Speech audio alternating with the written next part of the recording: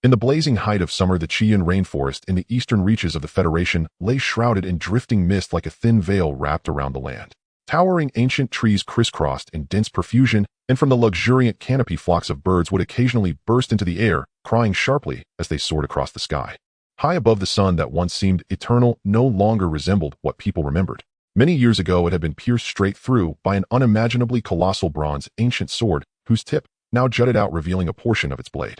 That ancient sword seemed to have traversed countless ages, descending from the starry firmament, exuding boundless vicissitude.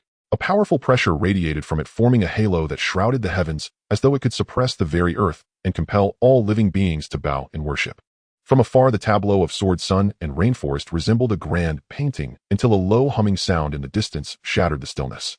A large red hot air balloon airship was slowly drifting above the rainforest. The gondola of the hot air balloon was enormous, able to accommodate several hundred people. Many youths, both male and female, could be seen gathered in small groups on the deck, from time to time erupting into laughter and cheerful chatter. They were students from Phoenix City who had gained admission to the Misty Dao Institute, one of the Federation's 4 great academies. Now they were riding this airship belonging to the Misty Dao Institute, crossing 10,000 li on their journey there to pursue their studies. Perhaps because they were full of anticipation for the path of learning ahead, the journey did not feel tedious to these young men and women. Between them, a faint attraction flickered, lending this long voyage a subtle added delight. Because the route was so long, the airship was equipped with a dining hall, spiritual cultivation rooms, an infirmary, and other sections. At this moment, the dining hall was quite crowded with students. By one of the tables sat a chubby youth with a prominent belly. The little fatty looked 17 or 18 years old, dressed in a loose blue long robe. His round face could barely be considered delicate and pleasant. He was patting his stomach, producing a series of slaps, while staring in deep regret at the 7 or 8 empty plates before him. With this one meal, I'll put on another 3 gene. Why couldn't I hold myself back? If I want to become president of the Federation, I can't die young, he muttered.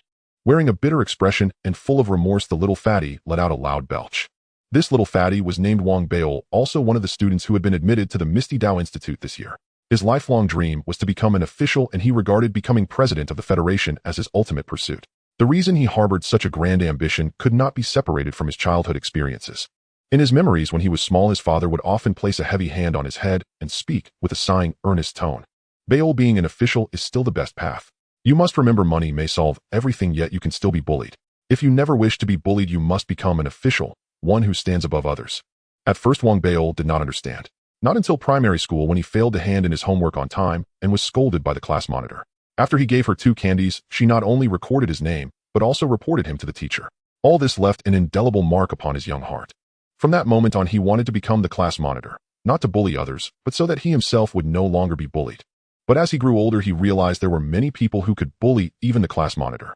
Thus, he decided that only by becoming the highest official, namely president of the Federation, would there truly be no one who dared to bully him.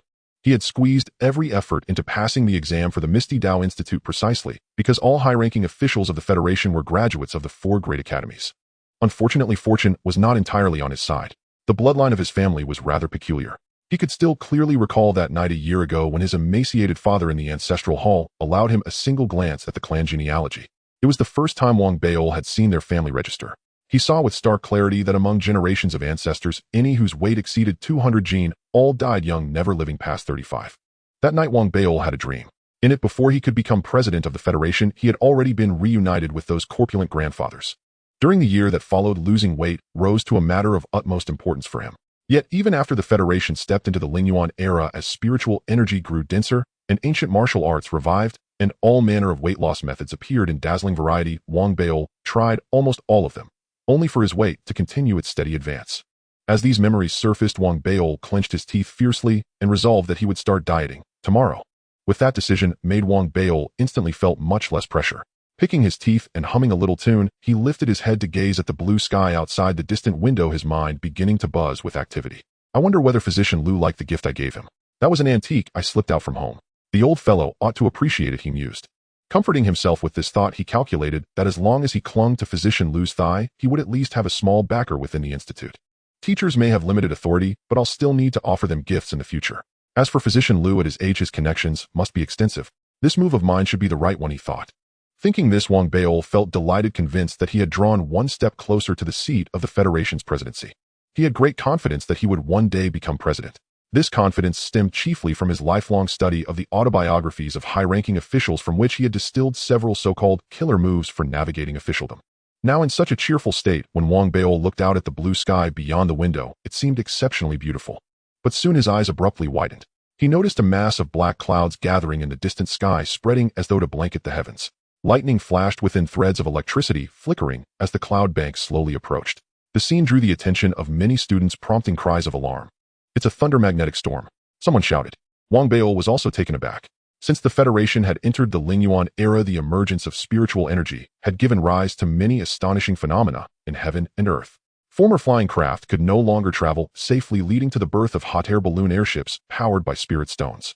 As the exclamations grew, thunder suddenly roared, the deafening booms shaking the sky. The distant black cloud of thunder magnetism swelled rapidly, lightning branching throughout it like a vast dark net flashing across the firmament, dazzling and terrifying, making hearts pound. The airship, which had been traveling steadily, now gradually slowed. As unease spread through the crowd, the dining hall doors were pushed open with a rush of wind, and an old man in white Taoist robes stepped in. His face was deeply lined, yet he carried an immortal air, his features upright, his eyes gleaming with sharp light. A righteous aura radiated in all directions, and as soon as he arrived, his imposing voice echoed throughout the hall. "All of you report to the spiritual cultivation room at once, and put on your magnetic spiritual suits. In half a stick of incense we will enter the thunder magnetic zone." At his words, the students in the dining hall straightened up in fear and respect, hurriedly standing in line. Wang Baol's eyes lit up. The elder was none other than Physician Lu, the one to whom he had recently given a gift.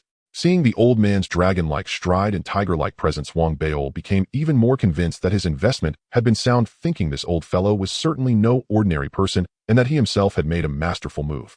Just as he was basking in smug satisfaction, the old physician's gaze swept past, landed on Wang Baol, and he snorted, walking over. From his robe, he drew half of a black mask and tossed it onto Wang Baol. "At such a young age, your thoughts shouldn't be dwelling on all sorts of messy nonsense. You haven't even entered the institute yet, and already you're learning to give gifts. I, this old man, have seen much of the world. Keep this mask for yourself." The old physician's expression was solemn, the very picture of upright integrity, scolding him as though hating iron for not becoming steel. Wang Baol caught the mask, his heart giving a sudden lurch. He could see that the old physician was angry and became somewhat anxious. He was about to explain when he suddenly remembered one of the killer moves he had extracted from the officials' autobiographies. In front of one's superior, brazenly admitting fault at once could often turn a serious matter into a minor one. He drew in a deep breath, hastily assumed a repentant expression, and confessed, "Teacher, you are right. I was wrong." The old physician was somewhat taken aback. The lecture he had prepared stuck in his throat, difficult to continue in the face of such prompt acknowledgement of wrongdoing. Seeing the old physician's expression, Wang Baol let out a sigh of relief, a bit smug as he thought to himself that these high officials' autobiographies were truly useful. The old physician snorted, lifted his head to sweep his gaze across all the students in the dining hall, and pointed at them with his right hand. "And you all, you are the future students of my Misty Dao Institute. Look at how you have been these past few days. You must remember always, for us martial cultivators, first we establish our conduct, then our words, and only then our actions." The old physician spoke with deep loathing for their failings. His words reverberated through the hall, making everyone lower their heads in shame. Wang Baol's eyes, however, suddenly gleamed. He felt that the time had come to showcase himself. He swiftly pulled out a small notebook from his robe and began to write, occasionally lifting his head to look at the old physician with an attentive expression, nodding seriously from time to time as though determined to remember every word. This too was one of the killer moves he had summarized from officials' autobiographies. The other students, seeing this scene, stared at Wang Baol as though he were some unfathomable prodigy. When the old physician noticed it, he froze for a moment, a sense of unprecedented strangeness welling up inside him. In all his years receiving and sending off so many cohorts of students, this was the first time he had encountered such an oddball. He could not help but glance a few more times, but then slowly began to sneer. "Little fellow, flattering this old man is not so easy. You should be grateful for this thunder magnetic storm. Otherwise, this old man could scold you for 3 days and 3 nights straight. I'd like to see if you could write it all down in that little notebook of yours." As his words fell, his aura shifted. A pressure belonging to a true expert surged from him, spreading like a palpable weight across the entire dining hall. The students were all stunned, feeling that in this verbal duel the old physician was indeed a cut above. Wang Baol blinked and touched the recording jade slip in his pocket. After weighing his options for a long moment and glancing at the thunder magnetic storm drawing ever closer, he abandoned the idea of taking it out. He felt that cowering before a superior was nothing to be ashamed of. Seeing the expressions of those around him, the old physician felt secretly pleased. He launched into a few more impassioned exhortations. "Remember to devote your thoughts to cultivation. In the days to come, as people, you must not be greedy, must not be faithless, and must certainly not always be thinking about finding female companions. Know that lust is a blade hanging above your head. These past days your flirting and cooing have been truly outrageous." Just as he spoke, a coquettish voice suddenly floated from the sound transmission bracelet on his wrist. "Grandpa Physician, where are you? I can't fasten this magnetic spiritual suit. Come help me, please." The voice was charming. At the sound of it, the old physician's body gave an involuntary shiver. Forcing a dry cough, he fixed the students with a stern glare before turning away in great haste, speaking excitedly into the bracelet as he went. "Oh, coming. Don't worry, little darling, I'll be right there to help you." The reversal happened so abruptly, the contrast so stark, that everyone was left dumbfounded. Even Wang Beol froze for a moment before drawing a sharp breath. As the students broke into an uproar, he gnashed his teeth and cursed a few times. Shameless. That lecherous old goat. Everything he said just now was nonsense. There are only so many female classmates, and we don't even have enough to go around. At his age, he's still competing with us for resources, all just because he holds an official position. He fumed. The more Wang Beol thought about it, the angrier he became. As he and the nearby students grumbled together, his resolve to become an official only grew firmer in his heart. With the wail of alarms intensifying, they finally ended their complaints, and each inwardly resentful, made their way to the spiritual cultivation room. The spiritual cultivation room lay at the core of the airship. As its name suggested, it was a place for the students to cultivate, and also the most heavily protected section of the ship when passing through special regions. Now, as everyone gathered there under the arrangements of the teachers accompanying the Misty Dao Institute ship, they sat in neat rows, donning the special magnetic spiritual suits issued by the Institute for use on airships. Just after he finished putting on his suit, still simmering with resentment toward physician Lu, Wang Beol casually lifted his head to glance around. His already gloomy mood instantly soured further at the sight of a gaze in the distance. His brows furrowed of their own accord, his expression turning one of blatant distaste. Where his eyes fell sat a girl with long, slender legs, very attractive, yet at this moment her brows were also knitted in disdain. Clearly, in the brief meeting of their gazes, both recognized one another and felt a deep mutual aversion. Bad luck. The two muttered inwardly in unison, hastily looking away, as though even a single glance at each other was an unbearable eyesore. I can run into that flatboard Du Min anywhere. How infuriating. Wang Beol grumbled under his breath. He and this girl named Du Min had been in the same class from childhood. She habitually held her head high, and relying on her status as class monitor constantly made things difficult for him. Those 2 pieces of candy back then had been given to her. What's so great about you? You're just a lousy class monitor. Once I reach the institute with my officialdom killer moves, I'll secure at least some minor post, he thought with a snort. Wang Beol let out a cold humph. Soon after everyone had finished suiting up and the accompanying teachers of the Misty Dao Institute had completed their inspections, the teachers gave them a list of precautions and sternly warned them that once the airship entered the thunder magnetic zone, danger would be present, and there was a real possibility of life and death peril. Only after seeing the color drain from the students' faces did these teachers leave with solemn expressions. The door to the spiritual cultivation room sealed shut, and the lights gradually dimmed. Though there was still a low murmur of conversation in the room, as time passed the tension grew ever stronger. Eventually no one spoke at all, and the space sank into complete silence. In this silence, where it seemed one could hear one's own heartbeat, even Wang Beol, still brooding in displeasure, could not help becoming nervous. After half a stick of incense, the entire airship suddenly shuddered. It had entered the thunder magnetic zone. From outside, the black cloud of thunder magnetism was immeasurably vast, like a gaping maw that swallowed the comparatively tiny hot air balloon airship in one bite. This phenomenon seemed to harbor the power of annihilation, capable of sweeping away all things. Perhaps only that shocking sword sun in the vault of heaven could ignore it completely, as though 37 years of gazing down upon the mortal world were not enough, and it would continue even longer. This was the 37th year of the Lingyuan era. In the Gregorian year 3029, Earth's technology had advanced at a breathtaking pace. National borders had vanished, a unified Earth Federation had formed, ushering in the Federal era. It was at this time that a great sword flew in from the starry void and pierced the sun, shaking the world. The sword hilt, perhaps already damaged, fractured under the violent impact, scattering countless fragments across the stars. Some of these pieces rained down onto various regions of Earth. With the arrival of the bronze great sword and the fall of its fragments, a new type of energy suddenly appeared on Earth, as though permeating heaven and earth in inexhaustible supply. It was later named spiritual energy. Spiritual energy was like air, dense in some places, thin in others. Because various forces, including the Federation, acquired those scattered fragments, they discovered on them numerous cultivation methods related to training, artifact refinement, alchemy, and the refining of spirit stones. The characters inscribed were archaic in style, leading to a surge of interest in classical texts. The emergence of spiritual energy rapidly rendered traditional energy sources obsolete and transformed daily life. It not only gave rise to the spiritual network, but also altered the trajectory of Earth's civilization, ushering in an era of cultivation.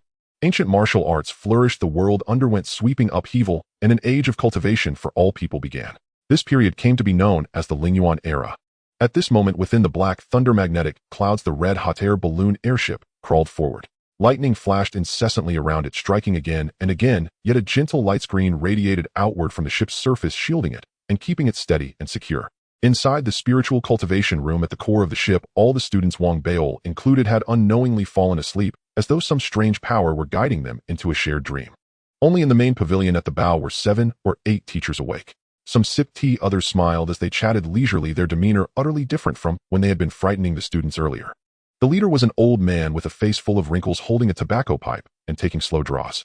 Had Wang Baol been present, he would have immediately recognized this old man as the shameless physician Liu from before. Head of Institute, all preparations are complete. Can we begin this year's regional trial for the Misty Dao Institute? A middle-aged teacher asked. The pipe-smoking old physician smiled faintly. Begin, he said. At midnight the moon shines brightly over a sky sparsely studded with stars. It remains Qi Yun Yulin, though the night brings a cooler shade. Occasionally one may glimpse rivers where rainwater gathers sparkling under the moonlight, yet the sporadic cries of wild creatures stir an uneasy disquiet. In a secluded corner of the rainforest by a river under the moonlight, 2 maidens appear. Despite their dishevelment, they retain an innocent purity, tall and lovely, reminiscent of spring orchids and autumn chrysanthemums. Among them the taller maiden stands alert and anxious, while the charming girl unfastens her inner garment to reveal her snowy skin, frowning as she cleans an abrasion beneath her arm, her gaze filled with bewilderment as she murmurs softly. "Dumin, it's been 3 days already. I wonder when the rescuers will come, and our camp's food is nearly gone." The tall maiden called Du Min falls silent upon hearing these words. For them, life has been transformed in just 3 days, from students of Piao Miao Dao Yuan to being trapped in this perilous place where danger lurks everywhere. Though Qi Yun Yulin appears enchanting, its ground is damp and decaying, occasionally exposing animal bones, while numerous centipedes over a foot long and a myriad of colorful small snakes skitter about, sending shivers up one's spine. Moreover, ever since the Ling Yuan Ji, various ferocious beasts, evolving as swiftly as humans, display immense strength and brutal savagery, rendering the wildlands a forbidden zone for mortals. At that moment, as the 2 girls endured their bitter plight, not far from them beneath a large tree stood a chubby youth filled with indignation as he lifted his head while urinating. This chubby lad is none other than Wang Baol. He pays no heed to the 2 girls who are tending to their wounds, nor does he notice a once delicate flower at his feet, now disheveled and buffeted by the water. Damn it, my reputation for perceptiveness, being able to read all hearts, has been undermined by Piao Miao Dao Yuan.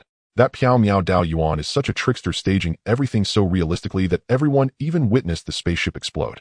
Wang Baol, seethed within. These 3 days had been a harrowing ordeal for him. 3 days ago, while he and his classmates inadvertently dozed off in the shoaling chamber, a tremendous roar awoke them. Before he could ponder, a force hurled his body from the airship. Thankfully, his shoaling garment cushioned and deflected the impact, allowing him to barely land in the rainforest, though he witnessed the airship shatter and explode amid a magnetic thunderstorm. In the following 3 days, Wang Baol and his peers were scattered throughout the jungle. The lack of food, the savagery of wild beasts, and the uncertainty of the future compelled each student to reveal their true nature. Some banded together, others went it alone, some acted decisively, while others showed timidity. Although the law of the jungle, that the strong devour the weak, came suddenly for these newly admitted students of Piao Miao Dao Yuan, the upheaval awakened dormant instincts. Greed and brutality, as well as selflessness and kindness, were all inexplicably magnified. "Shameless," muttered Wang Baol inwardly. Just 3 days earlier he had believed it all to be real. So frightened that even when he encountered his nemesis Du Min, he forced himself to remain in her camp. Now, after 3 days of starvation, he discovered via the body measuring function of his transmission ring that his weight had miraculously dropped by some 6 or 7 jin, leaving him both astonished and suspicious. Wang Baol's experiences were truly out of the ordinary. He had once attempted to lose weight by nearly abstaining from food and drink for a month, while exercising frenetically, yet inexplicably his weight did not decrease, but rather increased by 3 jin. Yet to him, losing 6 or 7 jin in merely 3 days was simply inconceivable, especially as he recalled reading in the autobiographies of high officials where they wistfully hinted that the Dao Yuan periodically conducted a newcomer examination. Had he not been so meticulous in his studies, he might never have noticed this detail. Now, linking these thoughts together, and though he did not know how Piao Miao Dao Yuan achieved such lifelike simulation, it was most likely a minor oversight, using normal human metabolism as the benchmark, while he clearly was no ordinary person. He was 50% convinced that everything before him was but an illusion. The undeniable proof of his suspicions lay in the half-piece of black mask that had once been returned by the old physician, now clutched in his arms. At this thought, as Wang Baol was relieving himself, he glanced down at his chest, and a strange, ineffable sensation welled up inside him. He recalled clearly that before entering the shoaling chamber, he had casually tucked the half-piece black mask into his bosom. Later, in a moment of danger, he hadn't even thought to retrieve it, until not long ago, he inadvertently discovered that although the mask appeared normal, it could be penetrated by a mere hand, as if it were perpetually elusive. It was as if it embodied an illusory world capable of mimicking all things, its structure inscrutable and its essence impossible to redefine. Over time, even its external form began to waver into illusion, with blurred, indistinct characters materializing upon its surface. Though hard to discern, the mask's transformation boosted Wang Bao's certainty from a mere 50% to absolute conviction. Following this line of reasoning, if this were an examination fashioned from a fabricated disaster, its aim could hardly be to judge strength. It cannot be a test of strength. After all, none have yet encountered ancient martial arts, therefore this examination must be intended to assess one's character in crisis, and perhaps even their faith in the Dao Yuan. While relieving himself, Wang Bao's thoughts churned, occasionally accompanied by brief spasms. As the little flower before him became increasingly disordered, his breathing quickened, and he felt compelled to seize this chance to boost his own standing. That's the plan, he thought, shuddering with resolve. Just as he was about to pull up his trousers, he suddenly noticed a small river not far away. Beneath the moonlight, although Du Min stood there, Wang Bao's gaze shifted to the charming maiden cleaning her wound. Could it be a humanoid beast? Wang Bao's eyes widened suddenly as he gasped, his heart racing. Having caught a glimpse, he noticed Du Min ever watchful of her surroundings, and for an instant their eyes met in mutual astonishment.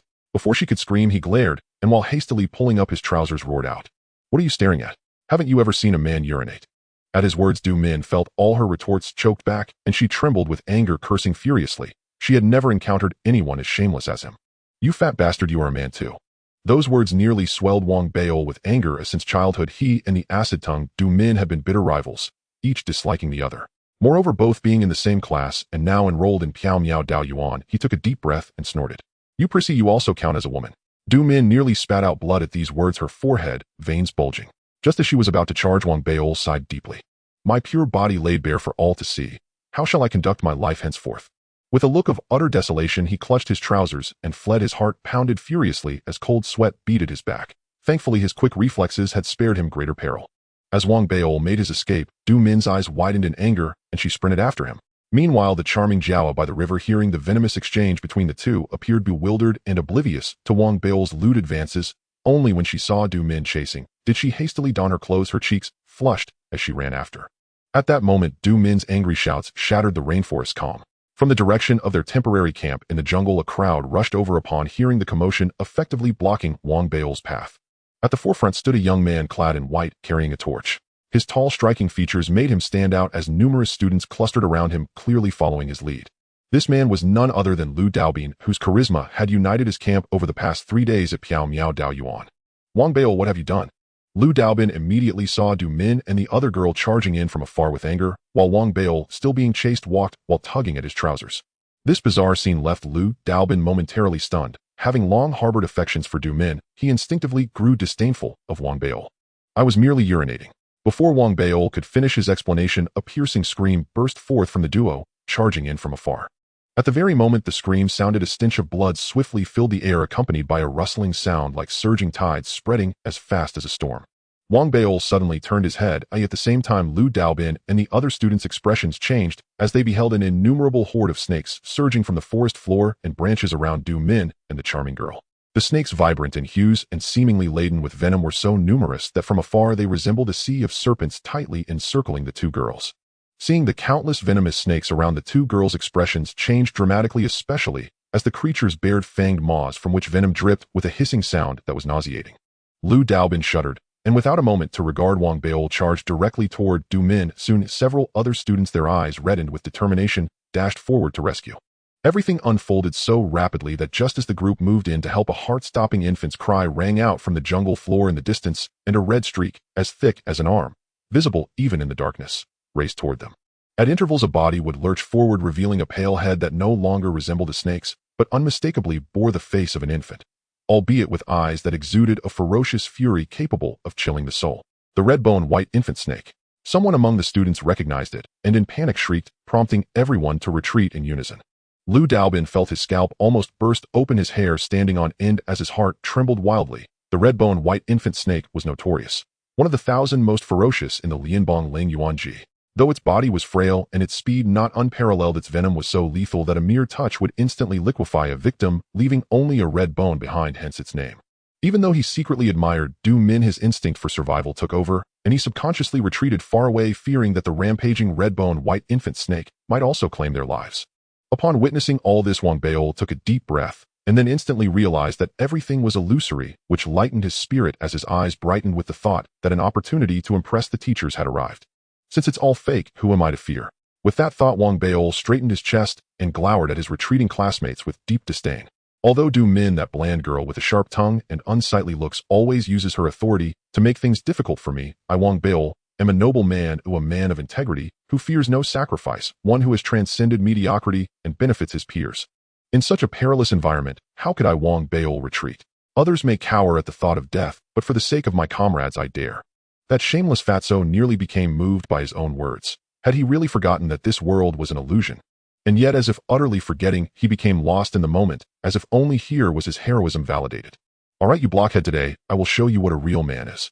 In that moment, when everyone recoiled in fear, Wang Beol not only refused to back down, but also let out a mighty roar. With his lips set in determination and his chin raised, his round face carved with a razor-sharp resolve, he charged into the serpent horde with the force of a dragon and the stride of a tiger. With an imposing and heroic presence, as if embodying justice, he barreled straight toward Du Min and the other girl. This scene left Du Min momentarily dumbfounded, as even amidst the serpent horde she felt acute discomfort, while her companion Jiao was visibly excited. The others were awestruck by Wang Beol's roar and commanding presence. As he neared the two girls with the red-bone white infant snake, as if a deity had descended, he seized the dreaded serpent and hurled it violently into the distance.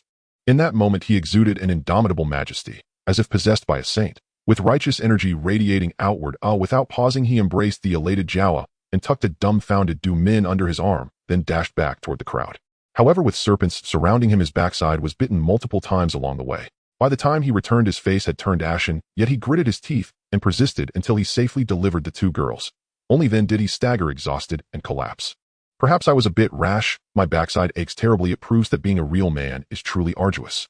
Wang Beol, simmering with inner regret, watched as Du Min stared at him in stupefied amazement, while the charming Jiao looked on with a mix of awe and gratitude, and the surrounding onlookers wore expressions as if they had seen a ghost. Though his eyelids grew heavy, a sense of pride welled within him. At that moment, as the pain in his bitten backside turned to numbness, Wang Beol quickly grasped Du Min's small hand. Du Min, I owe you my life. I can no longer feel my backside. I've heard that if snake venom is extracted, one can be saved. Please help me. Before he could finish, overwhelmed by dizziness, he nearly collapsed onto Du Min's chest, but then suddenly shifted direction and landed on the charming Jiao. Observing this, the onlookers wore disturbed expressions, and Du Min, upon seeing Wang Beol, even in collapse, displayed a look of disdain as her face darkened. At that moment, within the Federation, far from Qi Yun Yulin, and with the skies drawing ever nearer to Piao Miao Dao Yuan, a red airship sailed overhead. In its shielding chamber, hundreds of students slept peacefully, including Wang Beol, who seemed to be having a pleasant dream with his head tilted and a smile of contentment playing on his lips. Meanwhile, in the airship's main hall, all the teachers, including the old physician, stood agape, their eyes wide as they beheld one of the many crystalline images unfolding before them. Within that vision was the scene from Qi Yun Yulin, where after rescuing Du Min and unconscious Wang Beol lay. What is this chubby boy's name? Though it is a labyrinth of dreams, it is indistinguishable from reality. His actions within reveal his true character. So brave, so selflessly unafraid to sacrifice for his peers. This child is a prodigy that appears but once in 100 years, exactly the outstanding student our Dao Yuan desires. After a long moment, the teachers erupted in exclamations of admiration as they looked upon Wang Beol. Some were even contemplating recruiting him directly into their own departments. Even the head of Piao Miao Dao Yuan, the old physician, was rendered dumbfounded, his heart troubled by a growing sense that something was amiss. Could it be that I have truly been mistaken? He murmured as he retrieved Wang Beol's file from the student records and studied it intently. When Wang Beol awoke, a full day had already passed within the dream-based maze. The serpent swarm's venom proved less potent than anticipated. Among the accompanying students was one skilled in treating snakebite, rendering Wang Beol's hopeful aspirations futile. Fortunately, upon his awakening, Xiao Bai too, whose name was Zhou Xiaoya, attended to him with unwavering devotion, while Du Min unusually refrained from confronting him. This eased Wang Beol's spirit, and he once again began contemplating how his heroic conduct would surely be witnessed by the instructors, surely earning him substantial credit in this evaluation.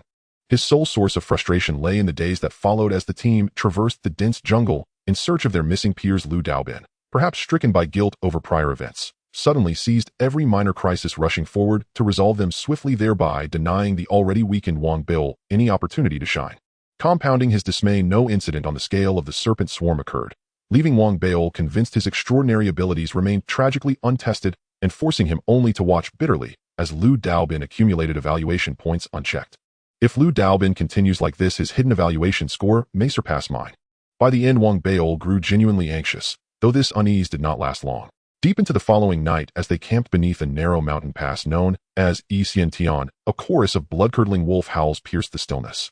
The cries seemed to bore through stone itself, searing pain into their ear bones and jolting everyone awake. As they turned toward the sound, twin rows of crimson eyes ignited across the endless jungle ahead. Beneath the pale moonlight, countless ferocious wolves surged forward in a sweeping arc, some sprinting across the forest floor, others leaping between branches.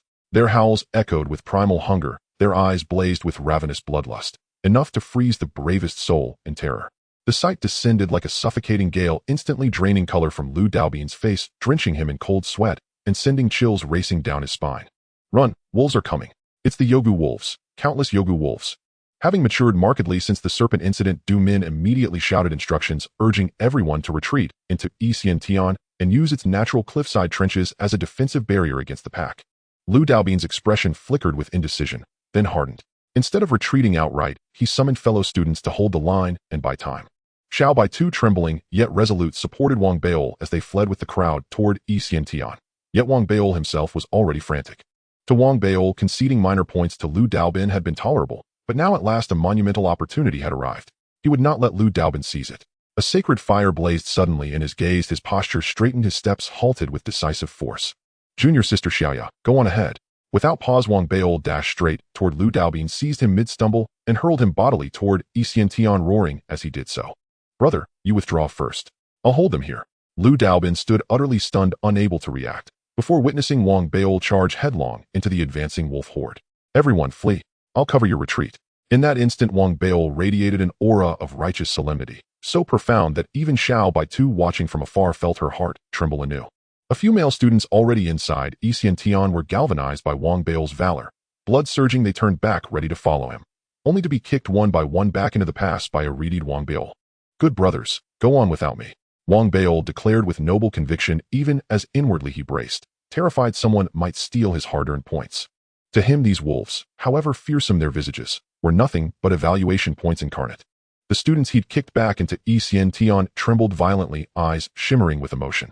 To them, Wang Beol's self-sacrificial figure loomed larger than life, so stirring that several hearts ablaze charged forth once more. Wang Beol panicked instantly, rushing to shove them all back again.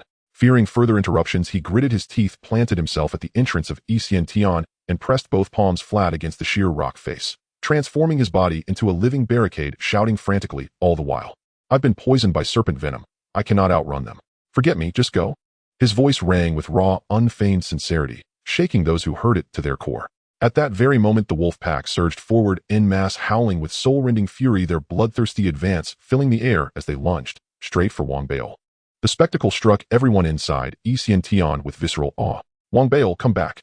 My gods, he's sacrificing his flesh and blood to shield us. Xiao Baitu, Du Min, and every student within Xiantian stood deeply moved, convinced that in that moment Wang Beol's stout, rounded silhouette rose like a majestic mountain, etching itself forever into their memory. Even Lu Daobin was profoundly stirred, his breath quickening. Any lingering resentment toward Wang Beol dissolved entirely, replaced solely by overwhelming awe. Indeed, Wang Beol, arms outstretched bracing the cliff wall, becoming a human bulwark, seemed to hold up the very heavens. The gesture moved Wang Beol himself. He imagined, if he were an instructor witnessing this, he too would be deeply shaken. Yet still craving more points, he secretly flattered the academy, declaring resolutely, to be admitted into the Piaomiao Dao Academy is my greatest honor. Even should I perish here, I shall remain, living or dead, a child of the Dao Academy.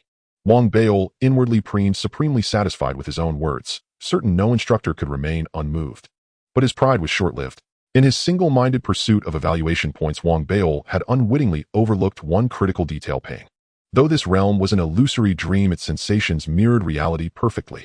As the wolves howled ever closer, and their fangs sank deep, their savage assault engulfed Wang Beol in moments, burying him beneath a tide of over a dozen ferocious beasts. It hurts. Wang Beol convulsed, breathing raggedly. Before him stretched only snapping jaws, around him hung only iron-rich blood. The searing agony of fangs tearing through flesh nearly made him forget this world was unreal. Yet his will remained unshaken. Not a trace of retreat entered his heart. Even as excruciating pain consumed him, even as his flesh was shredded, bones laid bare, even as his consciousness wavered, drowned beneath the cacophony of gnashing teeth and howling death. For though Wang Beol possessed many flaws, one trait defined him unmistakably: unwavering tenacity. This rare chance for massive points must not be wasted. I'll max out my evaluation score in one glorious stroke. His inner roar echoed, Just as from the distant jungle behind the retreating weeping students a crimson figure erupted, blazing forward with astonishing speed, defying the wind itself. The re-robed youth, 17 or 18 with cropped black hair and sharp handsome features, carried an air of chilling composure. Clad in form-fitting crimson martial attire and bearing a massive bow upon his back, he bounded between trees like an ancient ape, drawing his weapon mid-leap and firing arrows in rapid succession. 9 arrows, instantly. They screamed through the air with piercing velocity, whistling past the fleeing students, threading through Tian, grazing Wang Bao's scalp and armpits, before striking 9 wolves deadened amid their shrieks. Not a single shaft missed its mark. Each carried such devastating kinetic force that the impacted wolves were hurled backward like ragdolls. The sudden intervention stunned everyone, including Wang Bao, who froze startled by how narrowly the 9 arrows had skimmed his body. Before he could react, the re-robed youth accelerated. His body coiled with explosive power as he shot forward into Tian, vaulted high above Wang Bao, and loosed another 9 arrows. Thunderous impacts shook the air. With 9 wolves collapsing in agony, the rest instinctively recoiled, granting the youth just enough time to land, hoist Wang Bao onto his shoulder, and retreat at breakneck speed. Wang Bao jolted, ignoring pain, fixated only on the wolves receding into the distance. Panic flared. "Brother, put me down. I can hold on a little longer." Hearing Wang Bao's plea, even the stoic youth was stirred, seeing before him a figure mangled beyond recognition, teetering on the edge of disintegration. "You've done more than enough. Let me handle what comes next." At those words, Wang Bao grew even more agitated. He sensed his lines had been stolen. Just as he opened his mouth to protest, the youth drew a deep breath and raised his right arm. Muscles swelled violently, swelling to triple their size in an instant. Then with terrifying speed, he slammed his great bow sideways against the cliff wall, again and again, over a dozen times. The sheer force shattered stone, cracks spiderwebbed outward, and half the cliff face collapsed in a thunderous avalanche of rubble, sealing Tian completely. Wang Bao's eyes widened. Staring at the youth's massively thickened arm, he swallowed every word he'd meant to say. All this unfolded in the blink of an eye. With Tian sealed, the re-robed youth vanished in a blur, reappearing instantly beside the group, lowering Wang Bao gently among them. Witnessing the feat, the students nearby trembled with shock. Lu Daobin gasped, audibly blurting out, "Second realm of ancient martial cultivation, body sealing." "Not quite body sealing. I'm merely at the peak of the first realm," the youth replied, coolly setting Wang Bao down and offering a brief explanation. "Even without full body sealing, your power rivals it. Fellow student, thank you for saving our lives." Lu Daobin hurried forward, clasping his fists in formal salute. Others followed suit, many female students gazing upon the re-robed youth with open reverence, soon surrounding him in a throng of admiration. Wang Bao lay sprawled on the ground, glumly observing the scene. He knew the youth's rescue was sincere, yet still mourned the lost opportunity to earn points. Still, he accepted there was no recourse. Ancient martial cultivation. Wang Bao reflected inwardly. Since the Federation's entry into the Spirit Primordial Era, cultivation had indeed dawned. But for most citizens, only one foundational technique remained widely accessible: the Qi-nourishing scripture. This scripture enabled practitioners to absorb spiritual energy for longevity, and crucially to channel Qi through their bodies to condense spirit stones for trade, hence its universal dissemination. True cultivation, however, remained highly inaccessible, requiring rigorous preparation. Thus, ancient martial cultivation experienced a powerful resurgence. Through nationwide research and refinement, the Federation codified it into 3 progressive realms: Qi, blood body, sealing, and meridian reinforcement. Only upon perfect mastery of the 3rd, meridian reinforcement, could one aspire to seize the ultimate destiny, the legendary leap of the carp. Yet authentic ancient martial manuals remained closely guarded by Federation factions, making admission into one of the 4 great Dao academies the most orthodox path for ordinary citizens. Alternatives included pledging allegiance to powerful clans or influential sects. "He's roughly my age, almost certainly scion of a noble house." Wang Bao sighed, feeling his momentary glory usurped. Then pain surged anew, sharp and insistent, and he groaned aloud, drawing immediate concern from those nearby. Seeing he remained the center of attention, Wang Bao's spirits lifted somewhat. Though he concluded the pain had reached its peak, the points were sufficient, and perhaps death would be preferable. Drawing a shuddering breath, his voice trembled as he spoke. "I'm fading, classmates. When you become disciples of the Piamiao Dao Academy, you must." His emotions fully primed, he prepared to deliver a rousing, impassioned finale. Just then, the re-robed youth stepped forward, solemn-faced, and withdrew a small pill bottle from his robe, administering its contents directly to Wang Bao. "One who willingly sacrifices for the Dao Academy shall not die here. I Chen Ziheng swear it. Good student, rest now. All else rests with me." Chen Ziheng's declaration rang with absolute certainty, bolstered by his undeniable might, instilling instant faith in all who heard it. As gratitude swelled among the crowd, Wang Bao stared dumbfounded at Chen Ziheng. Once again sensing his lines had been commandeered, he tried to recover, but as the medicine's effects spread, darkness rushed in. His voice failed, his limbs went slack.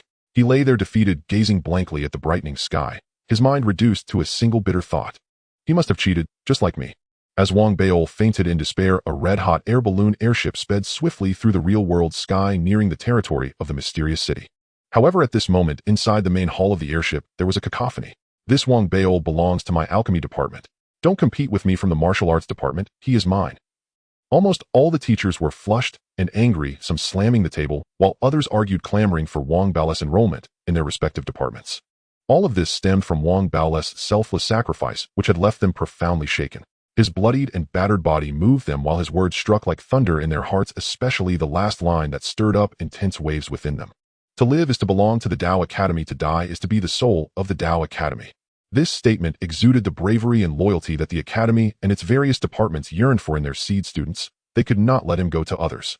Amidst the fierce competition, a lean middle-aged teacher with a goatee, seeing that he could not claim Wang Beol, reddened his eyes and pulled out his identity jade card from his pocket, infusing it with spiritual power and shouting loudly, "I from the Law Weapon Department have the right to nominate once every 5 years, and I officially designate Wang Beol as a special recruit for my department.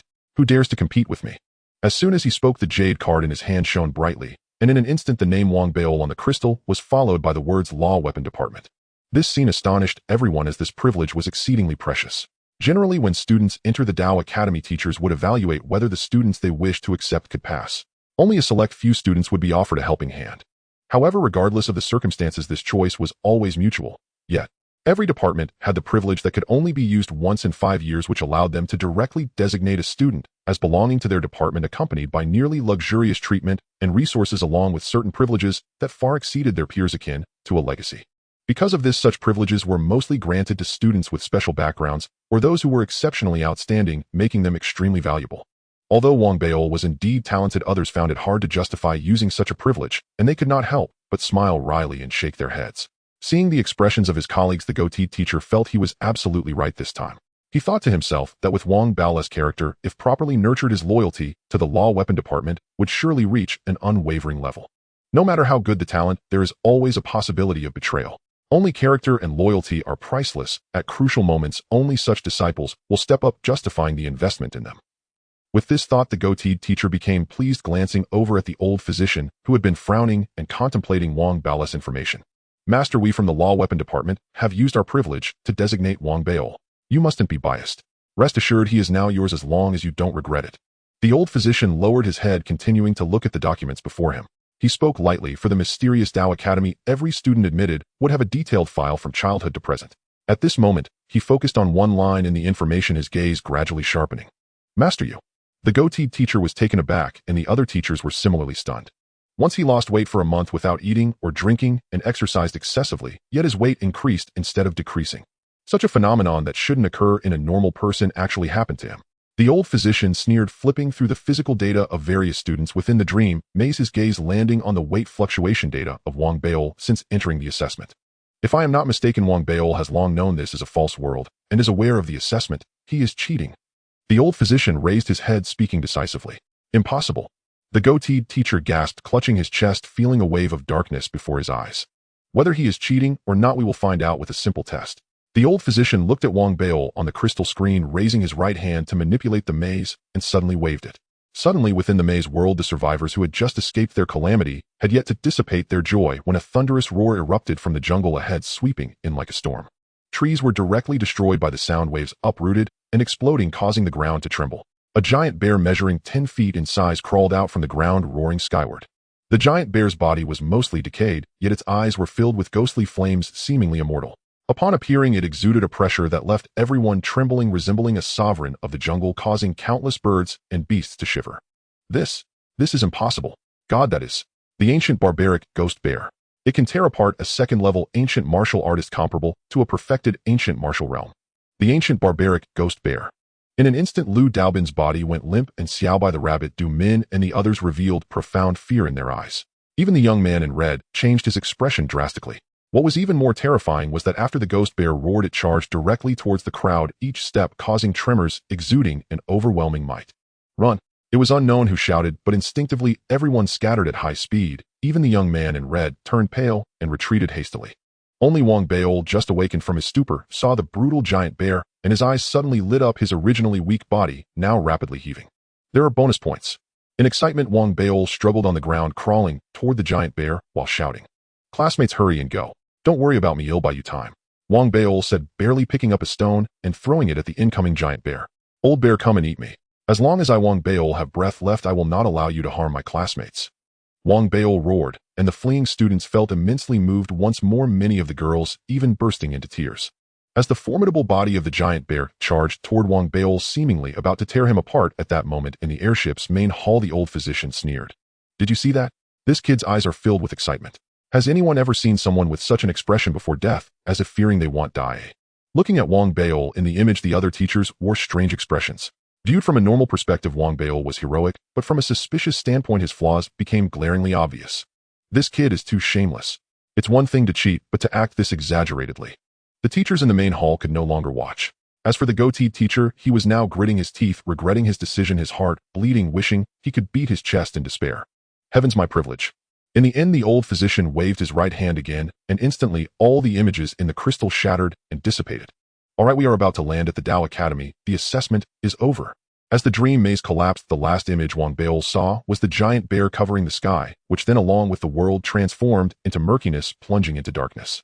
When his consciousness returned, he felt a sudden jolt, as if being pushed by a great force.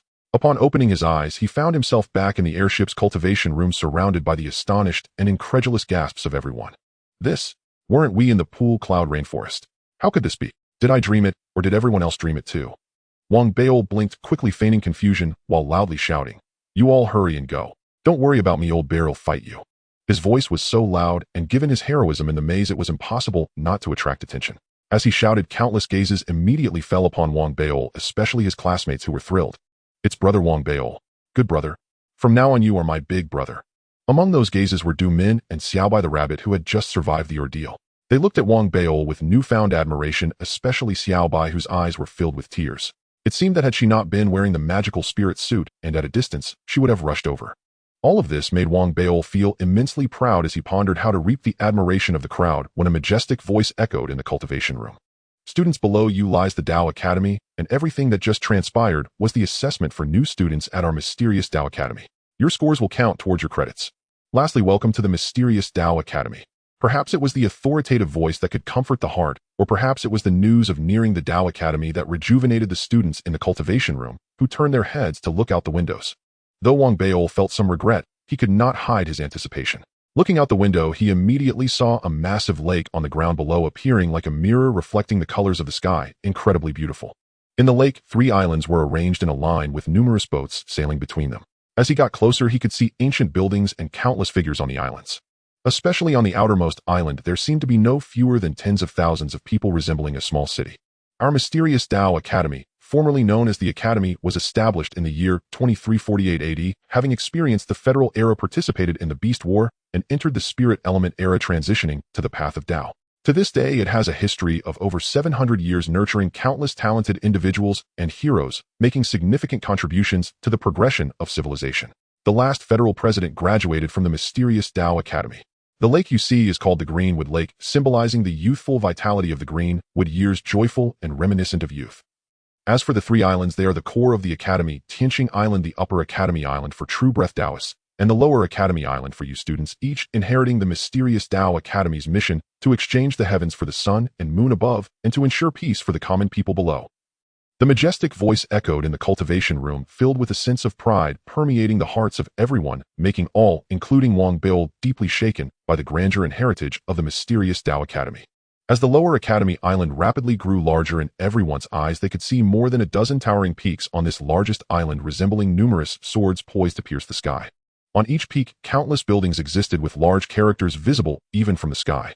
Law, Weapon Department, Alchemy Department, Martial Arts Department, Formation Department. Before they could take in everything with a loud sound, the airship that had crossed thousands of miles from Phoenix City landed directly on the Lower Academy Island of the mysterious Tao Academy.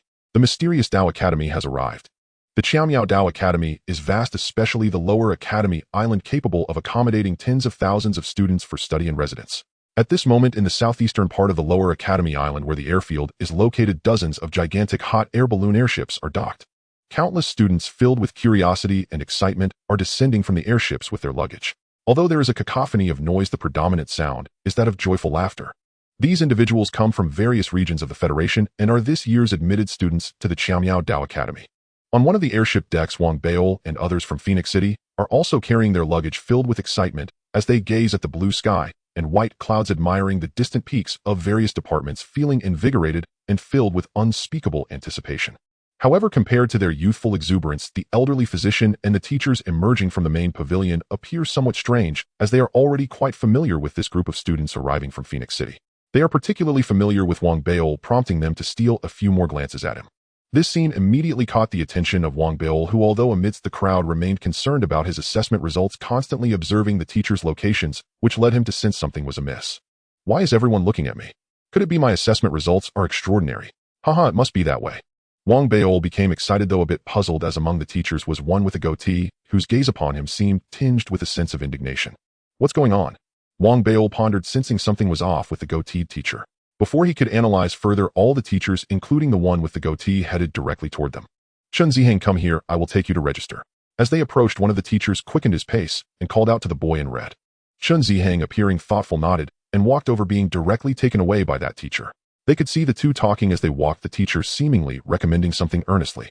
Wang Bao's eyes brightened instantly, and he began to breathe slightly quicker, speculating that perhaps the assessment results were starting to take effect at that moment. So with a racing heart and anticipation, he straightened his chest, fearing the teachers might not see him. Su Liushan, come with me. Lu Daobin, you come too. Soon the teachers began calling out one name after another, bringing each of them away. This scene caused everyone's heart rates to quicken. They realized that those named were evidently the ones with good results in the assessment, being valued by the teachers, and thus taken away early, extending an olive branch to their respective departments. Wang Beol felt proud inside. Although he did not hear his name called, he was confident in his assessment results and thought that the later names must be the most outstanding. He even felt a strong anticipation for which teacher valued him. What if all the teachers want me? Oh no, this is a headache. I don't know how to choose. Wang Beol was lost in thought, puffing out his chest.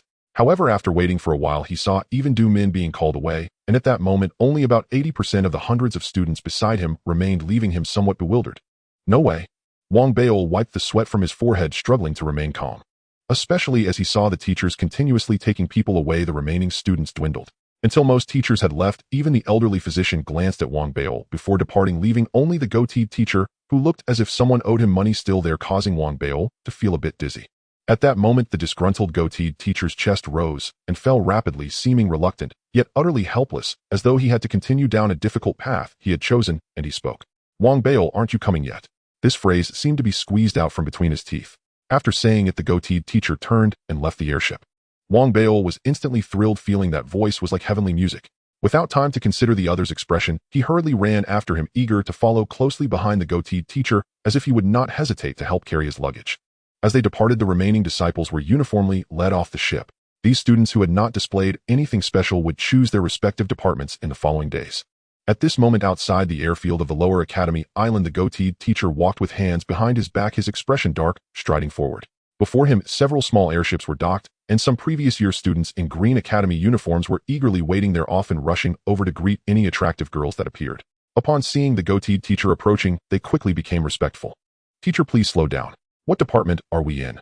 Behind the goateed teacher, Wang Bao's breath came in quick gasps. The goateed teacher was a skilled person who moved too fast, making it difficult for Wang Beol, who had not practiced ancient martial arts, to keep up.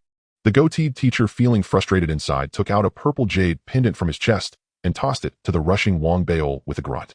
Go report to the weapon department yourself. I have matters to attend to, so I'll be leaving first. Saying this, he entered a small airship and took off rapidly. Catching the jade pendant, Wang Beol felt equally frustrated, having noticed the other's unkind attitude. Did I perform too well and expose myself? Sai, what department is the weapon department? Wang Beol patted his forehead, holding the jade pendant as he stood there filled with distress. Unconsciously, he took out a pack of snacks from his luggage and began eating. He felt that the goateed teacher was too unreliable. At this moment, with no choice left, he had to inquire. On this day of new students arriving, the Lower Academy Island was crowded, especially at the airfield, where the originally hot weather became even more stifling. Although a lake breeze blew and it only brought waves of heat. Wang Beol stood there wiping his sweat and saw someone in the distance selling iced water, claiming it was ice spirit water.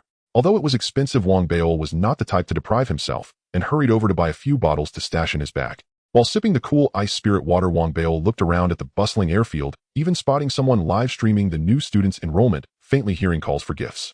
After some inquiries, Wang Bao quickly learned about the weapon department and felt a surge of excitement as he boarded a small airship heading to the weapon peak. Upon arriving at the weapon peak, there were also many people here. Some were visiting to consider their options, while others had already made decisions and were submitting their applications to join. There were also many senior students from the weapon department responsible for welcoming and guiding the waves of incoming new students. Looking around, the place was bustling with activity. The weapon department seems to specialize in artifact forging, but it is different. It can forge treasures from the myriad things in the world. As the crowd moved forward, Wang Bao listened attentively to an excited introduction from a senior female student with a horse face. It matched the description he had previously heard about the weapon department, making it sound quite impressive. Our Xiaomiao Dao Academy's weapon department is also at the forefront of the entire Federation, mastering everything from magical tools to battle weapons and civilian tools. Every graduating class produces individuals in high demand in the outside world. The senior female student with the horse face continued to lead the way while introducing the department, her voice always enthusiastic, clearly proud of her department. You should have noticed the 3 huge platforms of our weapon peak high up in the sky. Those are the 3 main halls, namely Spirit Stone Studies, Reversal Studies, and Spirit Foundation Studies. Unlike the basic academies in your hometown, life at the academy is relatively free. Each department has its own dedicated halls where both new and old students can study at any time. Besides, most of the time is spent on self-cultivation. Although there are assessments every year, they are not particularly strict. Only the main academy examination is crucial. If within 5 years you cannot enter the main academy, then you will have to leave the academy. Upon hearing the mention of assessments, Wang Bao paid even closer attention, as did the others around. However, you need not be overly anxious. Entering the main academy is still quite far for you. Alright, this is the place where new students submit their applications to join the department. Seeing everyone looking at her, the guiding senior smiled slightly and stopped beside a stone mirror of about 10 feet in size halfway up the mountain. This stone mirror exudes an ancient aura, standing there with a weathered appearance adorned with what appear to be rune-like patterns, looking quite extraordinary. Just imprint your application card on it, and then you can head down the mountain. Within 3 days, the lower academy will announce the admission list for each department. After finishing her words, the horse-faced senior wiped her sweat, feeling a bit parched as she stood beside the students. Deep down, she reflected, feeling as if she were seeing her younger self. I wonder how many of these people will be admitted. Oh, probably not many, as each year the academy only accepts a maximum of 4,000 students. While the horse-faced senior was reflecting, Wang Bao immediately noticed her wiping sweat and hurriedly jogged over, taking out a bottle of cool ice spirit water from his luggage and handing it to her. Senior, you've worked hard. On behalf of all of us new students, I thank you for your explanation. Please have a drink in this scorching heat. Wang Bao's expression was sincere and his voice earnest, causing the horse-faced senior to glance at the chubby boy before her a few more times, instantly developing a favorable impression. After all, in all her experiences guiding new students, it was rare to meet someone so thoughtful. Other students also looked over, as Wang Bao's words did not focus solely on himself, but represented everyone, which left a good impression on them as well. Seeing that he gained so much goodwill from just one bottle of ice spirit water, Wang Bao felt proud, thinking that his potential for leadership had increased a notch. Soon students around him approached the stone mirror with anticipation, taking out a white jade card, placing it on the stone mirror as it emitted a glow, completing the imprint. Each of them had one of these jade cards, which were distributed by accompanying teachers upon their arrival at the lower academy island. However, at that moment, Wang Bao looked at the jade cards in everyone's hands and was somewhat dumbfounded. What is this? Why don't I have one? Wang Bao hurriedly inquired, and upon learning the origin, felt that the goateed teacher was too unreliable. Until everyone had placed their jade cards, with only Wang Bao remaining, the guiding senior noticed and looked over, asking with concern, "Junior, do you have any questions?" Wang Bao hesitated for a moment, touched the purple jade pendant in his arms, and cautiously placed it on the stone mirror. However, the moment the jade pendant touched the stone mirror, suddenly the entire pendant erupted with a strong purple light, illuminating the stone mirror with radiance, accompanied by a thunderous sound echoing throughout the weapon peak. A wave of energy spread out, causing all the students around to tremble in shock and stagger back. What's going on? What happened? Even Wang Bao was taken aback. But that was not all. The next astonishing event was that amidst the overwhelming light, a majestic bell began to toll from the summit of the weapon peak, reverberating as if announcing to the entire weapon department. Ding, ding, ding. In an instant, everyone in the vicinity of the weapon peak, whether students ascending the mountain, those in the halls, or even those in the numerous buildings at the summit who were cultivating, all looked up. Beside the stone mirror, the horse-faced senior felt a buzzing in her head. Suddenly wide-eyed, her eyes filled with disbelief as she exclaimed, "A specially recruited student? What did you say?" Wang Bao was even more bewildered. Meanwhile, amidst the resonating bell atop the weapon peak, in a grand hall filled with spiritual energy, the goateed teacher sat there reading an ancient text, and his previously calming heart began to grow restless. This little brat, how did he come so fast? He felt frustrated, and the thought of losing his authority after 5 years made him feel as if his intestines were turning green with regret. It would have been fine if no one interrupted him, but just as the bell rang, several figures rushed in from outside the hall, the other teachers from the weapon department. Zhang Yud, I heard you recruited a top-notch talent for our weapon department this time. Haha, old Zhang, I knew your vision is always sharp. Where is this talent? Hurry, let me see. As the excited teachers entered one after another, hearing their words, the goateed teacher's face turned ashen, feeling as if he had bought a piece of crap and had to eat it while crying, forcing a smile. Indeed, he is a great talent. I have a magical tool to refine, so I'll take my leave. Saying this, the goateed teacher hurriedly left, fearing that if he stayed any longer, he would be unable to resist the urge to slap that great talent. Requesting recommendation votes at midnight. After handling the formalities of registration, collecting the cultivation manual, and a Dao robe, Wang Beol stood before a secluded yet picturesque building near the mountaintop, clad in the distinctive scarlet robe of a special enrollment student, his grin nearly splitting his face. Before him stood a purple stone gate. As it swung open, it revealed, astonishingly, a cave abode within. Wang Beol could not contain his excitement. For most students, lodgings resembled simple dormitory eaves. Only a fortunate few merited a mountaintop cave abode. Rarity breeds value. Lofts could be constructed in abundance across a mountain, but cave abodes were fixed and scarce, often arrayed with formations to gather spiritual energy, making their chi far richer than that of ordinary lofts. So even though Wang Beol's cave was modest, it was enough to spark the envy of countless students. Savoring the difference his robe conferred and admiring his cave, Wang Beol, finding no one nearby, could not help but laugh up at the sky. Buoyant with pride, he entered and discovered a small terrace jutting 2 zhang from the peak. Standing there, felt as if he were atop the heavens. He settled on the terrace, gazing upon the vast sky and earth, heart unusually light, and produced a packet of snacks. In that pleasant mood, Wang Beol munched and opened the martial manual exclusive to Piaomiao Dao Academy, and on the first page, in a vigorous hand, 3 bold characters met his eyes. Guwu Manual. The Guwu Manual was not the preserve of the arms and weapon disciplines alone, it was the foundational art every student across the lower courtyards departments had to learn. Fresh arrivals, after entering their chosen divisions, would study their division's specialized systems, while the Guwu Manual served as the foundational method underpinning them all. The Guwu realm comprises 3 tiers: Chi, blood, body, sealing, and meridian completion, he read. As dusk approached, the breeze turned cool against Wang Beol's skin, soothing him. His expression grew attentive as he absorbed the art. Only when the evening glow faded into night did Wang Beol lift his head, having finished the Guwu Manual and gained a more comprehensive understanding of the Guwu realm. Chi blood grants boundless strength, body sealing bestows exquisite precision, and meridian completion perfects the flesh. Wang Beol inhaled deeply, recalling Chen Ziheng in the red robe, striking through a mountain. A warmth kindled in his eyes. To become the Federation's president, Guwu skill is indispensable. Besides training, Guwu helps one slim down. Truly a manifold benefit. Buoyed by excitement, Wang Beol was about to attempt the exercises when his hand moved of its own accord. From his bosom, he produced a half-black mask. Staring at the mask, he frowned in thought. He could not forget how during the examination the mask had gone translucent and faint characters had shimmered across it. This is certainly a treasure. His heart raced. His parents worked in archaeology and their home was full of battered relics. It had long been his private hope that some antique concealed an extraordinary item. He had often fantasized that some relic contained a treasure, yet from childhood he had handled nearly every piece and even pricked his palm upon them without ever seeing anything remarkable appear. Now he examined the mask closely. Apart from its chill to the touch, nothing seemed remarkable. Then he recalled that the mask's transformation had occurred only within the special test environment, and his eyes brightened. It seems I must borrow a similar magical implement. Perhaps that will unveil the mask's secret. With that thought, night falling and fatigue creeping in, Wang Beol returned to his cave and happily unpacked. His luggage held few garments and mostly odd trinkets, including a large horn. Each of these is a collector's relic, my own trove. If my luggage hadn't been lost in the dream, I wouldn't have had to scramble so hard. Surveying the treasures, Wang Beol yawned and was about to sleep when a jolt ran through him and he shot upright. I mustn't grow complacent. Histories of high office are full of cautionary tales. Those who let triumph go to their heads often invite tragedy. He drew a breath to curb his elation and pondered the teacher's gazes and the goateed man's attitude from earlier. Reflecting on his special admit status, the answer grew inevitable. They must have discovered some clue. The thought chilled him. A cold shiver ran down his spine.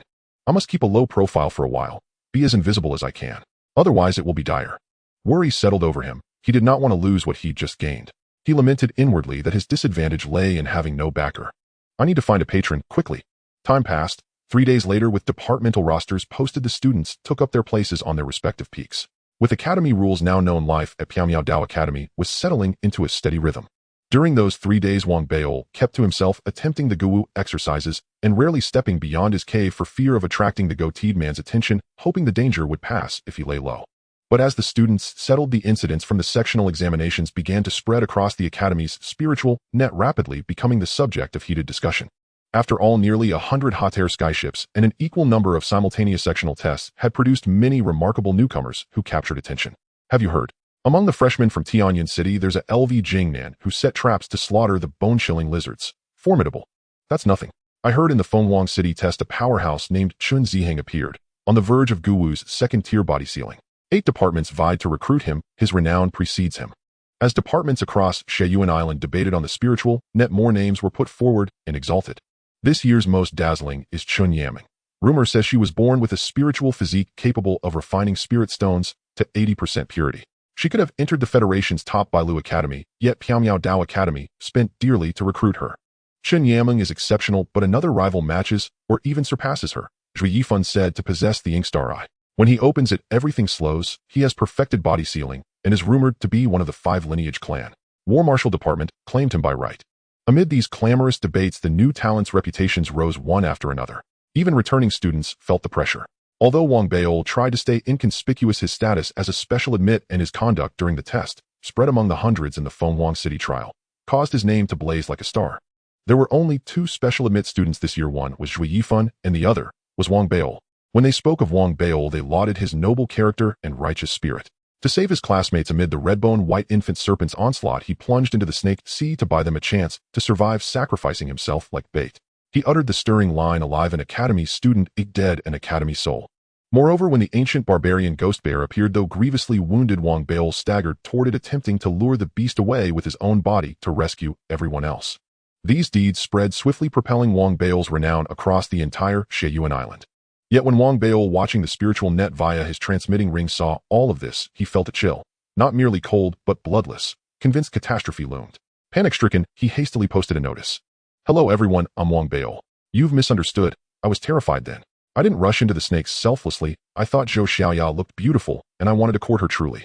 This message, meant to self-deprecate and cool the fervor, unexpectedly attracted a flood of responses, mostly from female students declaring support and admiration, insisting he was a man of virtue. Wang Beil's world went dark. He felt tears welling. He had only intended to lower the temperature, yet had inflamed it. Desperate, he posted another notice. "Actually, I blocked the wolf pack because I was poisoned and believed I would die, so I wanted to die fighting. In truth, the credit for saving people belongs to Chun Ziheng." Having written this, he exhaled, hoping that attributing the heroism to Chun Ziheng would divert attention and cool matters. But his relief was short-lived. Chun Ziheng himself publicly posted that while Wang Beil might not match him in martial skill and brave self-sacrifice, he could not compare. Therein Chun Ziheng praised Wang Beil's valor. Chun Ziheng's words carried great weight and set the spiritual net ablaze with debate, undoing Wang Beil's attempt to quiet the storm. Once again his fame surged, briefly eclipsing Chun Yaman. All of this made Wang Beil wish he could dash his head against a wall. Oh, despair overtook him, tears flowing, his very core trembling. "Heavens, you're killing me. Please spare me. Isn't admitting fault enough?" Through tears and gritted teeth, he posted yet again. "Please stop paying attention to me. I'm just an ordinary fat boy. No virtues to speak of. I'm gluttonous, lecherous, greedy, selfish. I barely scraped in to pass the entrance line. The spirit stones I refined reached only about 50% purity. I really am just an ordinary person." Wang Beil felt he had humiliated himself, thoroughly confessing every flaw. Yet what followed left him gaping. This time Lu Daobin stepped forward and left a message that resonated deeply with countless students. "Chun Yaming is exceptional, Zhui Yifan impressive, both natural prodigies who could easily save lives or complete tests. But Wang Beil is different. He saved others with his life. Compare a wealthy person giving 100 spirit stones for charity to a poor person giving his entire savings of 100 spirit stones. Are they the same? Wang Beil is like us, a common student with faults. Yet for such a person to give his life for others is all the more shocking. That bloodied scene I will never forget." Lu Daobin's words reignited a storm. The spiritual net on Xi'an Island erupted, and for a time discussions of Wang Beil eclipsed even Zhui Yifan, crowning him the standout of the year. Wang Beil was stupefied, staring at the spiritual net as if he could not believe his own greatness. After a long moment, he recovered, eyes hollow with despair, and as if life no longer mattered, tore open a packet of snacks and chewed in anger and anxiety. "This is over. My troubles have grown huge." Sure enough, not long after, teachers from the Fenghuang City skyship, unable to remain silent, publicly disclosed the fabricated and deceitful scenes from the examination. This revelation struck like a stone cast into still waters, setting off a titanic uproar across Shenyuan Island. As the cheating scandal erupted, the greater the height to which Wang Beol had been elevated before, the more profound the shock reverberated across the crowd. Overnight discussions about him reignited, surpassing even the prestige of the top freshmen and eclipsing the luster of all upperclassmen. Many others posted incensed petitions directly on the spirit net, demanding Wang Beol's condemnation. Seeing his worst fears materialize, Wang Beol sighed deeply, within his face shadowed with gloom as he sat alone in his cave residence, gazing blankly around, the sorrow in his heart overwhelming and absolute. It is said that heaven bestows great responsibilities upon those it deems worthy, first testing their resolve, exhausting their bodies, and starving their flesh. Could this be a trial sent by heaven itself? Wang Beol sought solace in self-reassurance. He knew his predicament was dire. Any minor ripple could capsize him entirely. After a fleeting moment of tension, his mind snapped into motion, urgently seeking a way forward. Several days later, as the various departments of the Lower Academy Island of the Ethereal Taoist Institute gradually settled into rhythm and held their first formal lectures for freshmen, Wang Beol emerged from his cave residence at dawn, clutching a small satchel, his expression grave and resolute. What grand calamity is this? What is there to fear? Gazing up at the sword sun blazing across the sky, Wang Beol drew a deep breath, his eyes sharpening with determination. Clad in the crimson robe reserved for specially recruited disciples, he strode purposefully toward the Spirit Stone Hall, one of the three major academies of the Divine Artificer Department.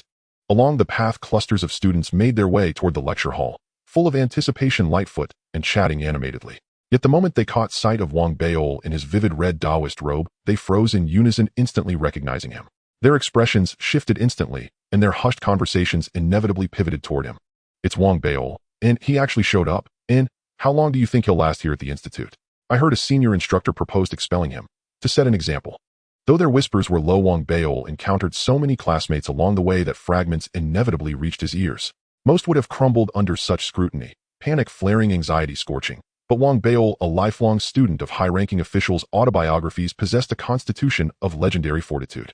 His composure remained unruffled, his stride unwavering, bold and steady straight toward the hall. From afar, the stone platform housing the lecture hall stretched vast, capable of accommodating 10,000 souls. Its architecture was simple, yet imbued with an ancient weathered gravitas. 8 colossal stone pillars upheld a sweeping phoenix-roof pavilion. Beneath the pavilion, voices surged like a tide. Only the central dais stood empty, every surrounding tier of stepped seating brimmed with students. And most conspicuous of all, on the right side of the dais, loomed a massive stone wall.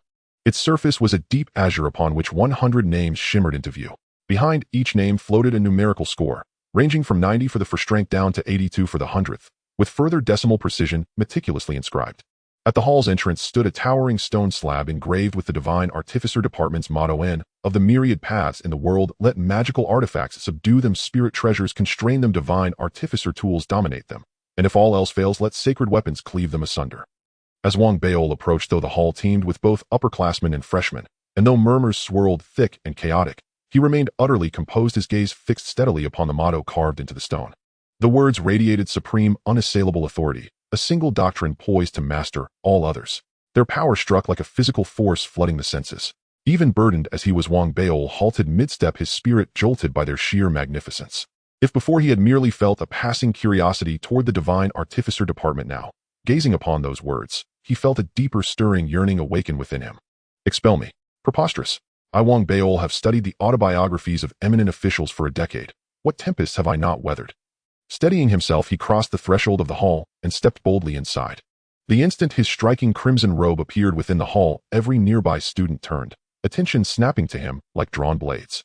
No one knew who first cried out his name, but the voice was piercing, sharp, unmistakable. At once dozens, then hundreds, then thousands of gazes converged upon him from every direction. In a space holding over 10,000 souls, such collective focus bore down like crushing pressure, enough to buckle knees. And from within the crowd rose derisive jeers. Wang Beol, you still dare show your face in class? What kind of specially recruited disciple is this? A fraud who cheated his way in. If such a man goes unpunished, where lies heaven's justice? Wang Beol, this place does not welcome you. Under ordinary circumstances, few would speak so openly. There was no deep enmity after all. But here in this densely packed hall, emotion spread like wildfire. In moments, cries of condemnation swelled into a deafening chorus. Lu Daobin stood among the crowd, his heart heavy with conflicted thoughts. As he watched Wang Beol, a quiet sigh escaped him. It puzzled him. Though he knew the man had cheated, the image of blood-soaked wounds burned unforgettably in his mind. Were it me, I'd turn and walk away without a word. As Lu Daobin shook his head in wry reflection, his eyes suddenly widened. There at the hall's entrance, Wang Beol reached calmly into his satchel, and withdrew a massive modified megaphone. "Silence, all of you." His roar was thunderous to begin with. Amplified now by the megaphone's resonant power, it detonated through the hall like celestial thunder. 10,000 murmurs dissolved beneath its force, utterly overwhelmed and suppressed. Those nearest, the loudest hecklers, nearly staggered backward, stunned by the sheer concussive force. A ringing silence descended, abrupt and total. Dazed and bewildered, they could scarcely believe a student would carry such an absurdly oversized, heavily modified megaphone in his satchel. They had come here to study, not to attend a rally. The notion of bringing a megaphone to class defied all logic. So startling, so incongruous, that even Lu Daobin stood frozen in astonishment, staring dumbfounded at the grotesquely exaggerated device clutched in Wang Baiol's hand. Wang Baiol surveyed the stunned silence with quiet satisfaction, then smoothly stowed the megaphone back into his satchel, a treasured personal artifact. Having devoured countless official biographies, he well understood the decisive advantage of a powerful amplifier during public address. Seeing the crowd subdued, Wang Baiol lifted his chin, squared his shoulders, and strode forward. When his eyes met Lu Daobin's, the latter hesitated, glanced again at the satchel, then finally raised a hand in greeting. "Lu Daobin, he's got backbone," Wang Baiol thought, eyes brightening. He hurried over and took a seat beside him. Only then did the hall's occupants slowly stir back to life, outrage flaring anew, ready to erupt, when a resonant bell tolled. A slender elder entered, draped in black robes, his hair stark white, moving with unhurried gravity. His countenance was cold, distant, radiating an innate aura of oppressive solemnity. Every student felt an involuntary chill, a silent tremor deep in their bones. All voices ceased, all eyes turned hushed and expectant toward the black-robed elder ascending the dais. Wang Baiol too turned his full attention toward him, and the elder's gaze swept the assembly, calm and measured before he spoke. "The Divine Artificer Department comprises 3 grand academies: Spirit Stone Studies, Runic Inscription Studies, and Spirit Forging Studies. As for myself, I am Zhou Yunhai, one of 5 lecturers assigned to Spirit Stone Studies. The stone wall beside me displays the Spirit Stone Studies rank list. May you all one day earn your names upon it. And let the lesson begin.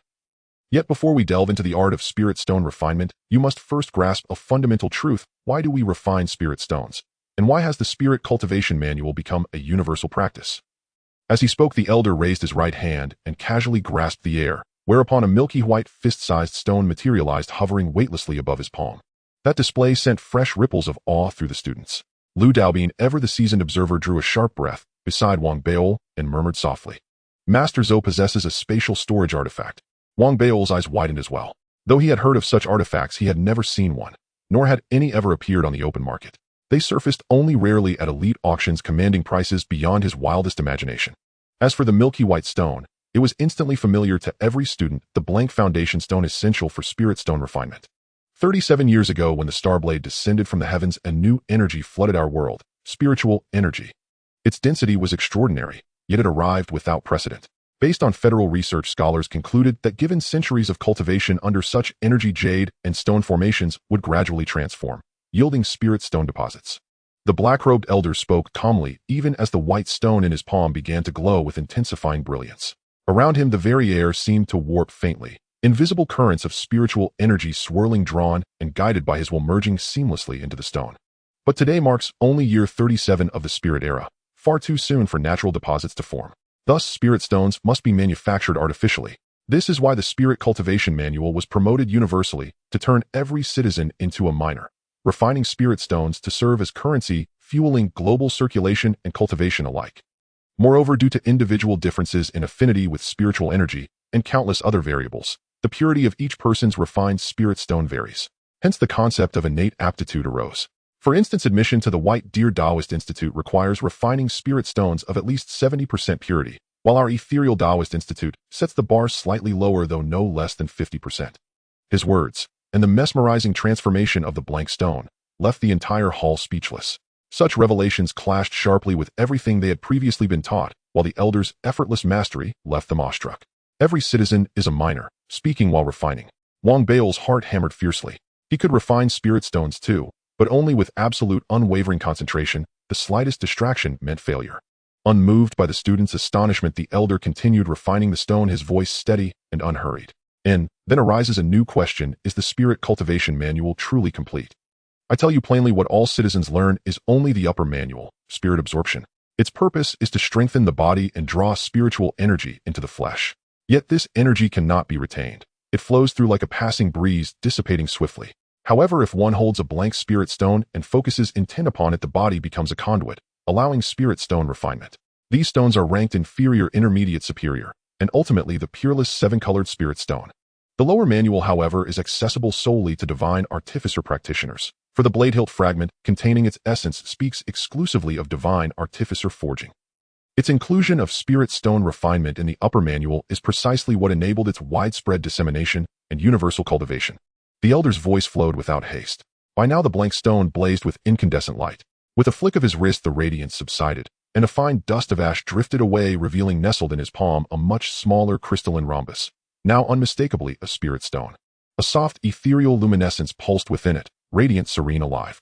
In the lower manual may be sublime, but only those capable of refining spirit stones exceeding 80% purity may advance to study it. In my academy we teach only the upper manual and the refined techniques of spirit stone crafting. Silence reigned. All eyes remained locked upon the spirit stone in the elder's hand, as if everything else in the world had dimmed beside its splendor. Compared to it, their own refined stones seemed hollow counterfeit. To forge a spirit stone of at least 90% purity, mid-sentence, effortlessly. Master Zhou is no mere instructor. Beyond these walls, he is undoubtedly a figure of immense renown. Wang Bail exhaled slowly. Today's lecture had just unlocked a door to an entirely new realm. Within the Spirit Stone Academy, Zhou Yunhei's voice remained as calm as ever, as if he were not teaching the students, but rather expressing his understanding of magical weapons. Every casual remark he made seemed to enlighten the crowd, as if they had received a sudden revelation. However, such intense focus was somewhat overwhelming for the new students just entering the Dao Academy, who could only take notes. By the end, even note-taking couldn't keep up, and many students began to murmur softly to relieve the tension.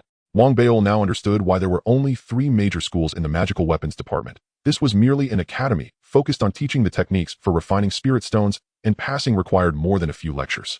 Feeling a bit fatigued, Lu Daobin beside him finally returned to his senses and couldn't help but speak quietly to Wang Bail. Wang Bail, you're in quite a bit of trouble this time. I've heard that many teachers are proposing to expel you. His eyes were filled with sympathy, but when he caught sight of Wang Bao's small bag, his expression twitched. Which teacher said that?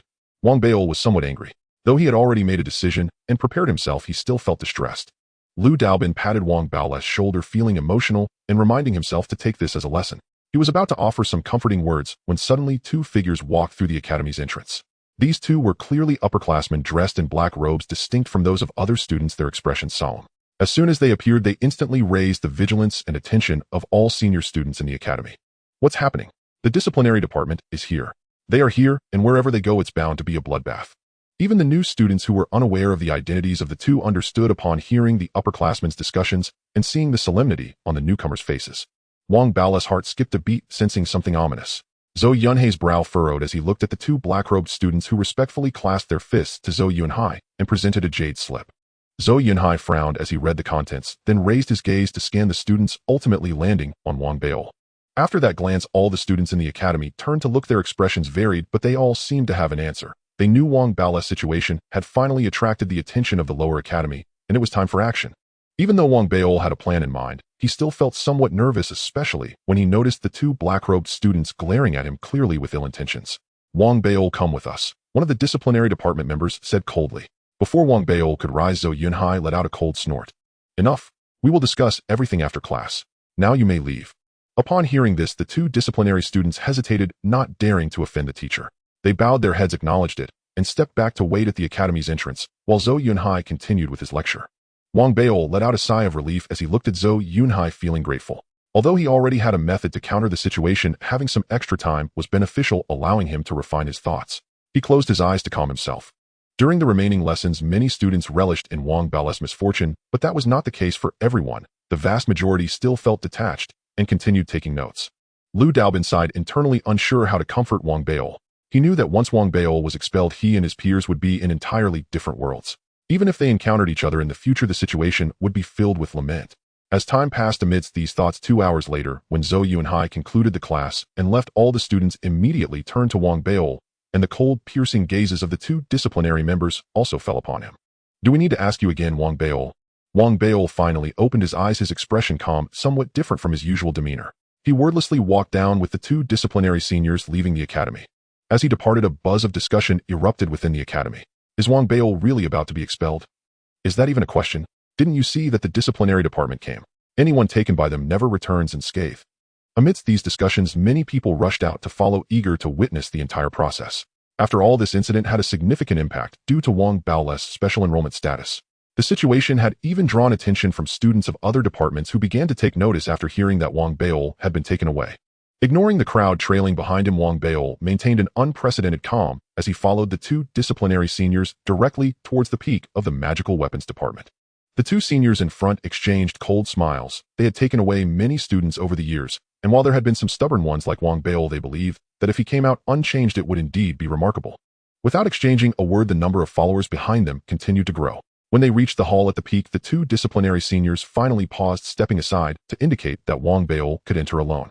Gazing at the closed doors of the hall, Wang Bao took a deep breath. It was impossible not to feel nervous. However, he understood that he had to get through this ordeal. Gritting his teeth, he stepped forward and pushed the door open, stepping inside. Upon entering the hall, Wang Bao immediately sensed dozens of gazes locking onto him. Before him sat numerous teachers, some middle-aged, others elderly, each with a solemn expression, and some even appeared pained. Among them were the old physician Liu and the man with the goat beard. Compared to the old physician's calm demeanor, the goat-bearded man looked complicated, showing signs of reluctance. In the center, clearly presiding over this investigation, was a thin, middle-aged man dressed in black robes. His sharp gaze and slightly thin lips exuded an unmistakable chill, making the temperature in the hall seem to drop compared to the outside.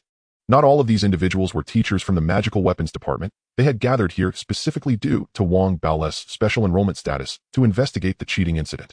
Wang Bao. The moment he entered, the black-robed supervisor spoke coldly, his voice chilling. "Present, master." Wang Bao took a deep breath and stepped forward, clasping his fists and speaking solemnly. "Upon investigation, it has been confirmed that you engaged in severe and egregious cheating during the assessment. According to Academy rules, you should be expelled immediately. However, as you are a special enrollment student, you have been summoned for a hearing." Without giving Wang Bao a chance to explain, the black-robed man turned to the crowd. "Esteemed colleagues, we can now begin. Regarding the punishment for Wang Bao, I personally recommend revoking his special enrollment status, expelling him from the academy, and notifying the 4 major Dao academies, permanently banning him from admission." This statement was delivered with absolute certainty and icy demeanor echoing throughout the hall. Wang Bao's expression changed. He thought to himself that he had never met this man before, and they had no grievances between them, yet this was excessively cruel. This would destroy his future. After a brief silence in the hall, a teacher spoke coldly. "He should indeed be expelled. Such despicable and shameless individuals have no right to enter the academy." "That's right, I also suggest expulsion. Though the punishment seems severe, if we do not impose strict penalties, allowing such behavior is irresponsible to the Federation." One after another, teachers voiced their judgments. To them, Wang Bao was merely a dispensable figure. Since the black-robed man had already set the tone, there was no need to argue against it. Listening to the teacher's words, Wang Bao breathed slowly, remaining motionless, as if he had turned into a statue, but his hands were clenched tightly. Meanwhile, the goat-bearded man sighed softly. "Revoking the special status is enough. Who among us is without fault? There is no need for such severe punishment." However, the goat-bearded man's words did not gain consensus, and soon, under the voices of several other teachers, the suggestion to expel Wang Bao became the prevailing opinion in the hall. Only the old physician remained silent, and the black-robed man seemed to ignore the old physician's opinion. Just as he was about to announce the result, Wang Bao suddenly raised his head, revealing a look of grief and anger. "Esteemed teachers, may I be given a chance to speak?" The black-robed man frowned. His harshness stemmed from a plan to recommend another person for special enrollment in the Magical Weapons Department, but before he could implement it, Wang Bao had seized the opportunity. He let out a cold snort, ready to ignore this, but was interrupted by the old physician Liu. "Go ahead and speak." With that, the black-robed man had no choice but to concede, turning his attention back to Wang Bao. "Esteemed teachers, I know that everything in the assessment was indeed fake, but what could I do? Am I supposed to tell all my classmates that this so-called assessment is actually fake?" Wang Bao took a deep breath, his body trembling. "Can I do that?" His last question was almost a roar. "If I were to tell them, then the academy's assessment plan would surely be ruined, and I would become the school's sinner. Tell me, what should I do?" In a moment of crisis, I saw my classmates get hurt and bleed, yet I couldn't tell them it was fake. I could only save them. Is it wrong for me to save them? Tell me, what should I do? Wang Bao's forehead throbbed with veins, his entire being trembled, as if he were about to go mad, as if he wanted to vent all the grief and anger in his eyes. Is it wrong to save people? Shouldn't we save lives? If I, Wang Bao, clearly knew everything was fake, yet I still considered whether I would cheat, concerned for my own gains and losses, while watching my classmates get hurt, cry, and die, without doing anything. Am I still human? Wang Bao nearly roared, all his emotions exploding at that moment, his voice resonating throughout the hall. All the teachers were momentarily stunned. "What you see is just me acting, but I want to ask you, esteemed teachers, if it were you, what would you do? Would you turn a blind eye to death, or would you save lives like me? I am a student of the Pyongyang Dao Academy. I do not claim to change the sun and moon for the heavens or to secure peace for the people, but I, Wang Baol, am also a man of principle. Wang Bao's eyes were filled with tears as he raised his right hand, fiercely pounding his chest, making a thumping sound. His words were incredibly sincere, moving many of the surrounding teachers. Especially in the end, Wang Baol smiled bitterly as he uttered the last two sentences, shaking everyone to their core. If sacrificing oneself for others is also considered a crime, then I accept it.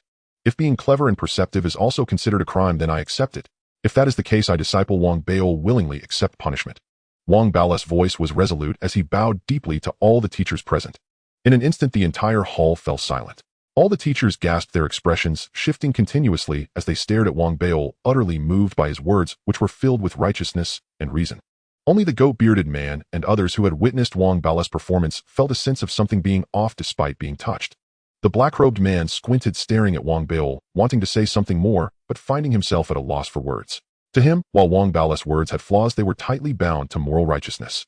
This method was familiar to him, often seen in high officials, but it was rare among students. Opposing him felt akin to opposing justice, leaving the black-robed man speechless. Observing the expressions of everyone, he realized that this time Wang Baol had managed to turn the situation around. He sighed inwardly, having thought he could easily crush a small character, only to find him transformed into a porcupine. The old physician smiled meaningfully and closed his eyes. Quickly, when Wang Baol exited the hall, he was surrounded by thousands outside.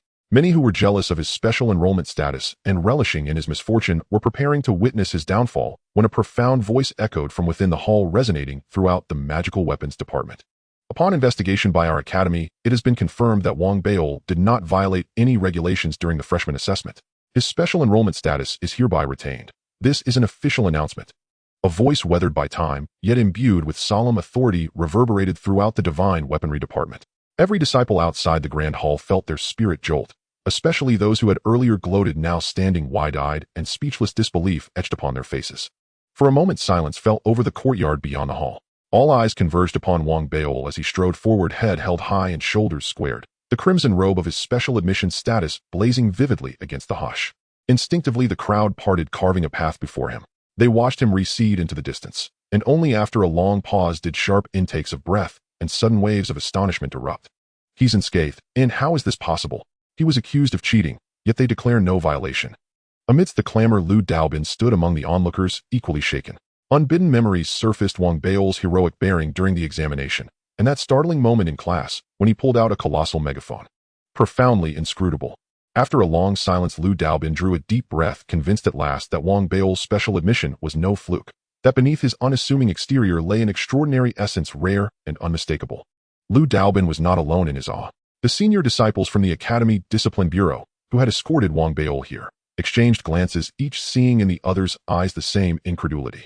As the commotion swelled, word of Wang Baol's exoneration, officially cleared by the Taoist Academy, rippled across the spirit network, spreading like wildfire through the lower academy aisle. All who followed the affair were stunned, bewildered. Wang Baol's name surged once more across the spirit network, dominating every feed. Meanwhile, seated upon the terrace of his cave dwelling, he gazed at the glowing screen with quiet triumph, no longer mocking himself, but deeply gratified as his popularity soared. Public favor is indispensable for ascending to high office within the Federation. It appears I've already laid a solid foundation. His brows arched with delight. The dream felt closer than ever. Yet I must remain vigilant. The image of the black-robed, middle-aged man from the grand hall flashed in his mind. The man's ruthless words, his lethal intent. A chill ran down Wang Baol's spine. He must be a high-ranking official of the lower academy aisle. Without knowing his true identity, I'll be hopelessly vulnerable. With urgency, Wang Baol scoured the spirit network for clues, until dusk descended, and at last he uncovered the man's credentials. His breath quickened. Deputy Dean. Heavens! His heart lurched. Rubbing his eyes to confirm he hadn't misread, Wang Baol tensed.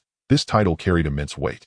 To him, the Deputy Dean of the lower academy, I was a figure of near-mythic stature. I've never offended him. Could there be some forgotten secret buried in my ancestral line? Some ancient grievance I know nothing of? His thoughts spiraled wildly. Then, halting, he recalled the biographies of eminent officials he'd studied. A resolute light kindled in his eyes. Nearly every great official has faced one adversary after another, each rivalry propelling them higher along the treacherous path of power. This Deputy Dean then shall be my first political adversary. Once he reframed the man as a rival, not a threat. Wang Baol's tension dissolved, replaced by fierce resolve. He began assessing the unique advantages of his special admission status. Though he'd scarcely left his dwelling these past days, he'd long since learned via the spirit network about special admission privileges. one being the right to borrow free of charge a single artifact from the department's treasure vault for 5 years. At once Wang Beol rose and made his way to the treasure vault. Presenting his special admission credentials, he underwent formal verification and stepped inside. Several disciples were already browsing. Upon recognizing him, some whispered low, while others ignored him, entirely absorbed in their own selections. The vault exuded antiquity. Its exterior resembled a 5-tiered pagoda. Within, rows of shelves lined the walls, each displaying artifacts officially registered by the Divine Weaponry Department. Some appeared unremarkable, others shimmered with radiant energy. At a glance, thousands of artifacts filled the space, a testament to the department's profound heritage. Only masterworks qualified for display here, available for student borrowing. Rental fees varied according to an artifact's rarity and potency, but none applied to Wang Beol. Since it's free, I might as well choose the most valuable one. His gaze swept across the first floor. Then, amidst envious stares from fellow students, he ascended directly to the 5th. Standing alone in its spacious quiet, Wang Beol felt anew the prestige of his special admission status and began to browse. This sword is splendid, that bell is exquisite, and this gauntlet, silver from tip to cuff, radiates sheer power. He lingered, torn. Every artifact captivated him. Then his eyes settled upon a pillow carved from white jade, and his pulse quickened. It was called the Dreamweaver Pillow, a device that conjured illusory realms much like the Dream Maze trial. Yet due to its limited depth, complex actions within were nearly impossible, thus few borrowed it, and its rental price was steep. Had it not been for the enigmatic black mask, Wang Beol would have overlooked it entirely. But now, after brief contemplation, he resolved to claim it. Having completed registration, he left the vault, cradling the pillow. His step light, his anticipation soaring as he hurried back toward his cave dwelling, eager to probe the mask's hidden secrets. Though twilight had fallen, the western sky blazed with lingering afterglow, draping the Divine Weaponry Peak in a soft, rosy veil, ethereal, serene, and breathtaking. A gentle breeze swept away the day's heat, bringing cool relief, drawing countless disciples outdoors to stroll, laugh, and converse beneath the fading light. Perhaps the rosy hue masked the crimson of his special admission robe, or perhaps fate willed it so, but as Wang Beol wound up the mountain path, few noticed him. Instead, startled cries turned heads toward the distance. There approaching was a youth whose attire differed even from that of special admission's. Pure white Taoist robes billowed around him with effortless grace, though his face, marked by faint pockmarks, was otherwise unremarkable. Yet despite his plain features, several female disciples gazed at him with fervent admiration. He walked not alone. Flanking him were over a dozen disciples, some carrying his satchel, others holding bottles of spirit-cooled water, as they advanced together from afar. The academic head, Jiang Lin of the Spirit Stone Academy. Unlike the reaction to a special admission, students of all genders rushed forward upon spotting the white-robed youth, bowing deeply, speaking with deference, as if greeting a revered master. This reverence only heightened his aura of noble distinction. Nodding graciously, he continued onward, surrounded by his entourage. He had seen Wang Beol, but in his gaze, special admissions and ordinary disciples alike held equal insignificance. Until one attained the rank of academic head, all remained juniors, never peers. Wang Beol stared, mouth slightly agape, watching the retreating figure, his chest tight with sour envy, certain his own moment had been usurped. "What is an academic head?" he muttered, then snorted, pulling out his spirit network interface as he walked. But as he scrolled, his breathing grew ragged. By the time he reached his dwelling, he stood utterly transfixed. This is an academic head, and an academic head was the top-ranked disciple on the official roster of any given academy. With 3 academies in the Divine Weaponry Department, there were 3 academic heads.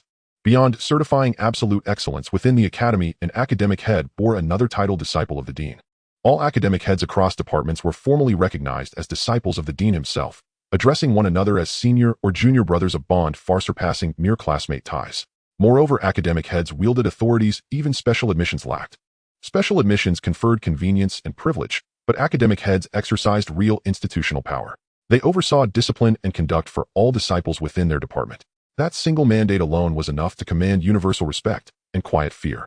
Such authority ranked among the highest within the Taoist Academy. Crucially, a department head possessed no power to dismiss an academic head, because the title was not appointed but earned solely through merit and sustained supremacy. This was a foundational rule of the ethereal Taoist Academy. Only the dean held authority to revoke the title, and such a move-shattering precedent would be undertaken only in cases of grave transgression. Even the dean himself hesitated to invoke it. Thus, burdened by such stature and responsibility, academic heads dared not slacken. Even a momentary lapse could cost everything. Fall from first place, and all vanished rank, authority, honor. Staring at the Spirit Network dossier, Wang Beol's eyes burned with intensity.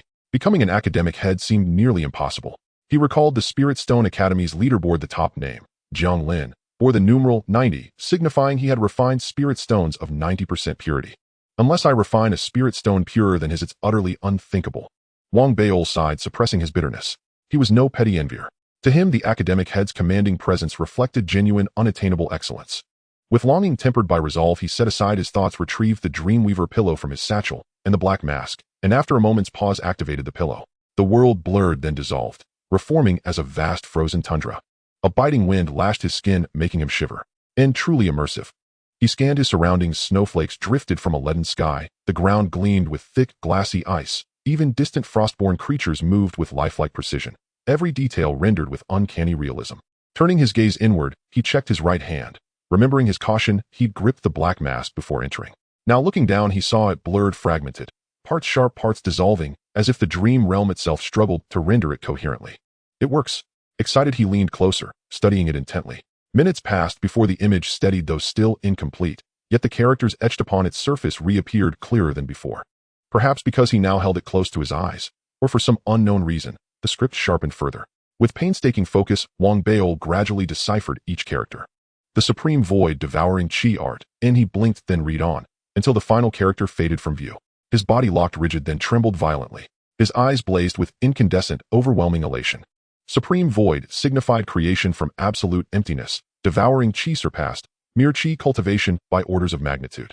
Precisely speaking, this art was a method of spirit stone refinement. But unlike conventional techniques requiring blank stone vessels, it generated spirit stones ex nihilo, drawing raw spiritual energy directly into the cultivator's body to condense it. Because it dispensed with blank stones and employed a fundamentally different mechanism, its resulting purity vastly exceeded that of the chi-nurturing art. 90%, merely the beginning. Even the legendary perfect spirit stones, said to be attainable only by divine weaponry grandmasters, were no longer mythic impossibilities. In that instant, the Taoist Academy's canonical arts vanished from Wang Beol's mind. His entire being ignited, not with scholarly ambition, but with the searing, singular hunger to become an academic head. That desire became his compass, his fire, his unstoppable force. The Taishu Shichi Ju void devouring chi art bears a superficial resemblance to the Yangqi Ju chi nurturing technique, yet its underlying principle is profoundly different. The Yangqi Ju guides the spiritual energy of heaven and earth into the body. Because the body harbors unseen cavities, it cannot retain that energy. However, using the body as a conduit, one can channel chi into a blank stone in the hand to form a spirit stone, and in the process, the practitioner's constitution subtly strengthens. The Taishu Shichi Ju, by contrast, seems to create a black hole within the body, filling every inch with an intense suction, as if devouring, madly drawing in the spiritual energy of the world.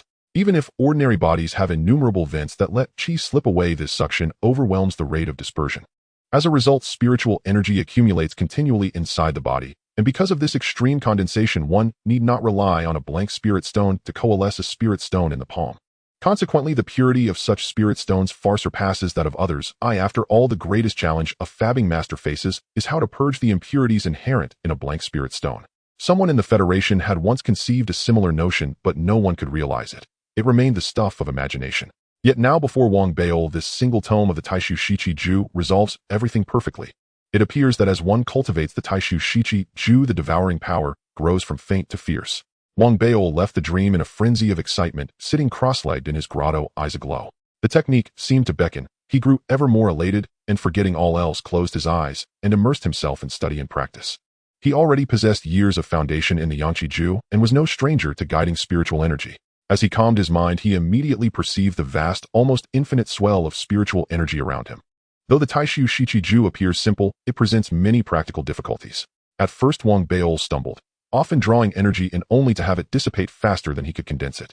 Yet once his mind fixed on a goal, an obsession formed, just as in the dream trial, he would endure agony to chase success. According to the Shichi method, one must first form a devouring seed within the body and make it part of oneself. Only then can one overcome the rate of dispersion. Driven by persistent determination, Wang Beol did not attend classes for the next fortnight. He ate hastily and returned to his grotto, thrown wholly into research and cultivation. Meanwhile, atop Dean Peak among the mountains of Shiyuan Island, beside a small pond and a thatch hut, the elderly physician sat quietly fishing. A gentle breeze stirred the surrounding willows, their reflections shimmering on the pond, lending the place a refined serenity. Only beside the old physician stood the vice dean in black robes, perspiration beading on his brow and looking ill at ease. After a long silence, he inhaled deeply and cupped his hands, making a deep bow to the dean. "Dean, I was wrong." The old physician seemed not to hear, continuing to fish. After a long while, the vice dean wiped his brow and more deferential spoke again in a low voice. I erred in failing to see that the Wang Baol matter could have served as a positive example to bind students to the academy. Instead, I chose another path and even instructed a teacher of the alchemy department to expose alleged cheating. He finished, and seeing no change in the old physician's expression, perspiration increased. He lowered his voice once more.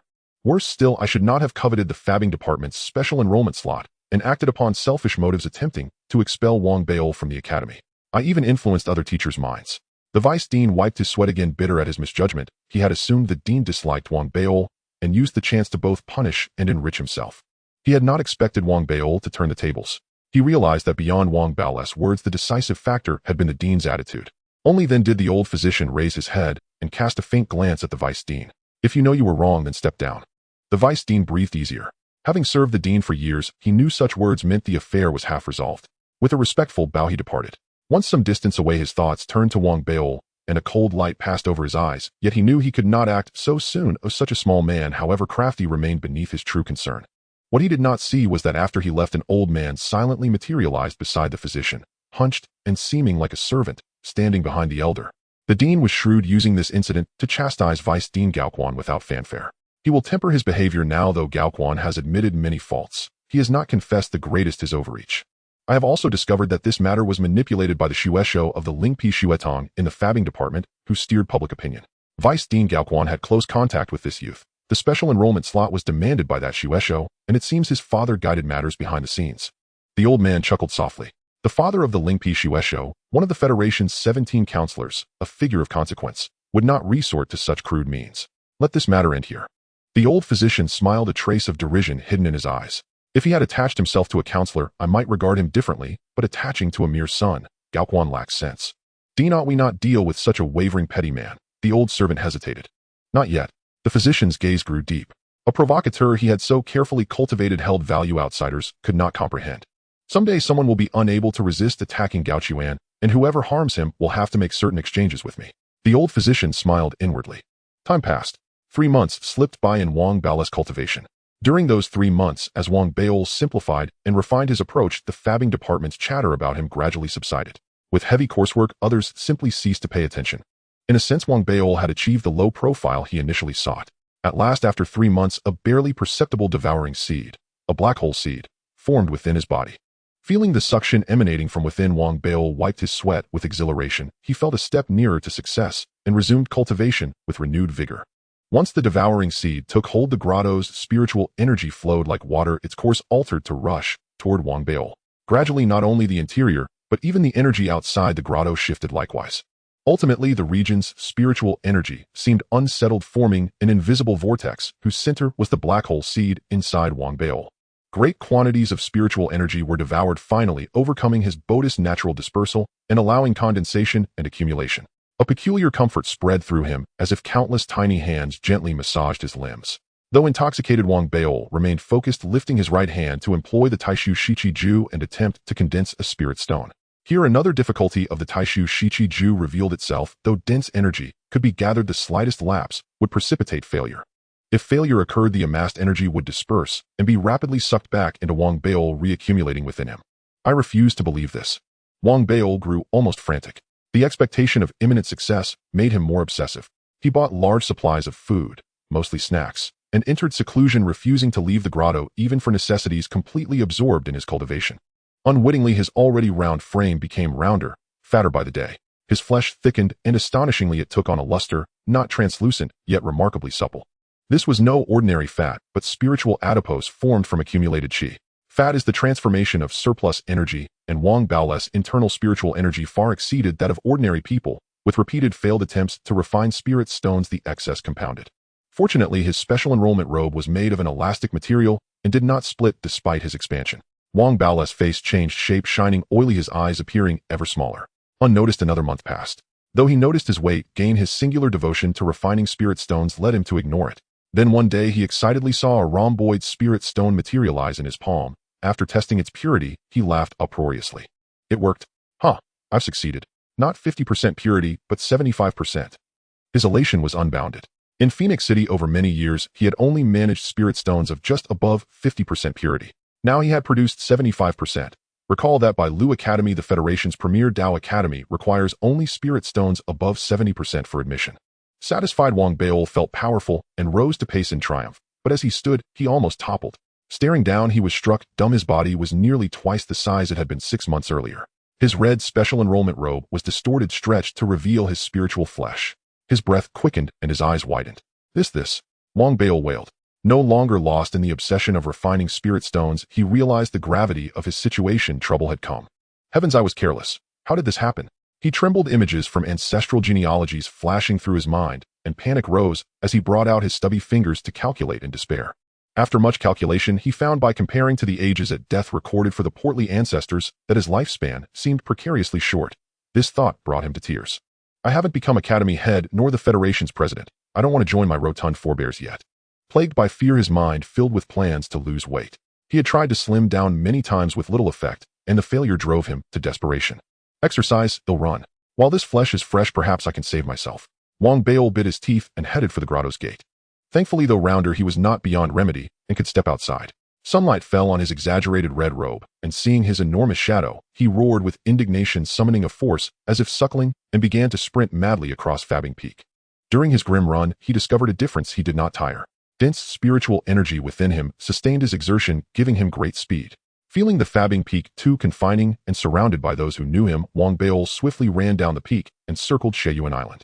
That day, many Fabbing students saw a red ball streak past and paused in surprise, exclaiming. The red orb moved too fast, and its face was obscured, so on the spirit net rumors and speculation proliferated. I saw a ball today. Me too. Looks familiar. Could it be a special enrollment student's robe? At the lakeside on Sheyuan Island, a group of Zhanwu department students were likewise running. Among them was the special enrollment Zhuai Fan and Chun Ziheng, accompanied by a middle-aged man, a Zhanwu instructor, who stoically led them. Compared to other departments, Zhanwu resembles a military corps devoted to ancient martial studies, unrivaled in combat. Every student must be physically robust, and a basic training exercise is the island run. Its purpose is to raise freshmen's physical fitness swiftly so they may enter the Qi blood realm. Though the term had begun half a year ago, the island run still took place intermittently. Run faster, did you not eat? The instructor barked, glaring at his students. He said this, yet watching the youths brimming with energy and vigor, he felt pleased, especially at Zhuai Fan and Chun Ziheng, who, though beyond the island run stage, obediently followed. It made him proud to see teachable children. Remember, in Zhanwu we scorn tempering tools and alchemy. We prize the body itself, the perfection of flesh. Whether treasure or poison, they are weak. Zhanwu strikes with one crushing fist. Our fists are fiercest, our running the fastest, our flesh invincible. At the instructor's roar, the students rallied, bellowing back, their chi surging, as if able to suppress all who refined tools or pills. As they displayed such fervor, the instructor prepared to continue, when suddenly a red fleshy ball rolled past them from behind and shot away. The red rolling mass moved with terrifying speed, its crimson hue glittered under the sun, and the gale it kicked up swept past the Zhanwu department students, howling as it sprinted off into the distance. The Zhanwu instructor froze, and the shouting students who had been roaring in unison were stunned. Their neat, spirited chant dissolved in an instant. What on earth is that? A newly invented hot air balloon. The Zhanwu students murmured in surprise, and even the instructor hesitated, puzzlement creasing his face. But when he noticed the students spacing out one by one, his eyes suddenly snapped open. What are you staring at? Run now? At his shout, the students drew their eyes back, and despite lingering doubt, continued to run. Slowly the hesitation faded, and from afar, their Zhanwu roars once more rose up and echoed in all directions. Wang Beol paid no heed to his surroundings. He drenched in sweat, his mind fixed on losing weight, as if a pack of hefty grandfathers were chasing him. If he slowed, they would catch him. 2 hours passed. By afternoon, on Sheyuan Island, the Zhanwu students were exhausted, yet under their instructor's urging and scolding, they kept running, their chants relentless. Zhanwu invincible. But before they could finish the slogan, a thunder of footsteps erupted from behind. Fatigued as they were, they once again saw a huge red mass roll past them, its speed suddenly greater, throwing sand and grit that sprayed over them. Another hot air balloon. It looks a bit smaller this time. What balloon? That's a person. My God, did he just run a full lap? Instantly, the entire Zhanwu department was stunned, and uproar broke out. All they could see was that swiftly receding red mass. The Zhanwu instructor drew a sharp breath and rubbed his eyes in disbelief. Hesitant as students debated, he hurriedly scolded them to keep running. Only when he saw them utterly spent did he at last let them sit on the ground to rest. He himself sat aside, still turning over the image of the red mass in his head, while the students around him continued to argue among themselves. That really was a person. My God, how could he run like that? He's too fast. Wait, those clothes look familiar. As they discussed, Chun Ziheng wore a puzzled expression. The red figure seemed vaguely known to him, but he could not place it, rubbing his brow as he strained to remember. Even after their break and resumption of the run, Chun Ziheng still could not recall why the figure felt familiar. Soon, however, as they had only just begun to run, that rumbling sound returned from behind them. Everyone, instructor included, spun around to look. The red mass they had seen twice before thundered toward them again, whipping up a fierce wind and rolling past. This time noticeably smaller, clearly a person, and from it came sharp howls. Those cries sounded like the involuntary screams of someone driven to the brink of madness. The red mass rolled away. Wang Bail. Chun Ziheng finally recognized the rolling figure and shouted, and many around him, catching the name, almost leapt to their feet. It's really Wang Bail. I was just wondering why those clothes looked so familiar. That's the special admit robe. It's Wang Bail. How did he get so fat? The clamor that followed was far louder than before. The revelation struck the Zhanwu students hard. Wang Bail was counted among the weaklings of the fabbing department. Even the Zhanwu instructor sucked in a breath, equal parts astonished and ashamed. A sudden surge of indescribable anger flared inside him, and he glared at the chattering students. You useless lot. Look at yourselves. You're beaten by fabbing and still call yourselves Zhanwu. We of Zhanwu are first in speed, first in fists, bodies invincible. You useless lot, listen while training doubles today. If you don't surpass Wang Bail, you don't sleep. Run until it's done. As the instructor roared, the students themselves flared with anger. They were mortified to be overtaken by fabbing's fragile artificers and refused to accept it. They reasoned that the fat man must have rested midway and certainly taken a shortcut to provoke them. They could not abide such behavior. Zhui Yifan and Chun Ziheng exchanged a look, both bristling with wounded pride, and suddenly united in common resolve. Now every Zhanwu student burned with anger and held back power in their chests, determined that when Wang Bail reappeared, they would make him understand Zhanwu is the fastest. Dusk fell. With the rumble of footsteps, Wang Bail appeared again, immersed in his feverish vow to lose weight and wholly oblivious to Zhanwu's anger. He flew by without glancing back. The Zhanwu students, red-faced and furious, unleashed everything they had and surged after him. Wang Bail, you're doomed. You dare race with Zhanwu. We'll show you how fierce we are. Their shouts roared as they ran, eyes bloodshot. From afar, the pursuing group stretched into a long line. The shouting carried and was a spectacle that even drew the attention of other departments. But after another lap, with the bright moon high, the shouts were replaced by labored breathing, and the students' faces grew desperate. Is that even a man? How can he run like that? Is he some kind of ferocious beast? Their pace slowed, bodies trembled, and legs went weak. Fewer and fewer kept up with Wang Bail. Only 3 or 5 clung on, and at last only Chun Ziheng and Zhui Yifan bit their teeth and persisted. Even they had reached their limits. Chun Ziheng had poured forth the power of his Fengshan-level cultivation, yet the gap between him and Wang Bail only widened. After another circuit, he collapsed, gasping to the ground, staring at the nearly brightening sky with burning indignation. Am I the one from Zhanwu, or is he? The last to fall was Zhui Yifan. No matter his unwillingness, reedied and frantic. After another half lap, he could go no further. The next morning his legs gave out, and he tumbled to the ground. We are Zhanwu. We can't let those fragile fabbing artificers beat us. Zhui Yifan push again and overtake him. The ever-present Zhanwu instructor was exhausted as well, but the humiliation in his heart would not subside. Watching Wang Bao's seemingly tireless figure recede, he could not help but roar in fury. Teacher, I really can't. Zhui Yifan tried to struggle on, but seeing Wang Bao still flying ahead, an unprecedented sense of defeat washed over him, and he offered a bitter smile. The instructor opened his mouth and tasted only bitterness, pondering how fabbing had always seemed so fragile. How did such an aberration appear among them? Humiliation, he thought. In the following days, the instructor and his students witnessed Wang Bao sprint past almost every day. It seemed he never stopped. The repeated experience crushed not only the students, but also the instructor, who finally gave up the island run with his charges. Out of sight, out of mind. He muttered that the fellow was an aberration. The instructor led the relieved students to another training ground to familiarize them with equipment and focus on strength training. Even Zhui Yifan thought the arrangement wise. The blows he had taken these past days had been the hardest of his life. Meanwhile, after a lap, Wang Bao had noticeably slimmed. Elated yet wistful, he realized that in the days before he could faintly recall runners like himself, but they had gradually disappeared. Persistence is a kind of virtue, he mused.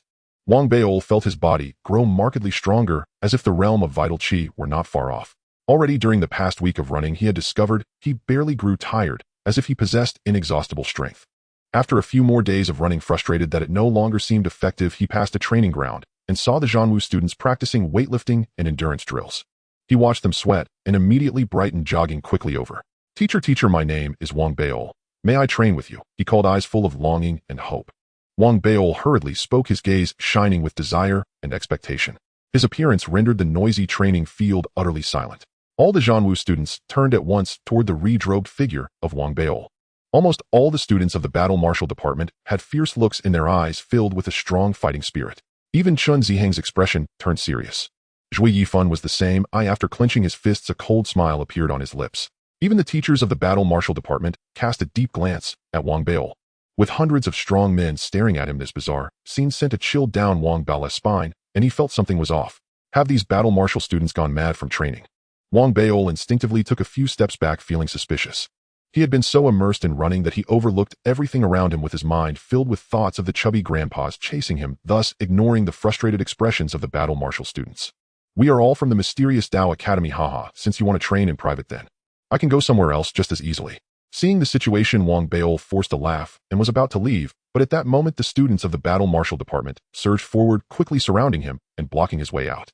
What do you want? This is the mysterious Dao Academy, and I am a special recruit from the magic weapon department. Wang Baol was startled and widened his eyes. The teacher from the battle marshal department wore a meaningful smile, took a few quick steps to grab Wang Baol, and laughed heartily. Wang Baol, don't be afraid. Come train with us in the battle marshal department. He smiled with satisfaction, secretly pleased, thinking that while Wang Baol was indeed good at running, he would surely not be a match in strength for the battle marshal department. After all, the battle marshal department devoted almost all its time to physical training, holding an absolute advantage in strength. If Wang Baol did not come looking for trouble, it would have been fine, but since he had come to them, they could not let the opportunity slip away. This time we must make him understand the might of our battle marshal department. The teacher from the battle marshal department smiled, pulling Wang Baol directly to the training ground, pointing to the hundreds of massive meteoric iron barbells on the ground, and spoke with a grin. Wang Baol, come pick anyone you like. After saying this, the teacher from the battle marshal department turned to the other students and shouted, You all hurry up and train. Wang Baol hesitated for a moment and was about to speak, but the students of the battle marshal department like wolves rushed toward the barbells, each lifting one and glaring provocatively at Wang Baol. This is a problem. Wang Baol became alert, but faced with their provocative gazes, he felt a surge of anger glaring back and directly grabbed a barbell, taking a deep breath before lifting it. Almost simultaneously as Wang Baol lifted the barbell, the teacher from the battle marshal department shouted with delight, Start counting, boys.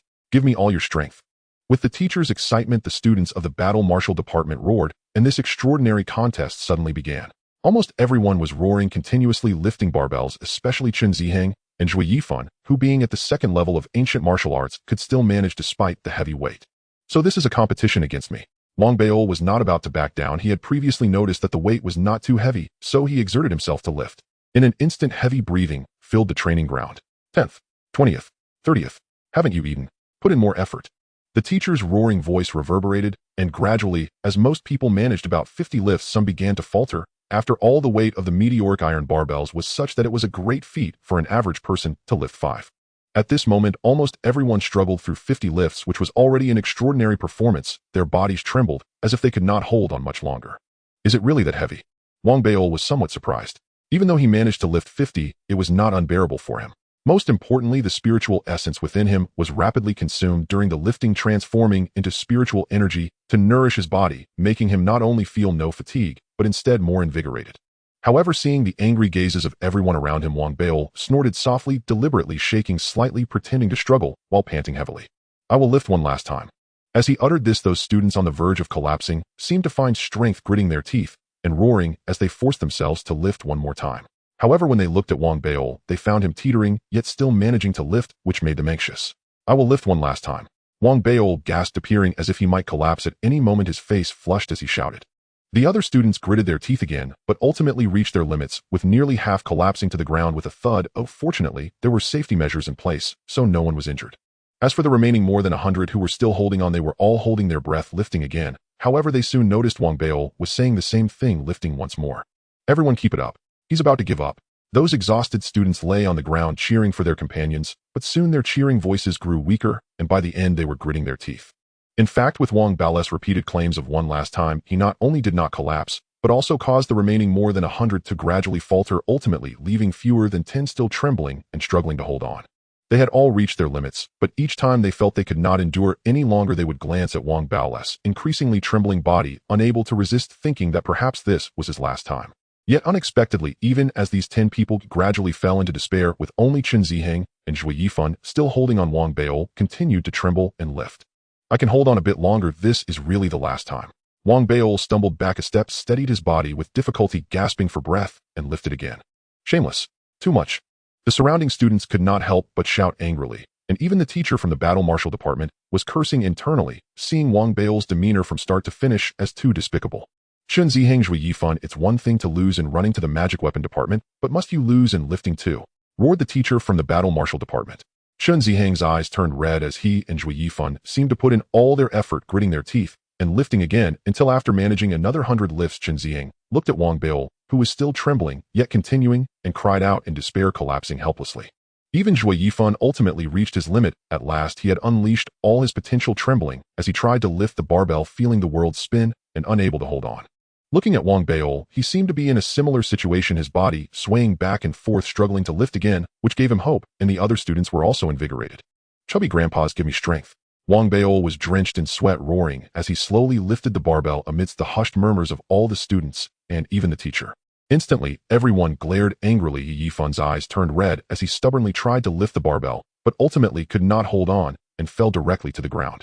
His vision darkened and an indescribable feeling of depression filled his heart. At this moment in the training ground, everyone had a grim expression, staring intently at Wang Beil, who was the only one still lifting. They watched as he lifted again and again, seemingly with no end in sight. 1 hour, 2 hours, 3 hours, 4 hours. Whenever they rested, Wang Beil was lifting. When they recovered and started again, Wang Beil was still lifting. Even when they went to eat, Wang Beil continued to lift until it was already the middle of the night, and as they were about to leave, Wang Beil was still lifting. In the end, everyone was dumbfounded. If he had been lifting at a normal pace, they might have tolerated it, but he always shouted that it was his last time, and after so long his voice showed no signs of hoarseness. This guy is too shameless. Damn it, hasn't he gotten tired after shouting for so long? Everyone was in despair, and the teacher from the battle martial department was also feeling disheartened, filled with defeat, deciding to take his students away, determined that in the future, whenever they saw Wang Beil, they would never take anyone for outdoor training.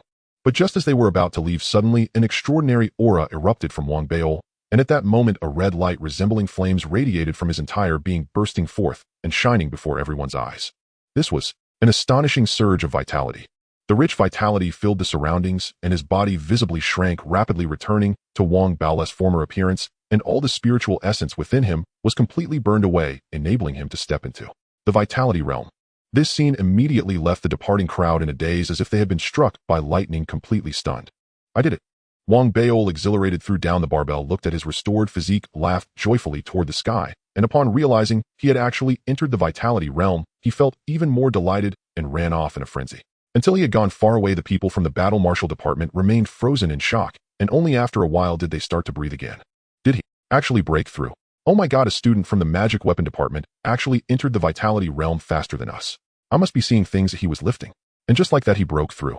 Incredible exclamations erupted among the students as this scene had an overwhelming impact on them. It was one thing to lose to Wang Beil twice, but to witness him breaking through right before their eyes made their eyes turn red. Even the teacher from the battle martial department, after a whole day of frustration, could no longer contain his anger.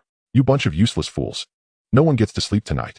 He's from the magic weapon department. If he can break through while lifting, what about you? Get practicing. No breakthroughs, no rest. This time not many students cried out in despair. Instead, many eyes lit up, thinking that perhaps this was indeed a good breakthrough method. They all breathed rapidly and hurried to train. Whether it was genuinely effective or just an overwhelming stimulus, after a night passed, a student from the battle martial department actually broke through while lifting. Thus, this incident became a sensation throughout the battle martial department, turning into a legend, so much so that even long after, people from the battle martial department would come here to lift, hoping to strike it lucky. After leaving behind a legendary name in the martial combat department, Wang Beil returned to his cave residence in the divine artifact department. He sat contentedly on the terrace, gazing at the distant azure sky and drifting white clouds, his heart brimming with serene satisfaction as he crunched into a bag of snacks. I've grown so thin. I truly need to replenish myself. Wang Beil sighed wistfully, patting his plump cheeks and glancing down at his gently rounded belly. Though his grand weight loss endeavor had succeeded only in shedding spiritual fat, leaving his cherubic figure unchanged, he felt deeply fulfilled. Surely those portly elders can no longer catch me now, he chuckled, savoring the surging torrent of vital chi coursing through his body, his satisfaction deepening as he pulled out another snack pouch and began eating. By dusk, having long since sated himself entirely on snacks, he ignored the mountainous pile of empty wrappers strewn across the terrace and retreated into his cave residence to refine spirit stones. Drawing upon prior experience, he activated the Taisu absorption chi art, and instantly invisible currents of ambient spiritual energy converged from all directions, drawn into the absorption seed before coalescing upon his right palm, ultimately crystallizing into a flawless rhombic spirit stone. Though not dazzlingly translucent, the stone possessed remarkable clarity. Cradled in his palm, it shimmered like a rare treasure, so much so that Wang Beil's grin stretched ear to ear. Its purity stands at 75%.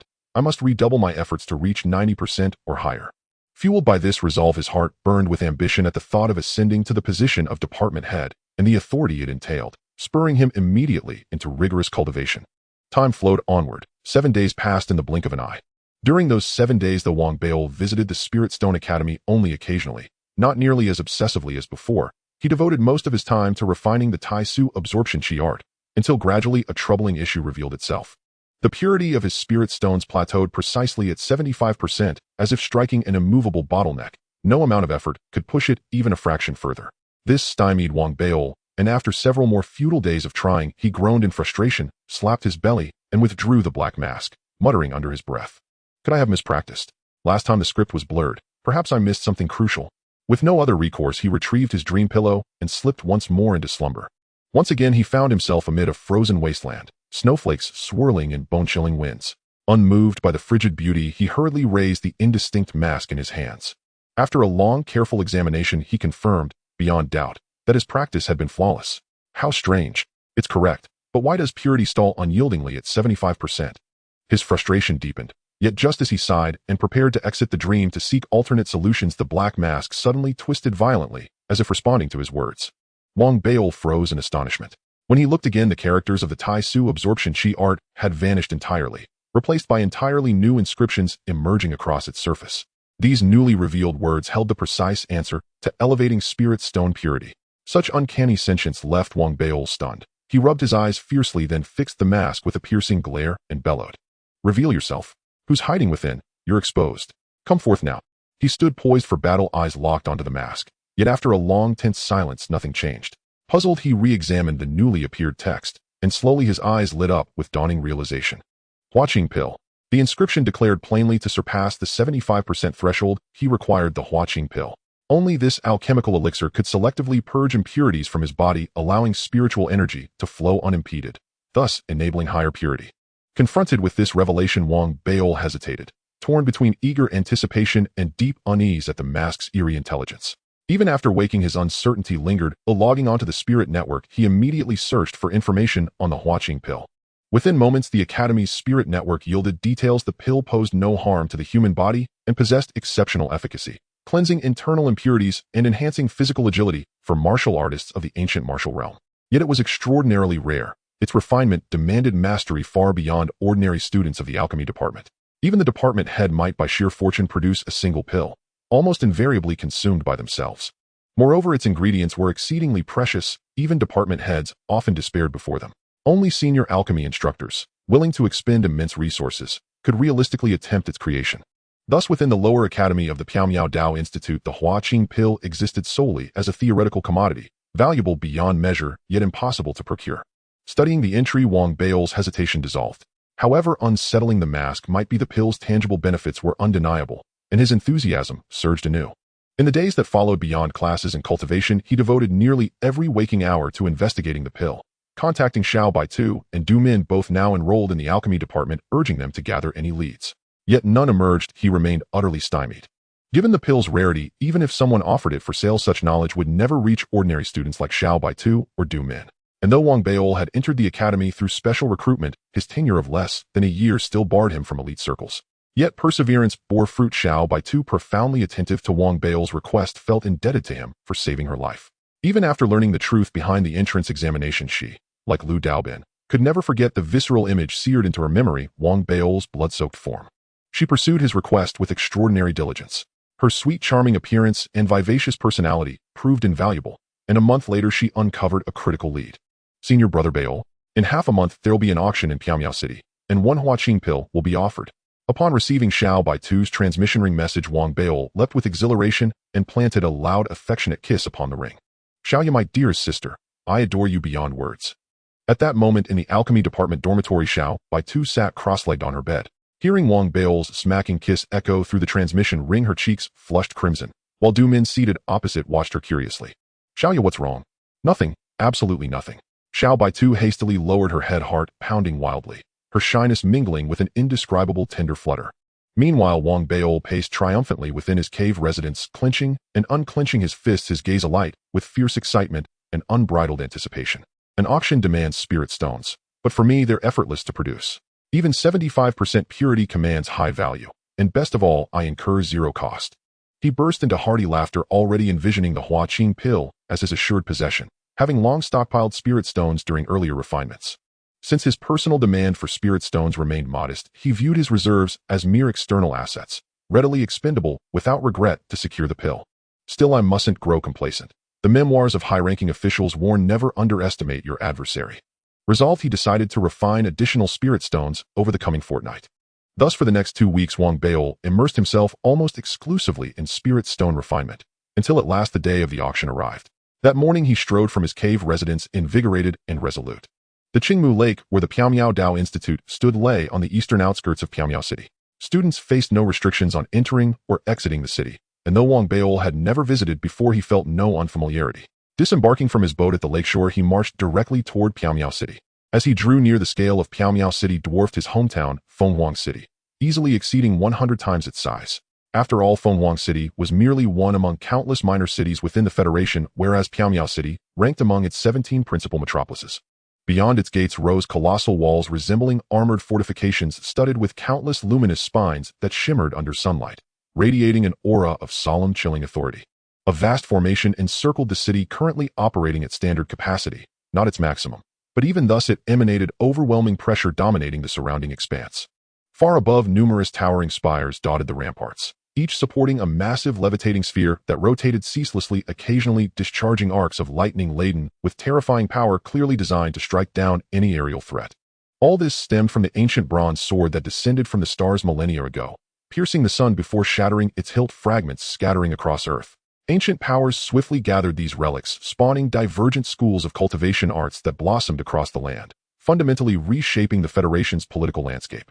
Though the Federation remained the nominal sovereign, 4 great powers had risen beneath it, each commanding numerous subordinate factions. Had the beast war of the early Lingyuan era not erupted, the Federation might well have fractured entirely. Indeed, the lingering aftermath of that war meant the Federation's present peace remained fragile, behind the veneer rival factions engaged in sporadic restrained clashes, carefully avoiding large-scale conflagration. For every citizen of the Federation, the Beast War had been an apocalyptic calamity, a dire struggle for racial survival, triggered solely by the sudden emergence of spiritual energy. Spiritual energy did not bless humanity alone. It awakened beasts, plants, and flying creatures alike. Its intensifying presence caused rampant mutations among flora and fauna, granting them strength and adaptability far surpassing humankind's. Thus arose the Beast War. Though the conflict has ended, the Federation now controls only fortified cities, while the wildlands and oceans remain domains ruled by savage beasts and predatory avians.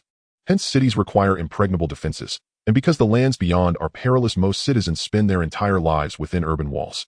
Venturing outside demands either group travel or escort by specialized combat cultivators. Just as Wang Beol and his peers had done upon entering the Dao Institute. Now standing before Piaomiao City's towering gates, he took a deep breath, lifted his chin, straightened his spine, and stepped forward into the city. The city of Piaomiao is vast, with lush trees and a population that could easily exceed 100 million. Countless airships shuttle through the skies, while numerous vehicles traverse the ground. As for the pedestrians, they are densely packed, each person seeming to be in a hurry, bustling about in this metropolis. Fortunately, Wang Bao's communication bracelet is equipped with a map and positioning function, and with ample time at his disposal, he makes his way towards the auction house. As he travels, it feels like a tour. Wang Beol observes the buildings and shops on either side, sensing an atmosphere distinctly different from his hometown Phoenix City. Though he doesn't find anything particularly novel, there are still many sights that catch his attention.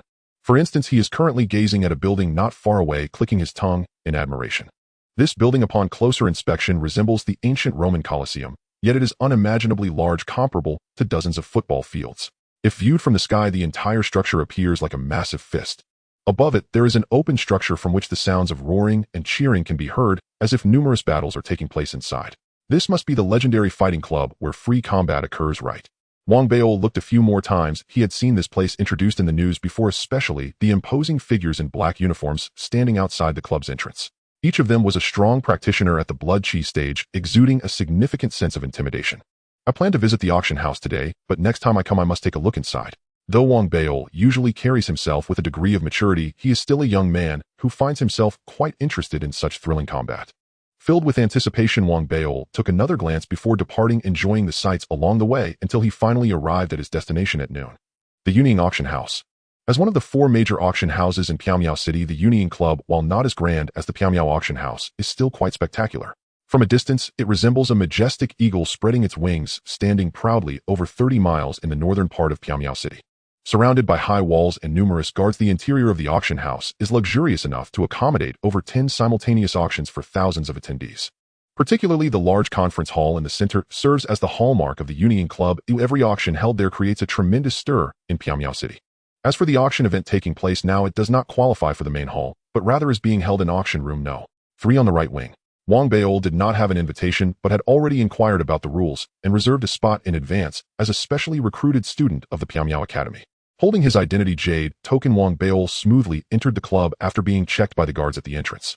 He arrived early so the crowd was not overwhelming. Guided by a beautiful service attendant, Wang Beol walked into auction room No. 3. Although it is just auction room No. 3, it can still accommodate 10,000 people at once. Each seat is semi-private, comfortable, and offers ice spirit water and snacks, allowing attendees to observe their surroundings while also viewing the tall platform directly in front. This place is truly extravagant. Wang Beol sipped the ice spirit water and munched on snacks, feeling that the entrance fee of 1 spirit stone was well worth it. As he enjoyed the lavish treatment, more and more people arrived, and the auction house gradually became lively. Many attendees recognized each other and gathered together, chatting and laughing.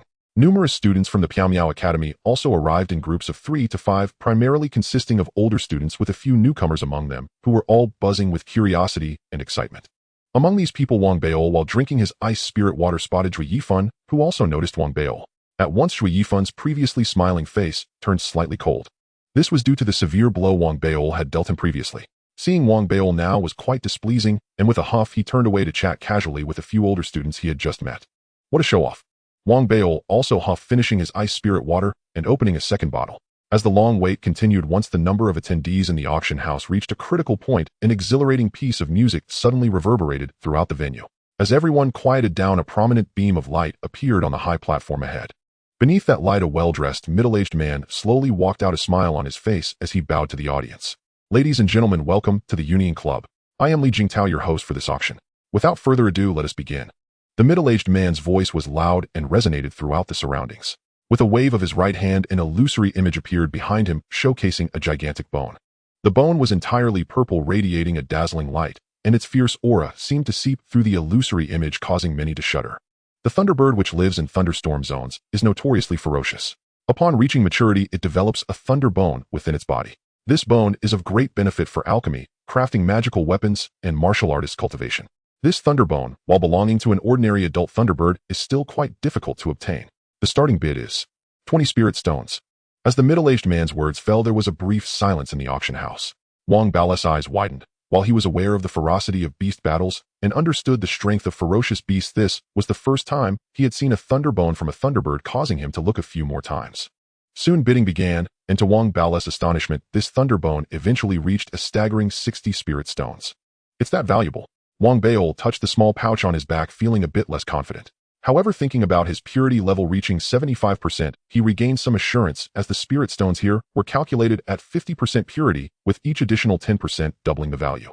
As time passed, item after item appeared in illusion, and during this ongoing auction, while some items were left unsold, the vast majority were purchased. Wang Beol broadened his horizons. In addition to various materials from ferocious beasts, there were also elixirs, magical tools, and even martial arts techniques, though most were incomplete. There were a few occasions when Wang Beol felt tempted, but he held back, waiting for the appearance of the Hucking Dan. Finally, halfway through the auction, the auctioneer on the high platform smiled slightly and waved his hand, causing an image to manifest behind him. A milky white elixir. This elixir was not shimmering, yet at first glance it instilled an impulse to consume it, as if it was a primal yearning of the body. As soon as this elixir appeared, a fragrant aroma wafted through the auction house, instantly invigorating many. Zhui Yifan and several older students' eyes lit up. As for the Hucking Dan, I won't elaborate much. I believe many friends are here for this elixir. The starting bid is 100 spirit stones, 101, 102, 103. Instantly, various bidding voices surged within the auction house, with Zhui Yifan opening his mouth, intent on winning. I bid 150 spirit stones. Wang Beol suddenly panicked and raised his voice loudly. 160 spirit stones. 170. Zhui Yifan furrowed his brows, snorting softly. 180. Wang Beol did not hesitate and raised the bid again. Soon in the entire auction house, the other attendees gradually gave up, leaving only Wang Beol and Zhui Yifan continuously bidding, the price having risen from the previous 100 to over 500. Such a price, even for the Hucking Dan, was already considerable. The crowd exchanged glances, looking at the now flushed faces of Wang Beol and Zhui Yifan. Wang Baol, do you dare to compete with me in spirit stones? My family is wealthy, I bid 700. Zhui Yifan gritted his teeth and stood up indignantly. He believed himself to be a scion of a prominent family not lacking in spirit stones, and due to the previous incident involving running and weightlifting, he found Wang Baol rather displeasing. However, he desperately needed the Hucking Dan, thus he quoted an astonishing price. Damn it. Wang Baol's breathing intensified. Even though he had accumulated quite a few spirit stones, recently converting them to 50% purity would amount to around 1,000. Now standing up, he glared at Zhui Yifan and shouted, 1,000 spirit stones. As soon as this price was announced, the surroundings fell silent for a moment before erupting into a clamor, with everyone feeling this price was simply too outrageous. Zhui Yifan was also taken aback, his neck seeming to thicken as he shouted again, his voice booming with excitement, given that he was from the battle martial faction and was just a step away from replenishing his veins. 1,100 spirit stones. Wang Baol glared, his ears ringing from the shock, and took out a loudspeaker from his small pouch, shouting at Zhui Yifan. 1,500 spirit stones. This voice was so loud that not only did it startle Zhui Yifan, but the surrounding crowd also gasped. Even the auctioneer was taken aback, looking at Wang Baol with a strange expression. If this had been the end of it, it would have merely meant that Wang Baol had a loud voice. However, after shouting before everyone could react, he actually took out a blank spirit stone right in front of everyone and began refining it on the spot. As a large amount of spiritual energy gathered, the blank stone in his hand rapidly transformed, visibly becoming a spirit stone. This scene delivered an overwhelming blow to the audience in the auction house. Compete with me in spirit stones. Damn it. I'll create them on the spot. Come on, let's see who has more. Wang Baol roared, glaring at the dumbfounded Zhui Yifan, his eyes filled with contempt. He is actually refining on the spot. I remember now, he belongs to the magical weapon faction. How can we compete like this? As the crowd side, Zhui Yifan was also going crazy. He never imagined that such a thing could happen at an auction. While he knew the magical weapon faction was adept at refining spirit stones, he hadn't felt the stark contrast until now. But at this moment, Wang Baol's actions felt like a critical hit to him. Although he belonged to a wealthy family, he began to feel a bit insecure. After all, he had a limited number of spirit stones, while Wang Baol seemed to be printing money. Zhui Yifan heard this and felt a grief and indignation that words could not contain. He stared at Wang Baol, who was making spirit stones on the spot, and his misery swelled to the utmost. This is not fair, he cried. How can the Daoyuan ignore such a thing that shatters the balance? If this keeps up, the auction will become a place designed only for the Fa Bingshi. Zhui Yifan trembled with rage. The suffocating resentment and fury in his chest found no outlet. But no sooner had he finished speaking than a nearby senior student laughed. You are too naive, the senior said. They specialize in printing money. Why would the Daoyuan concern itself? But you were right about one thing, the auction is prepared for the Fa Bingshi. The moment one of them names a price, did you not notice how nearly everyone else fell silent? You are still a newcomer, you do not understand. The senior side and many other senior students nearby expressed the same sentiment. Whenever people from the Fa Bingshi show up at an auction, they choose first. After they have picked, whatever remains is for the rest of us. We can only make money if luck favors us, and we snatch something, they simply manufacture money. How can it compare?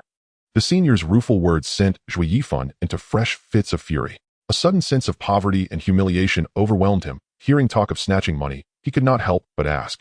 So the Daoyuan actually allows people to snatch money? The senior did not answer, only smiled without a word. Seeing that even the seniors would not respond, Zhui Yifan felt his face burn with shame. He glared fiercely at Wang Baol, convinced that with his abundance of spirit stones he would outbid anyone.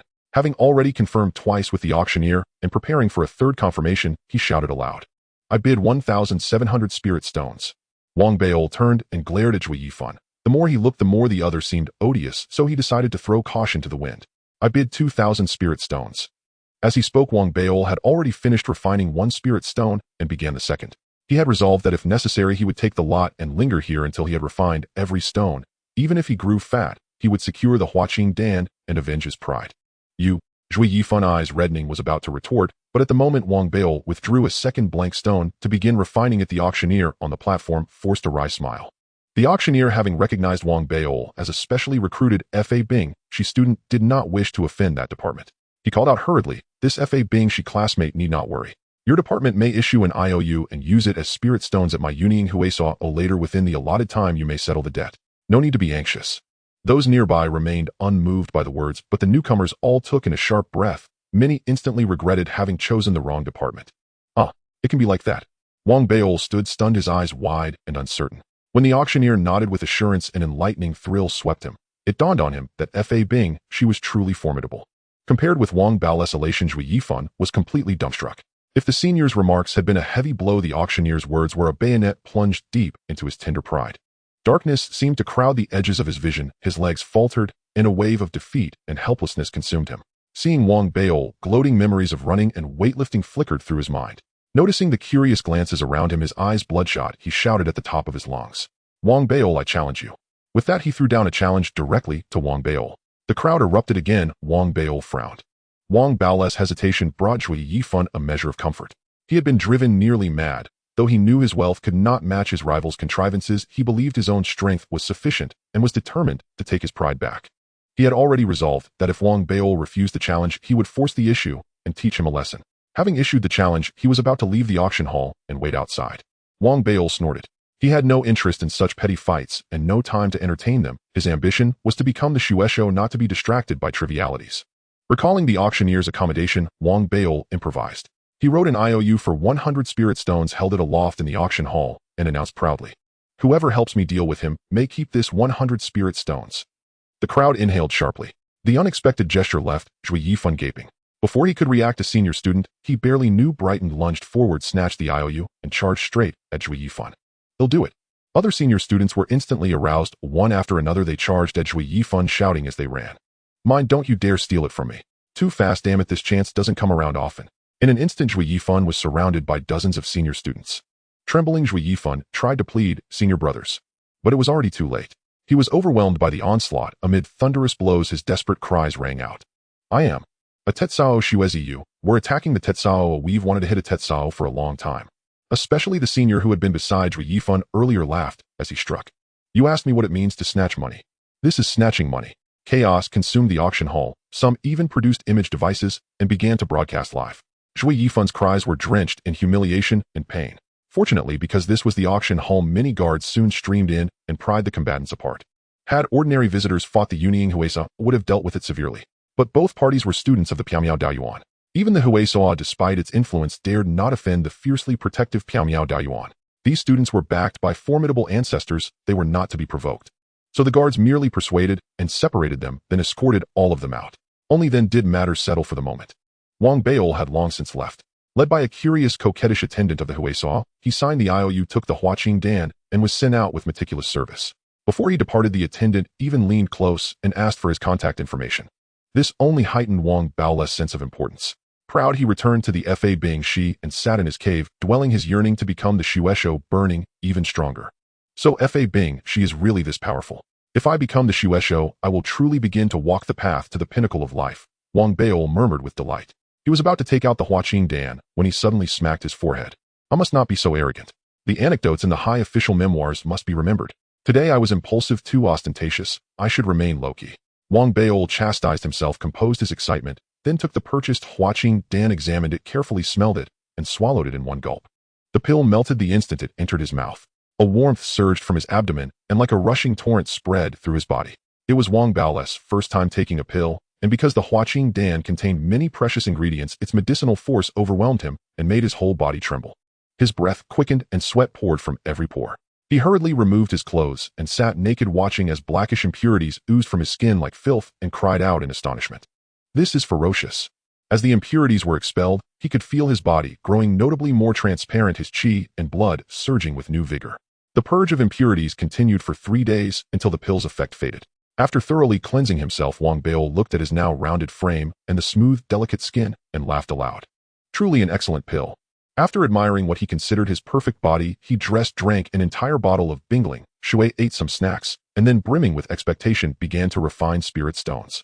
This time he intended to see if he could break the 75% bottleneck. The bright moon hung high in the sky. Unlike Jianyang, the moon of the Lingyuan era still resembled the way people remembered it, casting a soft light that illuminated the entire lower courtyard island. On the lower courtyard island of the Piamiao Dao Academy, among the peaks of each department, if one were to speak of the place with the most concentrated spiritual energy, while the law weapon peak may not be the absolute best, it certainly stands out among the rest. After all, the daily practice of students from the law weapon department is to refine spirit stones, which consumes a significant amount of spiritual energy. Moreover, unlike students from other departments, this nearly infinite supply of spiritual energy, along with unique refining techniques, is not given for free. The students must pay a certain amount of spirit stones annually as part of their academic assessment, which is quite a hefty fee. Additionally, within the law weapon department, apart from attending the 3 main classes for free, everything else, such as meals and access to certain special training rooms, requires the expenditure of spirit stones. As a result, students of the law weapon department are all pressed for time refining spirit stones. The alchemy department operates similarly, but it is not as exaggerated as the law weapon department. As for other departments, their methods of earning are simpler. Some training grounds originally open only to their own students are also accessible to others, albeit at exorbitant prices. For example, the beast taming departments, Jingyun Mountain, the array departments, 8 treasures, chart the mechanic departments, ice cold tower, and the martial arts department's magma room all serve as auxiliary training grounds for breaking through to the body refinement stage, with large numbers of students from outside departments visiting daily. Just this alone is enough to support the daily needs of each department. At this moment on the law weapon peak, invisible spiritual energy was gently flowing, transforming into tens of thousands of strands, gradually being drawn away by the students of the law weapon department. However, compared to others near the mountaintop beside the cave dwelling of the specially recruited students, the spiritual energy surged in clusters. Inside the cave dwelling, Wang Baol was filled with excitement, continuously operating the Taishu devouring chi art, absorbing vast amounts of spiritual energy into his body, condensing it in his palm. Watching the spirit stones rapidly form in his palm, his eyes gleamed with light. I've broken through. Haha, I've broken through. Wang Baol in his excitement felt the spirit stones in his palm rapidly surpassing 75% purity, reaching 76%. He couldn't contain his joy, and after refining one piece, took out a bag of snacks and began to eat. Keep it up. Strive to break through to 80% purity soon. After finishing several bags of snacks, Wang Baol wiped his mouth and was about to refine again when he suddenly became alert. I must be cautious, though I can't let myself become a big fat man like before. Thinking this, Wang Baol nodded in agreement, as his previous weight loss experience was too painful. Even though he had stepped into the Qi blood realm, he truly did not want to experience that process again. The road to weight loss is long and arduous. Only someone as resilient as I can succeed. Wang Baol encouraged himself, feeling pleased with his vigilance. At that moment, lost in a trance, he thought he should motivate himself further, so he took out another bag of snacks, devoured it, patted his belly, and began refining spirit stones. Perhaps luck was on his side, or the effects of the hucking pill were simply too thorough. Over the next few days, the purity of the spirit stones he refined continuously improved, and surprisingly his body did not accumulate spirit fat like before. It seemed that after removing a large number of impurities from his body, the spiritual energy would no longer accumulate and form spirit fat. Instead, it adapted to the speed at which the spiritual energy surged, flowing smoothly. This not only increased the purity of the spirit stones, but also subtly enhanced Wang Baol's physique, causing his Qi blood realm to steadily progress. This made Wang Baol even happier, until he discovered that he had refined the spirit stones to 80% purity, and his body remained slim. His vigilance gradually relaxed, and he began to immerse himself in the process.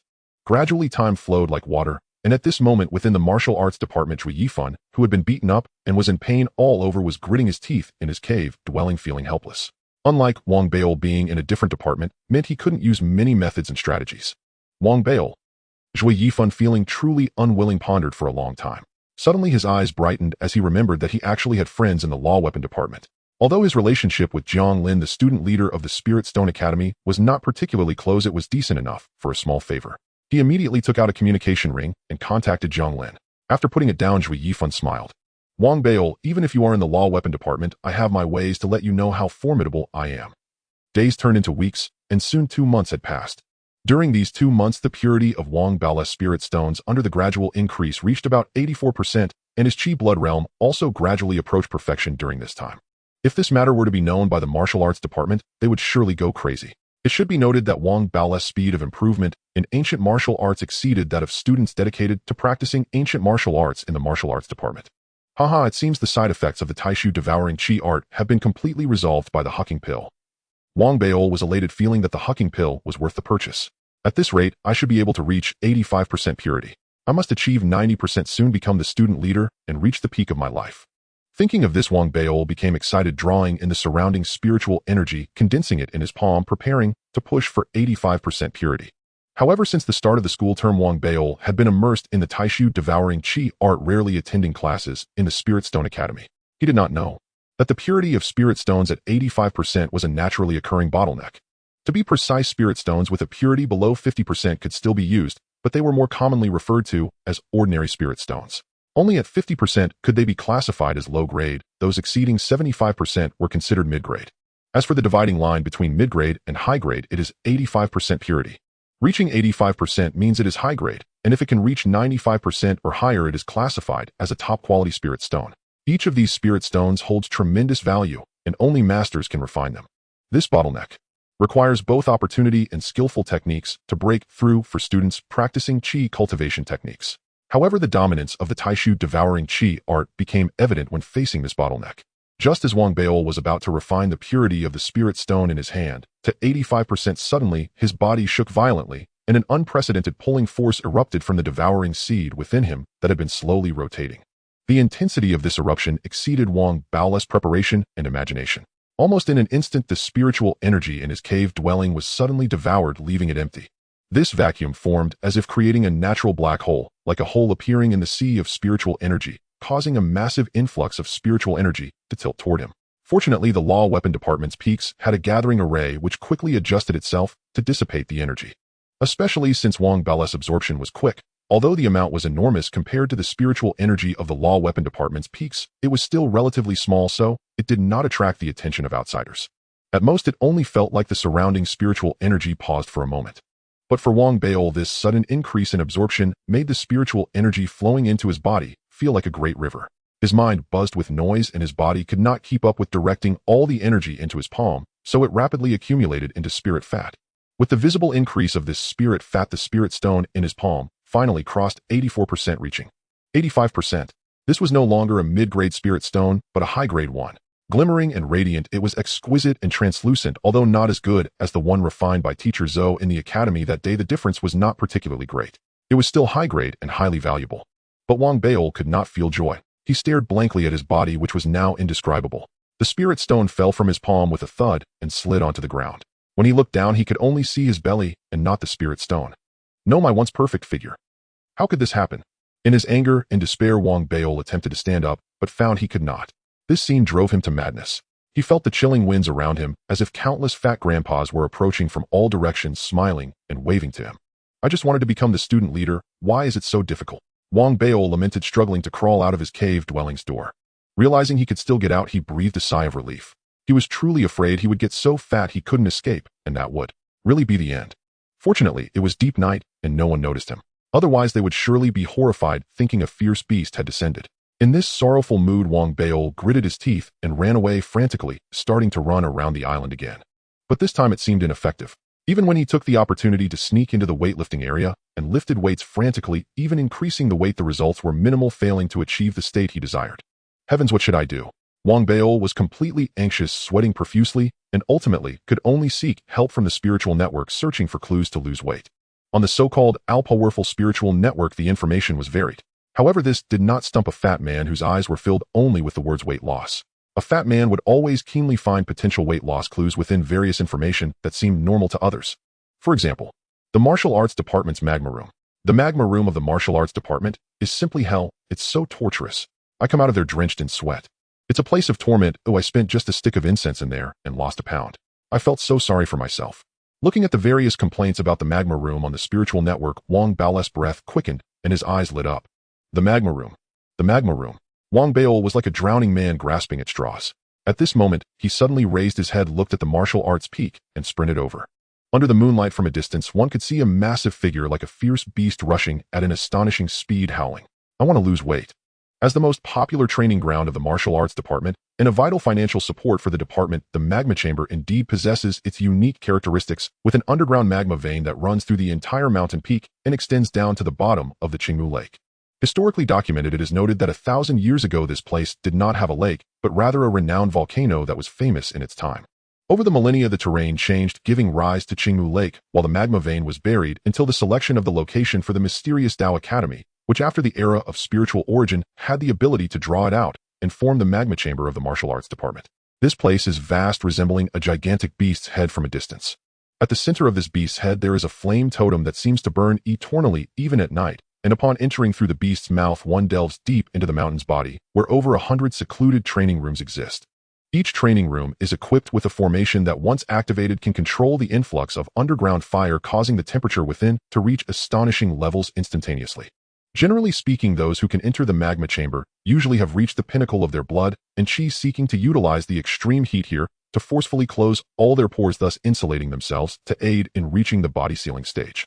After all, the three major levels of the ancient martial realm are foundational, refining oneself to perfection under the current circumstances where blood and chi are essential for vitality, enabling one to withstand the earth-shattering transformations of mortals leaping through the Dragon's Gate. The body sealing stage involves closing all Boda's pores, creating a barrier between the inside and outside, while simultaneously preventing one's blood and chi from dispersing, allowing for meticulous control, which not only greatly enhances explosive power beyond blood and chi, but also paves the way toward the meridian supplementation stage. It is precisely due to the characteristics of the body sealing realm that the magma chamber to some extent provides extraordinary assistance. Theoretically, if one has enough perseverance, entering here under dire circumstances activating a certain degree of the magma vein, one could either be cooked alive in the extreme heat or successfully seal the body and break through the blood and chi. However, such fierce individuals are quite rare. Ordinarily, those who can endure for over an hour are already remarkable. Even Zhui Yifan could only last 3 hours. Since the era of spiritual origin in the mysterious Tao Academy, in these 30-plus years, only one person has emerged. This individual closed himself off in the magma chamber for 3 days and nights, creating a myth that remains unbroken to this day.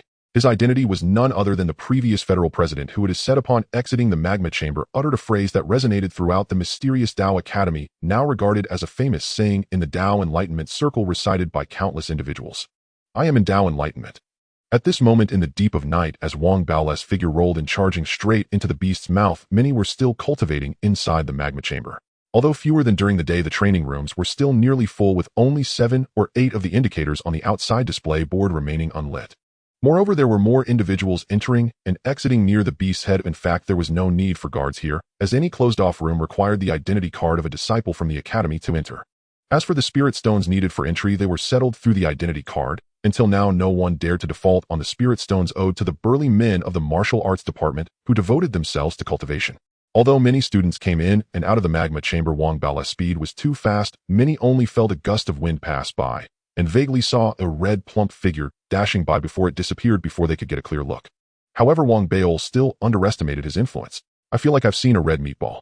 It seems familiar. I think I have a vague impression in my memory." Outside the magma chamber, several students from the martial arts department who were about to leave paused for a moment, looking at each other, their eyes suddenly widening. "Wang Bao, has he gotten fatter?" As they exclaimed outside, Wang Bao rushed deep inside, finding an empty training room. He hurriedly took out his identity jade pendant to activate it, squeezing his plump body inside with great difficulty, finally letting out a breath before shutting the door. "If I get any fatter, I won't be able to fit in." Rubbing his somewhat sore belly, Wang Bao felt even more frustrated. This training room was small, barely 10 square meters. It would be spacious for other students, but upon sitting down, Wang Bao felt as if he was in a small cage. This feeling made him depressed. Instinctively, he reached for snacks to vent his frustration, but then realized that in his haste to run, he hadn't brought any snacks, driving him a bit crazy. "I want to lose weight." Wang Bao gritted his teeth, angrily finding the control area for the formation here, and pressed a button. Instantly, hot air rose from the ground, enveloping the entire chamber, creating a subtle red hue on the periphery, except for the spot where he sat, which remained relatively normal. In this high temperature, although there were ventilation holes, Wang Bao still found it somewhat difficult to breathe. It took him a while to regain some composure, but the sweat flowed down uncontrollably. While others here attempted to close their pores, Wang Bao, on the contrary, stretched his body as much as possible, opening all his pores to absorb the heat. Not enough. Wang Bao wiped the sweat from his brow, feeling the spiritual fat within him, and adjusted the temperature again, causing the original scorching heat to rise significantly once more. However, Wang Bao still felt it wasn't enough, so after several adjustments, even the walls around him turned a deep red, though his throat was dry, and he felt as if his internal organs were about to cook. He was overjoyed to discover that the spiritual fat within his body, with the heat entering through his open pores, showed signs of gradual decomposition. "Heaven is watching," Wang Bao exclaimed excitedly, quickly maintaining the current heat, closing his eyes, and sitting there enduring the melting of the spiritual fat. Though the high temperature made him feel as if he was being steamed alive, the sensation of watching his fat diminish was exhilarating, and he gritted his teeth to persevere. An hour passed, and Wang Bao continued to endure, as 2 hours, 3 hours ticked by. Outside, dawn broke. The magma chamber of the martial arts department was never short of students, with crowds lining up every morning to enter, and not a day went by without it. At this moment, as everyone waited, they were not in a hurry, as most who entered the over 100 rooms of the magma chamber had to come out within an hour. Soon people began to exit in succession, and others entered. The waiting crowd either chatted with each other or occasionally glanced at the lights on the display board. As soon as one light went out, it meant someone had exited. Gradually noon approached, then dusk, with batches of students entering and exiting. It was at this moment that a student who had been waiting for a long time and was somewhat observant noticed something unusual. How strange the light in room 39 seems to have never gone out. Has anyone seen it extinguished? Originally, he only remarked out of curiosity to a classmate nearby, but slowly, as everyone recalled carefully, they seemed to realize they had never seen that light go out, causing students outside the magma chamber to be astonished, especially under their watchful eyes when they noticed that the light in room 39 remained bright even after another hour had passed. Their shock was palpable. Look at room 39. Oh my, I've been observing for 2 hours, and it hasn't gone out. I remember it was also lit during the day. Is that so? Are you seeing things? How could that be? The longest is Zhui Yifan. He only lasted 3 hours. Amidst the discussions, this rare phenomenon piqued their curiosity, prompting a group of people to decide against cultivating that day and instead sit outside the magma chamber to observe. Their breathing grew rapid, their eyes slowly widened.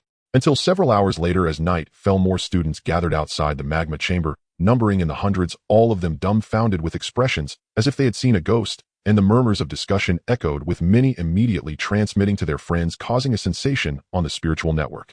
The magma chamber of the martial arts department has seen a prodigy. According to rough estimates, the prodigy in room 39 has already persisted for over 10 hours. A record has been shattered, completely breaking Zhui Yifan's record. Posts on the spiritual network quickly spread across the entire Lower Academy Island, and all students from various departments, upon seeing it, gasped in astonishment.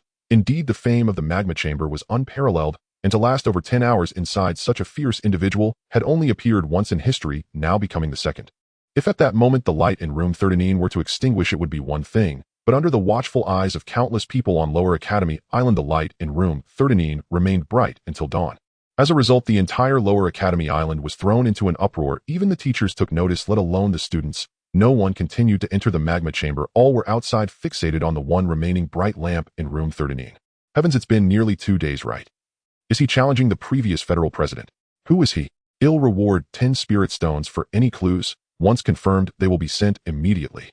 Amidst the ongoing discussions both in reality and on the spiritual network, the several students from the martial arts department who had been outside the magma chamber the night before finally posted a notice on the spiritual network. The fierce individual in room 39 of the magma chamber is Wang Bail from the weaponry department. I can swear I saw him wearing the special recruitment robe rolling away. Upon hearing this, other departments were somewhat skeptical, but those from the martial arts department who had been targeted by Wang Bail erupted in fury, especially Zhui Yifan and others who directly charged toward the magma chamber. That insufferable Wang Fatso, you won't go to the beast taming department's Jing Yunshan, nor the array department's 8 treasure map, nor the mechanic department's ice cold tower. Are you specifically targeting our martial arts department? Are you exploiting us? In their view, Wang Bao's actions were yet another provocation following his previous antics of running and weightlifting. While the entire Lower Academy Island seethed in fury and Zhui Yifan and his peers burned with righteous anger, Wang Bail, having held fast within the magma chamber for 2 full days and nights, was drenched in sweat, his vision already swimming with starlight. He found breathing increasingly difficult, teetering on the edge of collapse. The chamber's scorching heat vaporized his sweat the moment it fell, shrouding the space in swirling ghostly mist. I think I'm getting cooked, he thought, heart pounding, not from cultivation but from sheer visceral dread of being roasted alive. Yet there exists a rare breed of human fiercely tenacious and terrifyingly single-minded. They are known simply as those who lose weight. In their pursuit, they discover a peculiar, intoxicating joy, one that swells in direct proportion to their progress, rising to astonishing heights as results accelerate. Especially when such transformation occurs in an impossibly short span, dramatic, undeniable, and breathtaking. Wang Bail belonged unmistakably to this tribe. Even as he trembled at the thought of being boiled alive, he gazed down at his body, strikingly leaner after 48 hours, and felt a sudden electric surge of exhilaration. Damn it all, I'll either steam myself into tenderness or shed every last ounce. Gritting his teeth, he raised his right hand and slammed it onto the array control beside him. The magma chamber shuddered violently, and a wave of intensified heat flooded the space like a roaring inferno. The very air warped, his flesh quivered uncontrollably. He inhaled fire, exhaled flame. His entire being seemed to blaze both within and without. His endurance stemmed from the dense reservoir of spiritual fat stored in his body. As it burned, it melted, releasing torrents of qi that nourished his blood, bones, and flesh with relentless vitality. Under this profound nourishment, his vital energy surged higher still, and now, with the ambient temperature soaring, crimson radiance began to bleed outward from his skin, pulsing with raw, incandescent life. To any outsider witnessing that blazing aura, astonishment would be inevitable. Its ferocity, honed by unrelenting heat, far surpassed that of peers at his cultivation level, radiating untamed volatile power. And for Wang Bail, whose vital energy had already approached near perfection, this crucible of fire had pushed him to the absolute zenith of human potential, one slender thread away from breaking through into the body-sealing realm. Indeed, he had long been capable of ascending, but deliberately restrained himself, clinging to the vital energy realm. He knew well, once sealed within the body-sealing realm, his inner and outer worlds would part like diverging rivers, and his weight loss regimen would become utterly futile. This forced restraint sent violent tremors through his frame, his flesh receded steadily inch by agonizing inch. Amidst excruciating pain and mounting elation, crowds gathered ever thicker outside the chamber, gasps and murmurs rippling through them like storm waves. 3 days. Could Wang Beil have perished inside? Unbelievable. Surely this is for breakthrough. Amid the clamor, Zhui Yifan and his companions, once consumed by wrath, now stood subdued, awestruck. After all, no one in the history of the ethereal Tao Academy had ever endured the magma chamber for 3 days, except once long ago. Discussions about Wang Beil exploded across the spirit net. Speculation mounted so intensely that betting pools emerged, wagers on whether he would surpass the record set by the previous federal president. Thus, beneath the weight of countless eyes and voices, time flowed onward, into the hush of midnight, while crowds still lingered before the chamber. Some students even appeared distinctly professional, holding projection devices live-streaming the event. Foremost among them was a lanky youth with a Taoist top-knot, freckled cheeks, and eyes alight with feverish intensity, now hoisting his device high and shouting with unrestrained fervor. Grateful to Sister Qingtian for her gifted cultivation residence. Grateful to Brother Yin Hui for his aerial vessel. Brothers and sisters, your support fuels my spirit. The climactic moment approaches. The night ends, and Wang Beil breaks the record. Send gifts. Today, anyone who sends me a rocket, I swear, I'll unearth Wang Beil's secret to enduring 3 days and nights. That night, as live streams bloomed outside the chamber, the entire spirit net ignited into wildfire. Especially the self-proclaimed Little Tao, who broadcast tirelessly until dawn, his voice raw with exhaustion. And as the first golden light of morning spilled across the world, Wang Beil reached his physical limit. His skin burned crimson, his limbs swayed unsteadily.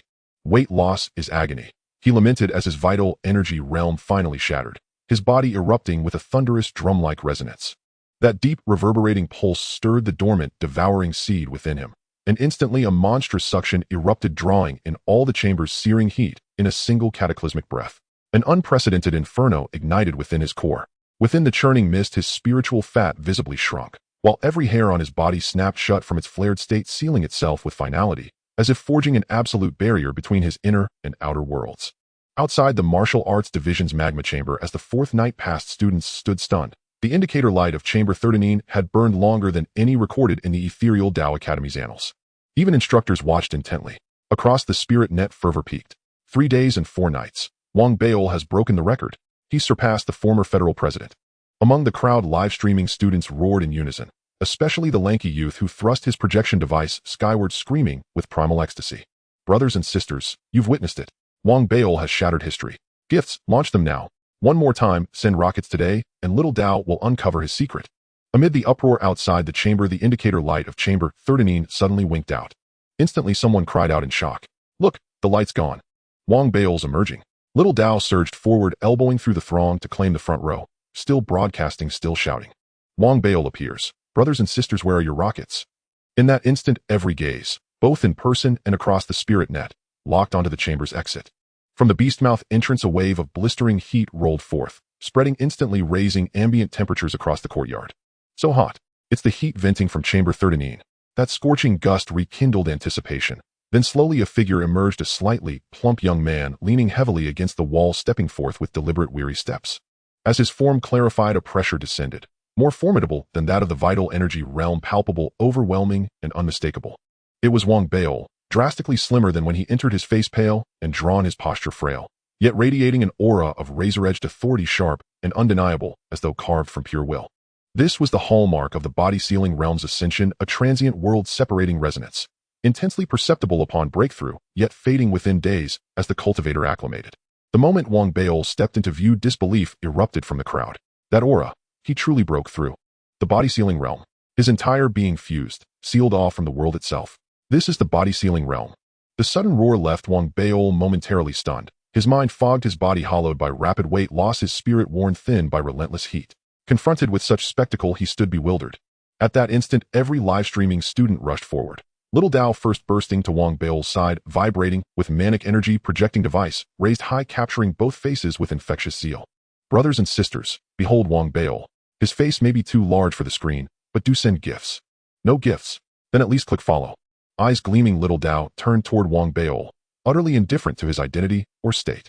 He knew well under live broadcast, even irritation must bow to decorum. Still dazed, Wang Beol glanced at the lanky youth, then at the projection device's tally of viewers and gifts, and a slow, withering disdain crept across his exhausted face. How do you even stream? So few viewers, barely 2 rockets. Did you buy them yourself? Embarrassed little Dao hastily pivoted back to the lens. Brothers and sisters, do you find Wang Beol handsome? Type 1 if yes, 2 if not. You're new here, don't shout like that.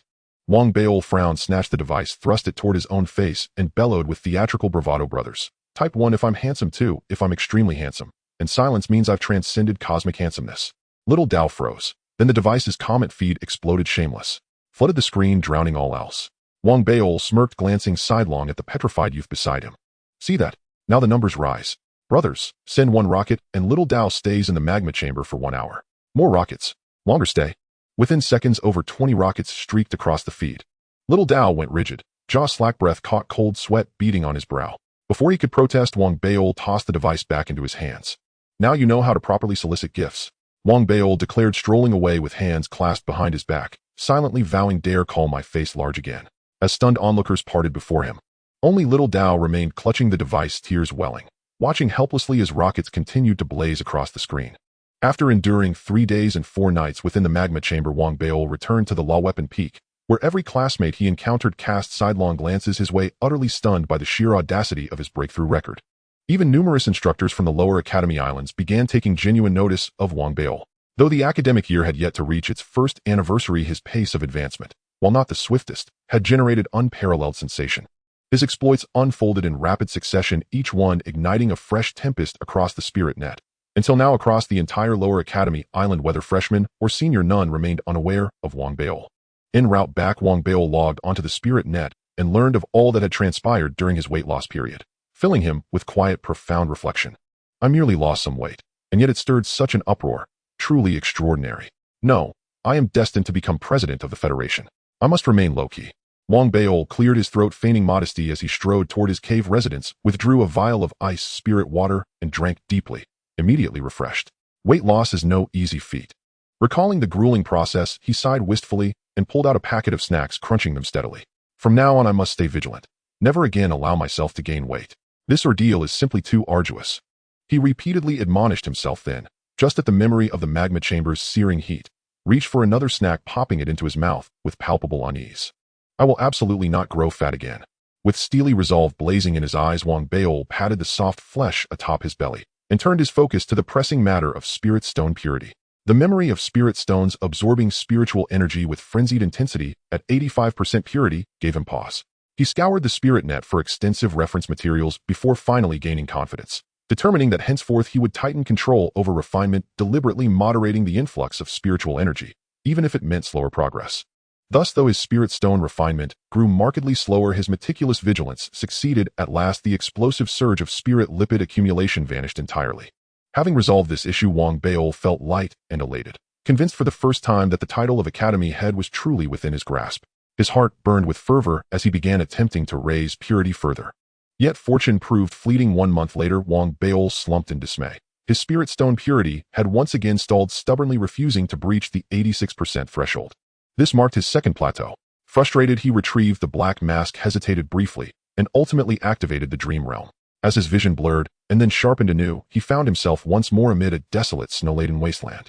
Amid the howling gales, he hastily lowered his gaze to the indistinct black mask clutched in his hand. Yet after prolonged scrutiny, the inscribed characters remained unchanged, still only those pertaining to the watching pill. Strange. Could it be that I must speak it aloud? Wang Beol scratched his head, recalling how the mask had shifted only when he'd muttered to himself previously.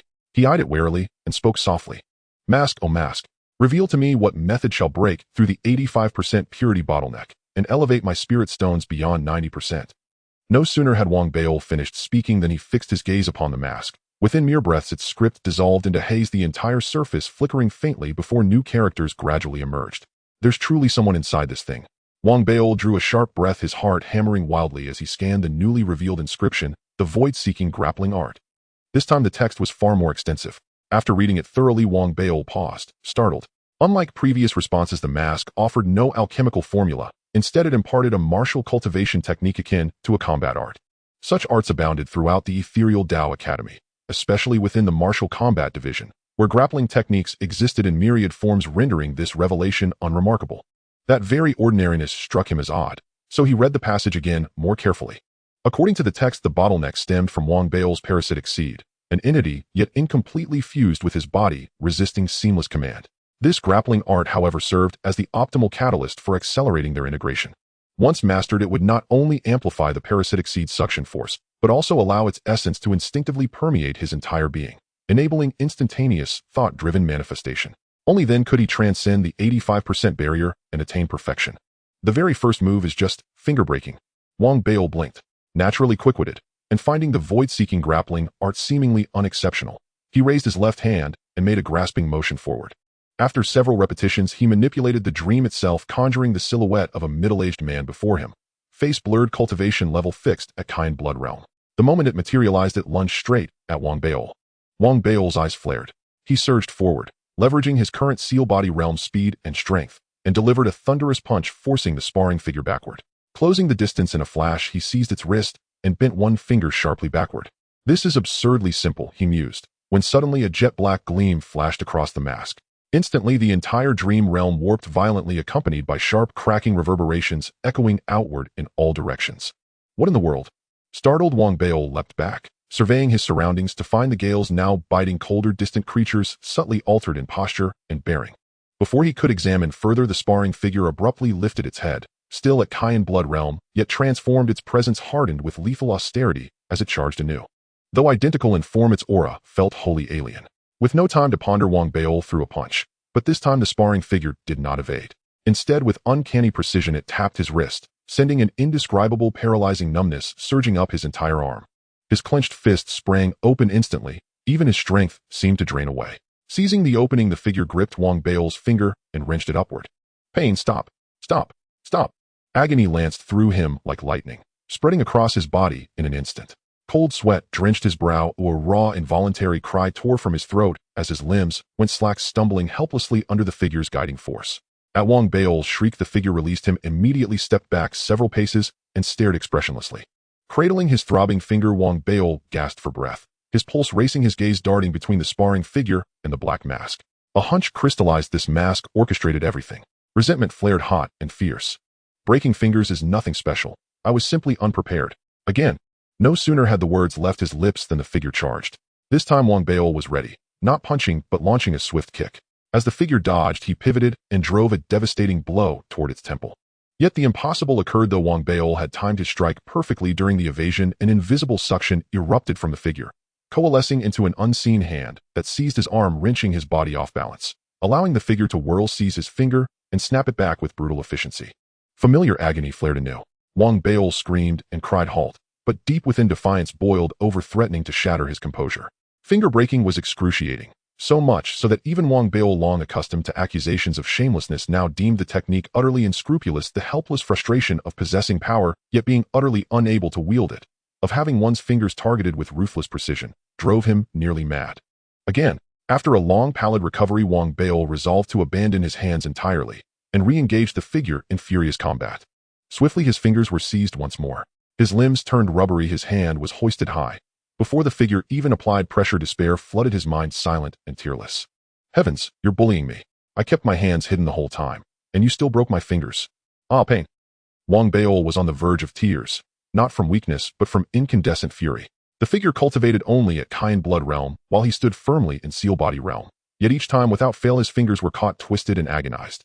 That humiliation, that impotence, that utter helplessness wove a knot of unbearable frustration deep within his chest. I refuse to accept this. Come. Gritting his teeth, Wang Bao lunged forward once more. Time flowed. Within the dream, his screams echoed incessantly, growing ever more desperate, until 24 hours later, he emerged utterly spent, collapsing inside his cave residence, staring woefully at his 10 trembling fingers. Heavens, this finger breaking is monstrous. And that suction, it's utterly inescapable. No, I must master it. This art is formidable. Wang Bao had already realized the moment the black mask flickered, the sparring figure had been fundamentally altered and was now executing the void-seeking grappling art. Only thus could the inexplicable suction be explained.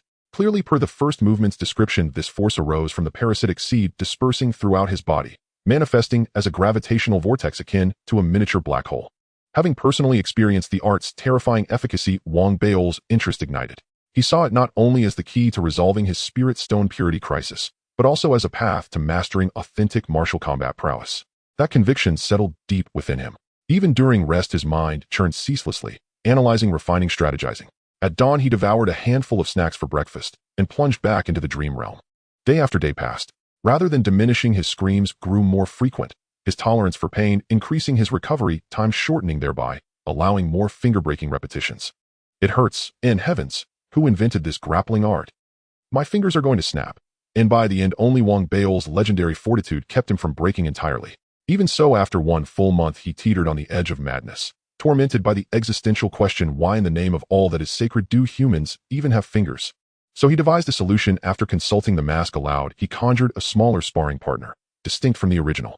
This miniature figure became his outlet. Each time his fingers were broken, he whirled in fury and redirected his rage upon the smaller figure, breaking its fingers in turn. Through this catharsis he endured. Yet after another month, Wang Baol grimaced in disappointment. The small sparring partner proved too feeble, too rigid, incapable of sustaining his escalating frenzy or honing real combat instincts.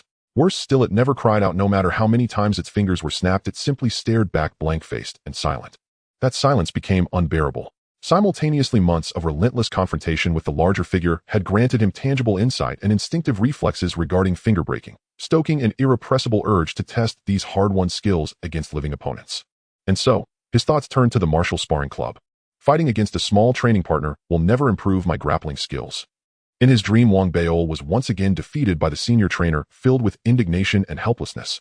After leaving the dream, he munched on snacks, contemplated for a moment, gritted his teeth, and walked out of his cave dwelling, leaving the Piaomiao Dao Academy for Piaomiao City.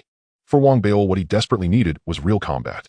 On one hand, he was driven mad by the senior trainer, and on the other, he had realized that although the Tai Su grappling technique was shameless, its practicality was exceptionally strong.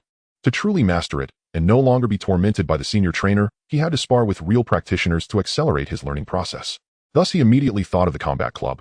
With this thought in mind, after entering Piaomiao City, Wang Baol headed straight for the combat club. However, on the way, he passed by a toy store, thought for a moment, went inside, and when he came out, his scholarly robe had changed, and he was now holding a little bunny mask. After all, I am a specially recruited student of the Dao Academy. It's better to keep a low profile. Wang Baol felt he had considered this thoroughly, and at this moment touched the mask in his arms, feeling even more satisfied. The mask made him feel endearing, and thinking about how it would look on his face, he suddenly felt that he exuded a charming, yet powerful aura, a striking presence indeed. Feeling pleased, Wang Baol walked towards the combat club with his hands behind his back. The combat club exists in all 17 major cities of the Federation, featuring vast spaces and numerous arenas that provide everyone with a platform for free fighting, remaining popular both in the past and after the Lingyuan era. Especially with the arrival of the Lingyuan era, the revival of ancient martial arts, and the commencement of public cultivation, this form of free fighting has become a trend in the Federation. Inside, there are also many powerful practitioners with various ancient martial arts techniques emerging one after another. No matter which main city or time, the place where the combat club is located is always one of the most bustling spots in the city. Piaomiao City is no exception. At this moment, when Wang Baol arrived in Piaomiao City, he saw a massive oval structure that looked like a gigantic fist from afar, resembling an ancient Roman amphitheater. Up close, with the sounds of cheers echoing through its open roof, spreading in all directions. Come on, let's fight again. Is there anyone to challenge me? Whoever wins can take away 10 spirit stones. Countless voices filled with fury and excitement spread incessantly, causing the crowd passing by outside the combat club to pause and glance, with some even eager to try their luck and enter the club. Feeling the uproar inside the club, Wang Baol felt his blood racing, unexplainably excited, and quickly hurried a few steps to enter the club. As soon as he stepped inside, he was immediately greeted by a cacophony of sounds. In front of him was an immense hall. This hall was so large that it seemed endless at first glance, with a gigantic crystal ball standing at what appeared to be the center of the hall, easily visible at a height of 100 feet. Surrounding the crystal ball were countless men and women dressed in various styles, some chatting with each other, while others appeared to be examining data near the crystal ball. In addition, the hall was filled with crowds. The sound of discussions and chatter made it feel less like a club and more like a market. Around this grand hall, Wang Baol noticed numerous doors, some closed, some open, and every open door would close after someone entered, clearly allowing only one person at a time. This place is enormous. Wang Baol took a deep breath. Even though he had prepared himself a bit beforehand, he was still shocked by the vastness of this place. After a while, he squeezed through the crowd and discovered that the combat club was divided into 3 levels. The first level is the hall, the second level is the actual club battlefield, while the third level is rarely open to the public, only open during major competitions. To reach the second floor, there are two methods. One is to directly go up to the second floor from the four large entrances, and the other is to rent an arena, allowing one to accept challenges from others or issue challenges themselves with the doors around the hall prepared for the latter. The former method is simple but lacks privacy, while the latter clearly prioritizes privacy and safety, though it comes at a higher cost. Regardless of which method is chosen, registration at the crystal ball in the center of the hall is required along with the payment of spirit stones. If it were someone else, they might choose the less expensive option, but for Wang Beol, who could treat an IOU as cash, these were trivial matters. Thus he walked towards the crystal ball. I am here to practice grappling. Spirit stones are just extra meat on me. With this thought, Wang Beol felt increasingly unique. After registering his identity next to the crystal ball and understanding the rules, he paid a sum of spirit stones and rented an arena. Looking around, Wang Beol found an open arena among many doors and directly stepped inside. As soon as he entered, his identity qualification obtained from the crystal ball was confirmed, and the arena door closed behind him with a gentle female voice echoing. Dear guest, welcome to the Free Fighting Club. Please remember to protect your privacy here. If necessary, please cover your face during battles. Whether you are going to fight or return, just call out your intentions at the designated spot. The voice explained the rules of the club and pointed out some important considerations. Quite user-friendly, not bad at all. Wang Beol was very satisfied with this design and walked forward. In front of him was a corridor illuminated by soft lights, creating a comfortable atmosphere. At the end of this corridor was a small room containing a small bed, a simple table, and a mirror. The main purpose of this place was to allow people to rest and change clothes, disguising their identities. Standing in the small room, Wang Beol adjusted his breathing, feeling as if he had become a general ready for battle, determination gleaming in his eyes. This will be my first battle in grappling. Wang Beol patted his belly, took out the little bunny mask from his robe, and slowly put it on his face. In that instant, his entire aura changed dramatically, though the cute bunny mask and his round physique seemed quite mismatched. But Wang Beol was very pleased with his appearance. After checking himself in the mirror, he walked straight to the center of the small room, looked up, and softly uttered two words. Battle. Almost the moment his words were spoken, the ceiling above him suddenly opened, and the platform beneath him rose, lifting him to the top, where he appeared on the second floor of the combat club. A wave of even more frenzied roars than on the first floor immediately surged from all around, revealing to Wang Beol a ring surrounded by transparent glass. This arena spanned 100 meters, allowing him to see through the glass the countless crowds outside and the identical arenas. This entire second floor was likely home to hundreds or even thousands of arenas with challenges and battles continuously taking place. The cheers of spectators and the roars of combat spread like heat waves, and most of the crowd here covered their faces, unwilling to reveal their identities. Wang Beol took a deep breath, looking around as his heartbeat quickened. This environment was both strange and exhilarating to him. He had already learned the rules next to the crystal ball and understood that after renting an arena here, he could set a number of spirit stones and wait for others to challenge him. If the challenger won, they would receive his spirit stones and could restrict the challenger's cultivation level. And once defeated, one would have to pay an equivalent amount of spirit stones. Similarly, one could also step out to challenge others, which is why this place was called the Free Fighting Club. However, death was not permitted here, and the focus was more on guests' privacy and freedom. If anyone violated the rules, the club would swiftly deal with the situation. Suppressing the excitement within him, Wang Beol quickly set the spirit stones for his arena. After thinking for a moment, in order to attract attention and increase his training opportunities, he decided to set it at 10 spirit stones, then sat down, eagerly waiting for challengers. However, after waiting for a while, although many passers-by glanced at him, no one dared to challenge. Wang Beol's appearance and the number of 10 spirit stones made many hesitant, finding it odd. After all, 10 spirit stones were quite a sum. How long do I have to wait? After a stick of incense, Wang Beol grew somewhat impatient. Looking around, he simply stepped out of the arena and joined the crowd, thinking that since no one came to challenge him, he would challenge others instead. I should start with something easy. Wang Beol weaved through the crowd, eyeing the glass arenas around him, and ultimately chose one that offered a reward of 1 spirit stone. Walking over. On this arena stood a burly man with an imposing physique, a typical Qi blood realm cultivator, his eyes shining with sharpness as he sat cross-legged, arrogantly gazing at the crowd outside the arena. Noticing Wang Beol's eager gaze, the big man sneered and beckoned with his finger. Rabbit, come let me practice with you. Wang Beol's eyes widened as he leaped into the arena. Although there was a crowd around, most were not particularly interested in this level of battle.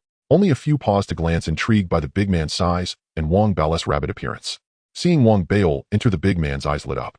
With a hearty laugh, his originally ordinary Qi blood cultivation instantly surged to the level of the body-sealing realm, and with a fierce grin, he charged at Wang Beol. The crowd outside the arena gasped in surprise, as the difference in the big man's cultivation was too great. I love to lower my cultivation to lure rabbits like you to come forward. Today I will thoroughly train you. The big man's laughter echoed as his Qi surged, closing the distance to Wang Beol. He raised his thick hand and aimed a direct slap at Wang Beol's face. Wang Beol instinctively raised his right hand. The devouring seed within him activated, and he immediately unleashed the grappling technique that had brought him immense pleasure lately. As the suction force radiated out, the big man's body seemed to be pulled, changing the direction of his hand and causing him to stagger back a few steps.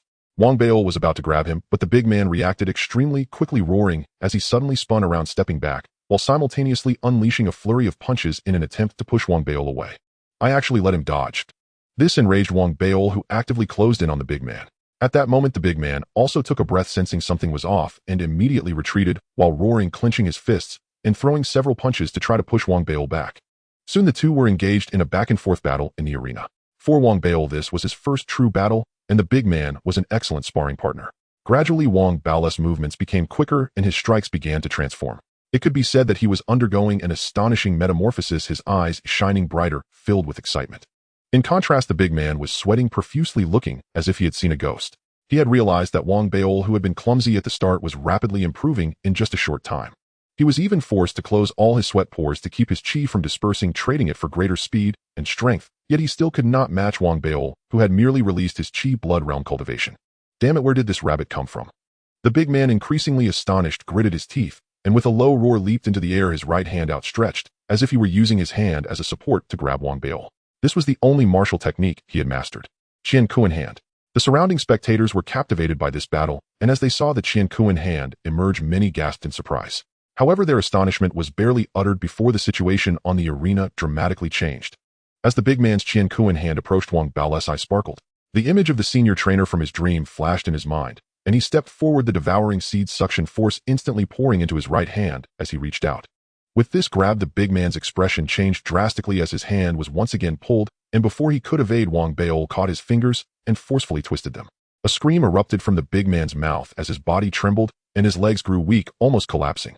He instinctively tried to pull away, but Wang Baol's hand was like a vice with a suction force that rendered his struggles futile. He felt as if 10,000 alpacas were galloping over his head, and his voice became distorted. It hurts, let go. Haha, do you concede? In that moment, Wang Baol was filled with exhilaration as he looked at the big man before him, reminiscent of his own difficult days. The comfort and invincibility of grappling made him instantly fall in love with this technique. The crowd outside the arena was dumbfounded, and after the big man's plea for mercy and concession, they collectively gasped, unable to hold back their astonishment. This is grappling. God, it can be done like this. So shameless. Amidst the crowd's jeers, the burly man whose fingers Wang Baol was twisting trembled violently, tears welling in his eyes. The excruciating pain pierced straight to his core, driving him to the brink of madness. That agony defied description, as if all strength had drained from his body, leaving only the searing, relentless torment in his fingers, wave upon wave like a rising tide, making his scalp shiver. He could only curse the very existence of fingers themselves. Though fury burned fiercely in his heart, he dared not show a trace of it, not even a flicker, and instinctively aligned his body with Wang Baol's motions, terrified that the slightest added pressure would snap his fingers clean in two. Yet deep within, resentment surged uncontrollably.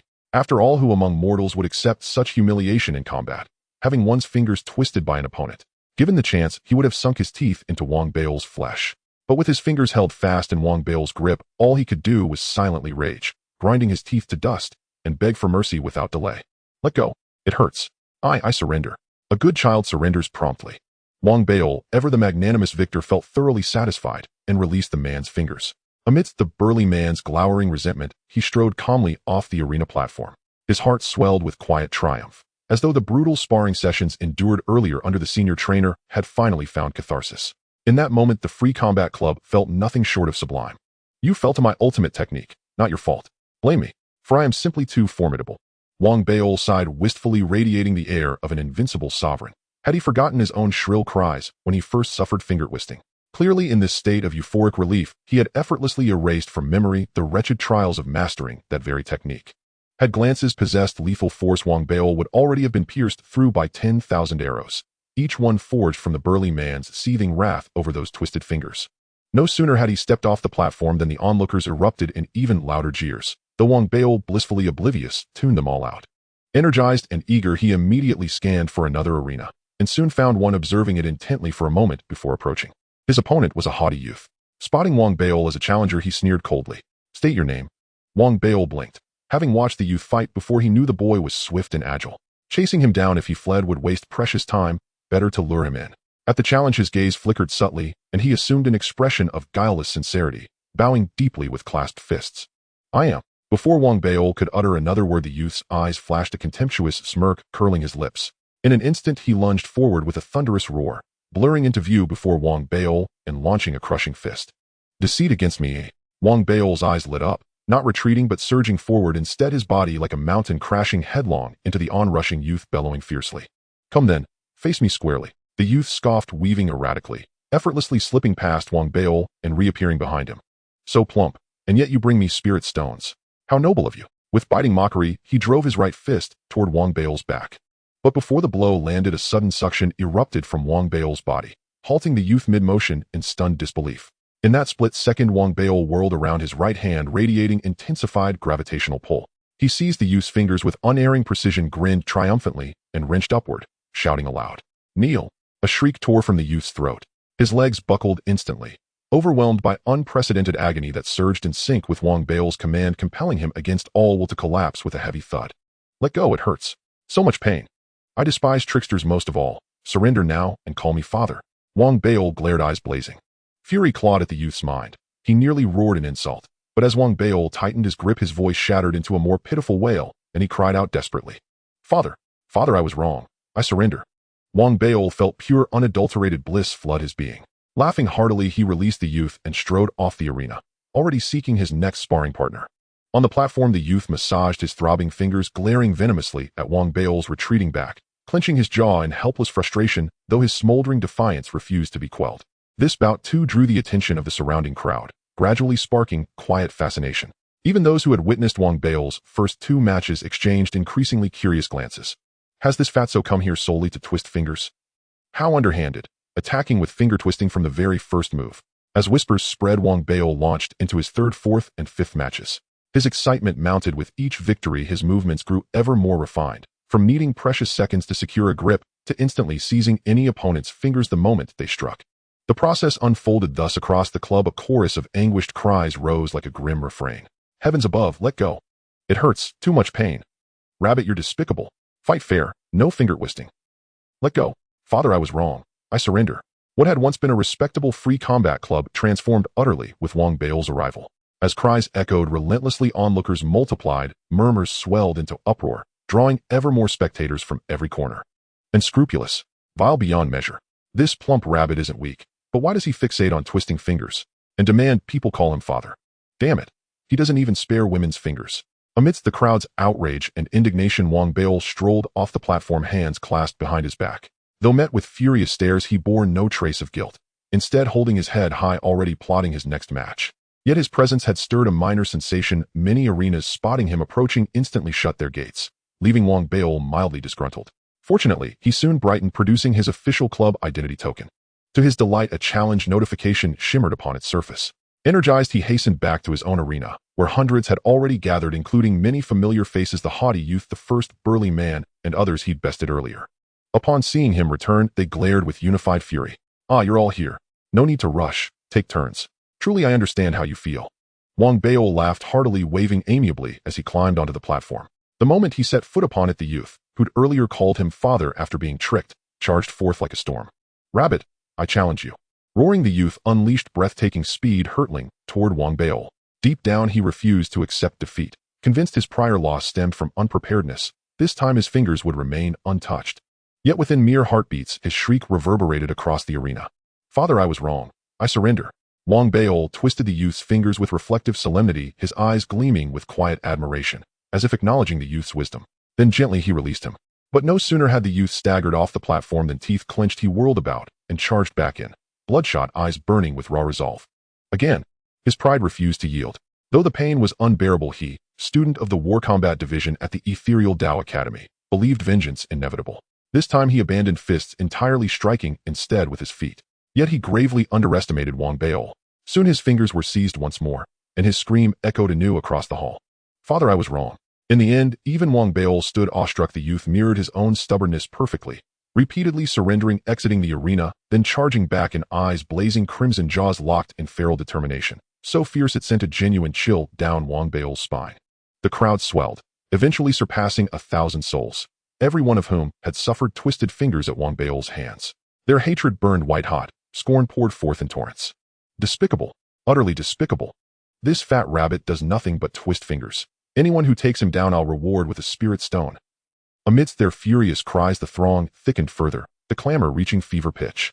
And the youth obligingly supplied a steady stream of father cries, until at last all 10 of his fingers turned deep purple, and he was carried away hollow-eyed and broken-spirited.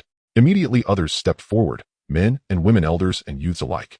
Long after, even a delicate young woman wearing a kitten-shaped mask had her fingers twisted and fled weeping. The crowd exploded. Unbearable. He twisted the fingers of my beloved cat deity. May he suffer 1,000 cuts. Who among you masters will strike down this fat rabbit? I too pledge a spirit stone. And if you unmask him, I'll add another spirit stone. Wang Beol stared at the frenzied mob outside and felt his pulse quicken. Hastily he slammed the arena gate shut.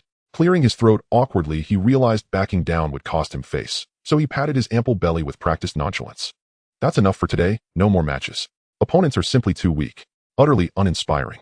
Shaking his head with theatrical sorrow, he ignored the deafening roars erupting around him and calmly declared return. As the platform descended, he vanished into the secluded chamber below, cutting off the cacophony entirely. This club truly is a treasure. Once safely inside the chamber, Wang Beol exhaled in relief, and excitement flared anew. With quiet glee, he tucked his mask into his robes and scurried down the corridor, emerging moments later onto the first floor. Hardly had he stepped outside than furious shouts erupted from the crowd. Who's the rabbit? Dare you step forth? Cursed fat rabbit, reveal yourself. Let us settle this here and now. The clamor was deafening. Crowds surged from the second-floor exit, eyes sharp and predatory as they scanned the surroundings for Wang Beol. This sight jolted Wang Beol with alarm. A single opponent posed no fear, but this mob. He blinked, thoughtfully reasoning that surrendering to overwhelming odds was no disgrace. Fortunately, the club teamed with all manner of physiques. His own stout frame blended unremarkably among them. Soon after, he slipped away and returned to the ethereal Tao Academy. Inside the club, the crowd's fruitless search for the plump rabbit left them seething with frustration and indignation. Gritting their teeth, they vowed retribution the next time he appeared. Yet few attended the club daily, and its sheer size, encompassing every martial enthusiast across the entire ethereal city, made consistent recognition nearly impossible. Though many had witnessed Wang Beol's prowess that day, by the third day, when he reappeared to fight, only a handful noticed him at first. Even those who did were too few to ignite widespread attention. So Wang Beol settled into an irregular rhythm of club visits. Each time he began unnoticed in his opening bout, only to escalate rapidly into a maelstrom of chaos that gripped the entire arena. After over a dozen appearances, even his deliberate modesty could no longer contain the legend. The tale of the plump rabbit, who cracked fingers, began to spread like wildfire. Have you heard? A plump rabbit has arrived at the club, one who lives only to snap fingers. They say this rabbit is fiendishly twisted. His gaze locks solely onto fingers during combat. I've even heard he harbors a perverse obsession. If denied fingers, he'll settle for toes. Rumors multiplied, whispers swirled, until his appearances became instant spectacles. By the final bout, Wang Beol found spectators watching every ground floor entrance awaiting his arrival. That alone would have been astonishing, but he soon learned of an organized rabbit eradication alliance. Stunned, he nevertheless concluded his trial. Hundreds of battles had honed his finger-cracking technique to flawless precision, and he resolved to retreat, ostensibly for discretion. These people lack reason. It's a freestyle martial arts club. Why such outrage? I'm not snapping fingers. I'm refining grappling techniques. Wang Beol fumed inwardly. In truth, for weeks, he'd entered dreams nightly to spar with the grand training partner, enduring brutal punishment before venturing to the club. This cycle served dual purposes. It vented his pressure while accelerating his mastery. From being effortlessly dismantled at first, vanquished in an instant, he now endured prolonged, grueling exchanges with the grand training partner. Such progress kindled hope within him.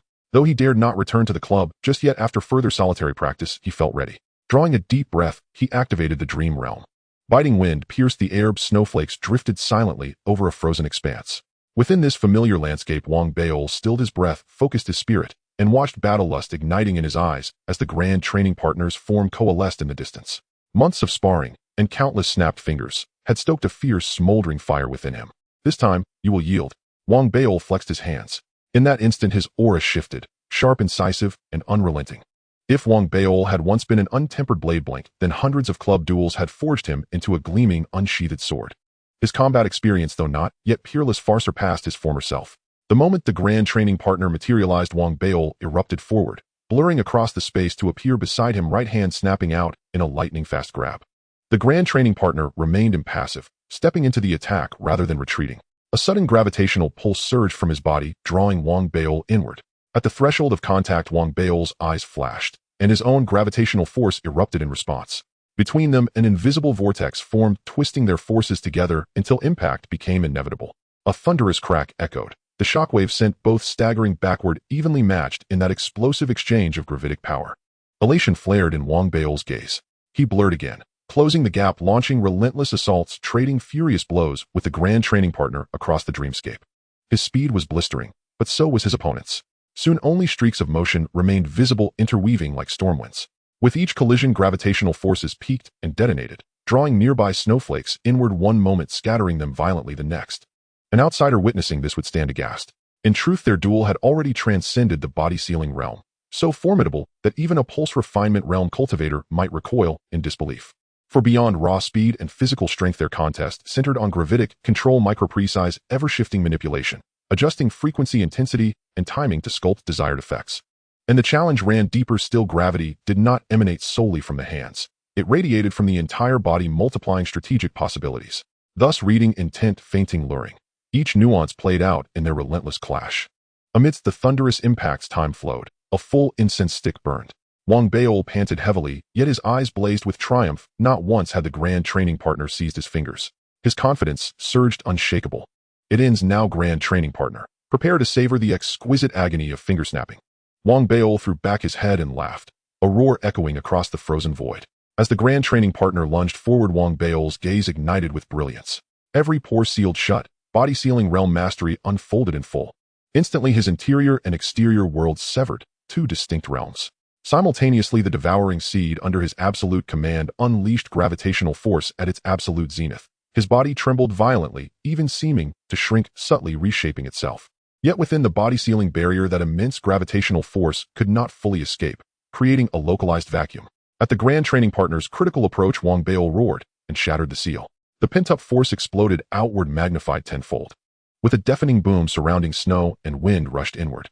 The grand training partner, unprepared for this gambit, staggered mid-advance, his balance disrupted. That single misstep granted Wang Bao his chance. Laughing wildly, he surged forward, materializing before his foe, right hand striking like lightning, seizing the grand training partner's fingers. With elation and fervor, he wrenched them upward, hard. Kneel, and call me father. The grand training partner convulsed, knees bending, yielding to the irresistible torque, when suddenly black light flared in his eyes, identical to the sheen of his obsidian mask. For the first time, a fleeting, enigmatic smile curved his lips, and his free hand shot up, slamming down with devastating precision onto Wang Bao's wrist. That single downward strike not only arrested his fall, but also reversed momentum, crushing pressure radiating from the wrist joint.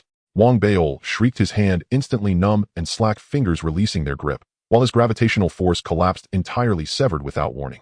That alone would have been grievous.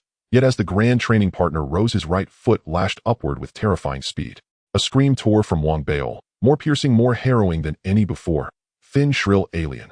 Beyond imagining for those who'd never suffered such agony. Wang Bao even fancied he heard a sickening crack. Then his mind went utterly blank, consumed by unprecedented pain. Powerless, he crumpled to the ground, writhing in helpless torment. Finally, steeped in profound disillusionment, he withdrew from the dream. Outside, he wrestled with two impulses: the searing memory of pain and the burning anticipation of mastering the grand technique. The latter prevailed. With a defiant bellow, he plunged back into the dream. And so from within that realm, agonized cries echoed intermittently, each time leaving Wang Bao convinced in his suffering that he had shattered completely. Half a month later, he was frayed, twitchy, bordering on obsession. Even walking through the ethereal Tao Academy, a casual glance from another student triggered an instinctive, mortified clutch at his groin. This humiliation, this fury refocused his resolve toward one destination: the freestyle martial arts club. I must train in real combat. Wang Bao had originally decided not to go to the free combat club. He felt it unwise to draw too much attention to himself. Yet circumstances left him no choice. His sparring partner, perhaps due to anatomical limitations, remained utterly unresponsive no matter how fiercely he kicked. This injustice drove him to near madness, so he redirected his focus back to the combat club. Don't provoke me. After enduring repeated groin kicks for over half a month, Wang Bao's temper blazed white-hot. Storming out of the Tao Academy with palpable fury, he strode into the club, completed registration in haste, and immediately entered a training hall. Soon as he appeared atop the second-floor arena wearing a rabbit-shaped mask, even after an absence of half a month, his presence instantly drew notice. Within moments, he was recognized and cheers erupted across the club's upper level. It's finger-snapping Fat Rabbit. Fat Rabbit is here. The shameless wretch has finally shown his face. Finger-snapping Fat Rabbit appears at the club. Chaos exploded. Spectators swiftly pulled out their spirit communication devices, broadcasting the news far and wide. In mere instants, the rumors surged through the city. reaching even those laboring across Piamiao City who suddenly received urgent alerts. For instance, within a sprawling estate nestled in Piamiao City's affluent district, where private manors were rare privileges reserved only for the elite, a pair of stunning sisters were engaged in martial sparring. The younger sister appeared 16 or 17, her ancient martial cultivation at the sealing body realm. Dressed in loose training attire, her ponytail swayed with each motion, her delicate pink skin glistened with sweat. Her elder sister, perhaps 20, possessed even more arresting beauty. Her figure clad in form-fitting fiery apparel, her eyes bright and teeth luminous, her cultivation surpassing sealing body to reach the early stage of vessel replenishment. Sister, you're finally back? You have no idea how disgraceful that despicable fat rabbit is. He must be expelled from our club. It's an utter embarrassment. Panting heavily, the younger sister clenched her teeth as she spoke. Wang Beol likely no longer remembered her, but she, one of the hundreds who'd once challenged him wearing a kitten mask, remembered him with unnerving clarity. As the elder sister smiled, gently preparing to soothe her, the younger sister's spirit communication ring suddenly vibrated. She paused mid-step, activated it, and her eyes widened in shock. Sister, Fat Rabbit has reappeared. Use your authority to teach him a lesson. Meanwhile, deep within the lower academy island of Piamiao Dao Academy, inside a martial training chamber of the War Combat Department, a youth, fierce and unrelenting, pounded a custom-made wooden dummy. Its plump figure wore an identical rabbit mask to Wang Beol's. Dare you make me call you father? I'll beat you to death. Mid-swing, he abruptly halted, glanced down at his spirit communication ring, and his eyes flared with sudden brilliance. He threw back his head and laughed aloud. Fat Rabbit, this time you'll call me father. Scenes like this unfolded across Piamiao City. Countless figures surged toward the club from every quarter, while inside clamor and speculation swelled uncontrollably. Crowds thickened around Wang Beol's arena. Even fighters on other platforms abandoned their matches to rush over. In the past half hour alone, over a dozen challengers had cried out father in agony after Wang Beol snapped their fingers. Yet he felt frustrated. His opponents were simply too weak. A single finger snap sufficed to subdue them instantly, rendering his infamous groin kick technique entirely unnecessary and thus still untested. Forcing its use would serve no practical purpose in training, leaving him irked. Now surveying the throng around him, he puffed out his belly with haughty confidence and spoke coolly. Any truly formidable challengers? These are pathetically weak. His words ignited fresh outrage. Already resentful of his perceived shamelessness, the crowd now bristled at his mockery, erupting into furious jeers. Fat Rabbit, dare you fight without snapping fingers? Exactly. Show us your fists, not your tricks. Hearing their shouts, Wang Beol glared sharply. All you do is shout, then stand there trembling. If you're so capable, step forward yourself. His retort struck like water poured into scalding oil, igniting a deafening wave of roars that reverberated across the hall. Even club staff rushed in, swiftly forming a perimeter, fearing an imminent riot. Wang Beol flinched slightly, but seeing the staff arrive, he relaxed. He stood his ground, continuing his provocations. The staff exchanged wry, sweat-beaded smiles. Such pandemonium was exceedingly rare here, and few possessed the uncanny ability to incite such unified fury. Wang Beol paid them no mind. Instead, he raised the entry fee for challengers to 20 spirit stones, a sum instantly deterring most weaker contenders, causing many to hesitate before stepping up. Just as Wang Beol grew impatient, wondering whether to lower the fee, a voice suddenly rang out from beyond the arena. Fat Rabbit, your little father has arrived to challenge you. As the voice echoed, all eyes turned, Wang Beol included. He spotted a familiar youth striding forward, radiating arrogance and self-assurance. Clad in stark white combat garb, the youth openly projected the aura of a sealing body realm cultivator at peak refinement. But what truly set him apart were his accessories, two specially forged gauntlets. Tightly fitted over his fists, the gauntlets fully encased his fingers, making them utterly inaccessible for snapping. Wearing them, the youth swaggered forward amid roaring cheers and rising excitement. It's Lu Zihao from the War Combat Department of Piamiao Dao Academy. He's had his fingers snapped by Fat Rabbit countless times. Now he's come prepared with gauntlets. Brilliant. Huh. Clever minds abound. Those gauntlets render Fat Rabbit's finger snapping useless. Amid the crowd's fervor, Wang Beol deliberately scrutinized the youth's custom gauntlets, cleared his throat, and stepped backward, feigning solemn apprehension. Seeing Wang Beol's act, the youth grew even more exhilarated and leapt onto the arena with a flourish. Fat Rabbit, you rely solely on finger snapping. This time your defeat is inevitable. He laughed heartily, but did not underestimate his foe. The moment he landed, he unleashed astonishing speed, hurtling toward Wang Beol like a stormwind. He had rehearsed this exact assault countless times in his academy training chamber, confident he could soon demonstrate the devastating power of his self-crafted Tempest Fist technique. Truly a war combat student, such overwhelming presence marks him as peerless among sealing body cultivators. This bout promises spectacle. The Fat Rabbit is doomed. As the crowd leaned in breathless with anticipation, suddenly the tide turned. Wang Beol retreated several steps. Then as the youth closed and lunged forward, instead raising his right hand, not to snap fingers, but to press sharply upon the youth's wrist. His palm emitted a subtle suction force, swift, precise, inescapable. The youth failed to evade. Wang Bao's touch locked onto his wrist, then twisted downward with brutal, hyperacute leverage. Agony, no less searing than a snapped finger, flashed through the youth's entire body. Gritting his teeth against the cry, he prepared to counter, only to find his limbs sluggish as if sinking into thick mud. Around Wang Bao, an invisible domain of controlled suction had formed, slowing all motion within its radius. That slowness lasted but a heartbeat.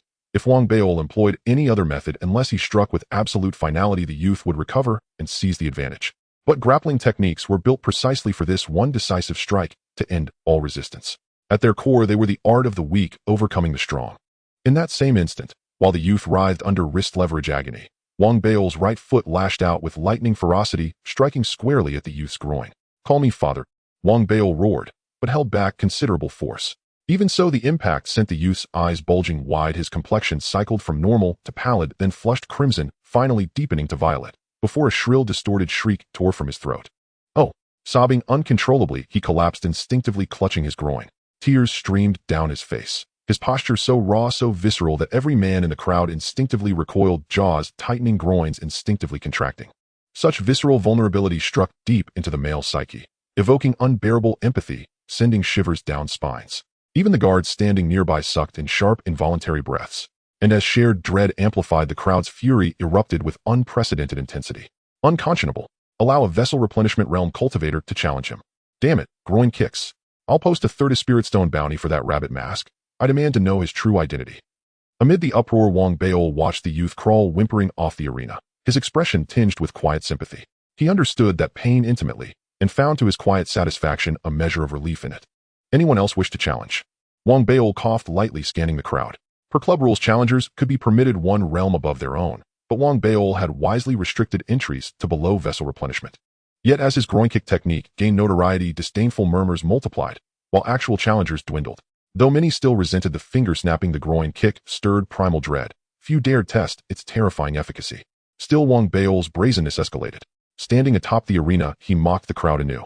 "A club this vast, and yet no one dares face me. Utterly disappointing." Gradually, pride and defiance overcame fear. Some finally stepped forward. Over the next hours, agonized cries filled the air repeatedly, and Wang Bao's groin kick mastery sharpened with relentless, brutal repetition. Meanwhile, tension on the second floor reached explosive heights, forcing the club to deploy additional security and concentrate surveillance feeds upon the arena, as if confronting a battlefield threat. Even on the third floor, in the club's security command room, staff stood on high alert, monitoring the situation intently, deeply concerned about losing control of the second floor chaos. That accursed fat rabbit. If protocol allowed, I'd personally tear off that mask and see who the wretch really is. Several vessel replenishment realm experts in the security room ground their teeth in frustration. The second floor of the entire martial arts club was now a roaring sea of voices, waves of furious, frustrated shouts erupting continuously, interspersed with sneering jeers rising and falling like tides. "Shameless fat rabbit. You only dare bully us seal body cultivators. Dare you open the arena to supplement meridian cultivators? And exactly. What's so impressive about bullying seal body cultivators? I refuse to accept it. Especially those who had suffered groin strikes, whether they themselves or their relatives and friends," shouted the loudest. Upon hearing these words, Wang Bao felt equally indignant. "I am a seal body cultivator. What do you mean by bullying seal body? Stop shouting and come up here to fight." Perhaps Wang Bao's groin strikes were simply too visceral. Few dared challenge him anymore. Yet his skill in arm wrestling and his uncanny ability to deliver lightning-fast, unpredictable kicks had rapidly matured through relentless practice. He himself hadn't even noticed that he possessed an innate talent for such combat. Soon he began inventing his own techniques, devising ever more inventive ways to strike the groin, sometimes hidden, sometimes sweeping sideways, sometimes rising from below, and once astonishingly hooking backward from behind.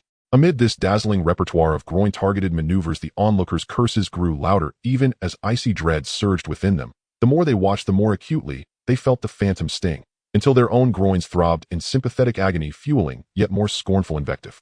Had this been anyone else, someone with thinner skin, they would have long since been drowned out. But Wang Bao's face was famously impervious, and he wore a mask besides. All this allowed him to move with effortless confidence, as if finally liberated into his true self. Even his skill at delivering barbed taunts had grown markedly refined. "Anyone else wish to challenge me? And you shouted quite loudly just now, didn't you? You said I shouldn't break fingers. Fine, I promise not to break any fingers this time."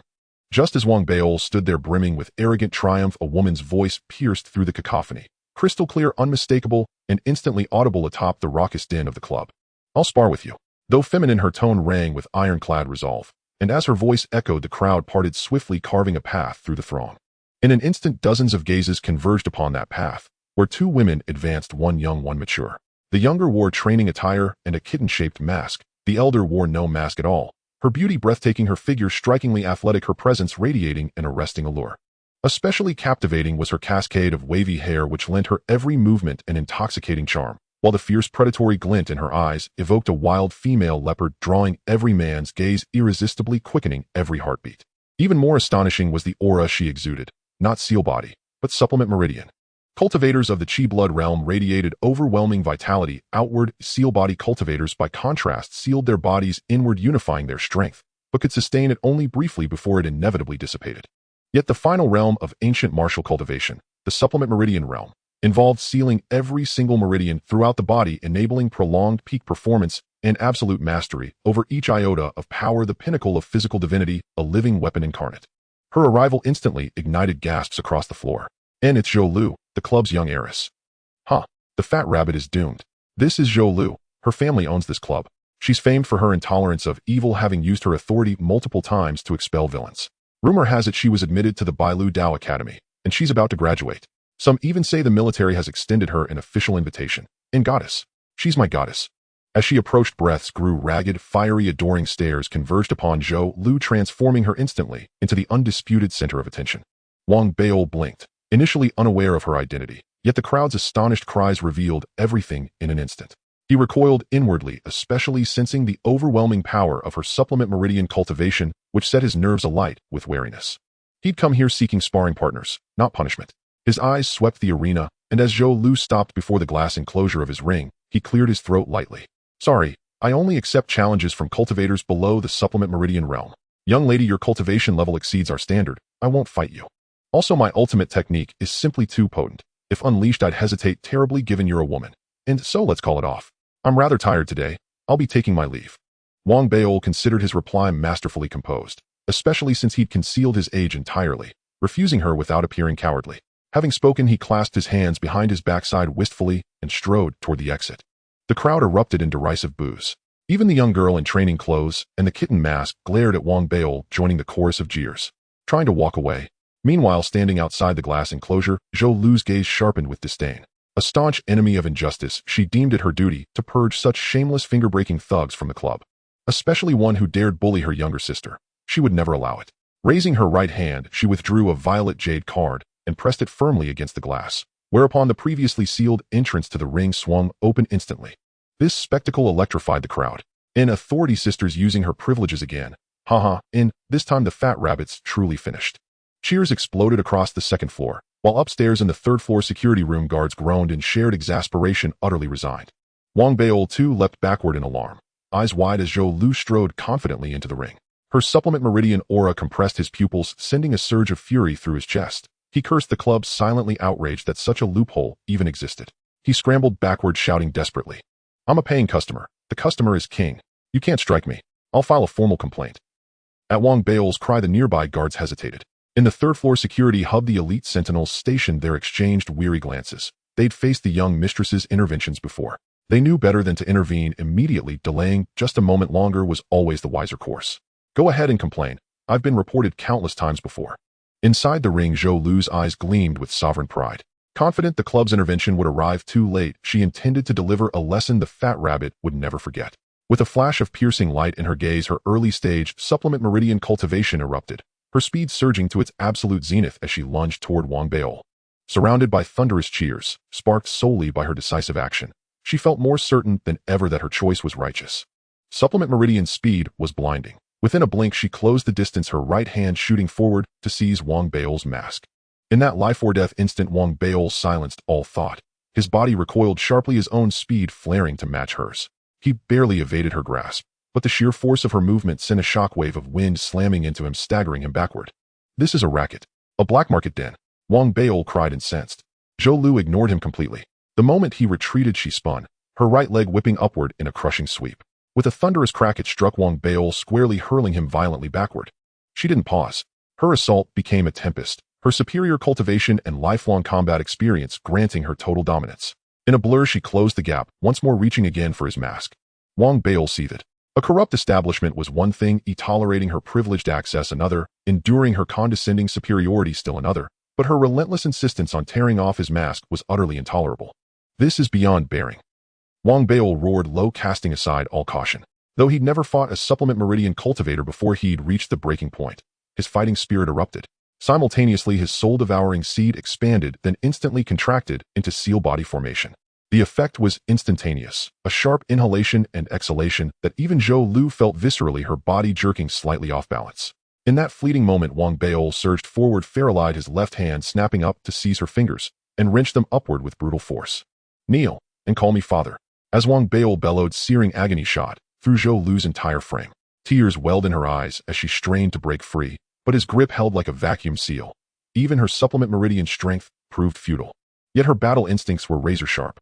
Gritting her teeth against the pain, she twisted her torso, unable to escape his hold, but pivoting her other hand into a devastating haymaker aimed straight at his temple. Wang Beil's eyes burned with ferocity. He didn't dodge, merely shifted his hips, his right hand flashing upward to clamp down hard on her wrist. With a sickening crack, he forced it downward.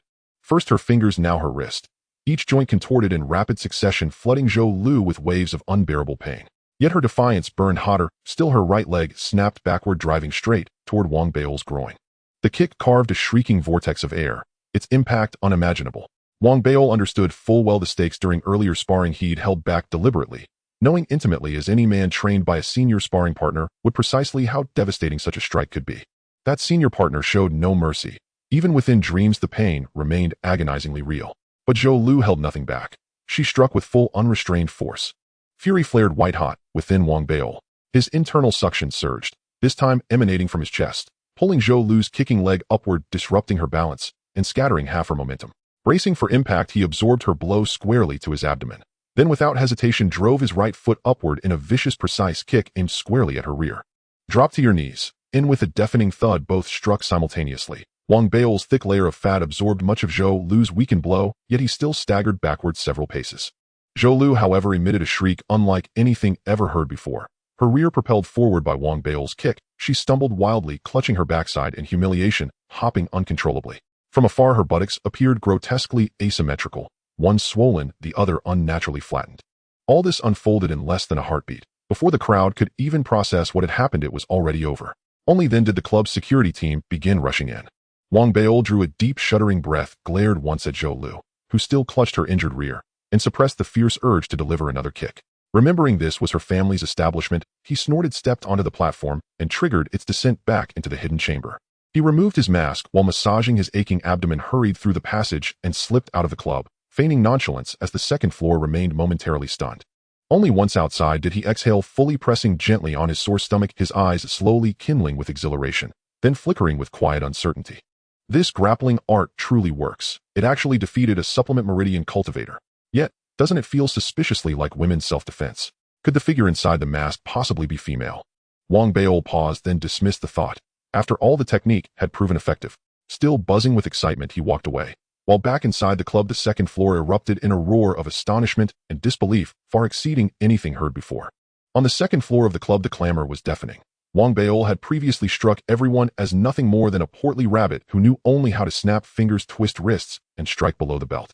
Every one of his combat techniques sent chills down spines while simultaneously igniting resentment, especially that low blow which made onlookers' scalps prickle and stirred both visceral empathy and profound disdain.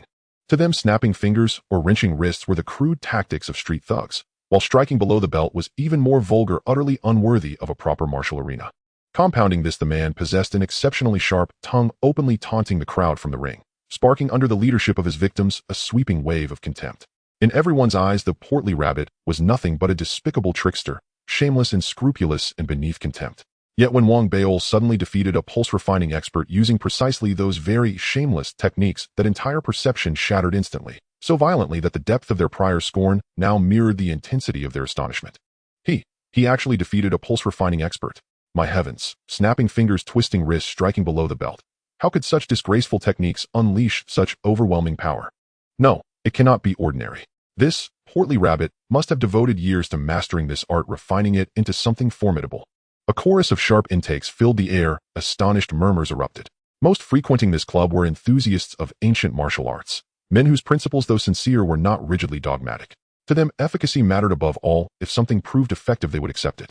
Though Wang Bao's methods seemed unscrupulous, his recent victory had irrefutably demonstrated their lethal efficacy, prompting many on the second floor to draw breath and feel their hearts stir with intrigue.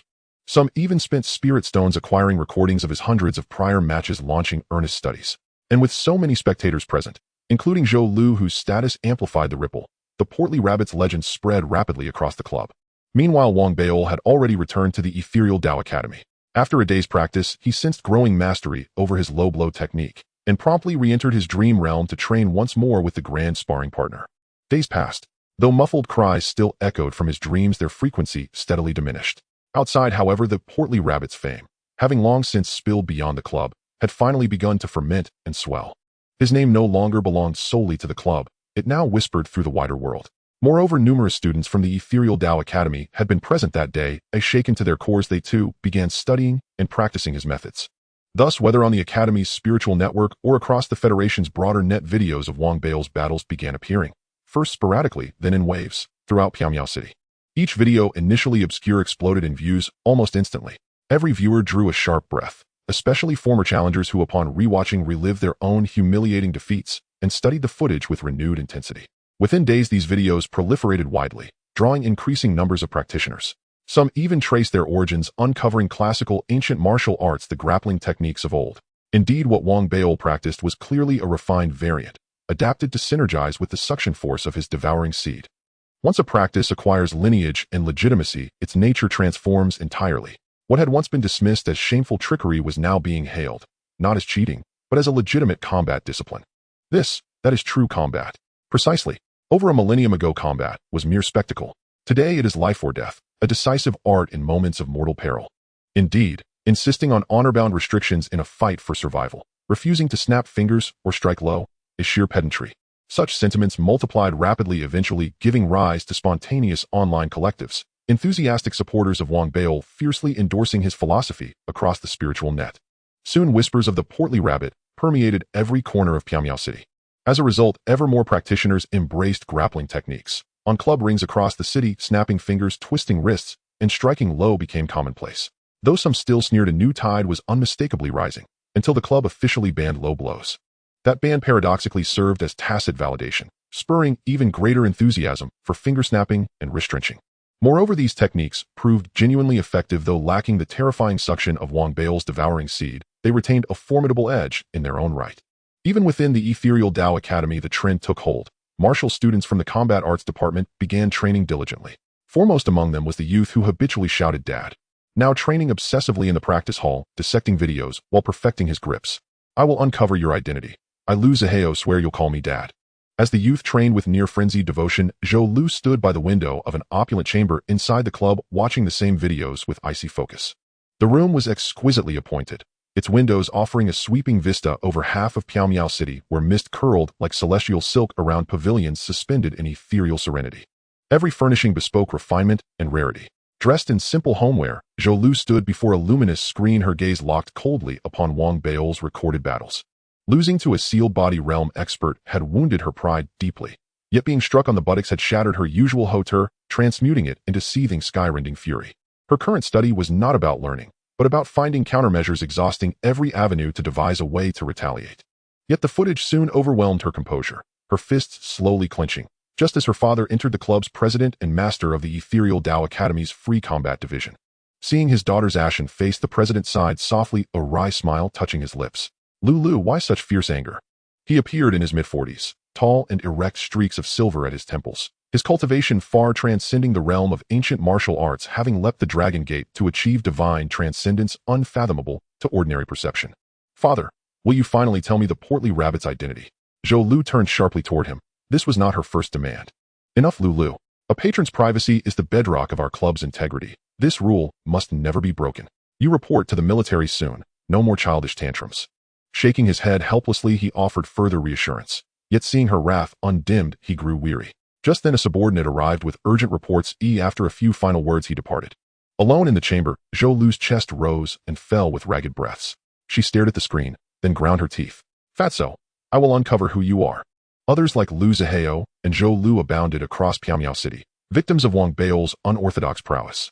Their fervent vows, though falling short of true curses, nonetheless triggered a string of inexplicable sneezes for Wang Bao during those weeks. Someone's thinking of me again. At that moment in his academy cave residence, Wang Bao sneezed mid-snack and hastily gulped down icy spirit water to soothe the tickle. Munching thoughtfully, he muttered to himself, I've grown too famous lately. I must stay low-key. After all, I'm destined to become president of the Federation.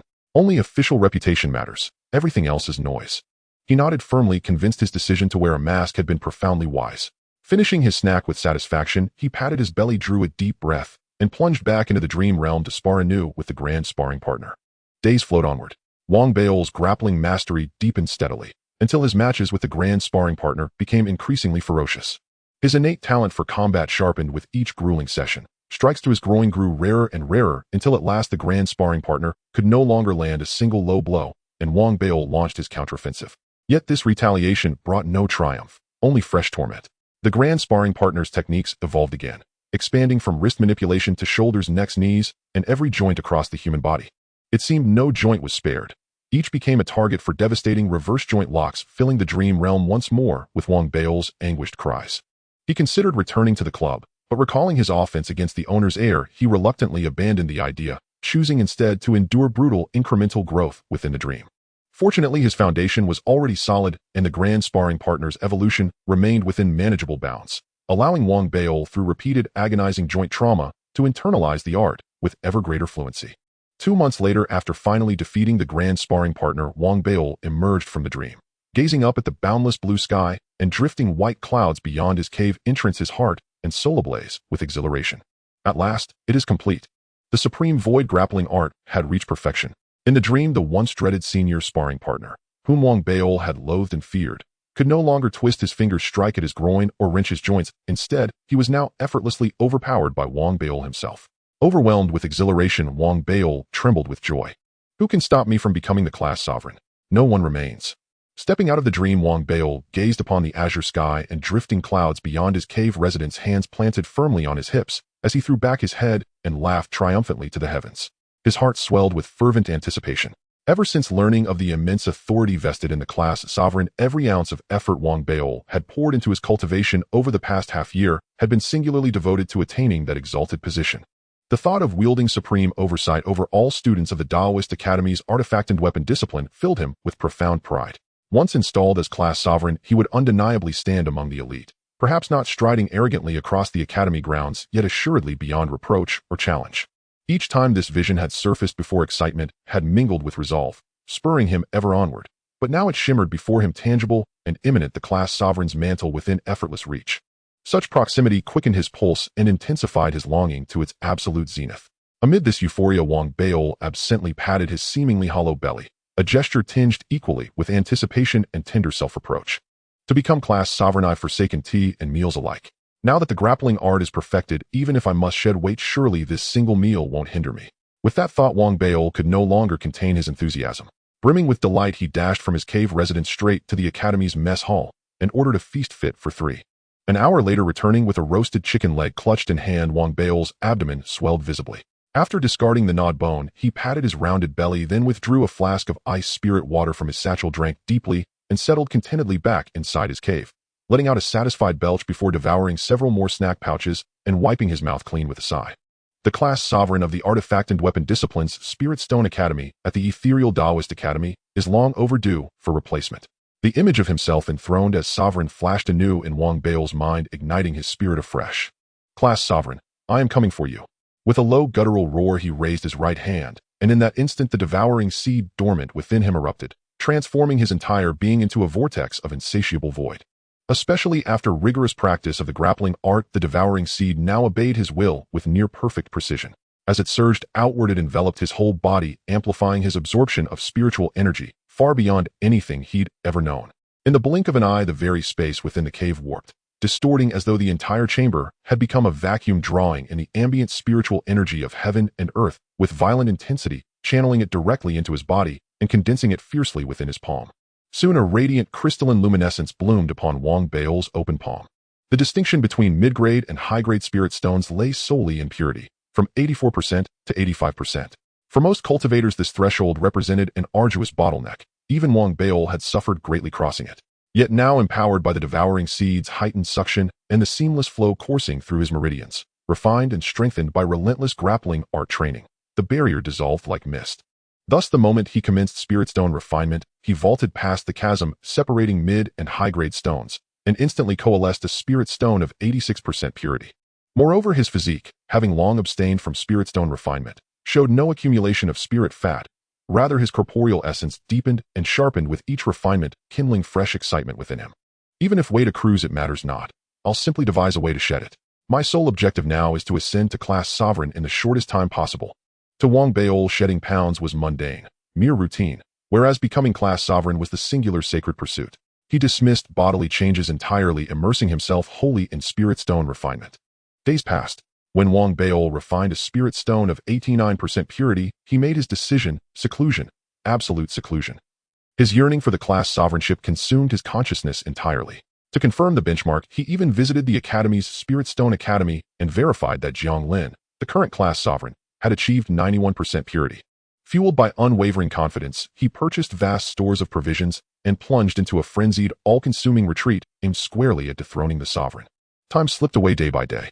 Wang Baol's spirit stone refinement deepened into transcendent absorption, until 1 week later his purity shattered the 89% threshold and soared to precisely 90%.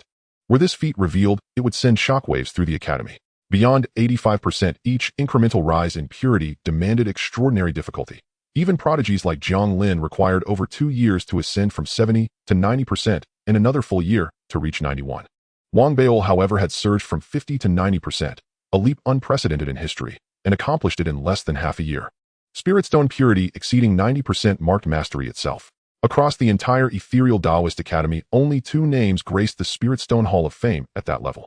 One stood at 91%, the other exactly 90. Though their rankings appeared close, the gulf between them was nothing short of cosmic. For while the ascent from 85 to 90% proved grueling, every fraction beyond 90 became a chasm, a celestial precipice. Thus, throughout the Academy's annals, the swiftest ascent to class sovereign had taken nearly 2 years, even for those blessed with peerless talent. A first-year student claiming sovereignty, perhaps feasible in other disciplines, but never not once in the artifact and weapon discipline.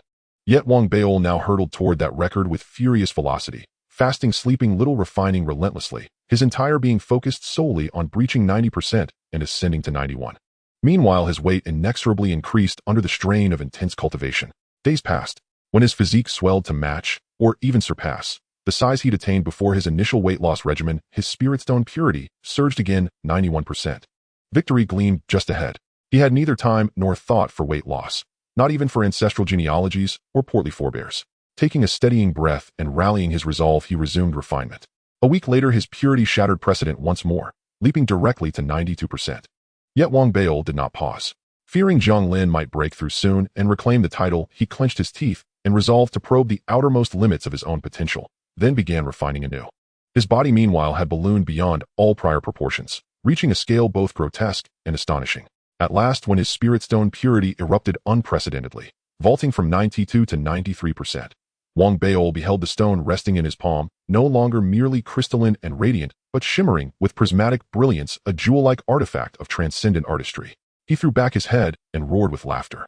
So this is the legendary 7-colored spirit stone. The 7-colored spirit stone, the pinnacle of spirit stone refinement, was a concept Wang Baol had first encountered in class, then confirmed through meticulous research. I am the class sovereign. In ecstatic frenzy, Wang Baol surged to his feet, determined to rush to the Academy's ranking hall, activate the sovereign trial, and seal his ascension through official inscription upon the hall's ledger. But as he rose, stunned silence seized him.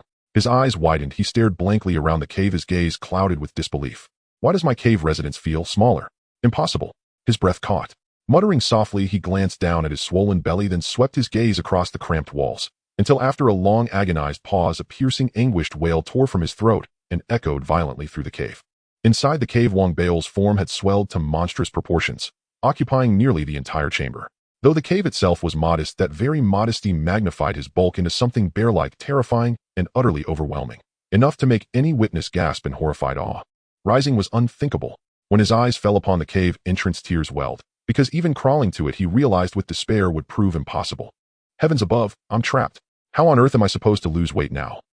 Wang Beol cried out to the heavens in mute desperation, teetering on the edge of madness. His mind raced. He was the sovereign mere steps from apotheosis, yet imprisoned by his own flesh. Trapped, he could not reach the magma chamber to resume his weight loss regimen. Thus an inescapable loop tightened around him, leaving him stunned and frantic. After hours of futile deliberation, Wang Beol sorrowfully retrieved his communication ring and, with great reluctance, sent a plea for help to Lu Daobin. Upon hearing the news, Lu Daobin arrived in a flash and froze breathless at the sight within the cave. By the heavens, Wang Beol, how in the world did you do this? Wang Beol stood paralyzed in grief and humiliation. Lu Daobin, witnessing his plight, scrambled desperately to devise solutions. None worked. He summoned others. Xiao Bai, Tu Zhou Xiaoyao arrived, then Du Min, and even Chen Ziheng joined them. Unbelievable. Chen Ziheng whispered, eyes wide and voice hushed. Du Min, meanwhile, cast a disdainful sidelong glance at Wang Beol. Fatso, just how much did you eat? Xiao Bai, Tu Zhou Xiaoyao looked on with urgent concern. Wang Beol, gazing out at the crowd gathered beyond his cave mouth, brimmed with raw primal instinct for survival, and spoke urgently. We're all hometown fellows. You must save me. Yet even Lu Daobin and the others stood helpless. Exhausting every option, they finally turned to Xiao Bai Tu, who recalled an upperclassman named Xia Haiyang, and brought him forth. Xia Haiyang was a legend across the academy, reputed to solve any problem, be it the dean himself or the lowliest novice. Xiao Bai Tu had met him once during a spirit pill transaction. Soon along the path outside Wang Beol's cave strode a young man of average height, short-haired, slicked with pomade, his scalp gleaming like a beacon beneath the sun, radiating absurd, almost theatrical brilliance. Upon reaching the cave entrance and laying eyes upon Wang Beol, Xia Haiyang's already sharp gaze flared with sudden incandescent insight. Classmate, I am Xia Haiyang. You summoned me. Rest assured your worries end here. I have a particular fondness for students of the artifact and weapon discipline. Name your price, and nothing lies beyond my reach. Not even a ritual artifact forged personally by the dean or a nose tobacco pipe identical to the discipline heads crafted from mythic black iron silver sand. Your predicament? Child's play. It's simple. You wish to exit. I'll dismantle your cave residence entirely. Then you'll step right out.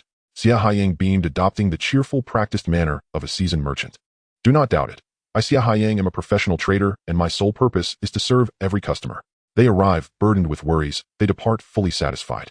You may inquire about my reputation anywhere in the ethereal Dao Academy, whether lower or upper academy. My name alone stands as a mark of excellence. As Xia Haiyang spoke, he raised a hand to smooth his hair, gelled into gleaming perfection under the sun, his eyes sharp with shrewdness, his face radiant with practiced warmth, standing before Wang Beol's cave residence. Especially striking was his unshakable confidence, so bold as to propose dismantling a cave residence after invoking the dean and department head. Such audacity was unheard of among ordinary disciples, for every cave residence was protected by academy-wide formation arrays painstakingly inscribed and nearly impervious to unraveling. Moreover, each mountain stone belonged collectively to its department. Disciples held only the right to reside, not to alter or dismantle. Yet, Xia Haiyang spoke of demolishing a cave residence as though it were a trivial matter. At Xia Haiyang's words, Lu Daobin and the others drew sharp breaths. The sheer magnitude of his claim left them stunned. The concept of a Dao artifact personally forged by the dean was staggering enough. Even more astonishing was the snuff bottle crafted by the department head from dark iron silver sand, a rare alloy of 90% purity, immensely valuable. Rumors about that snuff bottle had long circulated across the spirit net, yet Wang Beol, having devoted himself almost exclusively to cultivating the void-devouring chi absorption art since entering the academy, knew little of it. Hearing this, and seeing Lu Daobin's astonishment, Wang Beol twisted his body with difficulty and laboriously accessed the spirit net to research both the conditions required for a dean-forged artifact and the true worth of the dark iron silver sand snuff bottle. The moment he saw the figures, his eyes widened. His previously despairing heart surged with sudden hope, and he shifted his gaze eagerly toward the entrance of his cave residence. You can dismantle the cave residence. Hearing the disbelief in Wang Beol's voice, Xia Haiyang remained unruffled, continuing to stroke his hair with a faint, confident smile. What others cannot accomplish may well be impossible. But remember this, within the ethereal Dao Academy, if Xia Haiyang declares something unachievable, then truly no one can achieve it. Still, dismantling a cave residence is no small undertaking. It requires time and at least 10,000 spirit stones. I am not exploiting your plight. These stones are well spent. First, I must hire specialists to neutralize the formation array. Second, negotiate with the department head of the Divine Arms Division. And third, arrange fair compensation. All told, it will take no less than 3 months. Xia Haiyang held up 3 fingers, speaking with solemn precision. How expensive? Du Min, Lu Daobin, and the others instinctively inhaled sharply. The sum of 10,000 spirit stones represented no trifling fortune anywhere in the realm. Yet for Wang Beol, spirit stones were the least of his concerns. What consumed him was the urgent need to lose weight, and upon hearing 3 months, he nearly lost his composure. 3 months is far too long. As Wang Baol cried out in distress, Xia Haiyang bent low, peering into the cave residence to gauge just how corpulent Wang Baol had become, then clicked his tongue thoughtfully. Brother, you've truly broadened my horizons. I've seen disciples grow plump, but never one who gorged himself into such extraordinary proportions, then found himself trapped inside his own cave residence. In all my years, this is my first encounter. Wang Baol bristled instantly at Xia Haiyang's words. If the man could deliver, fine. But if he merely mocked while failing to act, Wang Baol resolved that once he became student chief, he would teach Xia Haiyang the bitter cost of careless speech. In truth, there's no need to dismantle the cave residence at all. I am a traitor. I won't make you pay more when a simpler solution exists. The most straightforward path. Simply lose weight, and you'll walk right out. Sensing Wang Baol's irritation, Xia Haiyang smiled gently. This method saves both time and coin. Only 500 spirit stones. What say you? You have a weight loss method. Wang Baol's eyes blazed with sudden intensity. 500 spirit stones. He'd pay 10 times that, if only it worked. Classmate, let me remind you, never doubt my capability. With sufficient funds, nothing lies beyond my reach. Should you fail to shed weight, I shall refund you double. Xia Haiyang spoke calmly, yet his tone brimmed with quiet arrogance. Wang Baol, decisive by nature, agreed immediately, but insisted on losing weight first, payment later. Xia Haiyang consented readily, confident that no one within the academy would dare renege on a transaction with him. With evident satisfaction, he concluded their arrangement and turned to leave. Lu Daobin and the others, sensing resolution at hand, exchanged bemused glances at Wang Baol's cave residence. Then, knowing his current frustration, courteously took their leave. Xiao Baitu had intended to stay, but Du Min gently pulled her away. Before departing, she offered soft, tender words of comfort, deeply moving Wang Baol.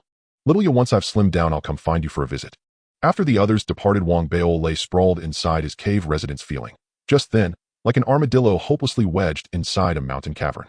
A wave of sorrow washed over him. Reflexively, he reached for snacks, only to realize he couldn't even touch them.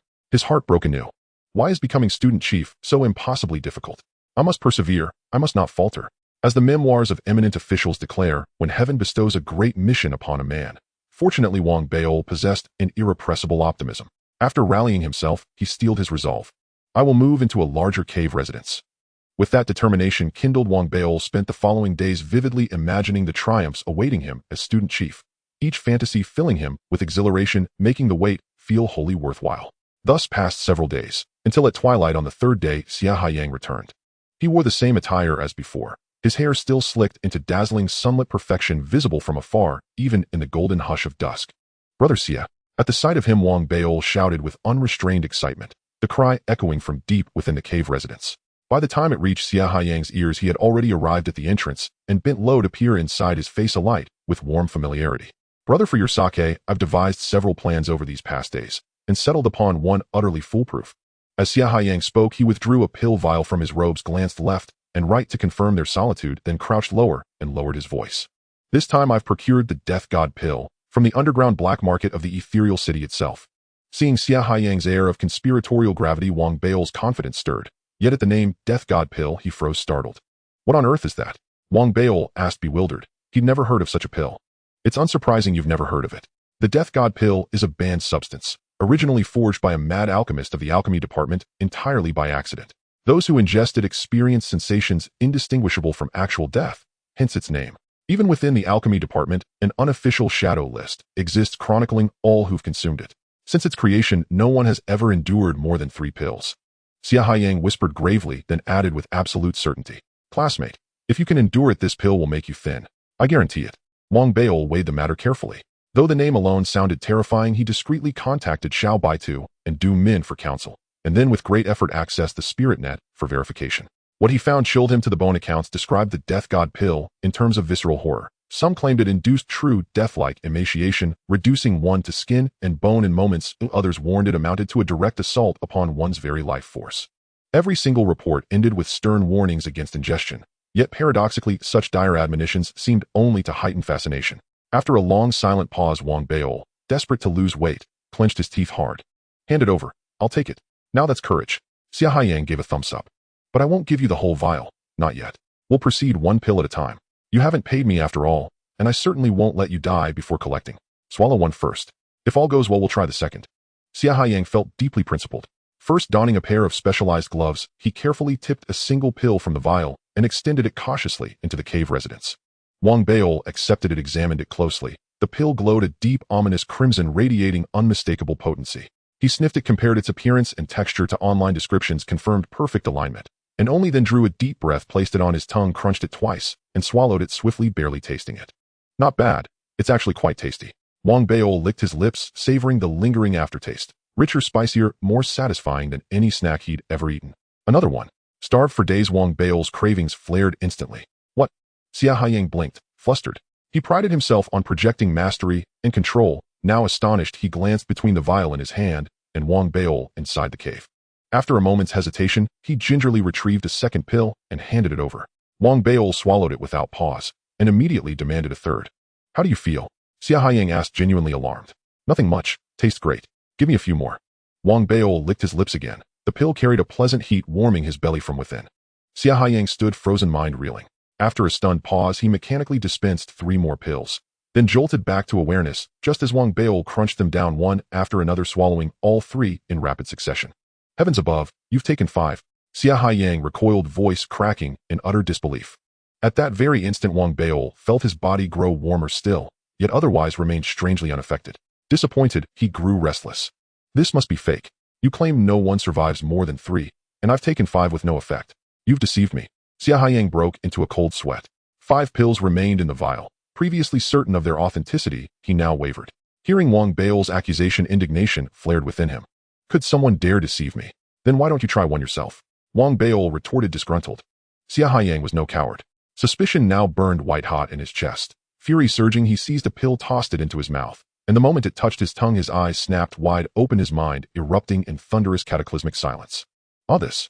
Xia Haiyang opened his mouth as if he wanted to say something, but he couldn't utter a complete sentence. In that instant, his face turned crimson, and even the blood vessels in his eyes appeared.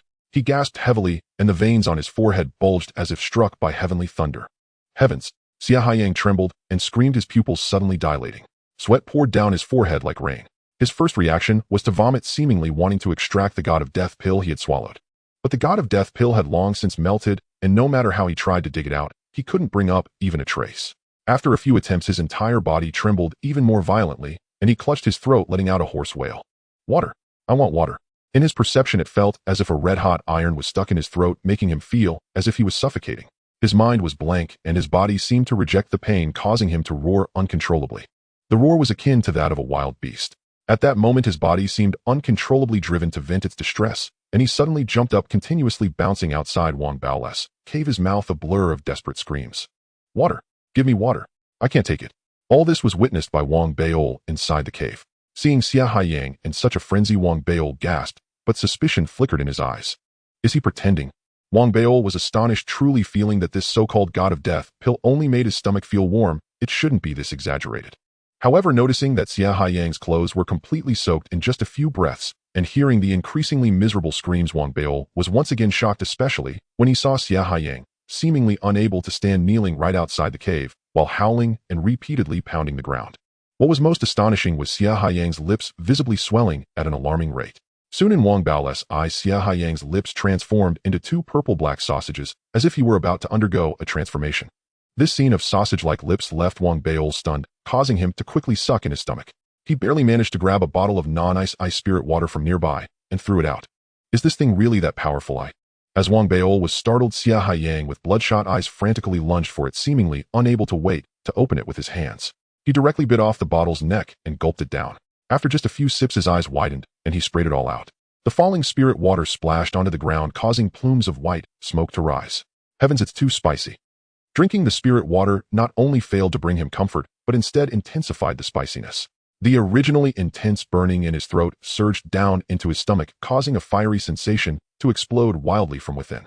Even his originally not overweight body began to gradually thin out, as if all his latent potential was being activated under the influence of the God of Death pill. This was the God of Death pill, said in alchemical lore to be something that once consumed would bring one into contact with death. The recipe for its creation was unremarkable, but under the unintentional concoction of that alchemist years ago, it transformed into a substance so fiery that not even fierce beasts could withstand it. It surpassed the limits of endurance, akin to stepping into hell, an experience that would make anyone who dared to try it unwilling to ever feel it again. Wang Beol lay in the cave watching Xia Haiyang consume the God of Death pill with his own eyes. This live broadcast of horror continuously impacted his senses, making him initially consider giving up, but upon noticing that Xia Haiyang had actually lost weight, Wang Beol's breathing quickened. He was so anxious that he spoke up. It really can help lose weight. Quickly give me the god of death pill. Xia Haiyang, under the influence of the intense spiciness, was on the verge of losing consciousness. He was utterly exhausted, lying there with a look of despair. Having no time to think further, he directly tossed the bottle of god of death pill into the cave. I, Xia Haiyang, am honest and trustworthy. Absolutely do not sell counterfeit goods. Even at this moment, he didn't forget his trademark. This immediately garnered Wang Bao's deep respect, making him feel that Xia Haiyang was indeed a reliable person. Good brother, I misunderstood you. Wang Bao took the pill bottle, comforted Xia Haiyang a few times, then immediately swallowed another pill. Feeling it wasn't enough, he swallowed another one. Upon sensing the rapidly rising temperature in his stomach, Wang Bao glanced at his own fat, gritted his teeth, and resolutely swallowed all the remaining god of death pills. For the sake of being first in academics, and losing weight and going all in. After Xia Haiyang consumed one of the 10 god of death pills in the entire bottle, the remaining ones were now all in Wang Bao's stomach. Finally, the endurance he had built up from enduring high temperatures in the magma chamber was shattered at this moment. The 9 god of death pills that had not yet erupted suddenly changed, bursting forth like flames. A scorching heat that Wang Bao had never experienced in his life blazed within him, as if a sea of fire had formed, burning invisibly. His mouth instantly swelled, and his throat could not utter any words. Everything within him seemed to be on the verge of exploding. Heavens! A hoarse scream erupted from Wang Bao's throat, especially as he was confined within the cave. He was even more frantic, as if all the fiery sensations could not be released and could only burn his spirit essence. His body trembled as he screamed, visibly shrinking. This kind of pain was unbearable for an ordinary person, but for a fat man wanting to lose weight, as long as it could be a one-time solution, no matter how great the difficulty, it could be overcome. Thus, within and outside Wang Bao's cave, he and Xia Haiyang began a chorus of wails and screams. Fortunately, few people came here normally, otherwise they would surely be shocked by what was happening. When an hour passed, and Xia Haiyang slightly recovered, he was filled with excitement at having survived the ordeal. However, Wang Bao's screams continued, and the sounds of roaring could still be heard from within the cave, as if he were going mad. The numerous eruptions of the god of death pills made the burning in Wang Bao's body far more intense than the gradual heating he had experienced in the magma chamber. The all-encompassing fiery sensation made him truly understand Xia Haiyang's previous frenzy, and his experience was more than 10 times that of Xia Haiyang. At first, Xia Haiyang felt a bit schadenfreude. After consuming the god of death pill, seeing Wang Bao suffer made him feel differently inside. But gradually, after another hour passed, Xia Haiyang's breathing became tense, wiping away sweat in shock. How many did you eat?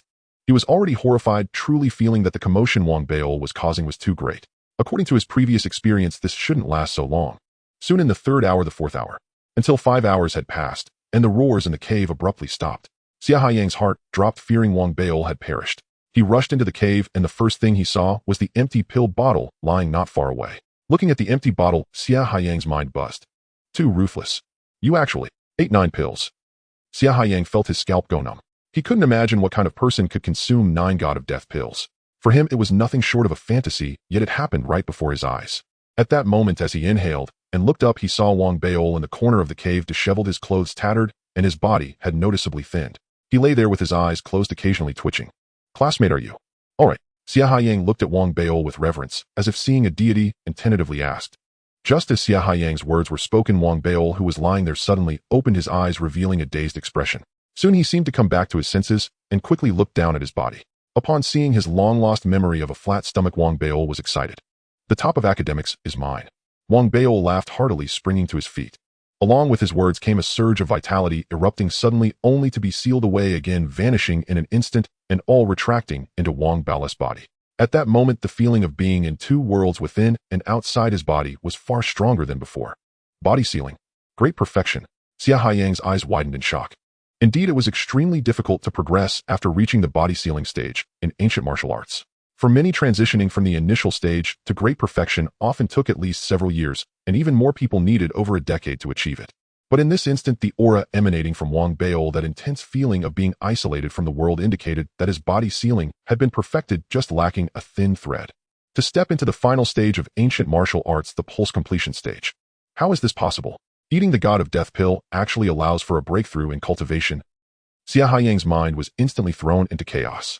He found it utterly inconceivable. Even though he had already learned about Wang Bao's identity and knew that Wang Bao was the one who had broken through in the weightlifting and magma chamber, he was still shocked, his mind buzzing.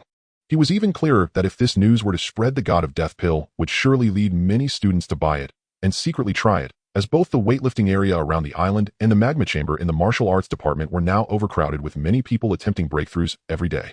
The exhilarating joy of ascending in cultivation and achieving weight loss filled Wang Baol with vibrant elation, especially the thought that he was on the verge of becoming the academy head.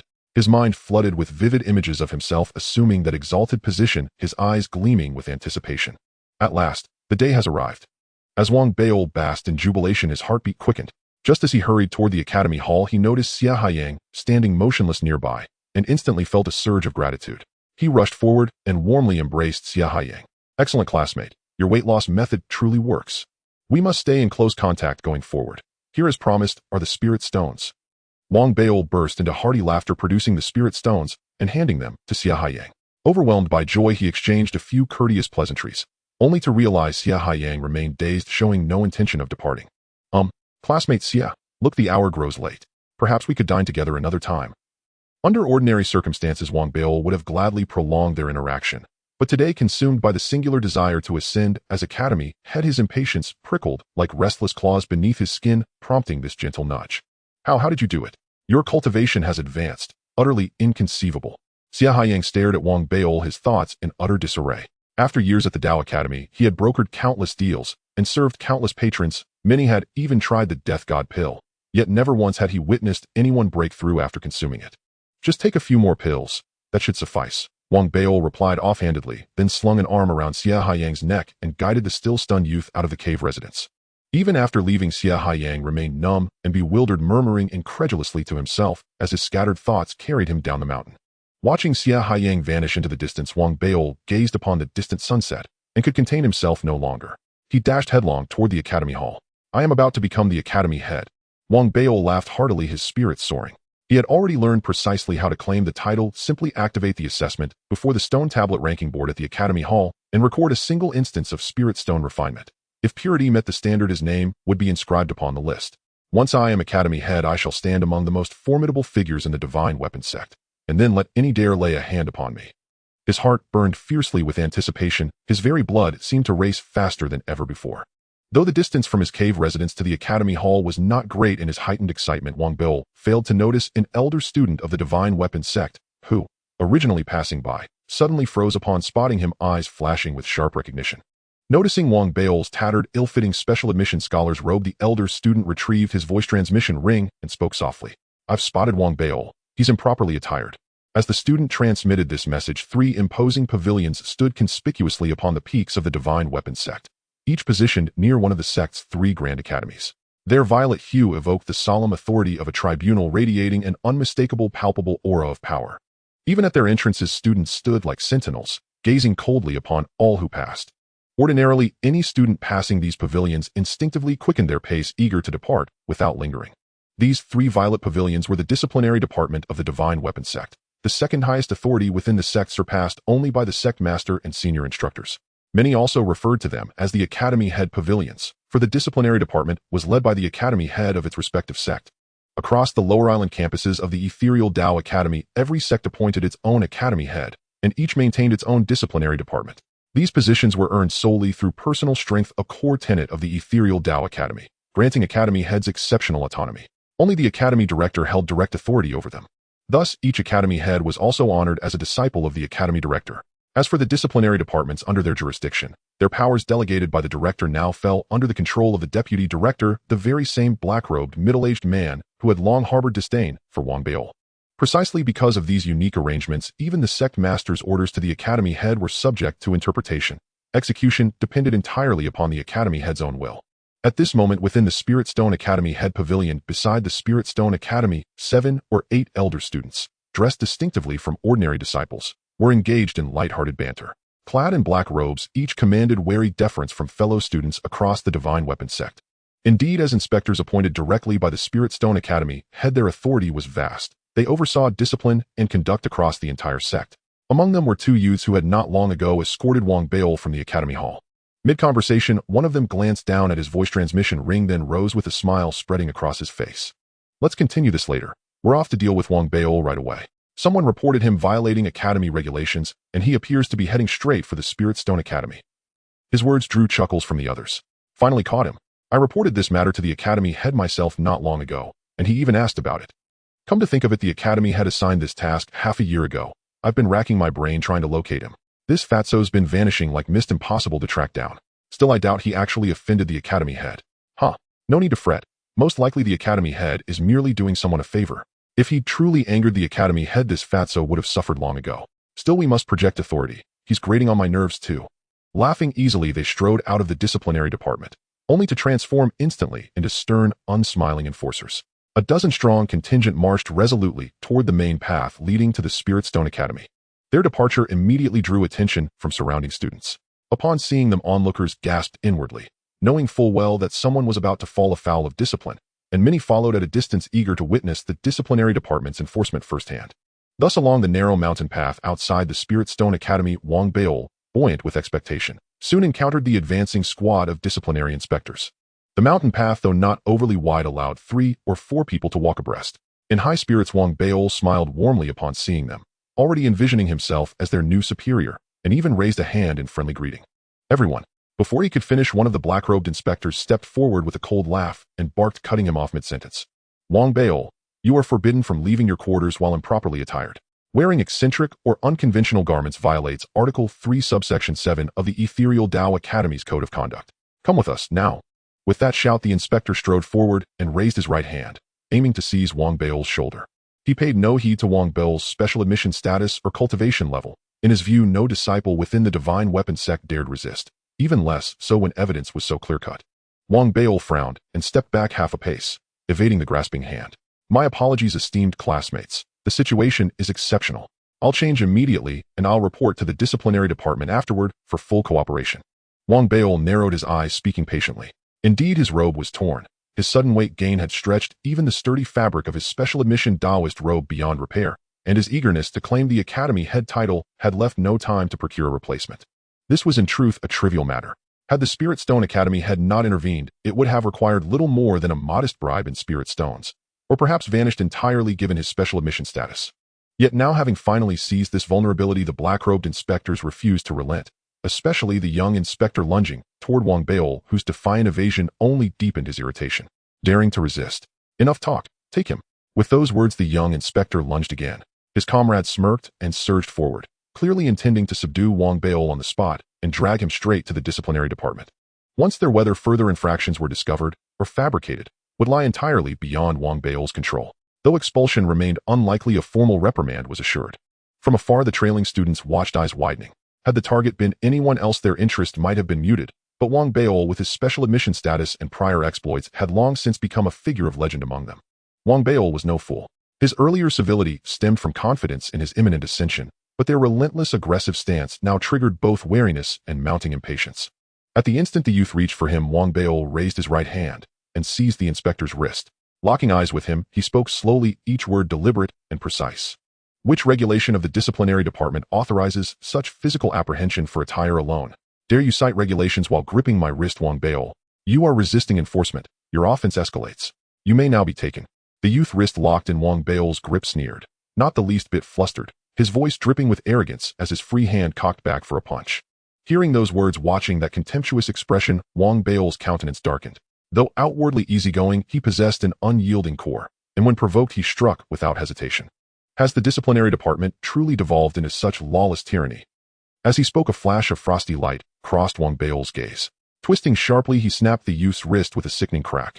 A piercing scream tore from the youth's throat as his body spun helplessly sideways, sweat bursting across his brow, racked by agony.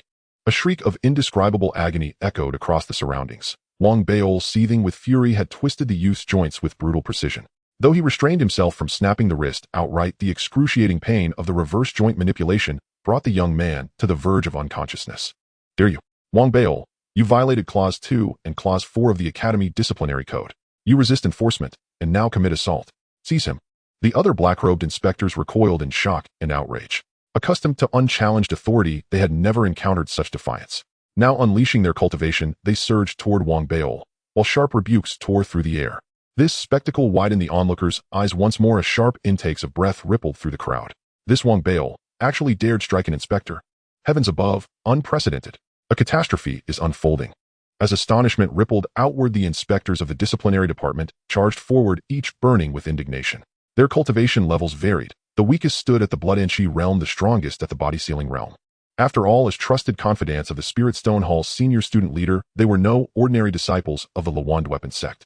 Their personal cultivation was formidable, and now bolstered by sheer numbers and the self-righteous conviction of lawful duty, their presence radiated overwhelming menace. You brandish force and call it enforcement. Truth or falsehood rests solely upon your word.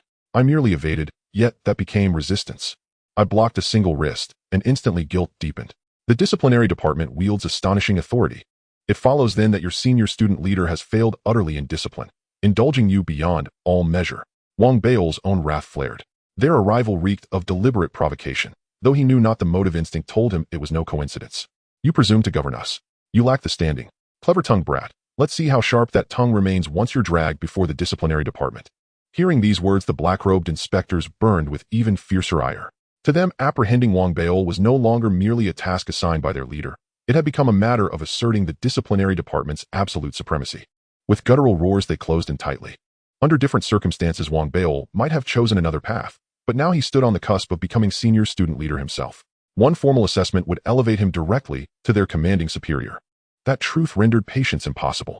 The moment the black-robed inspectors appeared, Wang Bao let out a cold snort and strode forward. If your senior student leader refuses to act, I shall. No sooner had the words left his lips than his speed erupted. His right hand shot out, seized a finger, and wrenched it sideways. Crack.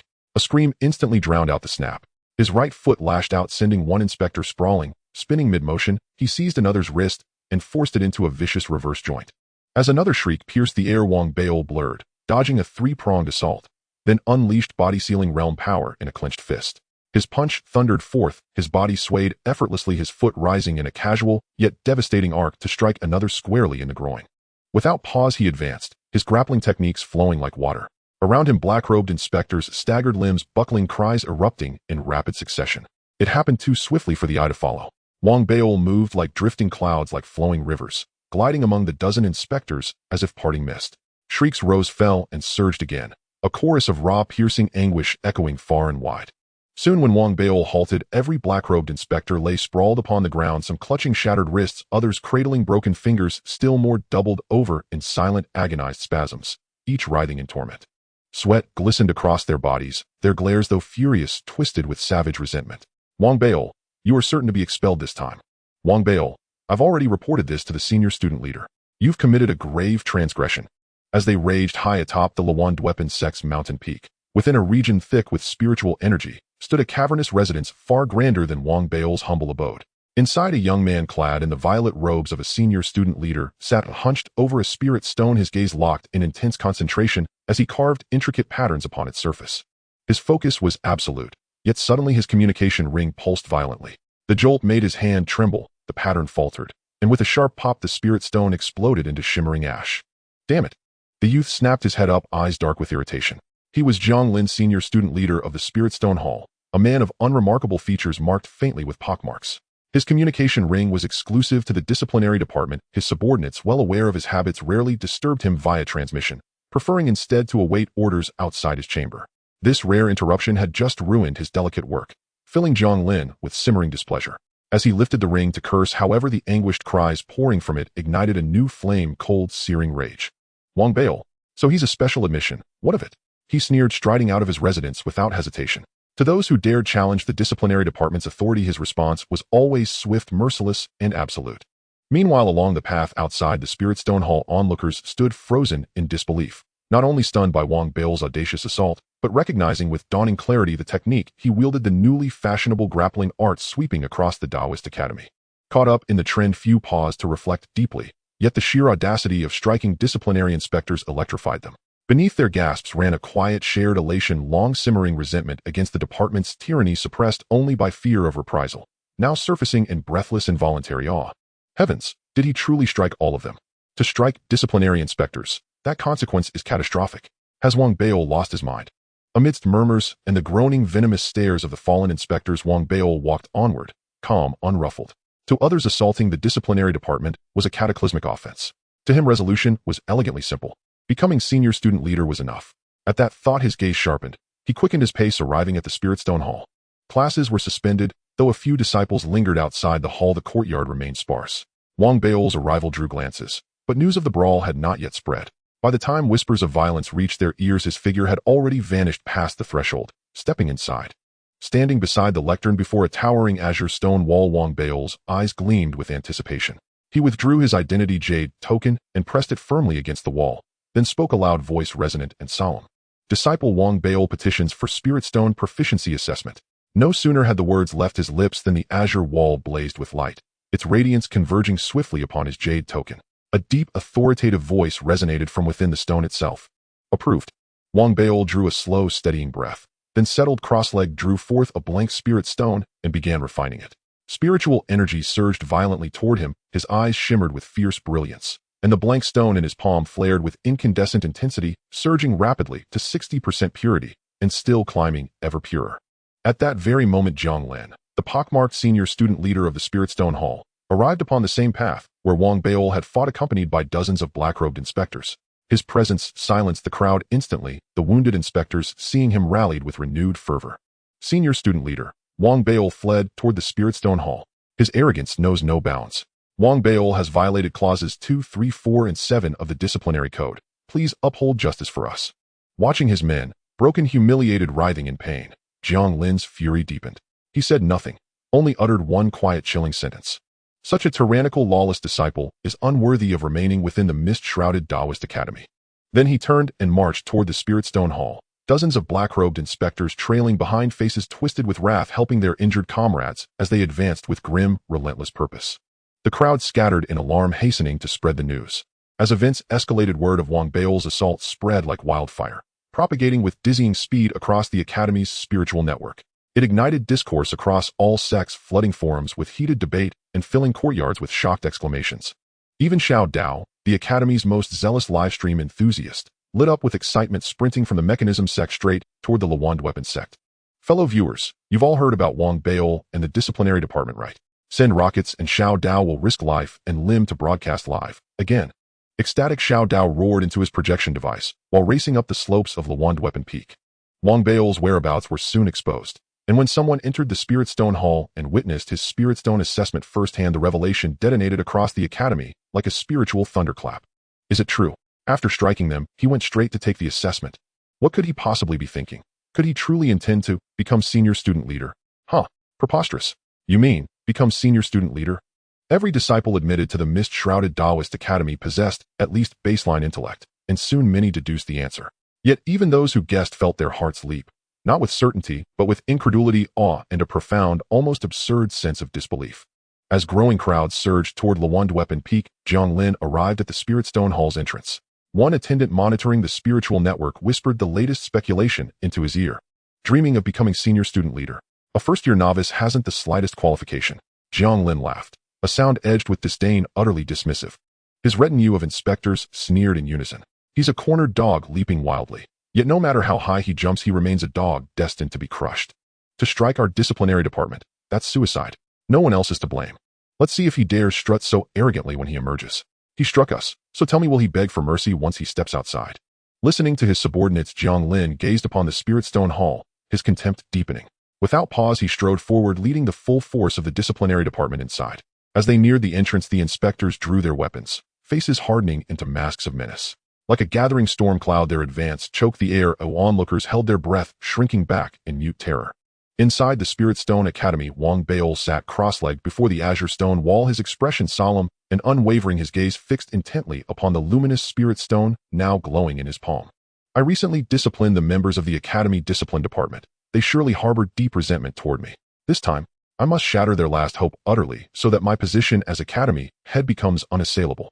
Wang Baol clenched his teeth hard, drew a deep breath, and once again channeled spiritual energy into the blank stone. As the energy surged inward, the blank stone emitted sharp cracking sounds, its surface threatening to fracture. Yet this was no sign of failure, rather it signaled the rapid refinement of its inner purity. Though refining spirit stones from blank stone differed from his cultivation art, the Tai Su devouring chi art, he had practiced the former since childhood, allowing him to master the technique effortlessly. Even without conjuring spirit stones from nothingness, the process merely added one extra step, no more. Though somewhat cumbersome, he understood well the wisdom of concealing one's strength. Fully absorbed, he poured forth energy, and around him an invisible vortex swelled ever larger, eventually spilling beyond the Academy walls. From afar, the Academy appeared swallowed by a black hole. Though this sequence unfolded over several heartbeats, the cracking intensified sharply within Wang Bao's palm. Then suddenly ash scattered as the spirit stone shattered completely. At the moment of its collapse, a dazzling prismatic radiance erupted from within, brilliant, boundless, and blinding, as if unveiling a celestial treasure. Not even the Academy's stone walls could contain it. In an instant, the seven-colored light flooded the entire hall. Penetrating the walls, the radiance burst forth into the heavens, enveloping the entire area outside the Academy in iridescent splendor. From afar, the Fa Bing Peak blazed with seven-colored light, startling, sublime, and awe-inspiring. Everyone outside the Academy, and indeed every student across the entire Fa Bing department, witnessed a sight none would ever forget. This seven-colored light. A seven-colored spirit stone. Heaven above, it's a seven-colored spirit stone. Legend says such stones form only when purity reaches 93%, the transcendent tier surpassing even the highest grade. The Fa Bing department erupted in commotion. Across every district of Fa Bing Peak, students rushed toward the Spirit Stone Academy, hearts pounding, drawn irresistibly by the radiant spectacle. Even the spirit net ignited like wildfire, spreading the news in an instant. Xiao Dao, the live streamer known for chasing minor curiosities, had already arrived outside the Academy, so stunned he'd forgotten entirely to request rocket gifts. At the light's emergence, all outside the Academy widened their eyes in disbelief. Jiang Lin staggered mid-step as if confronting a specter, his mind roaring with shock. His composure utterly shattered, his voice erupting in raw astonishment. Impossible. At that very instant, resonant bell chimes swept across Fa Bing Peak, shaking the heavens and earth. Those were the bells of the new Academy head, 9 tolls heralding the ascension of a new leader. Their echoing resonance amplified the surrounding clamor into unprecedented thunderous awe. The Academy head bell. Wang Bao has become Academy head. Unbelievable. How is this possible? As the spirit net and the entire Fa Bing department trembled in shock, the faculty could no longer remain seated. One after another, they rushed forth, faces etched with incredulity. A seven-colored spirit stone and a new Academy head. Even in the master hall atop the peak, the Fa Bing department's goat-bearded director, previously savoring a few puffs from his beloved snuff bottle, eyes closed in quiet contemplation, snapped them open at the chimes, startled, bewildered. After a moment's pause, he activated his communication ring, listened briefly, and his eyes flared wide. Wang Bao, a seven-colored spirit stone, a newly appointed Academy head. He felt profoundly unsettled, his mind flashing back to Wang Bao's unassuming figure. Yet now a strange, dissonant thought arose, as though he'd once purchased what seemed mere dog dung, only to discover beneath it a gleaming golden nugget. While the bells shook the Fa Bing department and crowds cried out in stunned wonder, the discipline inspectors stationed outside the Academy stood frozen, inhaling sharply, their expressions shifting rapidly, absurdly lit by the prismatic glow. The reversal had been too swift, too absolute. Their minds reeled, unable to adjust. Jiang Lin, meanwhile, paled, trembling violently, on the verge of collapsing. His dominance within the Dao Academy rested solely upon his status as Academy head. Yet with each echoing chime, that authority crumbled like sand, plunging his vision into darkness and igniting a furnace of unbearable, searing resentment within his chest. This cannot be. Roaring, Jiang Lin snatched a crimson token from his robes, engraved clearly with the characters Academy head. It was the official token granted automatically by the Azure Wall to every student upon ascension. Yet now fissures spiderwebbed across its surface, cracking audibly, poised to shatter. Wang Bao. Jiang Lin stared at the fractured token, his eyes burning red, the cracks mirroring fractures in his soul. A maelstrom of madness erupted within him. He roared and lunged toward the Academy's great door, only for it to swing open of its own accord before he touched it. As it opened, every gaze in the courtyard snapped toward the threshold, and there, step by deliberate step, emerged Wang Bao. Still clad in his tattered Academy robe, yet transformed utterly in the eyes of all present, he was now the newly appointed Academy head. At that very moment, the Academy head token in Jiang Lin's hand, unable to withstand the overwhelming aura radiating from Wang Bao, shattered into dust. That shattering marked Jiang Lin's end. Henceforth, Wang Bao would assume command of the discipline department, standing equal in rank to the other two Academy heads, a pivotal, unignorable force within the Fa Bing department. Jiang Lin trembled uncontrollably, bloodshot eyes blazing with feral hatred, so intense it seemed his glare alone could reduce Wang Bao to 1,000 pieces. Wang Bao noted the crowd's stunned silence, the dozens of black-robed inspectors clutching weapons yet paralyzed by disbelief, and especially Jiang Lin's venomous, incandescent glare. A faint, cold smile curved his lips, his gaze sharpened with icy resolve. He knew full well, had he failed today, he would now be a captive. Not these men. Their earlier arrogance, their armed arrival, all spoke of malice, not duty.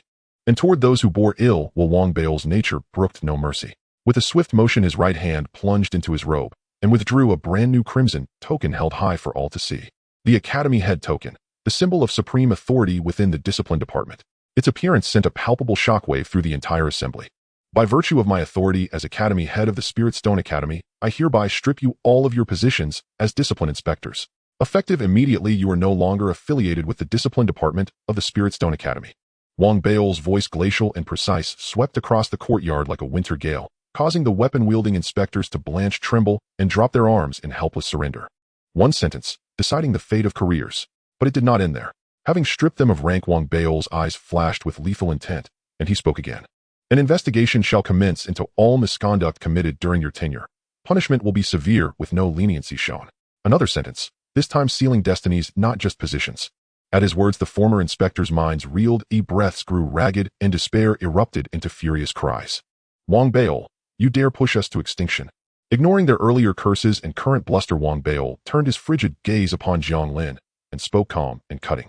Jiang Lin, as former head of the discipline department, you incited collective unrest. All your titles and authorities are hereby revoked. You shall be detained within the discipline department for formal interrogation and judgment. His voice was soft, but to Jiang Lin and the fallen inspectors it struck like celestial thunder. Each word resonated with the weight of immutable law, reversing the cosmic order in an instant, casting these once mighty figures from their lofty perches into abject ruin. Wang Bao, you dare attack. He abuses his power. We refuse to submit. Jiang Lin had descended into hysteria. The day's whiplash reversal, ascending to apex authority one moment, then plummeting to prisoner the next, was too much for his psyche to bear. Eyes blood-red, he charged forward, consumed by blind fury, and for a fleeting, dangerous instant, murderous intent flickered in his gaze. The inspectors, his loyalists, had hesitated before, but now faced with imminent investigation, and knowing each harbored transgressions, they surrendered to rage. Not all followed blindly, yet over a dozen surged forward, weapons drawn, toward Wang Bao. Wang Bao smiled coldly.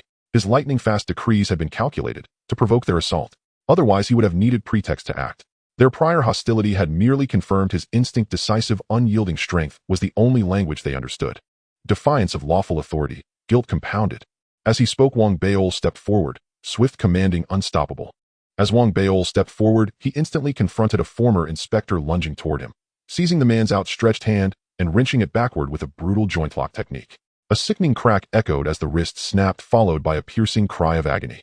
Assaulting the academy head, punishment escalated. Without pause, Wang Bao advanced in a single stride and drove his foot into another man's knee. Another sharp crack resounded. The man crumpled, clutching his shattered joint and wailing helplessly, unable to rise. Inciting unrest and disrupting the Dao Academy's order. Further escalation. Though this sequence of events unfolds at length in description, in reality, under Wang Bao's overwhelming martial prowess, the disoriented former inspectors surrounding him swiftly regained grim awareness amid searing pain, falling to the ground in all directions, their shrieks raw and harrowing. At that very moment, Jiang Lin roared in fury as he charged toward Wang Bao and brandished a magical artifact. Such artifacts were exceedingly rare among students. Even senior disciples often spent years saving to acquire just one. As for Wang Bao, he had never even laid eyes on such a device until now. Jiang Lin's artifact was a wooden sword radiating shimmering spiritual energy as it howled through the air straight toward Wang Bao. Yet Jiang Lin clearly lacked mastery over it. Wang Bao's gaze flickered, his body swayed, speed erupting like lightning. He evaded the blade, effortlessly closed the distance, and seized Jiang Lin's fingers with his right hand, then twisted them mercilessly in a single ruthless motion. As former academy head, you neglected your duties, allowing the discipline department to descend into chaos. You are unforgivable. A blood-curdling scream tore from Jiang Lin's throat mid-sentence. He tried to resist, but in actual combat he stood no chance against Wang Bao, who had fought hundreds of hand-to-hand matches. Before Jiang Lin could react, Wang Bao struck again. A devastating kick landed squarely between his legs. With a thunderous thud and a strangled, pitch-warped shriek, Jiang Lin was hurled violently backward through the air. This was still restraint. Wang Bao held back, fearing fatal consequences. With his current peak-level body-sealing cultivation, a full-force strike to such a vulnerable area could easily have killed Jiang Lin outright. The onlookers watched in stunned silence, drawing sharp breaths, not only awestruck by Wang Bao's decisive ferocity, but also struck by a strange sense of seeing him anew, as if encountering a stranger hidden beneath a familiar face. Indeed, the victims' cries were excruciatingly shrill, their fingers and wrists fractured in varying degrees. Jiang Lin, clutching his groin, had turned purple-faced, mouth agape, yet utterly voiceless. Even teachers descending from the sky witnessed the scene, and though their hearts trembled inwardly, none intervened. For each of Wang Bao's strikes was accompanied by a clear justification, and as the newly appointed academy head of the Spirit Stone Academy's discipline department, he was fully within his rights to discipline his subordinates and purge corruption from within his own ranks. Once Jiang Lin and the others lay subdued, swift and absolute. Wang Beol stood tall and turned his gaze upon the former inspectors who had not joined the assault. You are granted one chance to redeem yourselves. Immediately escort these offenders back to the discipline department.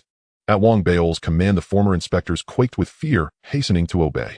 No longer hesitating over whether the groaning figures on the ground were comrades or not, they rushed forward en masse to drag them away.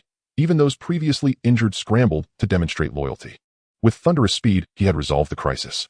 In that instant, Wang Beol keenly felt the weight and authority vested in the title of Academy Head, and his heart surged with exhilaration. The fulfillment of a goal long yearned for, over half a year of relentless striving, washed over him. In that moment, the twilight sky seemed especially radiant, and his fellow students gathered to witness his ascension appeared profoundly noble and kind. Drawing a deep breath, Wang Beol smiled warmly and bowed deeply, hands clasped in formal salute, to the assembled students and faculty. From this day forth, I humbly ask for your continued guidance and support. That bow sent ripples through the crowd. The students, still reeling inwardly, straightened their postures and returned the gesture with solemn respect, their eyes now filled with awe. The faculty, though not awed in the same way, could no longer regard Wang Beol as an ordinary student.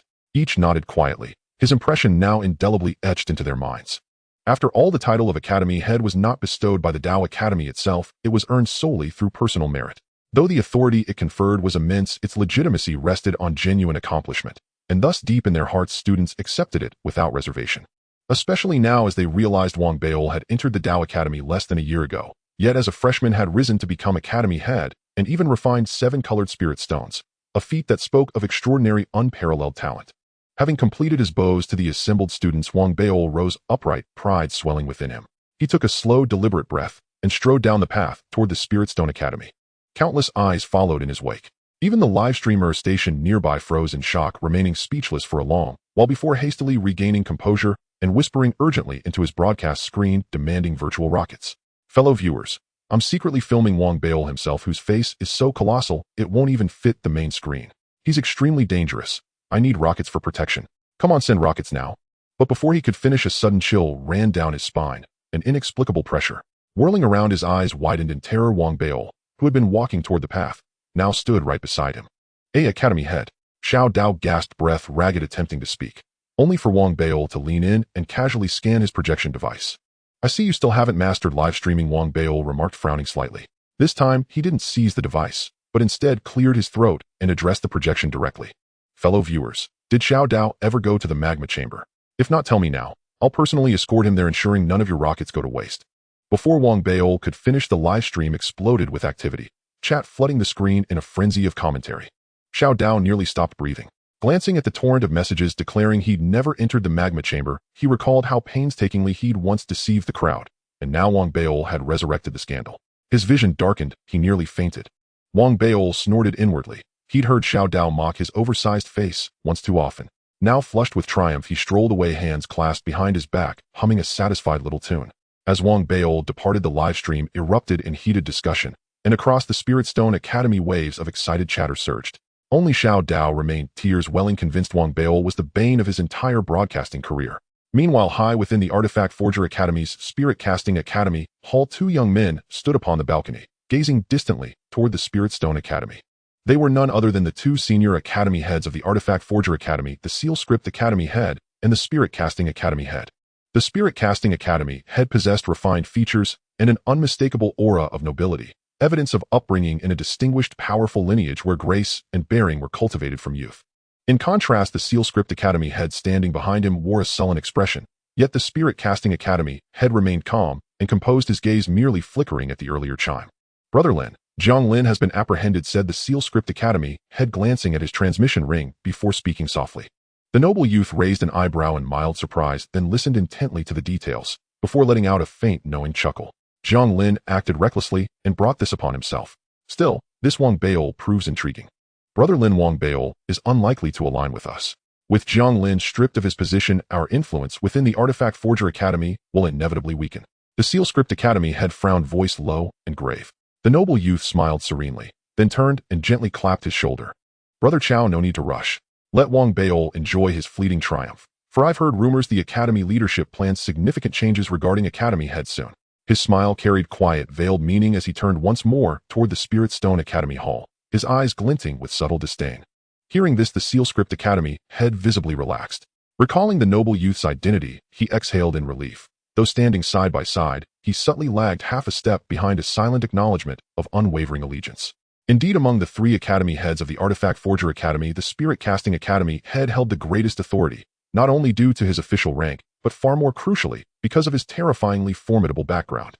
The Seal Script Academy head knew only fragments of that background, yet he had once witnessed the Sub-Academy Director of the Lower Island, a figure of immense power, treat the Spirit Casting Academy head with marked deference, even agreeing to assist him in arranging placements for this year's specially recruited Artifact Forger Academy students. Though that effort ultimately failed, not due to the sub-director's reluctance, but because of the unforeseen emergence of Wang Baol. Wang Baol. The Seal Script Academy head smiled faintly. Freed from tension, he now viewed Wang Baol with cool detachment, convinced that however skilled the newcomer might be, he would soon learn humility within the Artifact Forger Academy.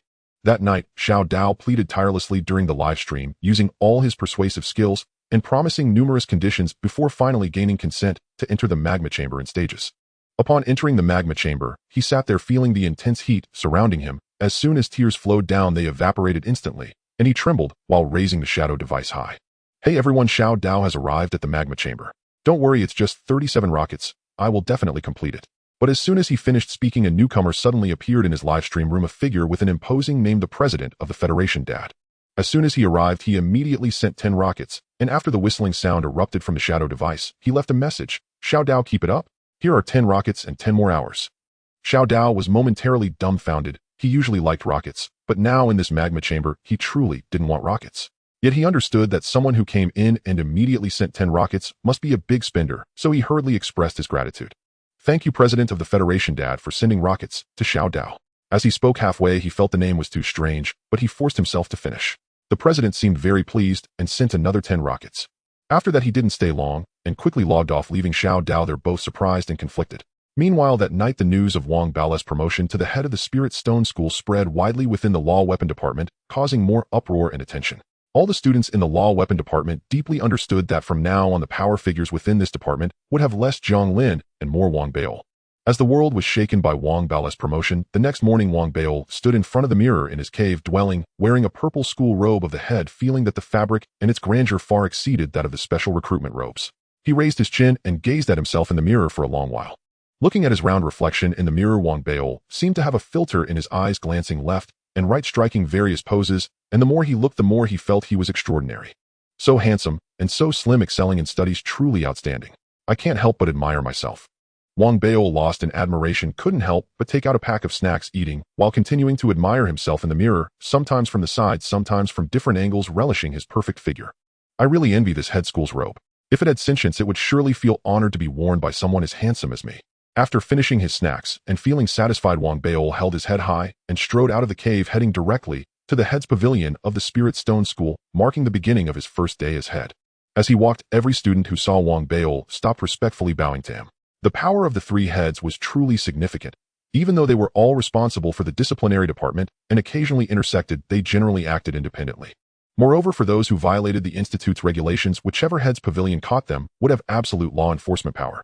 Thus, for ordinary students, it was imperative not to offend the heads. Even if a head took care of them, they would have a particularly comfortable life in the Dao Institute.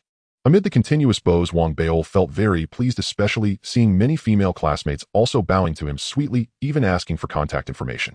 This uplifted Wang Bao's spirits, his eyes gleaming with light, as he increasingly felt that being the head was wonderful. Thus, he cheerfully responded to their greetings, feeling that the sun was particularly bright and the sky exceptionally blue. With this delightful mood, Wang Baol arrived at the head's pavilion of the Spirit Stone School. As he approached, he saw over 70 inspectors standing there in neat formation. The moment they noticed Wang Bao's figure, they all immediately bowed, their voices booming. Good morning, head. Over 70 inspectors in black uniforms bowed in perfect unison, and their synchronized greeting immediately drew the attention of many passing students who turned to whisper among themselves. Hello, fellow students. Wang Baol cleared his throat now with his hands behind his back, surrounded by more than 70 black-clad inspectors as he stepped into the head's pavilion. During the walk from the main entrance to his office, these inspectors wore smiles, attending to him carefully. Head, you came early and probably haven't had breakfast. I've already bought it for you and placed it on your desk. Head, I'm from Wui City, where spirit tea is abundant. I've brewed some for you. Head, I share the same hobby as you. I also love snacks, and I've bought plenty for you. There's iced spirit water, perfectly chilled, refreshing to drink anytime. Hearing their words, Wang Baol felt pleased inside, but on the surface, he put on a helpless expression, gesturing at them. You guys, what should I say? Don't do this in the future. As students, you must first establish yourselves, then express your thoughts, and finally take action. The black-clad inspectors responded in unison, realizing that they had indeed put in a lot of effort. After all, they had to find out Wang Bao's preferences overnight, while also learning his previous words. For them, the entire night had been sleepless. They felt anxious knowing that although Wang Bao appeared friendly and amiable, they had heard about how he single-handedly defeated dozens of inspectors and Zhang Lin outside the Spirit Stone School yesterday, publicly stripping them of their identities and imprisoning them. That thunderous method left them in awe and fear. Some among them had witnessed the event firsthand, clearly understanding that this seemingly harmless Wang Bao could be terrifying if he turned hostile. Moreover, now they were all in a position of guilt. How could they dare not to exert themselves? Feeling the flattery from everyone, Wang Bao, with his hands behind his back, was quite pleased. After entering his head's office, he looked at the luxurious room and couldn't help but sigh. They support and adore me so much, I absolutely cannot waste my classmates' goodwill. All right, I'll indulge a bit. Wang Bao sighed, sipping the nourishing spirit tea and enjoying the exquisite breakfast bought by his subordinates. Then he took out a pack of snacks, eating while pondering, and subsequently instructed someone to find Lu Daobin. Soon Lu Daobin was politely brought in by the inspectors. Upon seeing Wang Bao in the head's pavilion, Lu Daobin felt a mix of complex emotions and a sense of unreality. Although he had learned about Wang Bao's promotion yesterday, it still felt unbelievable. Wang. Just as he was about to call Wang Bao's name, the inspectors beside him immediately shot him a glance. Lu Daobin quickly collected himself, instinctively recalling how his father acted towards his superiors, and hurriedly took a few steps forward to deeply bow to Wang Bao. Lu Daobin greets the head. Daobin, why are you acting like this? We are classmates, no need for such formalities. Wang Bao feigned anger, stepping forward to help Lu Daobin up. After sending the inspectors away, he pulled Lu Daobin to sit down. Daobin, half a year has passed in a flash, and I often think back on our time during the assessment. Wang Bao stroked the downy hair that had just grown on his chin, seemingly reminiscing about old times. This was an opening line he learned from senior officials' autobiographies. But no matter how one looked at it, his demeanor at such a young age seemed rather odd.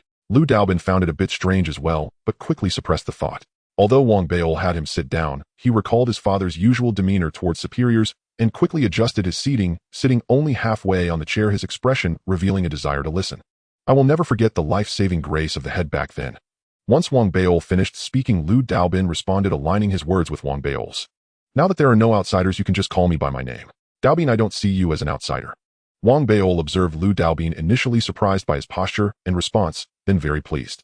However, he was curious as to why Lu Daobin seemed to understand the intricacies of officialdom better than he did. Could it be that he also reads senior officials' autobiographies? As Wang Bao pondered this, he secretly noted Lu Daobin's posture, learning from it in his heart.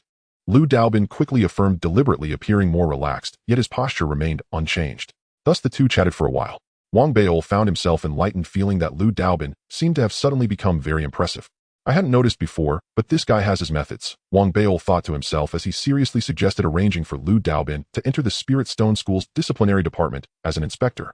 Upon hearing Wang Bao's words, Lu Daobin's breath quickened. Even though he was well informed and had learned much from his father, he was still a youth. Hearing that he would become an inspector, he immediately stood up excitedly. Thank you, head. For any matter in the future, just give your orders and Daobin will definitely comply. Wang Bao laughed heartily, encouraging Lu Daobin a few times, then promoted several students from Phoenix City's current cohort. Finally, he asked Lu Daobin to recommend a few people and then issued the head's decree appointing those individuals as inspectors in the Spirit Stone School's disciplinary department. I just took over the disciplinary department. Daobin, you need to help me keep an eye on things in the future. After giving a few instructions, Wang Bao watched Lu Daobin leave in excitement. He sat in his chair, propping his feet up on the table, sipping iced spirit water, feeling exceptionally good as he casually picked up a document on the table to browse through. These documents were about the disciplinary matters handled by the inspectors of the Spirit Stone Head's Pavilion, requiring his decisions. Glancing through the thick stack of documents, Wang Bao noticed that apart from a person named Sun Qifeng, who was caught for stealing secrets from the Law Weapon Department, the others related to trivial disciplinary issues. Even the case of stealing secrets could be serious or trivial, and since all matters were caught by the inspectors of the Spirit Stone Head's Pavilion, Wang Bao had absolute authority to handle them. After casually looking through, feeling bored, he tossed it aside and continued eating his snacks. As long as they fear me, that's enough. I don't have the energy to manage everything. Lu Daobin during the assessment quickly organized people and formed a group seeming quite experienced. Perhaps I should consider letting him keep an eye on things.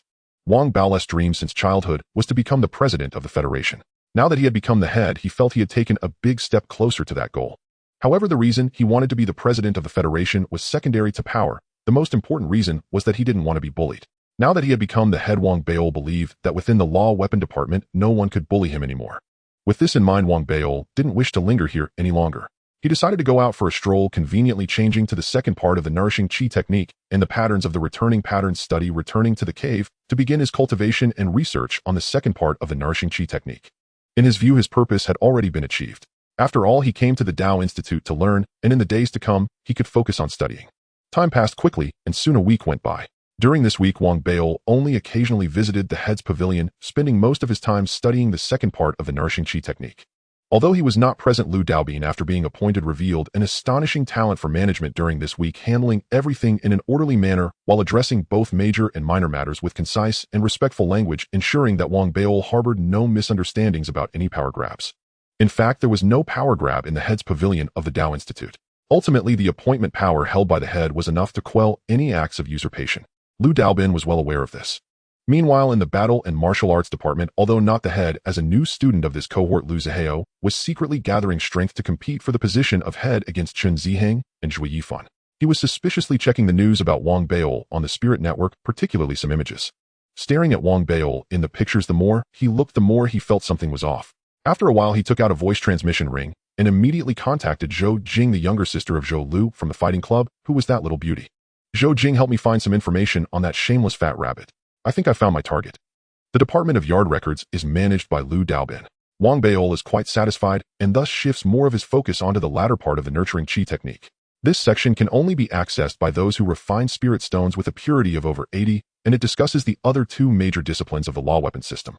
These are the studies of returning patterns and spiritual templates.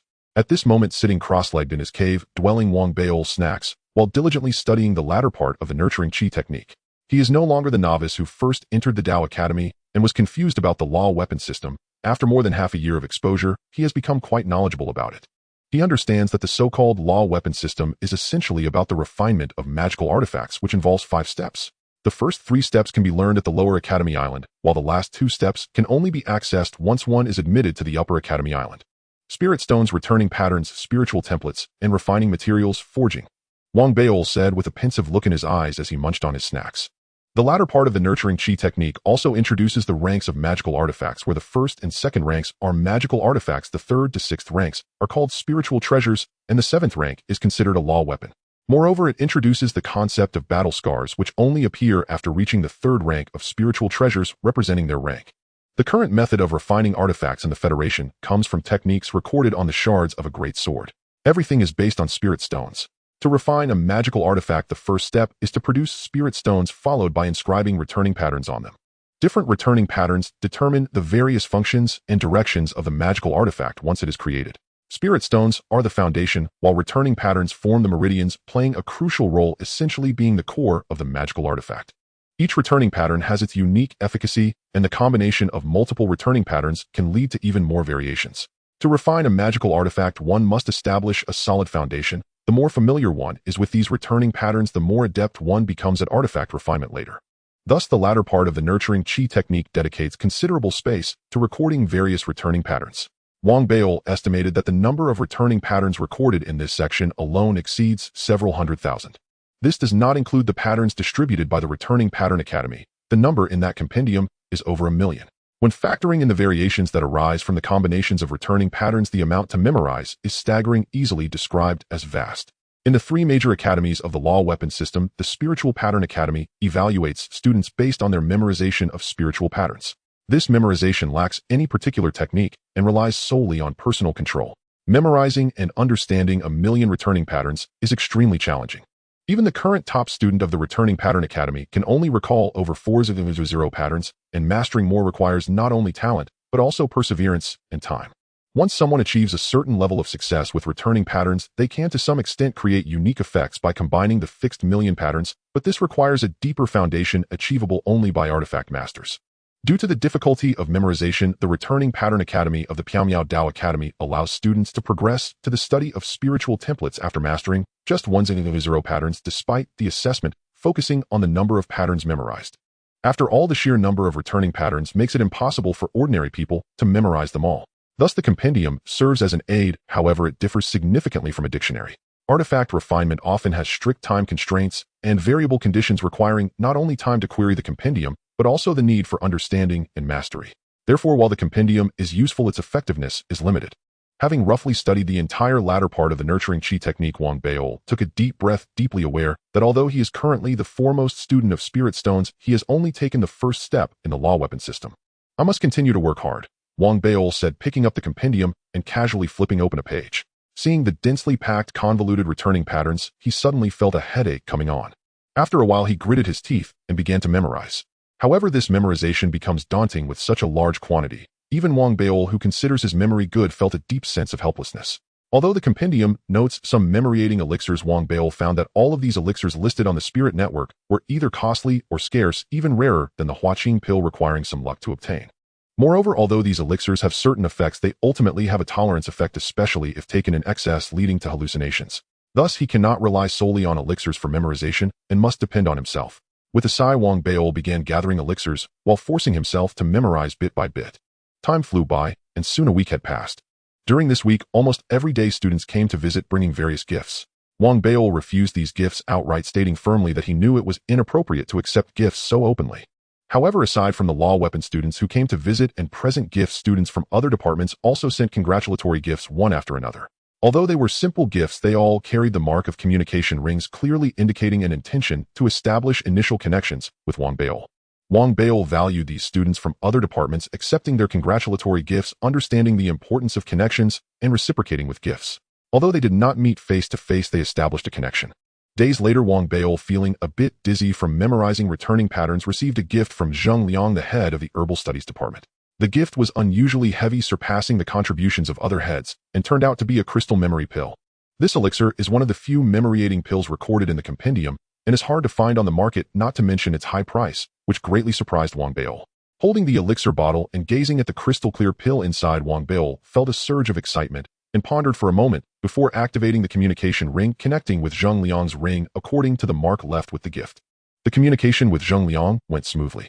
Wang Beol first politely thanked him for the elixir, and during their casual conversation, Zheng Liang invited Wang Beol to visit the Herbal Studies Department, seemingly aware of Wang Beol's astonishment regarding the elixir. Zheng Liang's voice carried a hint of amusement as it came through the communication ring. Junior brother Beol, to be honest, I am currently refining a type of elixir and urgently need spirit stones with a purity of over 90 as the fire source. You know that these spirit stones are not easy to find on the market, so I would like to trouble junior brother Beol for help. Upon hearing Zheng Liang's words, Wang Beol understood the reason. He laughed heartily, not refusing, and agreed to Zheng Liang's invitation. Zheng Liang was overjoyed, and they agreed upon a time before ending the call. In the Piaomiao Dao Academy, unless they were heads of the same department, the heads from different departments generally interacted harmoniously and were willing to form deeper connections. After all, they all belong to the same social stratum, and if friendships reach a certain level, it can be very beneficial for both sides.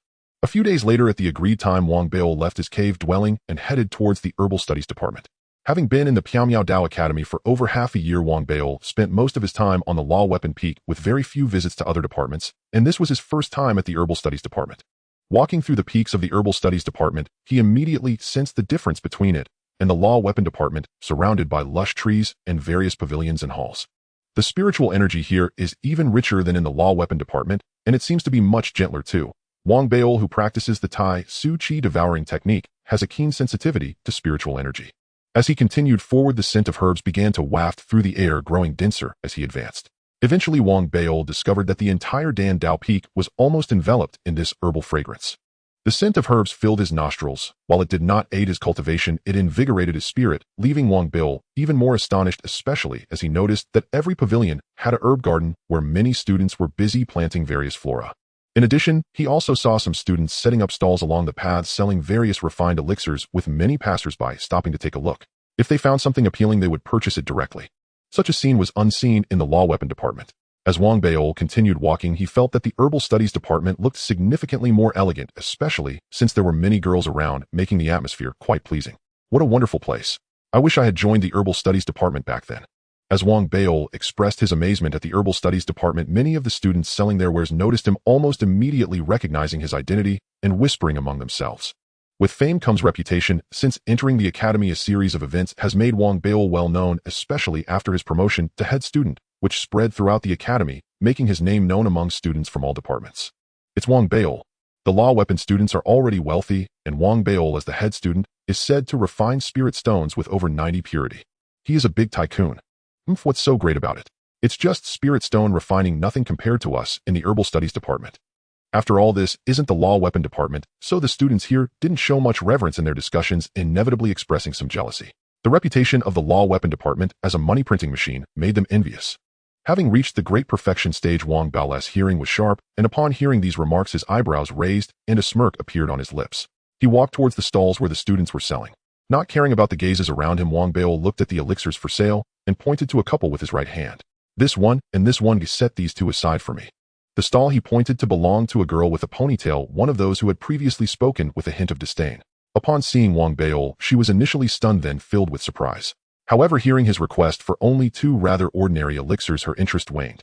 With a pout, she thought the law weapon department wasn't as impressive as rumored, feeling that Wang Bao's offer was less generous than those from other departments. Thus, she lazily picked up the elixirs Wang Bao had pointed to, ready to hand them over when Wang Bao spoke again. Don't take these 2, I want the rest.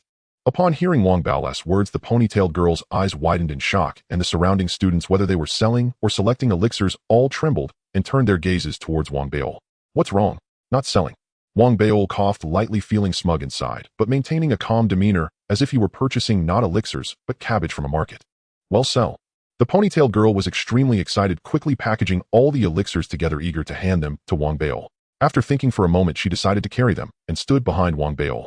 Head student, you don't need to carry them yourself. Oh, I'll help you carry these elixirs. If you need anything in the future, just let me know.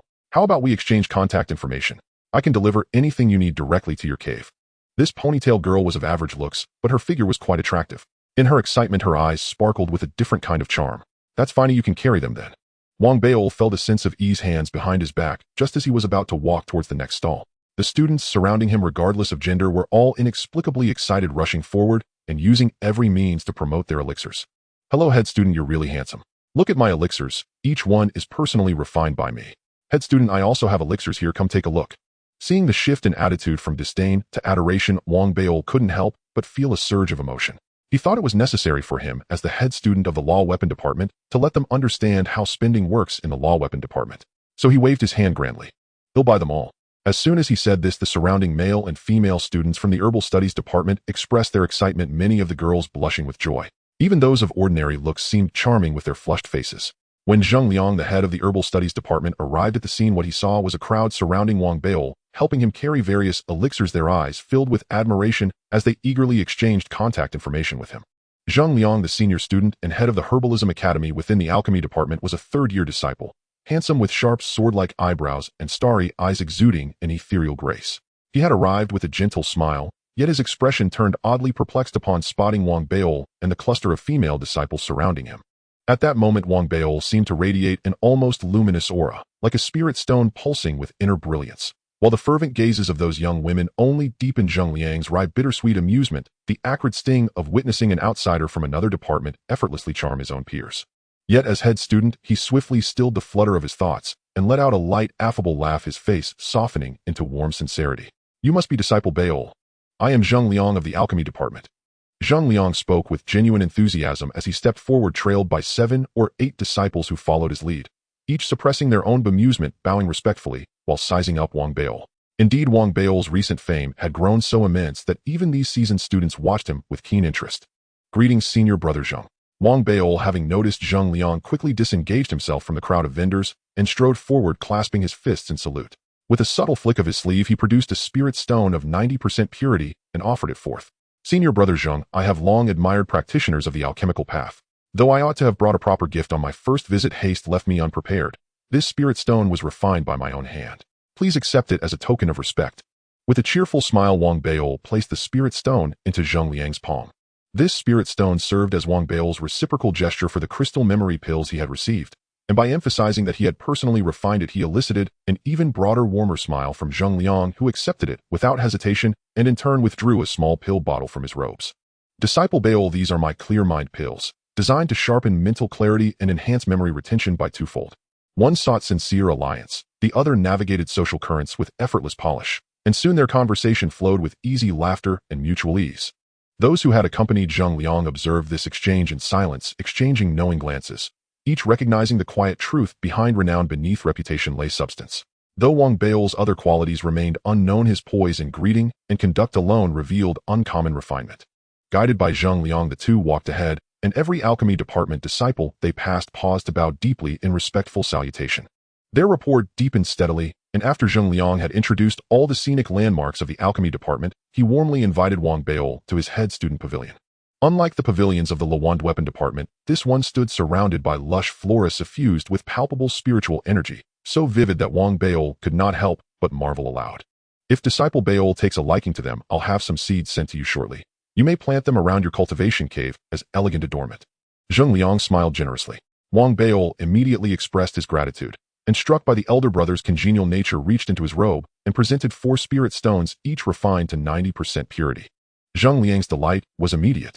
Carefully accepting each stone, he bowed deeply in return. Many thanks, Disciple Beol. His sincerity was unmistakable. Part of his joy stemmed from genuine need. He urgently required high-purity spirit stones. Yet equally vital was his earnest desire to forge a bond with Wang Beol. And when Wang Beol responded with equal generosity, Zheng Liang's goodwill surged. Rising, he drew 2 pill bottles from his robe and set them before Wang Beol. Disciple Beol, these contain 5 crystal memory pills. Unfortunately, this is all I currently possess. But rest assured, I shall dispatch orders at once to procure more for you. Per their prior agreement via soul communion ring, 1 spirit stone per pill, Wang Beol noted the 2 extra pills and understood this as a graceful gesture of reciprocity. He laughed, accepted them, and continued conversing with Zheng Liang. Though strangers, just moments before shared warmth and mutual appreciation kindled a rare sense of kinship, as if they had met far too late. Disciple Beol, if you're not pressed to return, would you care to tour our alchemy department's pill refining hall? It is vast, capable of accommodating thousands of cultivators refining pills simultaneously, and abounds with vibrant energy. Ordinarily, outsiders are forbidden entry. Wang Beol, indeed curious about alchemy, gladly agreed. Under Zheng Liang's guidance, they entered the famed pill refining hall, housed deep within the alchemy mountain itself. Its sheer scale was staggering. The moment they crossed the threshold, a wave of searing heat rushed forth, and directly ahead loomed a colossal chamber. Within it stood thousands of pill furnaces tended by alchemy disciples absorbed in their craft. Around the periphery, secluded chambers emitted delicate herbal fragrances, evidence of advanced private refining work. The spectacle was breathtaking. Wang Beol swept his gaze across the hall, profoundly moved. Impressive, quite distinct from your Lawand weapon department's spirit furnace cavern, isn't it? Zheng Liang chuckled heartily as he led Wang Beol inside. Disciples nearby bowed reverently upon recognizing him. I'd assumed pill refining resembled weapon forging, but clearly the disciplines diverge profoundly. Wang Beol spoke with heartfelt admiration. Though he had never visited the spirit furnace cavern himself, he knew its reputation. Access was strictly reserved for senior disciples who had mastered spirit blank forging techniques, permitting only rudimentary practice, fusing basic materials to create simple, unprescribed artifacts.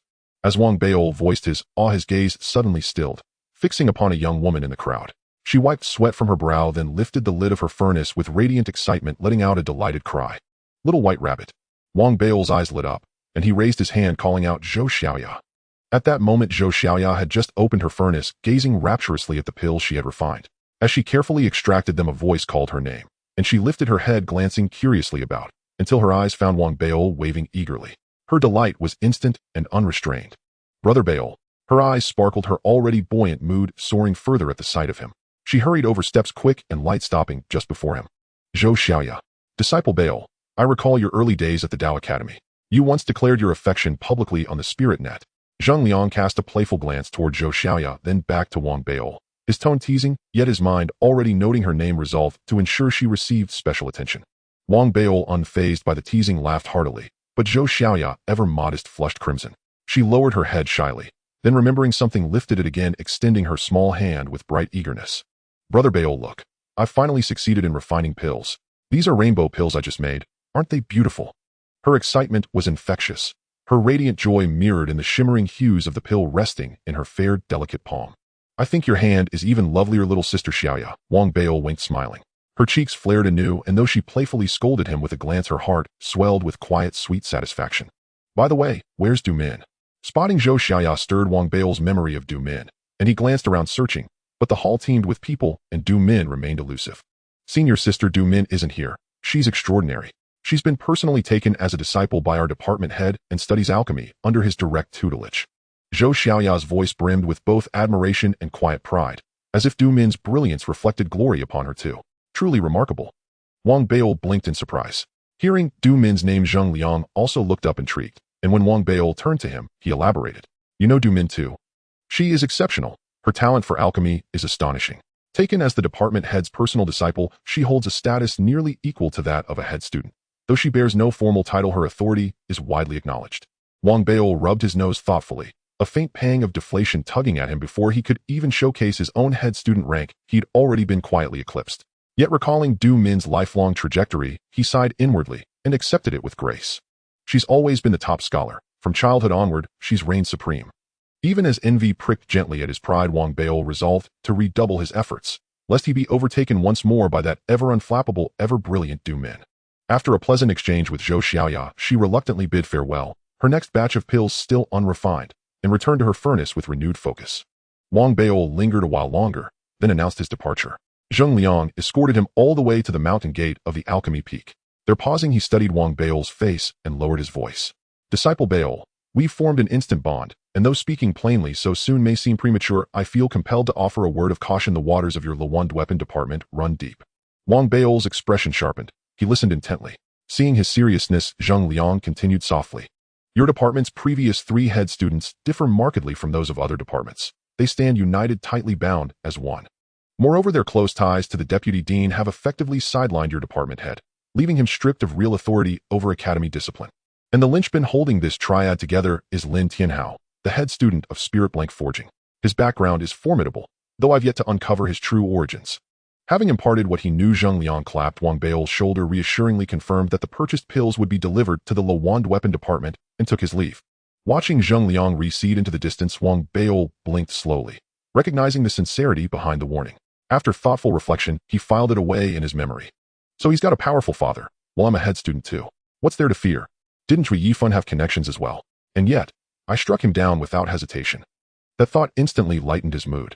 Humming a carefree tune, hands clasped behind his back, he strolled back toward Lewand Weapon Peak, and upon arriving at his cultivation cave, found Lu Daobin standing respectfully beside the entrance, clutching a satchel, as if awaiting him for some time. Spotting Wang Beil, Lu Daobin drew a deep breath, straightened his robes, and hurried forward to bow deeply. This subordinate salutes the head student. Ah, Daobin, you've arrived. Have you been waiting long? Why didn't you send word? Wang Beil smiled faintly, impressed anew by Lu Daobin's transformation since assuming the role of inspector. His conduct now exuded impeccable discipline, and his manner was consistently considerate and agreeable. No trouble at all. I've only just arrived. Lu Daobin replied with a gentle smile, and at Wang Beil's invitation entered the cave. Yet he deliberately maintained a half-step behind his superior, a subtle detail that made Wang Beil pause, sensing he had just glimpsed another layer of unspoken protocol. Inside the cave, Lu Daobin moved with practiced efficiency, tidying discarded ice spirit water bottles and snack wrappers, then smoothly preparing fragrant spirit tea and serving it with flawless courtesy. Wang Beil lifted the cup, sipped, and couldn't resist asking Daobin, "What does your family do?" "Well, my father serves as Deputy City Lord of Fenghuang City, our hometown. I dare not conceal it from the head student. Lately I've been consulting him regularly on how best to conduct myself in service." Deputy City Lord. Wang Beil's eyes widened, struck by a curious, almost surreal sensation. Before entering the Dao Academy, the Deputy City Lord of Fenghuang City had been a figure of towering authority in his imagination. Yet now that very dignitary's son stood before him, deferential and obedient. The irony sent a quiet thrill through him. Ahem, Daobin, vacation approaches soon. Truth be told, it's my first extended absence from home, and I find myself rather nostalgic for Fenghuang City. Wang Beil coughed lightly, a quiet warmth blooming in his chest as he set down his teacup. Though Fenghuang City is small, it is a land blessed by feng shui and abounds with local specialties. I did not know you master academician before, but now that the holiday approaches, I earnestly hope you will grant me an opportunity to prove myself. Lu Daobin hurriedly spoke. In truth, he had never intended to pursue an official career. Yet after Wang Beil altered his path at the Dao Academy, he realized that serving as an inspector suited him far better. Especially now he began to recognize how everything he had learned and observed since childhood from his father was gradually ripening in his new role as inspector.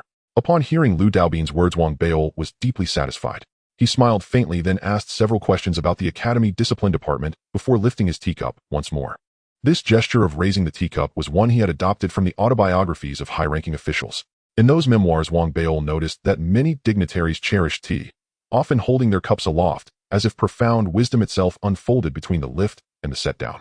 Though he did not fully grasp its deeper significance, he sensed the gesture conveyed authority, and so he now imitated it with meticulous care. Noticing Wang Beil lift his teacup, Lu Daobin paused for a moment, then recalled how his own father habitually received subordinates, a subtle pause, a quiet expectation. Instantly he understood. The formal pleasantries were concluded, now came the moment to state his purpose. Swiftly, he retrieved several gifts from his satchel, spirit stones, pills, and even an illicit dagger, placing them neatly beside the desk. Master Academician, since assuming my post as inspector, numerous students have brought me gifts, many exceedingly valuable. I am deeply unsettled should I accept them. To do so feels uneasy, yet to refuse risks chilling their sincere goodwill. Lu Daobin offered a wry smile, gazing candidly at Wang Beol, his expression utterly open and honest. A flicker of surprise crossed Wang Beol's eyes. Lately, he had received discreet reports from within the Academy Discipline Department mentioning Lu Daobin's acceptance of gifts, but he had merely filed the information away without inquiry. Now, surveying the offerings before him, he felt genuine approval and even quiet admiration for Lu Daobin's forthrightness. These are hardly extravagant items, and we must not let the student's sincerity grow cold. Accept them. Wang Beol's face brightened with a warm smile as he gently set down his teacup. Lu Daobin had watched Wang Beol's expression closely. Seeing the newfound warmth in that smile, he exhaled in quiet relief, knowing he had taken precisely the right step. Bowing deeply in gratitude, he gathered half the gifts, leaving behind only the two most precious pills, and added with a gentle laugh, "You lack for nothing here, Master Academician. This is but a humble offering drawn from your own grace. I shall never forget how you saved my life during the dream trial." As he spoke, Lu Daobin bowed again, deliberately invoking the dream trial, for that shared experience remained the unshakable foundation of their bond. Oh! Wang Beol's eyes lit up. Lu Daobin seemed markedly more articulate than before, and astonishingly Wang Beol found himself learning from him. His words flowed with such effortless charm that Wang Beol not only felt profoundly at ease, but also discerned their subtle intent. His smile deepened, and he raised a finger pointing lightly toward Lu Daobin. "You needn't test the waters any longer. Keep them." Lu Daobin feigned mild embarrassment, but made no move to retrieve the gifts. Instead, he remained standing, conversing easily with Wang Beol. Nor did Wang Beol press him to remove them. After asking after Lu Daobin's studies and offering a few words of encouragement, Wang Beol lifted his teacup once more and took a slow, deliberate sip. This time the gesture signaled dismissal. Wang Beol trusted that Lu Daobin, steeped in his father's worldly wisdom, would recognize the cue. Privately, he felt a quiet surge of pride in his own mastery of bureaucratic artistry. "Master Academician, I have one final humble request. Granted, I beg you in recognition of my unwavering diligence." Lu Daobin drew a slow breath as though oblivious to Wang Beol's earlier signal. Bowing deeply once more, he picked up an empty ice spirit water bottle resting nearby, his expression radiating absolute sincerity. "Master Academician, might I please keep this bottle? What did you say?" Wang Beol blinked, first in mild irritation at Lu Daobin's apparent misreading of his cue, then in utter astonishment upon hearing the request. A mouthful of tea nearly escaped him as he stared dumbfounded at Lu Daobin, never imagining such solemn earnestness could be directed toward an empty vessel. "Master Academician, do not underestimate this humble bottle. You see across the entire Academician Pavilion, even within the Divine Weapon Department, countless students revere you as a prodigy, without parallel, the sole individual in over 1,000 years to ascend to the rank of Academician within less than a year. Moreover, under Jiang Lin's prior leniency, inspectors routinely abused their power, leaving students trembling in silent resentment. But since your thorough reform of the Academy Discipline Department, integrity has been restored, and the student body remains deeply grateful." Lu Daobin stepped forward, gently patting Wang Beol's back as his tone grew even more heartfelt.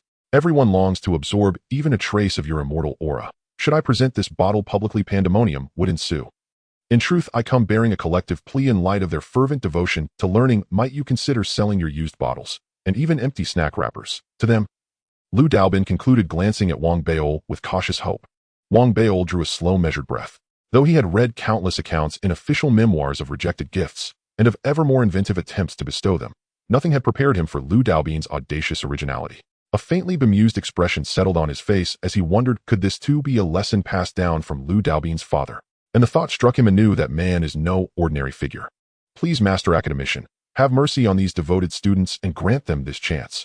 Lu Daobin declared, his voice thick with compassion as he bowed once more, his posture suggesting he would remain prostrate until granted consent. At last, after repeated entreaties, Wang Beol sighed, reluctantly yet with theatrical resignation. "Very well, very well. We cannot disappoint the students, but this precedent ends here. And Daobin, do not let the students down in your duties at the Academy Discipline Department. That above all must remain your solemn charge." Lu Daobin instantly brimmed with excitement, profusely thanking Wang Beol, privately marveling at how perfectly his father's advice had worked. Reverently, he gathered the empty bottles and wrappers like sacred relics, then departed, overflowing with gratitude. Only after Lu Daobin had left did Wang Beol abruptly rise, pacing several times through his cave residence before retrieving his small notebook and meticulously recording every detail of Lu Daobin's approach that day. A true talent. Lu Daobin is exceptional, and his father, undoubtedly extraordinary. One day he may well become a city governor. Wang Beol nodded firmly, convinced he had broadened his horizons. The sensation of being skillfully flattered, especially with such elegant finesse, left him profoundly gratified. 3 days passed swiftly. When Lu Daobin returned, he carried over a dozen vials of pills. These were memory-enhancing elixirs. Though less potent than those gifted by Zhang Liang, they addressed Wang Beol's urgent scholarly needs with uncanny precision. Wang Beol could not help but sigh anew. Lu Daobin truly was an exceptional talent. He reflected that such a promising subordinate deserved encouragement, not indifference. After brief consideration, he spoke just as Lu Daobin prepared to depart. Daobin, investigate the case of Sun Qifang. Regarding Sun Qifang's case, Wang Beol had reviewed the file upon assuming leadership of the Academy Discipline Department. It contained exhaustive records, Sun's upbringing, academic history, and hidden background. Wang Beol knew what few others did. Sun hailed from a prosperous family that operated a spirit forge workshop. Though enrolled in the Divine Weapon Department, Sun had violated Academy regulations by stealing a secret formula from its spirit archive, a formula detailing the crafting of a spirit-forged core. His intention had been to deliver the formula directly to his family. Within the Alliance, nearly all spirit-forging formulas were jealously guarded by the 4 great Dao Academies, particularly the divine weapon lineage of the Ethereal Dao Academy, whose collection was both vast and rigorously protected. Access required high-standing, dissemination was strictly forbidden. Though Sun Qifang employed cunning methods to obtain the formula, he was intercepted before he could escape, discovered by inspectors from the Spirit Stone Academician Pavilion. He now languished in the Spirit Stone Academy Discipline Department, awaiting Wang Beol's judgment. As the stolen formula held only moderate significance, the matter could be treated either leniently or severely.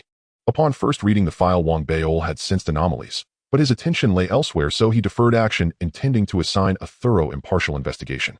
Now seeing Lu Daobin's remarkable perceptiveness and tact, he entrusted the case to him, an act that within the Academy Discipline Department symbolized real authority. Tread carefully when investigating Sun Qifang, Wang Beol said, glancing meaningfully at Lu Daobin, then lifted his teacup, once more holding it aloft without setting it down. Still pondering the Sun Qifang case, Lu Daobin instantly recognized the teacup as a graceful dismissal. He bowed and departed without delay. Watching Lu Daobin's retreating figure, Wang Beol allowed himself a self-satisfied smile, convinced he had absorbed invaluable lessons from him, and that combined with his study of official memoirs, his command of governance had reached an impressive level.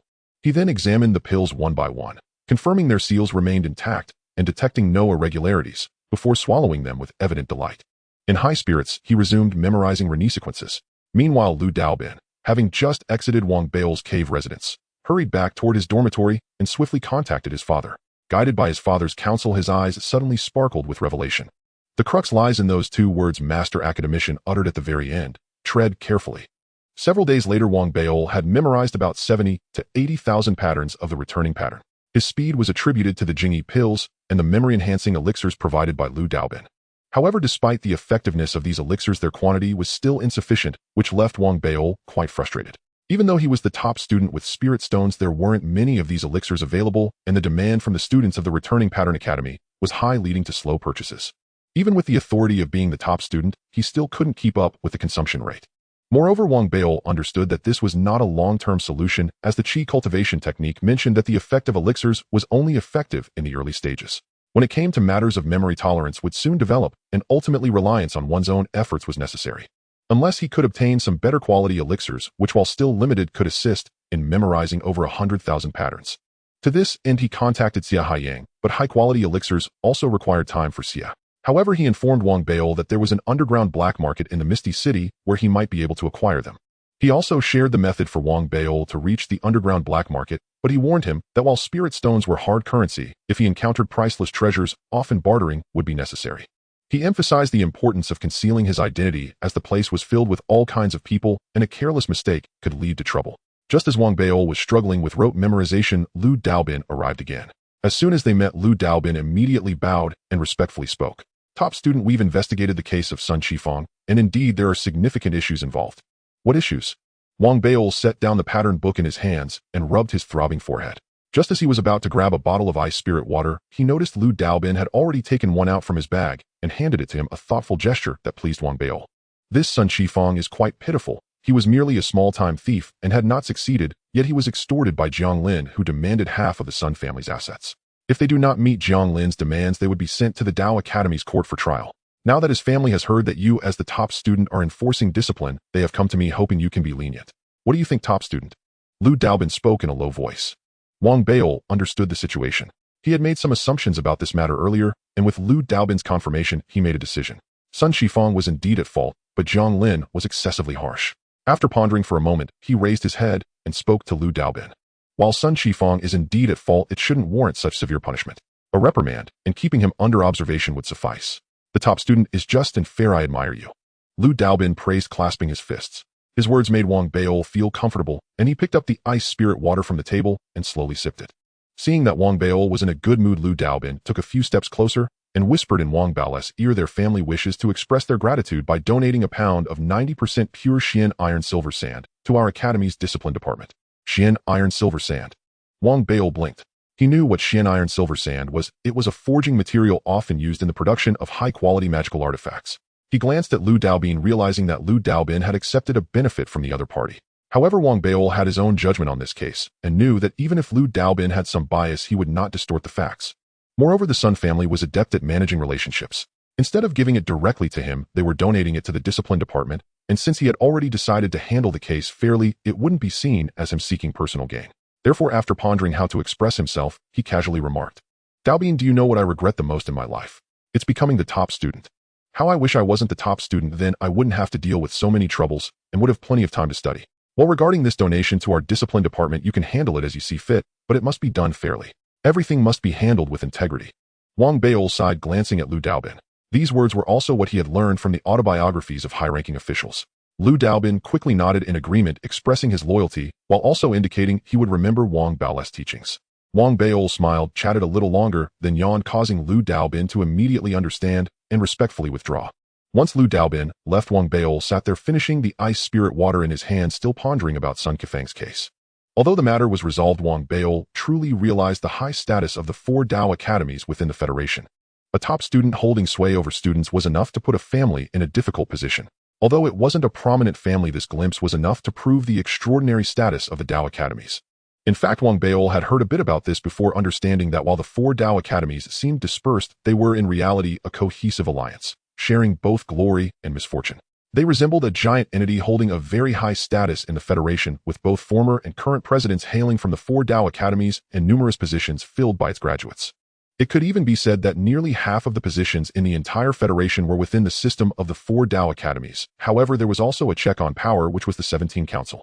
The 17 Council, consisting of the lords of the 17 main cities, could determine the main policies of the Federation and limit the power of the Federation president. Of course, this also related significantly to the cultivation levels and the number of powerful individuals involved. While it seemed like a balance of power, in reality, due to the existence of forces akin to feudal lords stemming from the history of the Beast War and the fragments of the ancient Star Sword, which had been acquired by each, a unique system had formed leading to their independence. Wang Beol had also followed news about this and knew that these forces were the March Group, the Star River Sunset Sect, the Feather Transformation Innate Sect, and the 5 Generations Heavenly Clan. These 4 factions outwardly obeyed the Federation, acknowledging themselves as part of it, but in reality, they exercised a high degree of autonomy, becoming feudal lords. Although no single faction could compete with the Federation directly, when united, they made the Federation wary. Now, as the top student, Wang Beol had gained a deeper understanding of this power. After some contemplation and confirming that his handling of the case was appropriate, he felt at peace with himself. Only then did he pat his belly, contentedly pick up the pattern book, and continue memorizing the returning patterns. In the blink of an eye, 3 days passed. When Lu Daobin arrived again, he brought with him the Xian iron silver sand. Each grain of silver sand sparkled brilliantly, dazzling in the sunlight like a treasure, and was incredibly hard. Although Wang Beol had never seen it before, he could sense that this item was extraordinary. Top student, this Xian iron silver sand was sent by the Sun family as thanks for the fair handling by the discipline department. Please take care of it. Wang Beol looked at the Xian iron silver sand, and then at Lu Daobin, his gaze carrying deep meaning, which made Lu Daobin a bit nervous, sweat gradually forming on his forehead. After a long while, Wang Beol finally spoke lightly. "This is a one-time exception." Upon hearing Wang Bao's words, Lu Daobin hurriedly agreed, not noticing that his back was already damp. The pressure from Wang Bao's earlier gaze had been immense, making it clear that Wang Beol was well aware of the situation with him and the Sun family. Even though he accepted benefits from the Sun family, he had indeed conducted a thorough investigation without favoring Sun Shifang. In his heart, Lu Daobin gradually understood Wang Bao's principles, realizing that Wang Bao's principles differed from his father's judgment. He had misunderstood the situation from the beginning. What Wang Beol referred to as discretion was in fact about having standards during investigations rather than seeking personal gain. Reflecting on this, Lu Daobin took a deep breath. When he looked at Wang Beol again, he felt a greater respect, knowing how he should conduct himself in the future. Wang Beil did not keep all the Xian iron silver sand for himself. Instead, he allocated some to Lu Daobin to give to the members of the discipline department. After sending Lu Daobin off, Wang Beil did not look at the Xian iron silver sand any longer. He knew that this forging material had little practical use for him at the moment. What I need most now are high-quality memory-enhancing elixirs. Wang Beil thought for a moment and decided to take this silver sand to the underground black market to exchange for better elixirs. To avoid unnecessary trouble during the exchange at the black market, he needed to conceal his identity. This was common sense that Wang Beil was aware of, so he disguised himself and left the Dao Academy. On the way, he looked down at his physique and scratched his head. Still not good, and my figure is too slim, making it easy for people to recognize me. Frustrated, Wang Beil decided to buy a tight-fitting outfit from a shop. After putting it on, he looked at his body tightly wrapped in the clothing, feeling that the effect was not particularly significant. I need to lose weight. Wang Beil felt a bit distressed. He considered himself quite a formidable figure in the weight loss realm, but just could not shed any pounds. No, starting tomorrow, I will continue my diet. Wang Beil's eyes showed determination.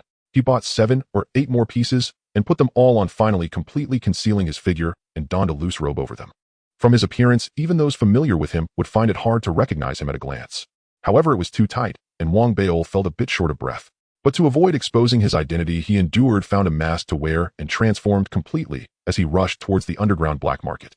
Starting tomorrow, I won't eat anymore, I will lose weight.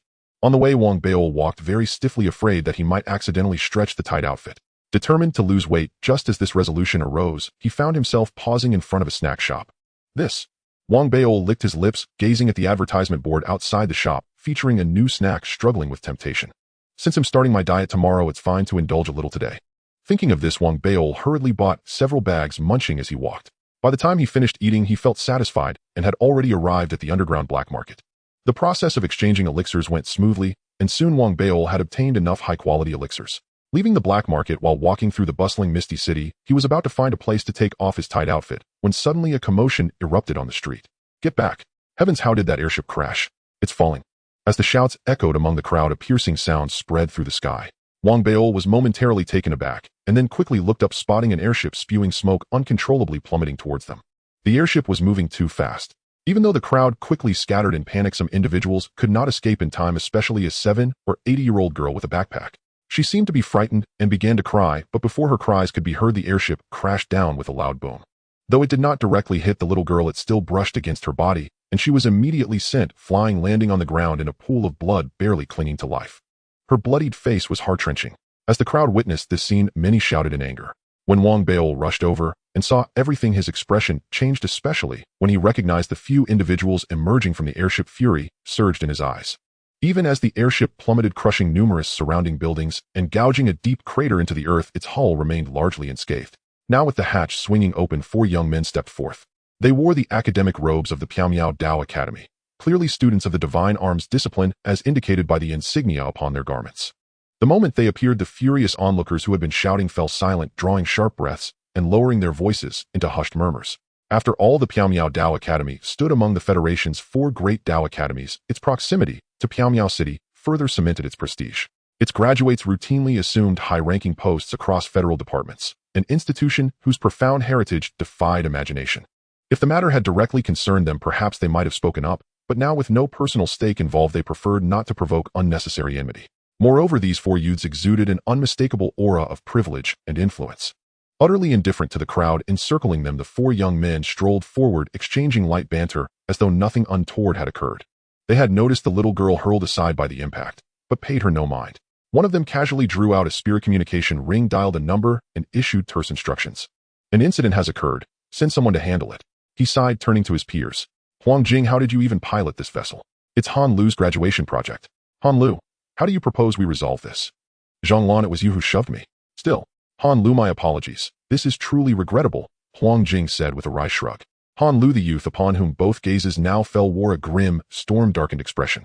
He strode forward several quick paces to inspect the airship, then turned, casting a disdainful glance toward the bloodied, barely conscious child lying motionless in the distance. Nothing serious, just a spot of blood. A simple wipe will suffice. Their utter disregard for the horrified crowd and their chilling indifference toward the bleeding child ignited fresh waves of outrage. Yet when their Piaomiao Dao Academy robes caught the light, the onlookers swallowed their fury, holding their tongues. Wang Beil watched it, all his eyes burning with mounting wrath. Ever since the Jianglin affair, he had known the academy was no sanctuary, but he had never imagined its students could so callously trample innocent life, wielding their institutional prestige like a crown of superiority over ordinary people. In that instant, his fury hardened into glacial lethal resolve. He took a step forward, only to feel a gentle but urgent tug at his sleeve from a well-meaning bystander who whispered softly, "Don't approach them. They're from the Piamiao Dao Academy. Every graduate becomes elite personnel, and judging by their arrogance, their families wield considerable power. We simply cannot afford to cross them." Beneath his mask, Wang Bao's face tightened. He gently disengaged himself and pressed onward, not toward the 4 academy students, but straight to the little girl's side. Kneeling beside her, he saw her face streaked with blood, her small body trembling faintly, her breath shallow and fading. With tender urgency, he placed his hands upon her and channeled soothing spiritual energy into her frail form, speaking in a voice soft as silk. "Little sister, don't be afraid. You'll be all right." As he spoke, he reached into his satchel and withdrew several healing pills he'd purchased from the alchemy discipline, carefully placing them in her mouth. "Big brother, it hurts. I'm scared. I want mama." The girl, still shaken from the trauma, burst into fragile, tear-drenched sobs the moment she heard his gentle voice. Her words weak, her strength ebbing fast. "Little sister, don't be afraid. You'll be all right." Wang Baol stroked her hair, intensifying the flow of spiritual energy to mend her wounds while administering more pills with reverent care. Though grievous, her injuries responded swiftly to the alchemy discipline's potent remedies, miraculous even for ordinary mortals. Under Wang Baol's nurturing chi, her breathing steadied, her pallor softened, and soon she drifted into a peaceful slumber. Witnessing this, the 4 academy students exchanged amused smiles, as if the crisis had already dissolved. Laughing amongst themselves, they turned to leave. Zhang Lan, the one who'd earlier summoned aid, even lifted his spirit communication ring once more to cancel the request. That complete dismissal, no apology, no remorse, no acknowledgement, fanned the crowd's smoldering anger into white-hot embers. Though none dared raise their voices, fury blazed unmistakably in every pair of eyes. The sight ignited Wang Baol's rage beyond containment. Gently laying the sleeping child near the edge of the crowd, he rose and pivoted, his gaze locking onto the 4 academy students with icy, unblinking intensity. His voice dropped low, resonant, and cutting as a blade. "Stop. And when did the Piamiao Dao Academy breed such soulless scum?" His tone was glacial, his words unsparing. A truth no one else dared utter, yet one that rang out clear and piercing across the square. At Wang Baol's shout, the 4 students froze mid-stride, turning as one with cold, venomous stares. Zhang Lan, the same youth who'd contacted his family, was the first to react, his temper flaring instantly. Without hesitation, he stormed toward Wang Baol. "Who the hell are you? Daring to insult me? I am a divine arms discipline student of the Piamiao Dao Academy." His voice snarled, rising as he closed the distance, arm cocked to shove Wang Baol aside. Before the words fully left his lips, Wang Baol's right hand shot up, seizing Zhang Lan's fingers in a vice-like grip. With savage, unhesitating force, he snapped them backward, then drove a brutal kick into the youth's knee. A sickening crack echoed, immediately followed by a shriek so raw, so inhuman in its agony that it seemed ripped from the very marrow of his bones. Zhang Lan staggered back on one leg, stumbling over a dozen paces before collapsing to the ground, writhing in torment. The crowd recoiled in collective shock. In heaven above, he struck a Piamiao Dao Academy student, and the masked man has just sealed his fate. In this age, righteous intervention is rare indeed. Yet this man is utterly reckless. A hush fell as onlookers gasped in unison. The remaining 3 academy students paled, instantly drawing weapons and igniting their cultivation foundations. "And who are you? How dare you act with such audacity? We are of the Piamiao Dao Academy, and we are divine arms discipline students. By tonight you will beg to unlive this day."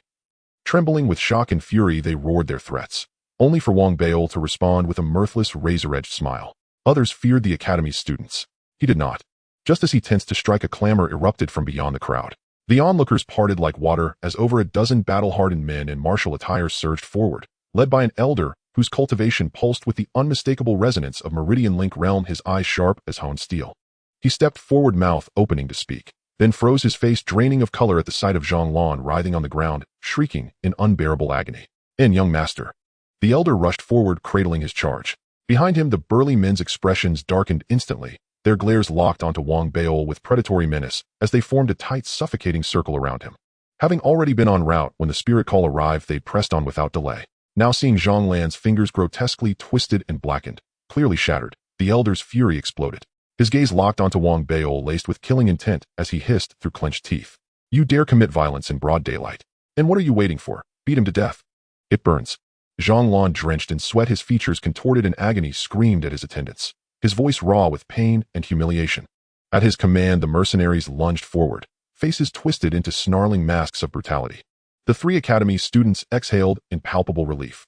Wang Bao's sudden devastating assault had unnerved them deeply, but now with the arrival of their comrade's formidable kin their confidence returned, and with it cruel, triumphant grins. Wang Bao's fury burned undimmed. Whether within the academy walls or inside the Free Combat Club, he had always held back, except during that single fateful bout with the club's heiress. But now consumed by righteous wrath the moment the mercenaries closed and his eyes flashed with lethal frost, and he surged forward. His fist cut the air like a thunderclap, striking one mercenary full in the chest. Blood erupted from the man's mouth as his spine arched violently, his body launching backward like a broken puppet. Wang Bao didn't pause. His right leg swept outward, a thunderous thud-thud, sending two more mercenaries flying. Their ribs shattered, their bodies crashing down unconscious. As the remaining mercenaries converged, Wang Bao moved with blinding speed, snapping one man's wrist with surgical precision, then driving a vicious upward kick into another's groin. In the space of a single breath, every one of the 13 mercenaries lay fallen, groaning, convulsing, screaming in broken agony, while the stunned crowd watched breathless and wide-eyed. At that very instant, the Meridian Link Elder's eyes flared with murderous intent. Seizing Wang Bao's momentary pivot, he launched himself forward. His right hand raised a guttural tiger's roar erupting from his throat, as if a ferocious black tiger materialized in the air around him. But the moment the elder breached his guard, Wang Bao, though half-turned, felt the dormant, devouring seed within him ignite. A terrifying suction force erupted, warping the air like an invisible vortex. The elder's trajectory wrenched violently off course. With a cry of disbelief, he lost control, just as Wang Bao whirled, seized his wrist, and gripped it like forged iron. A sharp crack split the air, followed by a guttural scream as the elder's wrist snapped. Before he could recoil, Wang Bao drove a brutal, merciless kick into his groin, so fierce it tore a crimson spray from the elder's lips and soaked his trousers in blood.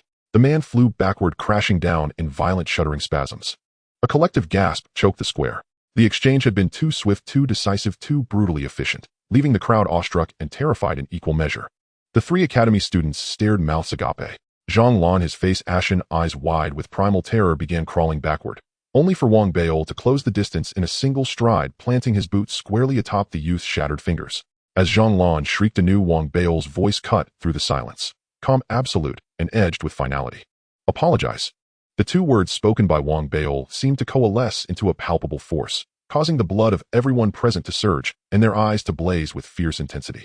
They understood Wang Bao intended to demand justice for the little girl and an apology. Such courage was beyond their reach, yet witnessing another rise to act ignited an overwhelming surge of exhilaration within them. Each heart pounding, each gaze locked upon the youth, whose finger Wang Bao now pressed beneath his foot. Stop. Whoever you are, you've just invited catastrophe. Over such a trivial matter you resort to violence. From nearby, the three students of the Ethereal City Academy trembled with alarm, voices sharp with false bravado, as they snarled at Wang Bao.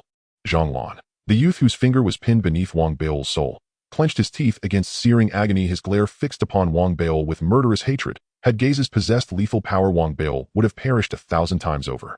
Do you truly revel in bullying us? You may feel triumphant now. You may even believe yourself mighty, but your strength stems only from having cultivated a few years longer than we. Our futures, however, diverge sharply from yours. Should we meet again in a few years, you will be nothing before us. I've encountered men like you countless times. Do you dare kill us? This is Ethereal City, and we are disciples of the Ethereal Tao Academy. You'll soon face a citywide manhunt. Zhang Lan's eyes burned with venomous loathing. Through gritted teeth and ragged icy breaths, he spat each word with seething hatred. Even if any of us erred, it falls solely to the Ethereal Tao Academy to hold us accountable, not to some outsider who presumes authority over me. His contempt deepened further, laced now with disdain. And do I lack authority? Wang Bao gazed upon the sneering youth, then shifted his eyes toward the three nearby students, terrified, yet still radiating quiet scorn. He nodded slowly. Then tell me, does the rank of senior disciple of the Spirit Stone Academy under the Divine Weaponry Department of the Ethereal Tao Academy suffice? As he spoke, Wang Bao tore off his mask and surged upward, his body expanding with sharp cracking sounds as the tight-fitting undergarments beneath his robes shattered, revealing once more his stout, rounded frame. You, senior disciple. Impossible.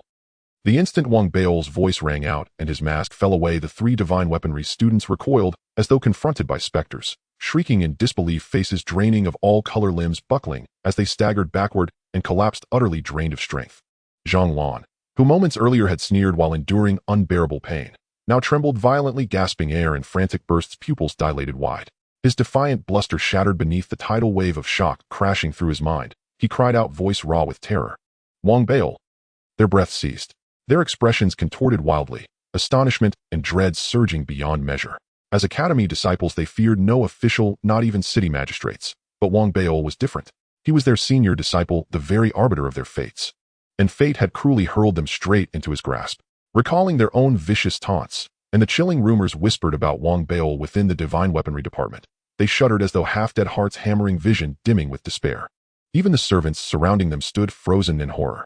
The elderly man, kicked in the groin earlier seething with resentment, struggled back to consciousness, glimpsed the scene, drew a sharp shuddering breath, and collapsed unconscious, once more abandoning all thought of vengeance, paralyzed instead by fear of Wang Beil's retribution. After all, his young master was himself a disciple of the academy. That's the senior disciple. And the onlookers too were stunned into silence, minds reeling, jaws slack. The reversal was so absolute, so staggering it defied all expectation. Now, do I possess the authority to command your apology? Wang Beil asked calmly, still pressing Zhang Lan's finger beneath his foot. Before Zhang Lan, whose finger had been snapped, could utter a word, the three ethereal Dao Academy students scrambled to their feet, rushed to the little girl, and offered hurried, profuse apologies. Little sister, we're truly sorry. We didn't mean to. Please forgive us, little sister. Trembling with anxiety, their voices quavered.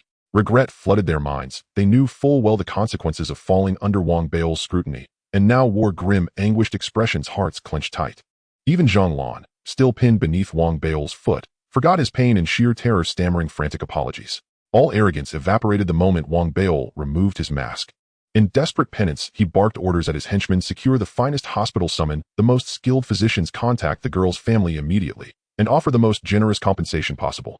The henchmen cast wary glances toward Wang Beil. Only after receiving his silent nod did they rush forward, lifting the girl with reverent care and speeding her to the hospital.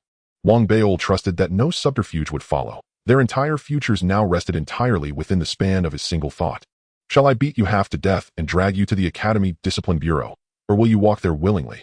Choose. With a cold snort, Wang Beil turned, hands clasped behind his back, and strode toward the academy. The four exchanged hollow, fearful glances. Bitterness and dread etched plainly across their faces. Then rose reluctantly, heads bowed, trailing behind Wang Beil, like chastened shadows, abandoning even their skycraft in their haste. Trembling all the way, they followed Wang Beil back to Divine Weaponry Peak, and into the Discipline Bureau of the Spirit Stone Academy, where without resistance they were seized and confined. Wang Beil resolved to deal with this case severely. Though he had seldom involved himself in administrative affairs since assuming the role of senior disciple of the Spirit Stone Academy, this marked his first personally apprehended case. Upon learning the full account, both Lu Daobin and other inspectors understood clearly Wang Beil's fury ran deep. He intended to forge this matter into an ironclad precedent. Given the abundance of witnesses, standard procedure dictated a swift transfer to the Academy's internal tribunal for formal adjudication. As for the verdict, Wang Beil declared his stance unequivocally: an expulsion from the Academy. For a case personally investigated by the senior disciple, with irrefutable evidence and egregious misconduct, even the deputy dean would find it nearly impossible to suppress. Wang Beil's judgment, therefore, would become the final decree. News spread swiftly through the Divine Weaponry Department. Countless disciples listened in awe and inwardly vowed never to repeat such folly. Many others, however, voiced furious condemnation. Their wrath fell not upon Wang Beil, but upon these four disgraceful individuals who had sullied the department's honor. Across the spirit net, the incident ignited waves of praise. After all, few Academy disciples dared behave with such brazen arrogance, and when injustice stirred universal outrage, people naturally rendered their own moral verdict. Simultaneously, Wang Beil's renown surged anew, so much so that many young women hearing of his actions found their admiration for him markedly heightened. Especially among the alchemy department's female disciples, upon learning he'd used their pills to save the girl, they sent him eager spirit messages, and some bold and unreserved extended direct invitations to meet. When news reached the families of the four students, panic erupted. They scrambled desperately to contact Wang Beil, pleading for clemency, only to be met with complete silence. Desperate, they turned to inspectors like Lu Daobin, but all understood Wang Beil's resolve and refused outright, declining even to entertain the request. In the end, the families sought out Chao Kuan, the senior disciple of the Runic Form Academy. In that same night, within the senior disciples' pavilion of the Spirit Mold Academy, Lin Tianhao, the senior disciple of the Spirit Mold Academy, sipped spirit tea while reading an ancient scroll. Beside him stood Chao Kuan, speaking softly. Brother Lin, others may be negotiable, but Zhang Lan's family has offered a grade 5 spirit treasure. At the mention of spirit treasure, Lin Tianhao lifted his gaze thoughtfully.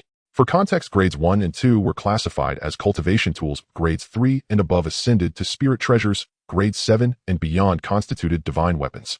Reaching the level of spirit treasure implied immense value, especially grade 5. Even Lin Tianhao felt a flicker of desire. He retrieved his spirit message ring, consulted the deputy dean, and set it down with a faint knowing smile. A sweeping reform targeting senior disciples across the academy begins in a few days, with the Divine Weaponry Department as its pilot.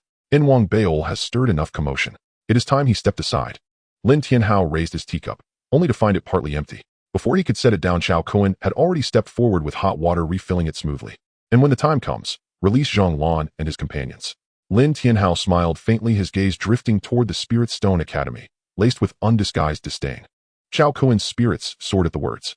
Time passed. 3 days went by. During these 3 days, Wang Beil immersed himself in reciting the patterns using the pills he exchanged for with black market iron and silver sand, which became his primary aid in memorizing the patterns.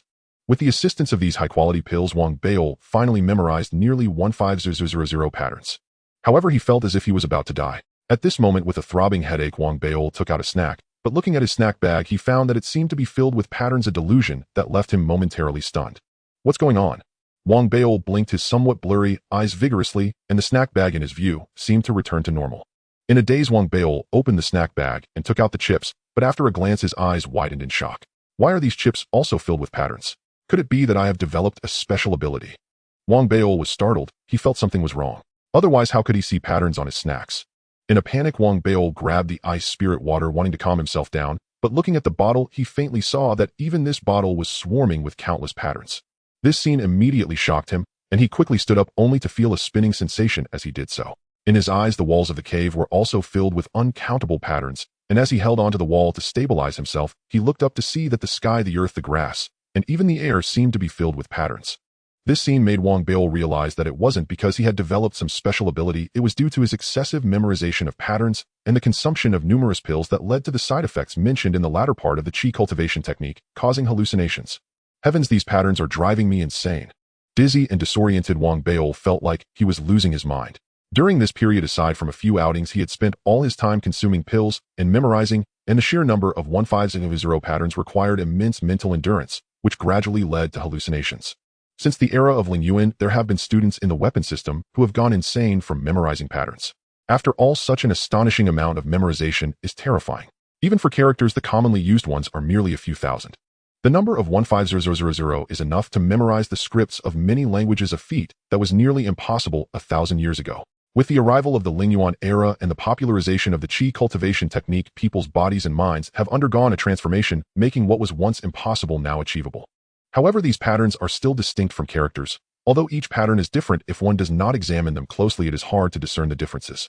This greatly increases the difficulty of memorization, especially since understanding their meanings is also required.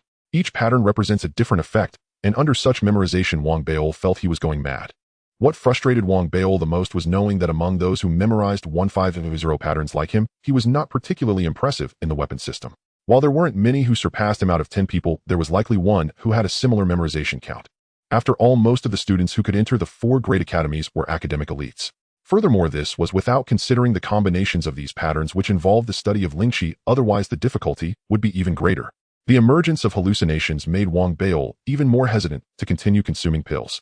He was very worried that if he kept memorizing like this, he would truly lose his sanity. Thinking about how he hadn't yet become the federal president, Wang Beil felt he absolutely could not go insane, and at the same time, he couldn't help but think that if he did lose his mind, he would surely be unable to control his weight. By that time, he feared he would quickly reunite with the plump grandfathers.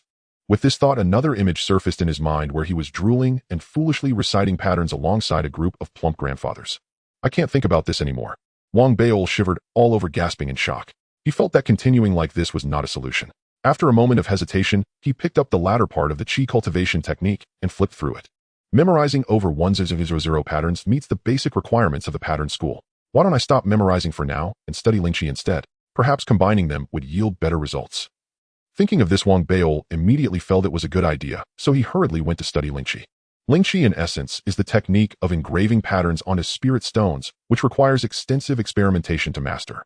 Additionally, one must memorize a vast array of Lingqi secret formulas. These Lingqi secret formulas record the methods of combining different patterns, and through these combinations, after mastering the engraving, one can ultimately refine spirit tools. It sounds simple, but in reality, learning it is not easy at all. However, for Wang Beil, as long as it was not about memorizing patterns, he could do anything else. Thus, in this study, he took out the spirit stones and began to attempt engraving. And so days passed. In this agonizing study, Wang Beil continuously sought various methods to learn, but the results remained unsatisfactory.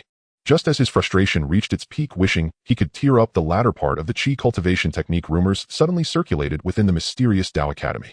These rumors were related to the position of the academic leader, and they were detailed and vivid, seemingly stating that the four great academies were gradually reforming the academic leader system. Due to the previous regulations, the power of this identity was too overwhelming, especially with the division of authority, resembling a scattered sand pile, which was detrimental to unity. Thus, this system would be abolished. A new system would be implemented, simply put, establishing an academic leader council in each department, where each academic leader would have one vote, and together they would manage their respective departments through majority voting. The Bailu Academy within the four great academies had already begun implementing the new system, while the Bailu branch and the Shengchuan Academy and the other three academies, as well as the mysterious Dao Academy, also needed to select a department as a pilot. Once successful, it would be promoted throughout all the departments on the Lower Academy Island. These rumors spread quickly, immediately sparking discussions among countless people. Although this matter seemed only related to the reform of the academic leader system, it actually affected everything. Once the academic leader underwent changes, it would undoubtedly impact the academy's management and all students. Amidst these discussions, the academic leaders of various departments could no longer sit still. They all used their networks to gather information. Although Wang Baiol was secluded for memorization, Lu Daobin and others, upon hearing this matter, became extremely anxious and rushed to find Wang Baiol for inquiries. Wang Baiol was also momentarily stunned when he heard about this, rubbing his aching forehead, and asked Zheng Liang for information. However, although Zheng Liang was sociable, he did not know much about this matter. While the entire academy was focused on this matter and all academic leaders were tense to varying degrees, the head of the academy announced to the entire institute that the reform of the academic leader system had been confirmed, abolishing the original academic leader system and replacing it with an academic leader council voting system. This initiative will use the weapon system as a pilot, commencing immediately. Once this announcement was made, the academic leaders of other departments breathed a sigh of relief, while the students within the weapon system were all greatly shaken. It was evident that the weapon system was about to face a storm. Lu Daobin and others were extremely worried after hearing this news. This council system was extremely unfavorable for Wang Baiol. Wang Baiol also received the notification immediately, and Zheng Liang had also gathered some information relaying it to Wang Baiol. Junior brother Baiol, you need to be cautious. I heard that this trial was originally supposed to be placed in the machine relations, but due to your Lingqi academic leader Lin Tianha's application and the strong support of the deputy head, the plan was changed to place it in your weapon system. The words from Zheng Liang made Wang Bao's expression change. However, before he could think of any corresponding measures for this sudden news, a strange voice came from his communication ring. Lingqi academic leader Wang Baiol, I am Lingqi academic leader Lin Tianhao, acting on behalf of the head of the academy, to announce that tomorrow morning come to my Lingqi academic leader pavilion for the first academic leader meeting of the weapon system. This was Lin Tianhao, and it was his first conversation with Wang Baiol. His voice was calm, revealing no hint of emotion, yet there was an inexplicable pressure that seemed to echo in Wang Bao's cave from those words. An ill omen approaches. Wang Bao's eyes widened as he gazed at the spirit communication ring. The Lingpei sect chief had uttered but a single sentence, yet its tone carried an unassailable authority that left Wang Baiol deeply unsettled. So what if your father holds high office? What does that even mean? Why should I obey you just because you say so? Wang Baiol snorted, his mind already whirring with strategies. Absent-mindedly, he pulled out a snack pack, only to pause mid-reach. No, I've resolved to lose weight. But today's matter is grave indeed. I must think this through carefully. Very well. I'll resume my diet after resolving this. Convinced his focus must remain undivided, Wang Baiol seized the snack and began eating. Yet no solution emerged, however long he pondered. The decree had arrived without warning. A sweeping reform order issued directly by the academy director. Though Wang Baiol held the rank of sect chief, he knew full well how vast the gulf remained between himself and the director's echelon. Alas, my rank is too low. Were I president of the Federation, none would dare address me thus. With a wistful pat upon his abdomen, Wang Baiol sighed, and resolved to assess the situation in person tomorrow. Compromise, if unavoidable, would not be ruled out. Thus passed the night. At dawn, Wang Baiol opened his eyes from meditation, composed himself, and ambled slowly toward the Lingpei sect chief's pavilion.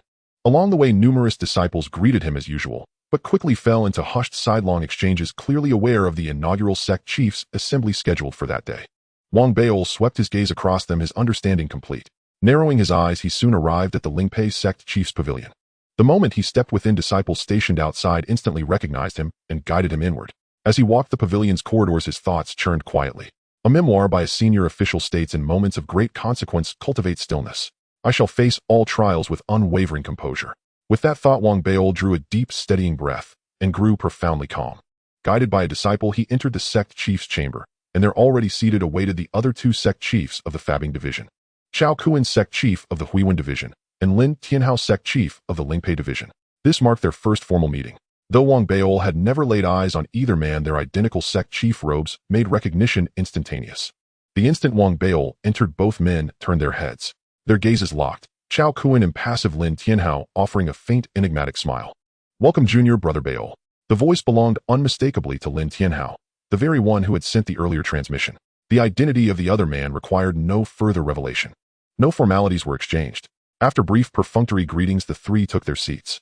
An inspector arrived bearing tea, then withdrew, closing the chamber door behind him. At that very moment, countless disciples across the Fabbing division turned their eyes toward the pavilion.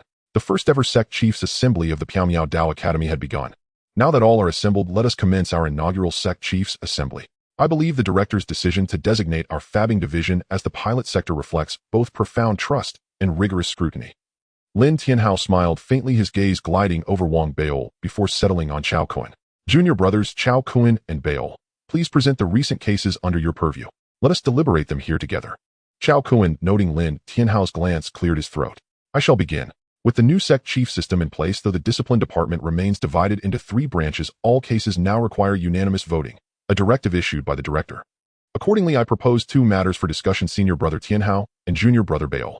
First, the discipline department's inspector roster has grown excessively large. Though these inspectors serve voluntarily, rendering their service unpaid, we must not allow personal bias to impede their studies. They deserve more time for cultivation and learning. Therefore, I recommend dismissing certain inspectors. After all, this is a Dao Academy, not a federal administrative organ." Chao Kuan produced 2 jade slips and handed them to Lin Tianhao and Wang Beol. "These contain the names of those I recommend for dismissal. Senior Brother Tianhao, please review them." After scanning the slips, Lin Tianhao nodded, then turned expectantly toward Wang Beol. "Junior Brother Beol, what is your view?" Wang Beol's breath remained steady as he accepted the jade slip and skimmed its contents, only for fury to surge uncontrollable and immediate. Every name listed belonged to his Lingshi Academy disciples close to him, or those he himself had promoted.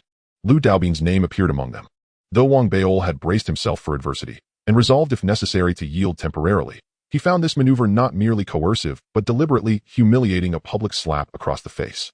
"I object." Wang Beol lifted his head, voice resolute. "Then let us vote. I endorse Chao Kuan's proposal."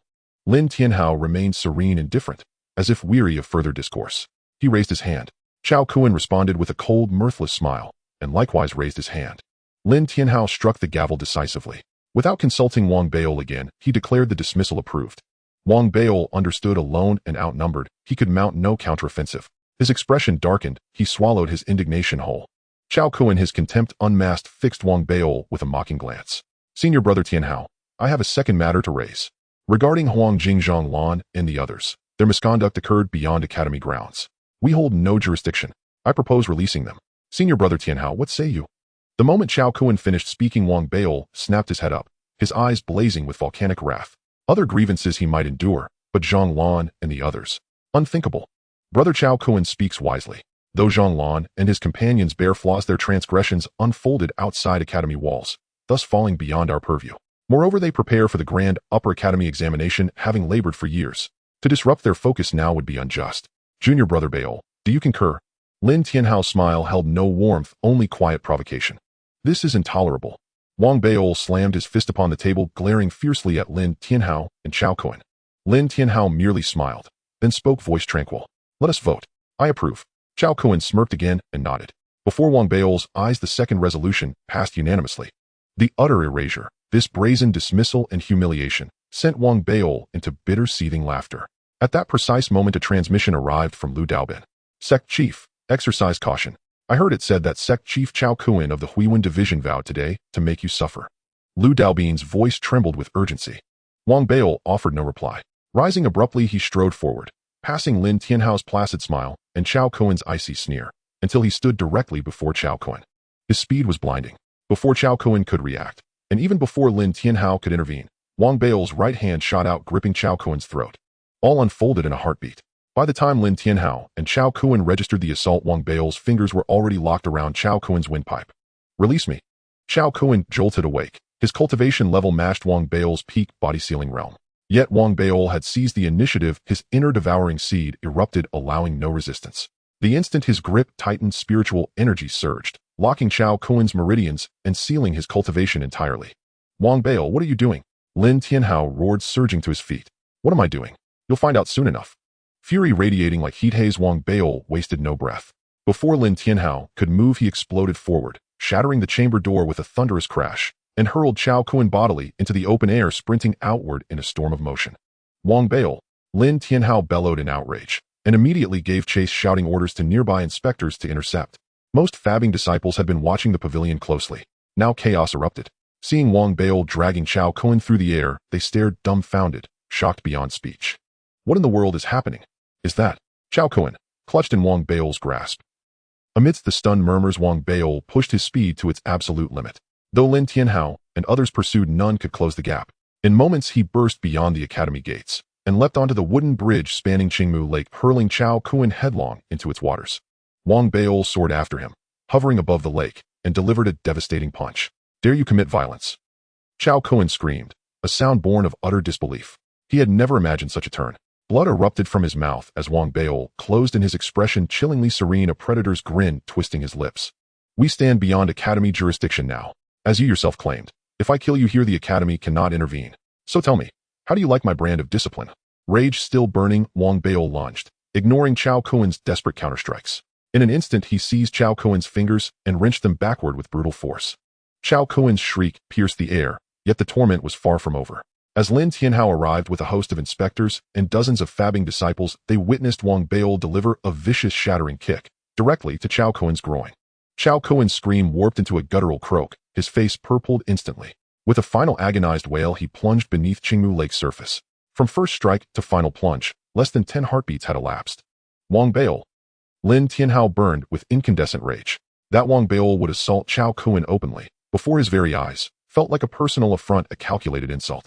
He dispatched attendants to rescue Chao Kuan, while fixing Wang Beil with a gaze sharpened to lethal frost. "Staring won't help. Haven't you ever seen a handsome man administer justice?" Wang Beil glared back, snorted, and strode away without looking back. At the last moment, he paused, turned, and extended his thumb downward toward Lin Tianhao. "You." Lin Tianhao ground his teeth, fury threatening to shatter his composure. Yet Wang Beil had exploited a fatal flaw in their handling of Zhang Lan's case, and to punish him now would undermine their own prior justification. True, Wang Beil's actions were reckless. Abducting Chao Kuan beyond academy walls was indefensible. Yet as a sect chief, especially one so publicly marginalized during the assembly, any disciplinary action against him would prove toothless, mere posturing devoid of real consequence. Thus, when Chao Kuan was finally dragged shivering and shrieking from the lake, Lin Tianhao could only offer hollow words of comfort. His fists clenched, his triumph hollow, his frustration suffocating. As Wang Beil strode away, the students of the Law and Arms Department stood frozen, exchanging bewildered glances. The day's events had been profoundly surreal. First, Chao Kuan had arrogantly vowed to teach Wang Beil a lesson. Then the Student Council Assembly convened. Yet before its outcomes could even be announced, they witnessed with their own eyes Chao Kuan being dragged out of the Dao Academy by Wang Beil himself. And then came the brutal beating.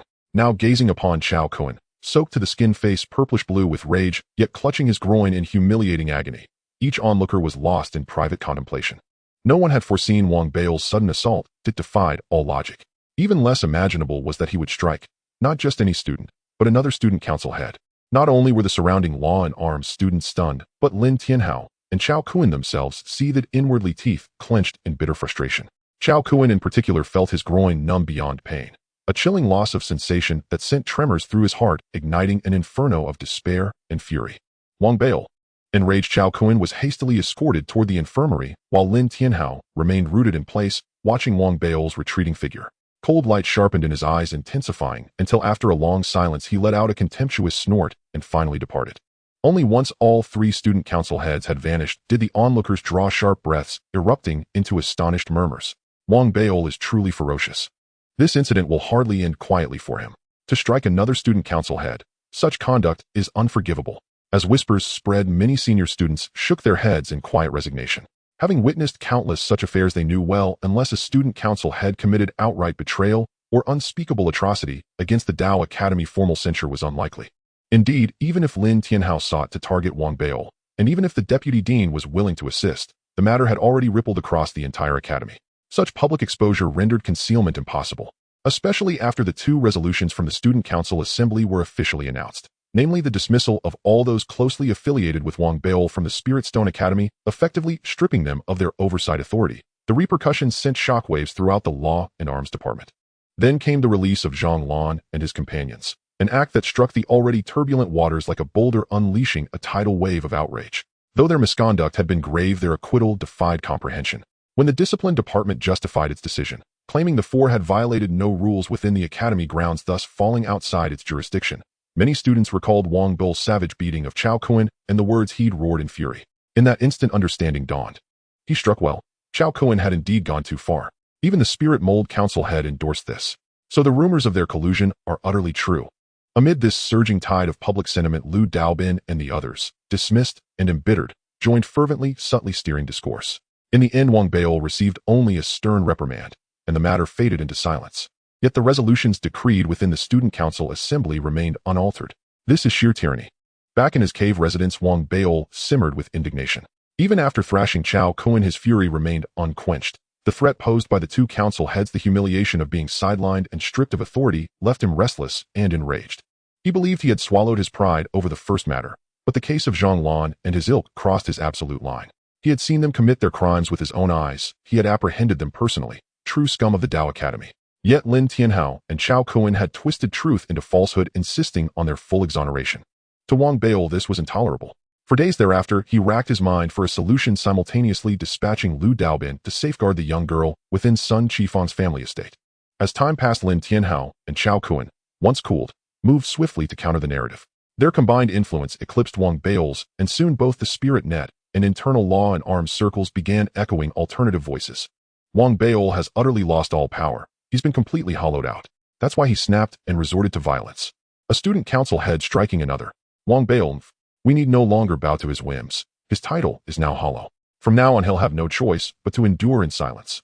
Such sentiments gradually coalesced into the dominant narrative. Meanwhile, Lu Daobin and the dismissed students found themselves besieged, now under investigation by both the Spirit Mold and Circuit Pattern Discipline departments. Even the Spirit Stone Discipline Department, sensing Wang Beil's waning influence, saw its members, whether coerced or eager, turn against their former allies and join the pursuit. The purge gathered terrifying momentum. Daily numerous students elevated by Wang Beil were seized without warning. Lu Daobin himself was the first taken for interrogation. Yet perhaps because Wang Beil had shattered convention by striking Chao Kuan so viciously, the investigating supervisors, though outwardly fierce, proceeded with marked caution. After all, Wang Beil didn't merely strike, he struck with ruthless, bone-deep severity. These developments made Wang Beil's temples throb and his gaze harden into something steely, desperate, and fiercely resolved. Damn it all, they've backed me to the very cliff's edge. Fine. Then there remains only one way to resolve this. Eliminate Chao Kuan, the Circuit Pattern Council head. Once I replace him, I shall hold both the Spirit Stone and Circuit Pattern Council headships, giving me 2 decisive votes. In the Student Council Assembly, I'll hold absolute advantage. Wang Beil paused, reflecting. Yet even this plan felt insufficient to quell his wrath. He gritted his teeth anew. One isn't enough. I'll eliminate both council heads. Then the Law and Arms Department's 3 council headships will belong solely to me. At that point, I alone shall wield unquestioned sovereign authority. If I succeed, no more student council assemblies, no more shared deliberation. The discipline department itself will answer only to me. Wang Beil lifted his head sharply, eyes burning crimson, the ultimate resolution he had conceived. Setting aside the sheer difficulty, Wang Beil pondered long and deeply. Only this path offered escape from his peril. Justice for Zhang Lan's quartet of scoundrels, salvation for Lu Daobin and his comrades, and the restoration of his own standing. So be it. Determined, Wang Beil contacted Xia Haiyang, immediately declaring he would pay any price for unlimited quantities of memory-enhancing pills. He then emerged from his cave residence, preparing to purchase vast stores of provisions for his upcoming seclusion. Should I succeed, Wang Beil shall reign supreme over the Law and Arms Department once more. But should I fail, damn it, I'll still find a way to rescue Lu Daobin and the others. For the first time, Wang Beil's ever-cheerful disposition soured. His expression darkened as he walked through the Law and Arms Department. Students who once bowed reverently now averted their eyes, fearful of association drawing discipline department scrutiny. Still a handful of students paused, sighing softly before offering respectful salutes. Wang Beil memorized each face, nodding in silent acknowledgement, then exchanged his coins for provisions and hastened back toward his cave residence. But fate is rarely kind. On his return path, Wang Beil abruptly halted, spotting ahead amid a group of 7 or 8 laughing students the very 4 figures Zhang Lan and his companions. Seeing their smug, self-satisfied banter, Wang Beil's expression deepened into icy gloom. Dismissing them entirely, he continued forward, intent only on retreat and cultivation. Zhang Lan and his fellows, however, basked in newfound triumph, not only acquitted but appointed as inspectors, and privately convinced the prior incident had in fact worked to their benefit. Spotting Wang Beil, they flinched, Then recalling his fall from grace, smirked and taunted him openly. Why, if it isn't Council Head Wang? You look rather unwell. Perhaps you ought to visit the infirmary. Don't let some fatal illness claim you unawares. Indeed, Council Head, your recent stress must be tremendous. Take care of yourself. Should you collapse from sheer anger, the Academy would suffer a grievous loss. And that little girl, I've lately considered visiting her family. Facing these barbed jibes, Wang Beol swept them with a frigid, unblinking stare, then stopped, setting his purchased provisions carefully upon the ground. As Wang Beol froze, Zhang Lan and his cronies, still savoring their verbal victory, caught the lethal stillness in his gaze.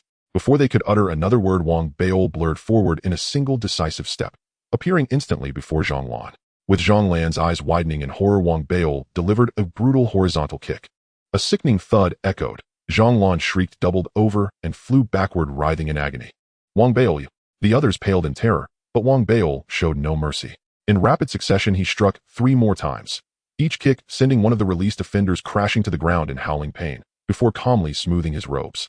Dismissal would be wasteful. Henceforth, every time I see you, I shall strike you down.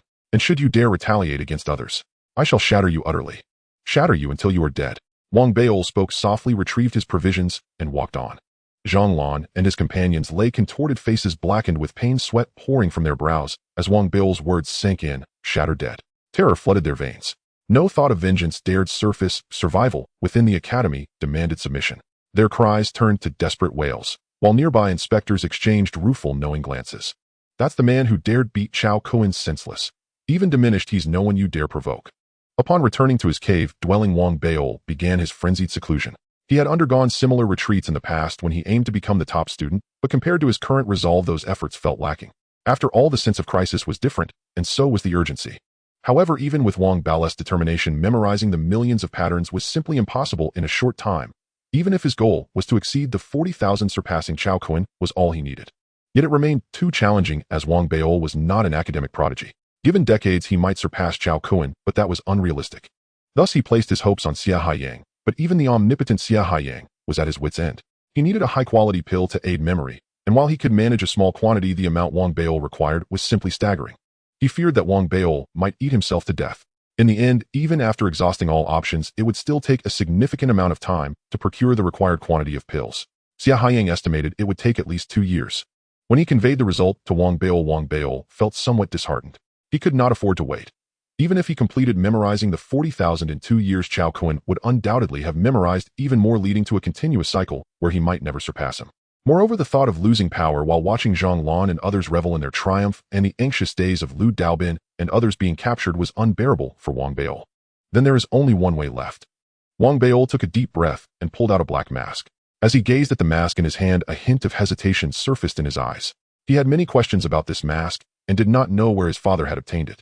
He had considered contacting his father for inquiries, but had ultimately refrained, worried that the mask's extraordinary nature might bring unnecessary trouble to his family if word got out. Thus he decided to wait until the holiday to ask in person.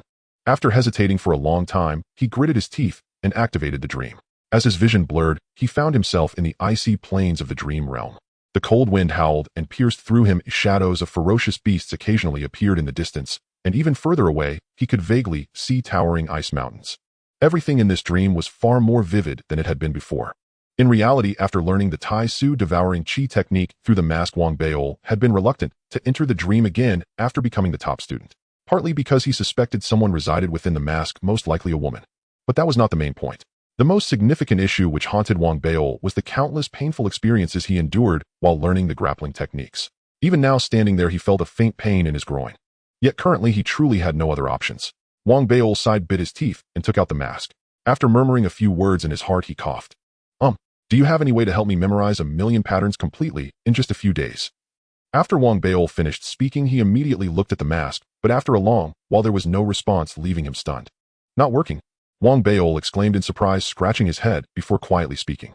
I know you can hear me. I didn't come by recently because I had some matters to attend to. This isn't me abandoning you, so please don't misunderstand. While speaking, Wang Beol secretly observed the mask, but finding it still unresponsive, he grew anxious. Sister, please don't be like this. I was wrong. I promise I won't neglect you in the future. I will come to see you often, okay? Sister, I really need your help this time. This was Wang Beol's last lifeline, and he was worried that if the mask no longer worked, he wouldn't know how to proceed after the weapon system. Thinking of this, sweat beaded on Wang Beol's forehead.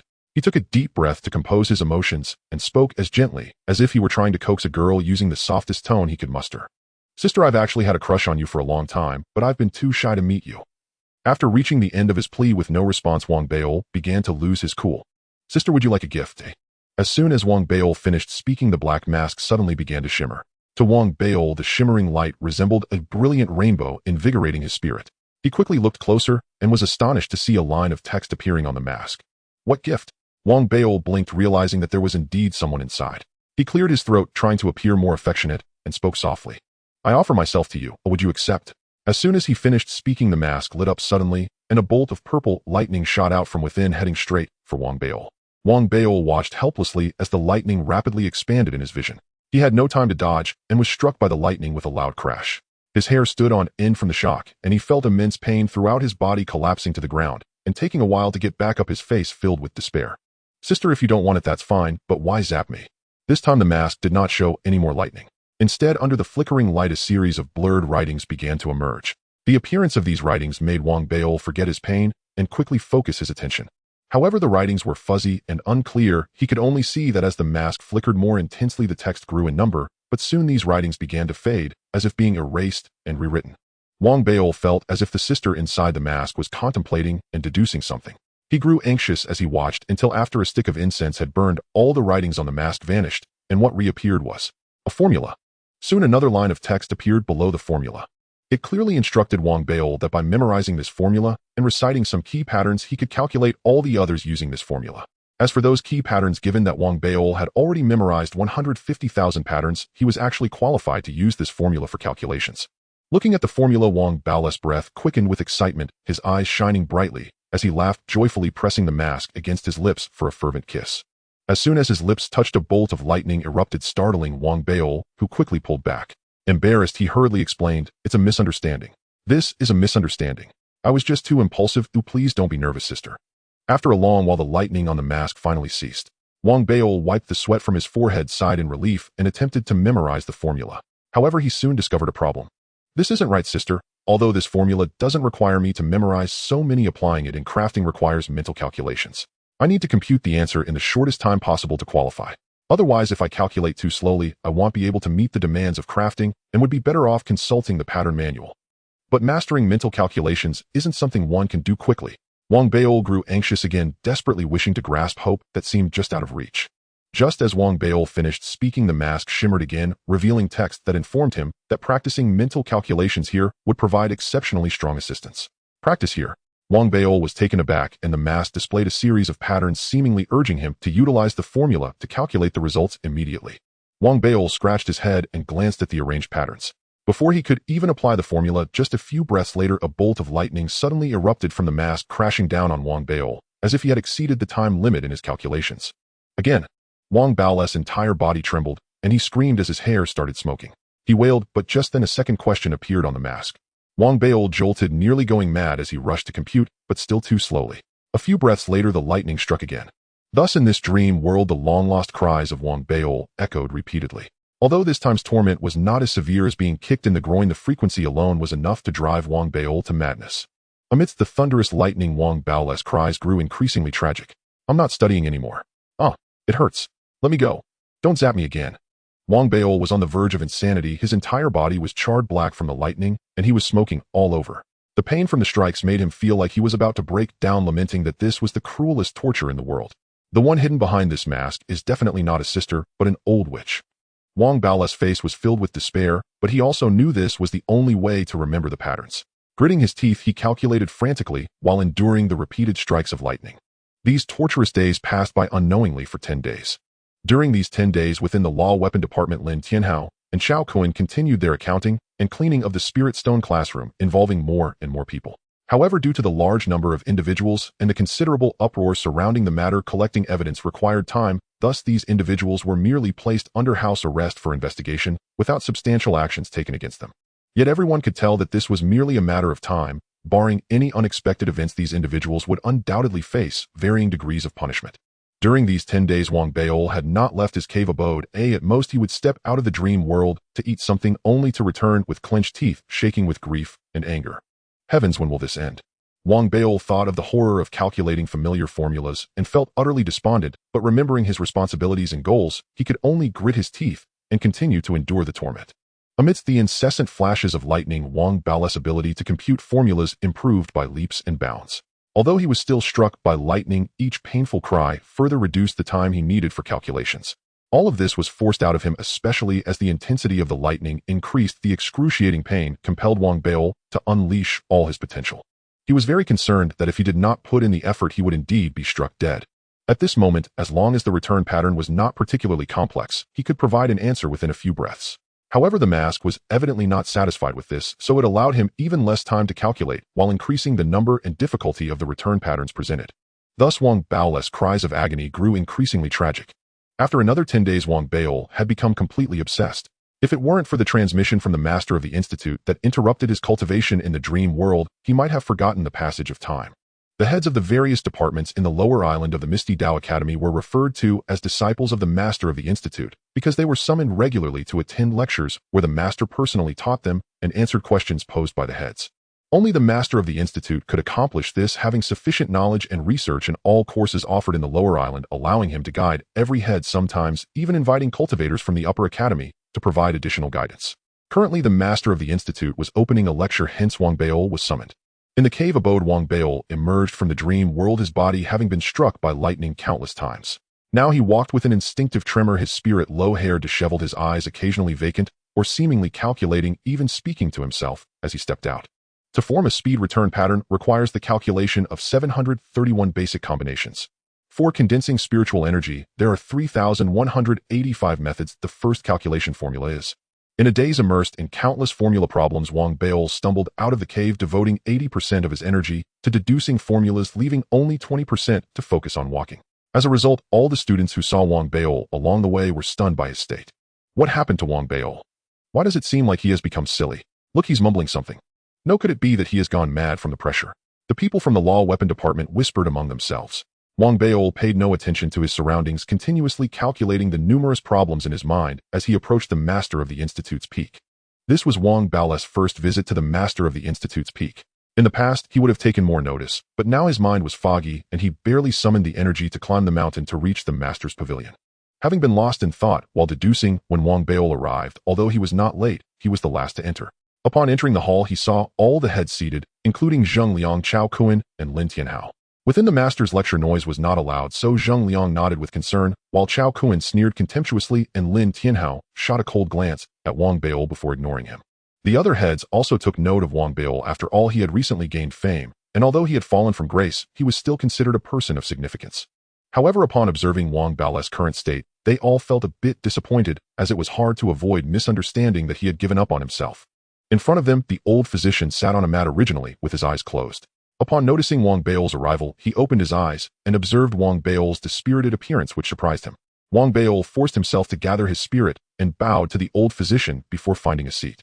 He was already aware of the old physician's identity, as this was no secret, and he no longer had the energy to care about the thoughts of those around him. Once seated, he immersed himself once again in the sea of formulas in his mind, which had become second nature to him. Being struck by lightning for over 20 days had instilled fear in Wang Baol, making him dread any delays in his deductions, fearing he would be struck again if he could not unravel the formulas instantly upon returning.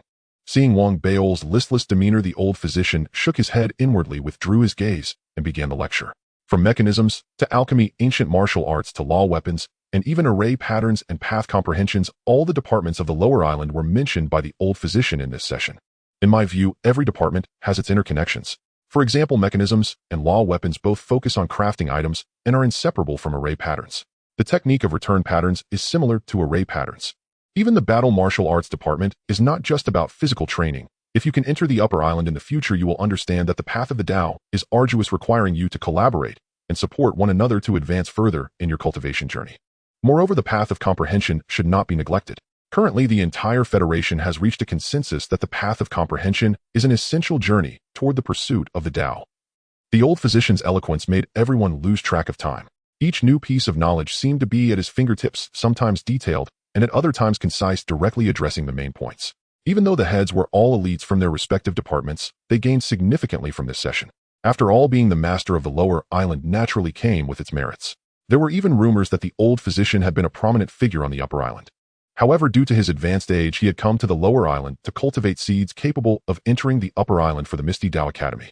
This lecture lasted for several hours, and as dusk approached, the old physician took a sip of tea before pausing. Despite having spoken for an entire day, there was not a trace of fatigue on him. After putting down the teacup, he smiled and scanned the heads around him. We will conclude here for today. Do you have any questions? As soon as the old physician finished speaking, the heads all looked up, and one from the comprehension department was the first to pose a question. Master, you previously mentioned that the comprehension department is the essential path to the Tao, and comprehension directly points to the source. So what is the source? Upon hearing this question, the heads around began to ponder seriously.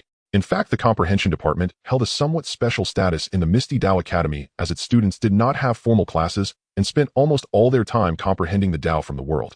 The method to become a head of the comprehension department was also linked to the reflective essays they submitted each month. In reality, if it weren't for the previous federal president being from the comprehension department, which proved that success in this department could immediately garner attention from the world, it would have long been abolished. The old physician smiled slightly upon hearing the question, stroked his beard, and spoke calmly. The law of the source is something that with my cultivation and understanding is hard to truly explore. However, within the fragments of the Sword Sun, there was a passage that introduced that all things in heaven and earth are the source. The myriad laws of the source can be traversed by taking just one path across the heavens. The comprehension department head seemed to ponder this, nodded, and did not ask any further questions. Soon heads from other departments began to ask various questions one after another. For each question, the old physician responded with composure, some directly resolving doubts, while others prompted deep contemplation. Eventually, when nearly all questions had been asked, Wang Baol also raised his head, managing to muster some energy, as he had questions of his own to clarify. During this period, he had encountered many doubts regarding return patterns that he could solve, yet did not fully understand. Master, I have a question about return patterns. There are hundreds or thousands of types for condensing spiritual energy, each serving the same purpose. But why are there so many variations, and what significance do they hold? Before the old physician could respond, Chao Kuan, a return pattern head sitting nearby, laughed and stood up, bowing to the old physician. Master, such a simple question could be answered by any student who has attended a few classes in the return pattern classroom. Please allow me to clarify for junior brother Baol. After receiving the old physician's consent, Chao Kuan turned to Wang Baol from an angle the old physician couldn't see, his eyes filled with undisguised disdain, contempt, and a hint of hatred. Junior brother Baol, the reason there are thousands of patterns in condensing spiritual energy is that different spirit templates correspond to different refining materials. Depending on the variations in the spirit templates and materials, one cannot simply select a single pattern for condensing spiritual energy. Our adjustments and combinations are necessary. As he spoke these words, an indescribable aura emanated from Chao Kuan. His mastery of the patterns allowed him to respond with precision, nearly hitting the nail on the head. Chao Kuan, being at the top of the study of patterns, is a top-notch scholar. His mastery of the knowledge in this field is quite exquisite. However, being a scholar does not necessarily mean his character is above reproach. In reality, Chao Kuan's temperament is rather small-minded. His vindictive nature makes him harbor a deep-seated hatred for Wang Baol, who dared to humiliate him in front of others in the law weapon department. Seizing the moment, he had no qualms about hitting Wang Baol hard, causing him to lose face in front of the master. I wonder if you can understand me, junior brother Baol. If you still don't comprehend, then there's nothing more I can do. I suggest you attend more classes at the Pattern Academy and not get lost in the power of being the study leader. That would be a waste of time. Also, don't embarrass yourself with such simple questions here. If you have more you needn't have the master answer, I'll explain them to you myself. Chao Kuan's final remark was delivered in a domineering tone laden with reproach. After speaking, he turned and bowed to the old physician before taking his seat. Lin Tianhao smiled faintly at Chao Kuan from the side, while the other study leaders exchanged glances without speaking. As for the old physician, he knew the study leaders of the law weapon department were at odds, but he couldn't be bothered with the students' affairs. Does anyone have any other questions? If not, we shall conclude here for today, said the old physician as he stood up preparing to end the lecture. Master, I have another question. Wang Baolu exclaimed, his breath slightly quickened, his eyes sparkling. Had it been at another time, Chao Kuan would have mocked him as before, and Wang Baolu would surely have retaliated. But now he was immersed in the sea of pattern problems, and the answers given by Chao Kuan seemed to open a door in his mind, instantly resolving many of his confusions regarding spiritual energy patterns. This feeling even made Wang Baolu think that he was improving in deriving formulas, so upon hearing the old physician's words, he hurriedly addressed Chao Kuan. Senior brother Chao, regarding the blank pattern numbered 31495 in the pattern compendium, why do different times, months, and even humidity in the air yield different effects? This question had always taken Wang Baolu a long time to calculate each time. Even if he arrived at a result, he still did not understand the principles. There existed countless blank patterns with no efficacy in patterns, yet one could not afford to lack them when inscribing patterns. Chao Kuan was taken aback.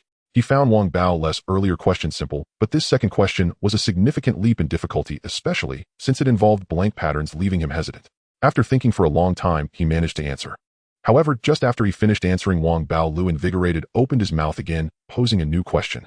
Senior Brother Chow, in the annotations of the patterns, there was a concept of observation tools mentioned in section 79003. I have some confusion regarding this observation tool. Senior Brother Chow, between patterns 900 and 900 multiple water vapor runes were added, which I also do not understand. I ask for your clarification. Senior Brother Chow, there's also the borrowing of spiritual energy. Thus his questions came one after another, becoming increasingly difficult. Sweat began to trickle down Chao Kun's forehead, gradually soaking his entire body, and he secretly cursed in his heart. He felt that Wang Bao must be doing this on purpose, yet he had been the one to take the initiative previously. Now he found himself in a difficult position, his chest rising and falling rapidly with anxiety.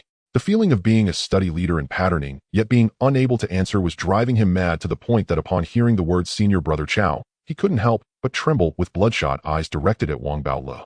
Lin Tianhao also gradually furrowed his brow as he found many questions he couldn't answer.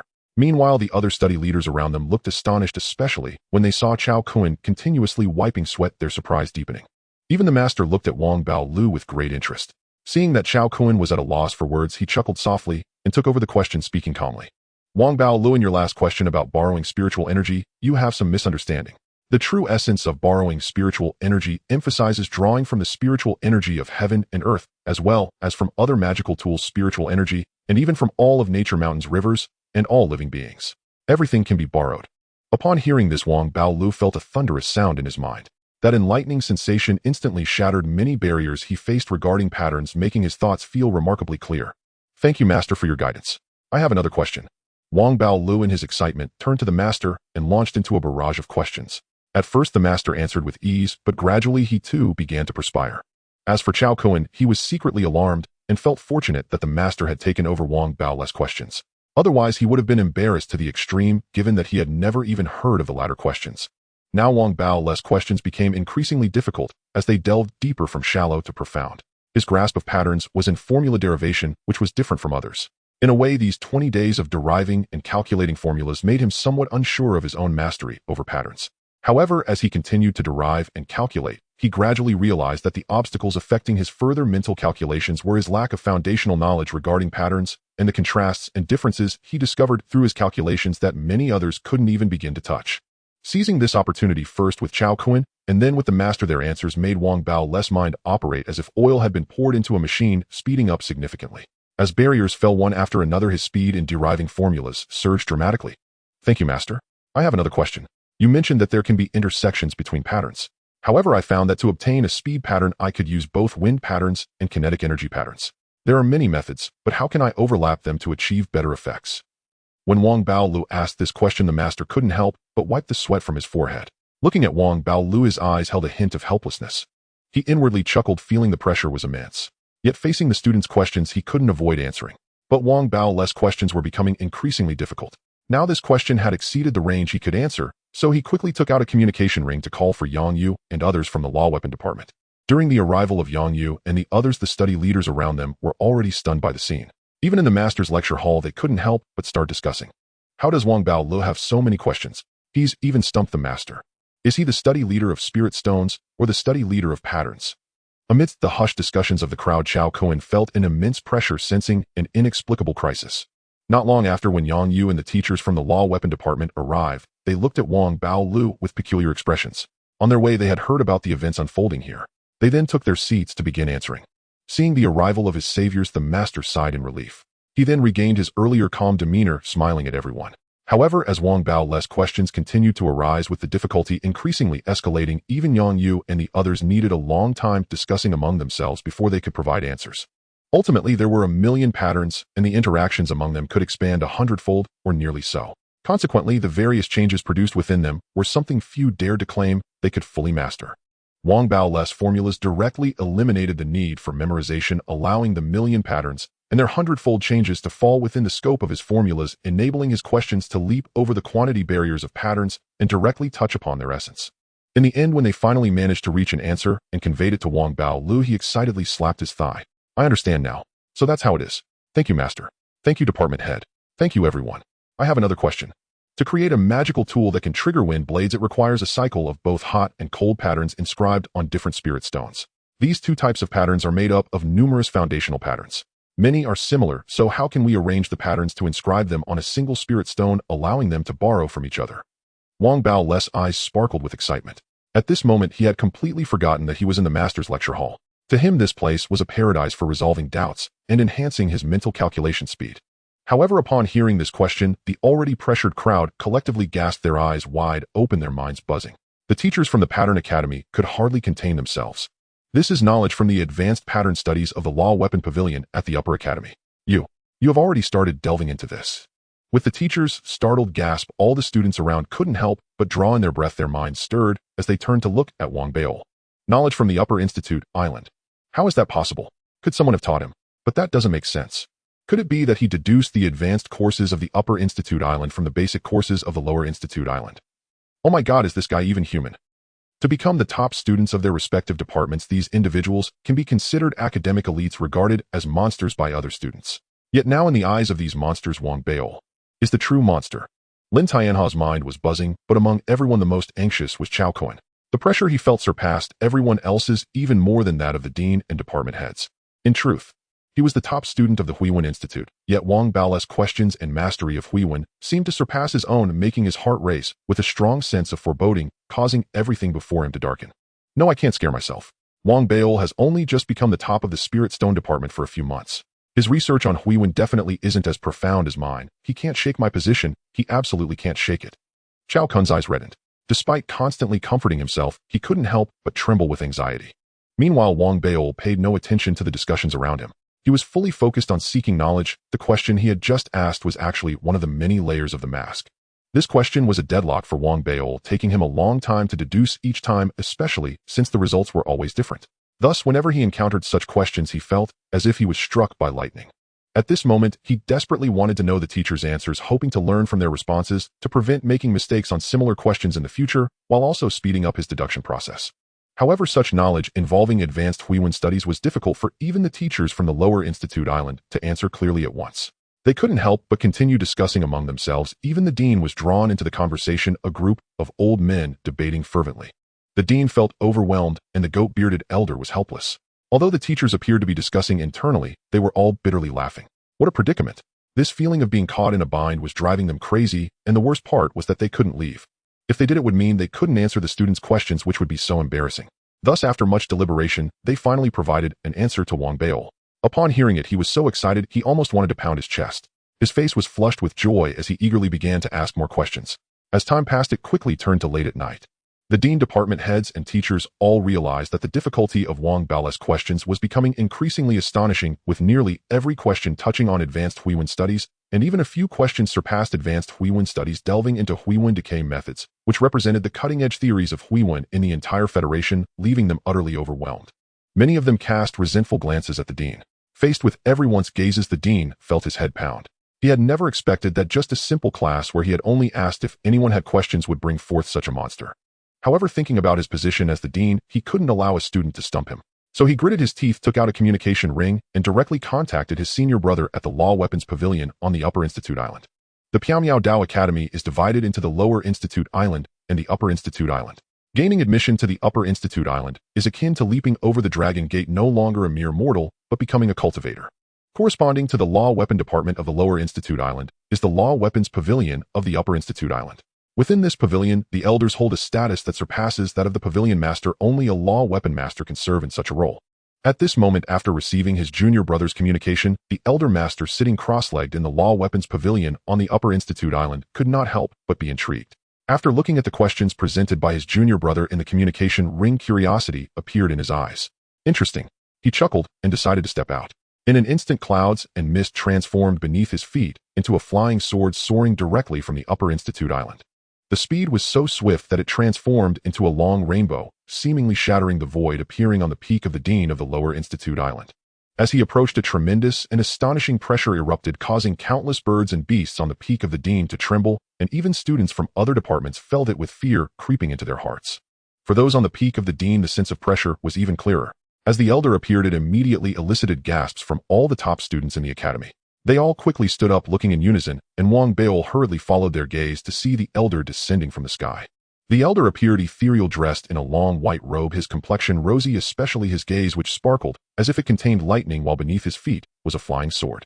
This scene made Wang Baol take a deep breath, while those around him were all breathing rapidly. "A cultivator," whispered Zheng Liang and others beside him in astonishment. The majority of the top students were invigorated.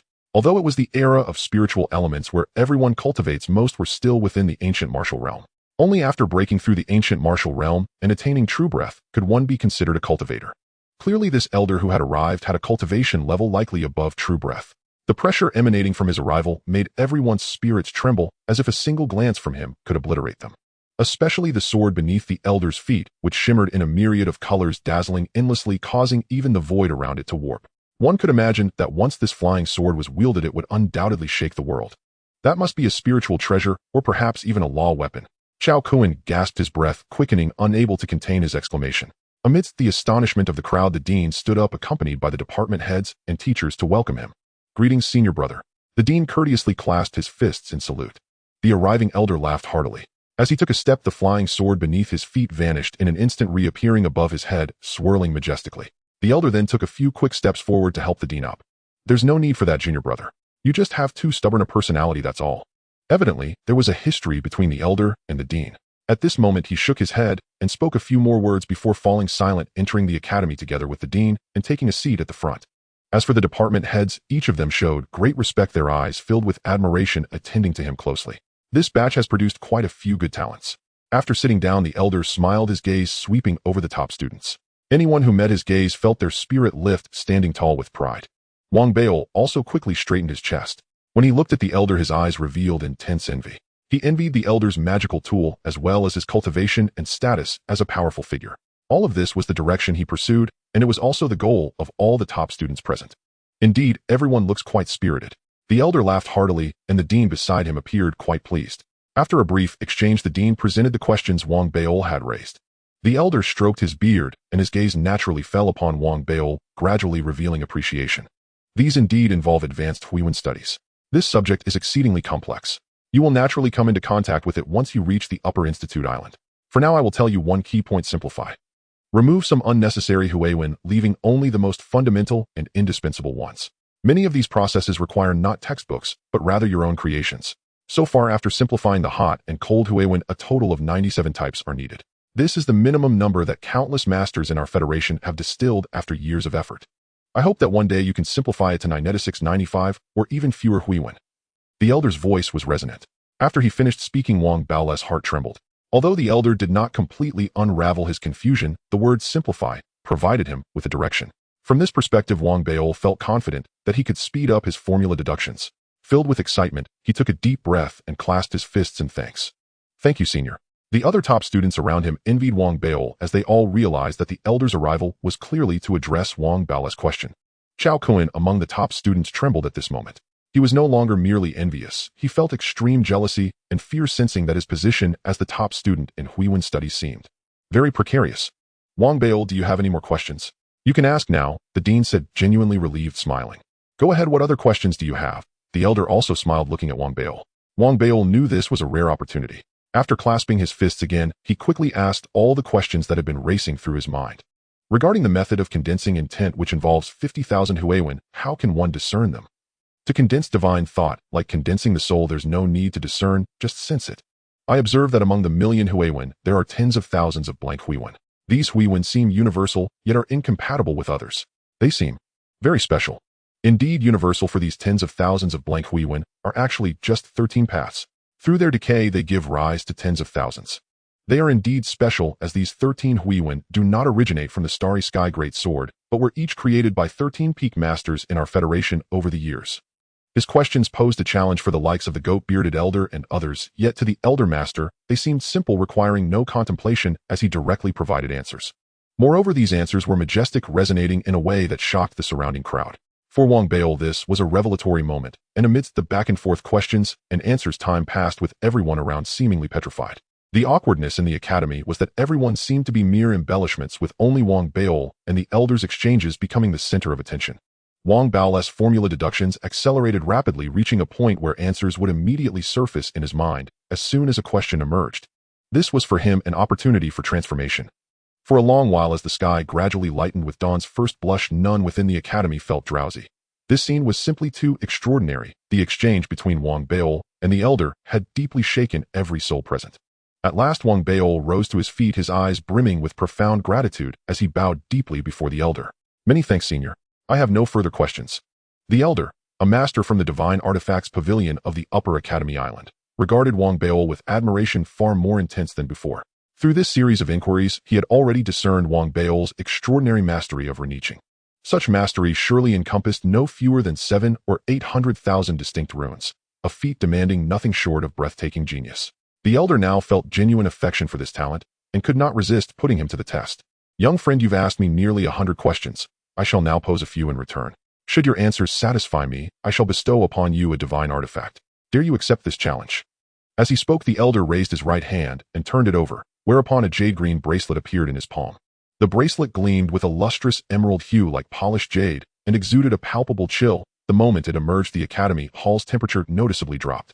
All the senior students gasped in unison, their eyes wide as they stared at the bracelet in the elder's hand. Though they could not ascertain its precise rank, they instinctively understood that anything drawn forth by such a master must be truly exceptional. "Wang Bao, this is a top-tier Grade 2 divine artifact, the storage bracelet, and it possesses defensive properties as well. You do well to answer carefully." The academy had glanced around and smiled as he spoke. His words sent waves of astonishment through the hall. Many students cried out involuntarily, their spirits trembling with shock. "A storage artifact, heavens above. This is a storage artifact. Any storage artifact commands immense value. None are available on the open market. Only cultivators who attain the true Qi realm may hope to acquire one." Chao Kuan's eyes seemed ready to burst with envy. He drew sharp, ragged breaths, his mind reeling. Even Wang Bao himself felt his spirit surge violently. He fully grasped the rarity of storage artifacts, the immense difficulty of their forging, and the added significance of this bracelet's protective function. Indeed, its worth surpassed that of ordinary storage artifacts. Overwhelmed by excitement, Wang Bao took a deep breath and declared aloud, "Please, senior, ask away." The elder smiled faintly, stroking his beard as he began to speak. "Listen closely, young man. To manifest the water rune, one must synthesize multiple complementary runes through meticulous derivation. Yet water vapor naturally permeates the air. Could we harness the 3 physical states of water to refine runeaching upon artifacts, thereby amplifying their manifestation and effect? And if so, which supporting runes would synergize most effectively?" No sooner had the elder spoken than Chao Kuan's palms grew clammy. Though he understood the question as a senior rune student, its deeper implications eluded him, and he immediately turned his gaze toward Wang Bao. Even the goat-bearded instructor and several other faculty members from the Divine Artifacts department fell into contemplation. Beside them, the academy head narrowed his eyes. While Wang Bao's earlier questions had touched upon advanced rune theory, his elder brother's query now resided firmly within the foundational domain of advanced rune scholarship. Wang Bao's eyes widened. Instantly, the formula gifted to him by the masked young lady surfaced in his mind. He deconstructed the elder's question and integrated it into his framework, but the problem proved too formidable for a single derivation. Thus his thoughts raced, recalculating the formula dozens of times within those fleeting moments of silence. As he pondered, his gaze drifted to the bracelet in the elder's hand. There he sensed the crux of the answer. Yet he could not articulate it outright, for his solution emerged from mathematical derivation, not conventional advanced rune theory. After brief reflection, he retrieved a spirit stone and began etching runes upon it openly, an act that instantly drew every eye in the hall, including those of the academy head and the goat-bearded instructor. The elder from the Divine Artifacts Pavilion remained unruffled, a subtle smile playing upon his lips. Under the rapt attention of all present, Wang Bao's chiseling alternated between lightning speed and sudden stillness, his mind relentlessly disassembling and recomputing the formula, until after hundreds of iterations he inscribed the final stroke. The spirit stone blazed with radiant light, then shattered with a sharp crack, dissolving instantly into fine ash. The onlookers blinked in confusion. Chao Kuan exhaled in quiet relief, a cold smirk rising to his lips. Yet even as that smirk formed, Wang Bao did not glance at the dispersing ash. He merely stepped back several paces and bowed respectfully toward the elder from the Divine Artifacts Pavilion. "Excellent, excellent, excellent." The elder laughed heartily and rose, flicking his sleeve. The storage bracelet shot forward toward Wang Bao. Clutching at, Wang Bao's heart pounded fiercely as he shouted his gratitude. "Many thanks, senior, for this priceless gift." The academy head watched with undisguised admiration, gazing deeply at Wang Bao. The goat-bearded instructor and other faculty members echoed his expression, praise glowing vividly in their eyes. Yet the entire spectacle struck everyone else as profoundly inexplicable. The senior students exchanged baffled glances. Chao Cohen's eyes bulged wider still, yet he remained utterly perplexed, unable to fathom why the academy head and others held Wang Beol in such high esteem. Only Lin Tianhao, standing nearby, underwent an abrupt transformation. His complexion shifted rapidly, his breathing grew labored, and his inner world convulsed with unprecedented shock. Just as the crowd lingered in bewildered uncertainty, the ash from the shattered spirit stone, drifting outward, coalesced into a miniature cloud directly before Wang Beol. Rain began to patter softly within that confined space, and then, as if drawn from the bracelet's latent chill, frost crystallized the droplets midair, transforming them into tiny ice beads that clinked softly upon the floor. Observing the assembly's confusion, the academy head sighed thoughtfully and offered an explanation. The true difficulty lies not in selecting or inscribing the runes. It lies in simplification. And greater still is the challenge of borrowing qi, drawing upon the bracelet's innate cold essence to perfectly manifest water's three states. That revelation left the crowd stunned into awed silence. Gasps rippled through the hall, each student staring at Wang Beol as though beholding a deity incarnate. Chao Cohen stood frozen, struck dumb, as if blasted by celestial lightning. At that moment, the elder from the Divine Artifacts Pavilion chuckled warmly and began walking toward the exit, pausing beside Wang Beol to clap him firmly on the shoulder before turning to the academy head with a grin. "So this young man is your Divine Artifacts Department's senior rune student. Remarkable, truly remarkable." Hearing those words, Chao Cohen trembled violently, his face contorted into a grimace worse than tears. The academy head merely smiled, saying nothing, while the goat-bearded instructor and others wore strange, knowing expressions. By now, Wang Beol had recovered from his mental exertion, and recalling Chao Cohen's earlier mockery, he feigned humility and leaned toward the elder to murmur softly, "Senior, actually, I am not the senior rune student. He is." With that, Wang Beol deliberately pointed toward Chao Cohen, whose face had fallen into a pitiful grimace. Chao Cohen seethed inwardly, but under the weight of countless watching eyes, he dared not show it. Instead, he forced a strained smile and bowed formally. Yet before his bow could be completed, the elder had already withdrawn his gaze and turned curiously toward Wang Beol.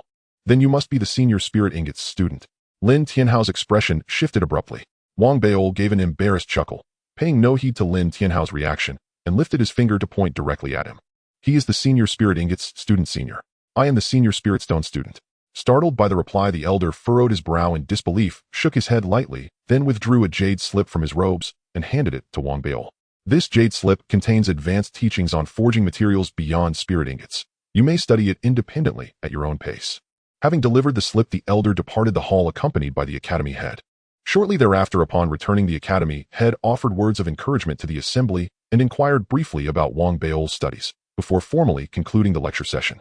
The goat-bearded instructor and other faculty members soon followed suit, each pausing to cast a lingering, appraising glance at Wang Beol. Especially the goat-bearded instructor, whose smile was broad and genuine, convinced his decision to personally recruit Wang Beol had been supremely wise. After offering Wang Beol a few more words of praise, he departed with the rest of the Divine Artifacts Department faculty.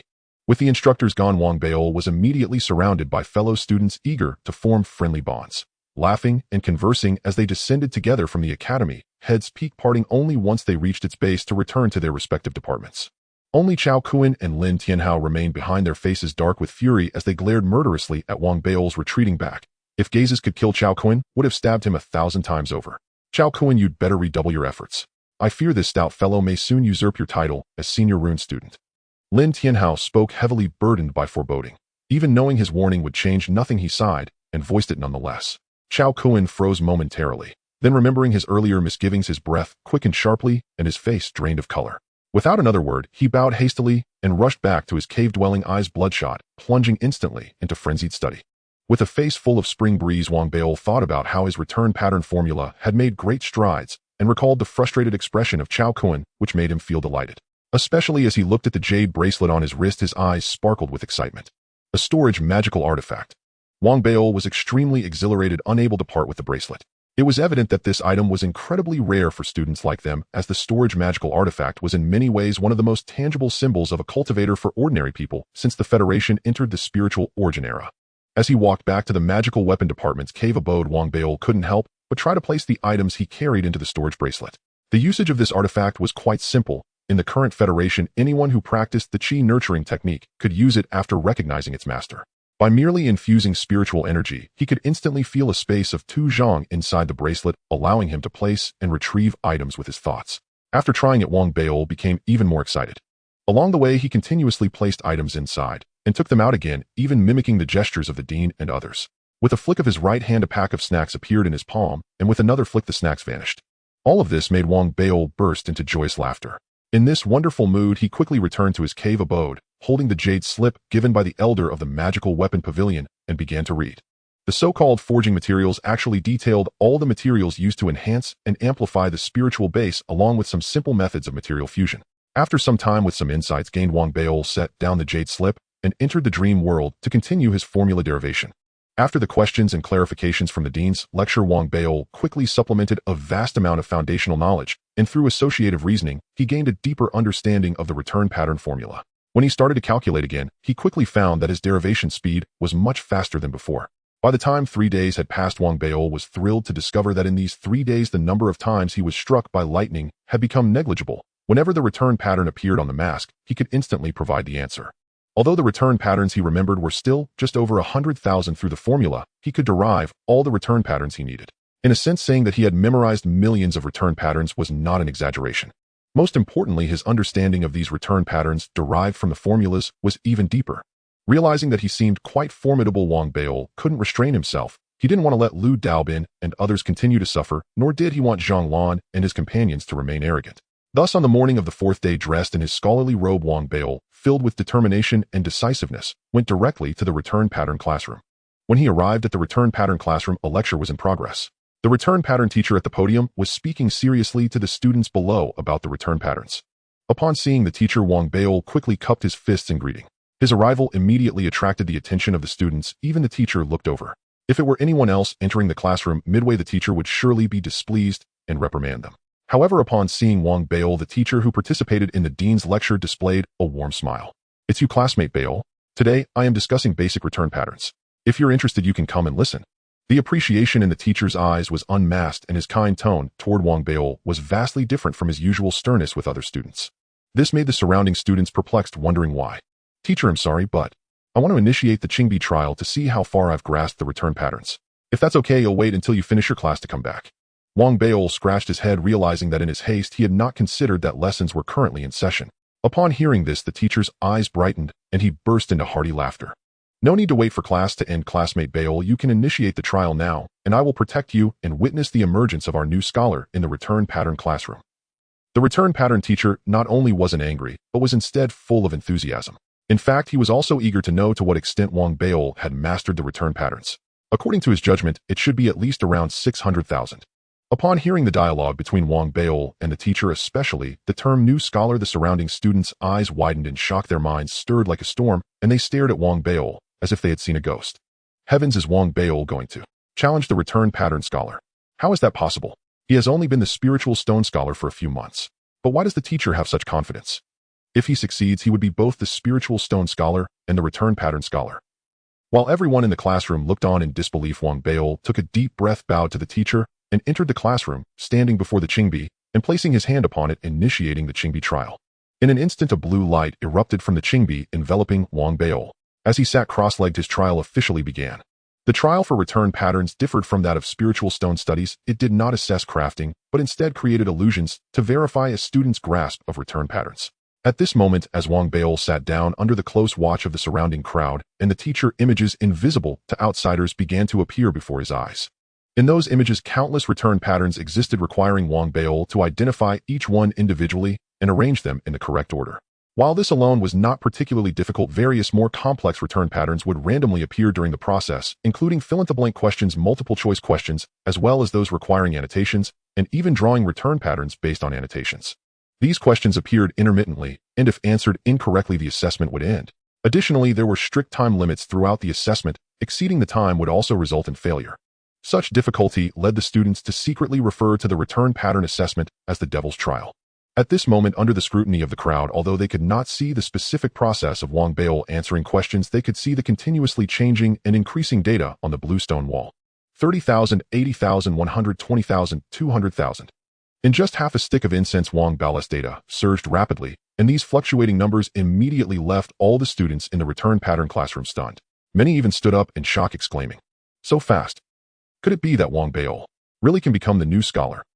The rapid fluctuation of Wang Bao's data was terrifying. It was worth noting that even when Chao Kuan was promoted to scholar, it took him half an hour to reach a data level of 200,000. The astonishment within the return pattern classroom quickly spread in all directions. This matter was a top-tier event for the students, and as it spread, the inspectors from the return pattern department also heard about it. All of them were incredulous while paying attention, and those who were friendly with Chao Kuan hurriedly informed him of the news. Scholar Chao Wang Bao is in the return pattern classroom, and he wants to challenge you.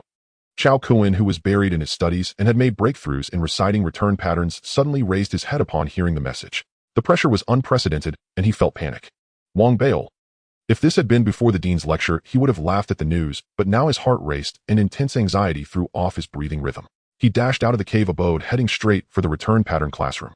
When he arrived, the return pattern classroom was already crowded, clearly indicating that Wang Bao's initiation of the return pattern Qingbi had attracted the attention of everyone in the magical weapon department who flocked to witness it. They could even hear exclamations coming from inside the classroom. 23 heavens. So fast, 25,000. To what extent has Wang Bao grasped the return patterns for him to answer so quickly? Could it be that the 20,000+ return patterns before him are already so simple that he can answer them in an instant? Upon noticing Chao Kun's figure, the crowd's expressions varied. Especially upon seeing Chao Kun's bloodshot eyes and obviously frenzied demeanor, they quickly made way, allowing him to rush into the classroom. As soon as he entered, he didn't have time to care about the strange looks from the other students. He directly focused on Wang Bao. Upon seeing the data on the Qingbi had reached 280,000, Chao Kun felt as if thunder exploded in his mind. His vision darkened and his body staggered. Breathing became difficult. His face turned pale in an instant, and the veins on his forehead bulged as he let out a low growl. Wang Bao, you think you can surpass me? Impossible. I will also apply for the assessment. The turmoil within the Law Weapon Department's Huiwen Academy was immense, especially after Chao Kun joined the assessment. Their confrontation immediately drew more attention. Even the other teachers from the department hurried to observe the situation. After all, Wang Bao was enveloped in legendary hues, and if he truly became the Huiwen Academy's leader, he would be the second dual leader in the history of the Law Weapon Department. Though the teachers had formed some judgments from the Master Hall's discussions, believing that Wang Bao's ascent to the Huiwen leader was not particularly challenging, they acknowledged that Chao Kun's mastery and talent in Huiwen were significant. Thus, many viewed their confrontation as one where the outcome was hard to determine. As for the Goatbeard, he smiled slightly upon hearing this news. Interesting. The Goatbeard pondered. If Wang Bao lost, it would be acceptable, but if he emerged victorious, becoming a dual leader, so exceptional, and someone he had personally recruited, then he must provide some reward. When Wang Bao became the Spirit Stone leader as well. Amidst everyone's attention in the Huiwen Academy, Chao Kun gritted his teeth and commenced the assessment. His previous Huiwen mastery was at 400,000, but due to immense pressure recently, he had pushed himself to memorize and had made breakthroughs reaching around 450,000. Now with red eyes, he rushed to catch up. Soon the academy erupted with even more astonishing cheers, spreading rapidly in all directions. Chao Kun lives up to the title of leader, reaching 100,000 in a short time. Look, his numbers are climbing so fast. Wang Bao is even more impressive already at 300,000. The commotion within the academy grew louder. At any other time, teachers would have restrained the students, but the current excitement was too overwhelming. The Huiwen Academy's teachers understood the students' feelings, smiled, and did not suppress them, instead looking at Wang Bao with admiration and anticipation. Meanwhile, Chao Kun had gone mad, wholly immersed in the Huiwen assessment, pushing himself to chase. Gradually his number reached 200,000, but at that moment the astonished shouts from the crowd erupted like never before. Wang Bao has reached 400,000. It's still increasing. 430,000. He has surpassed Chao Kun's previous score. He is now the leader. Oh my, 430,000 isn't even the limit. Look, it's now 470,000. The thunderous shouts of amazement surged higher and higher. Wang Bao's numbers never paused, continuously skyrocketing, soon reaching 490,000, 520,000. This scene was immediately posted online once again, making Wang Bao the focus of the entire Dao Academy. Why is it him again? Why is it still him? Students from other departments on the forum side, as Wang Bao's name had flooded the online space so frequently over the past year that many now felt a sense of incredulity. However, this incredulity quickly faded after someone dug up the historical data of the Huiwen Academy leaders, replaced by gasps of astonishment. Since the beginning of the Lingyuan era, the Law Weapon Department has had 19 Huiwen leaders, the lowest of whom had over 300,000 in Huiwen data, while the highest reached an astounding 930,000. The highest was none other than Duanmu Qi, the Grand Elder at the Law Weapon Pavilion on the upper island of the Mysterious Academy, one of the top figures in the academy and renowned throughout the Federation, known as one of the top 10 Law Weapon Masters. In addition to holding the highest record among all Huiwen leaders, Duanmu Qi was also the only one in the history of the Law Weapon Department to be a dual leader in both Huiwen and Lingpi.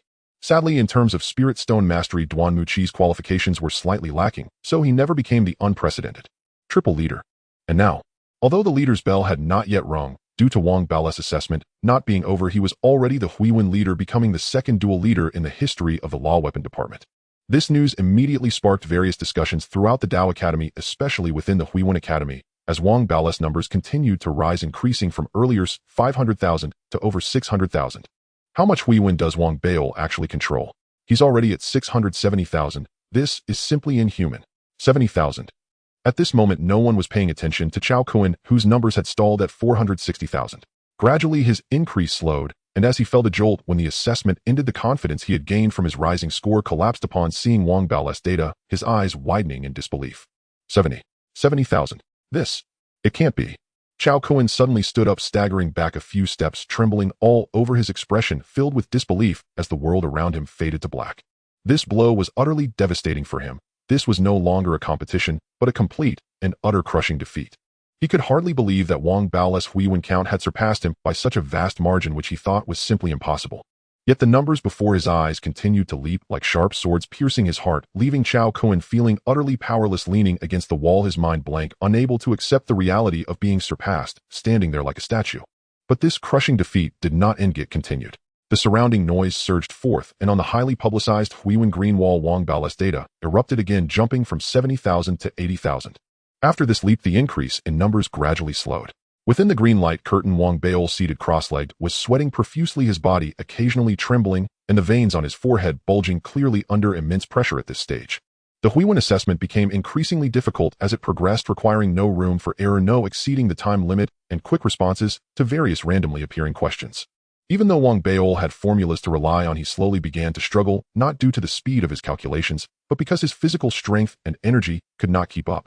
The mental exhaustion was immense. Even after such a short period, his body had visibly thinned out. His once round face had become more slender, and upon closer inspection, Wang Bao appeared surprisingly handsome amidst his weariness. If Wang Bao were awake at this moment and looked in the mirror, he would be immensely thrilled, believing he was the most handsome person in the world. But now, immersed in the assessment, all his focus was on Huiwen, and as time passed, after half an hour, he finally struggled to climb from 800,000 Huiwen to 900,000. He continued to rise, but at a slower speed. After countless people had waited for another 3 hours, when Wang Bao's data surpassed 930,000 and reached 940,000, his entire body shook, and he could no longer sustain his energy and strength. The arrangement of Huiwen slowed down, and thus, the assessment ended. As it concluded, and the blue light faded, the ringing of the leader's bell immediately echoed throughout the Law Weapon Department. Huiwen leader. Dual leader of the Law Weapon Department, Wang Bao. The cheers within the Law Weapon Department were deafening, but Wang Bao could not hear any of it. At the moment the assessment ended, he had exhausted too much energy and fainted.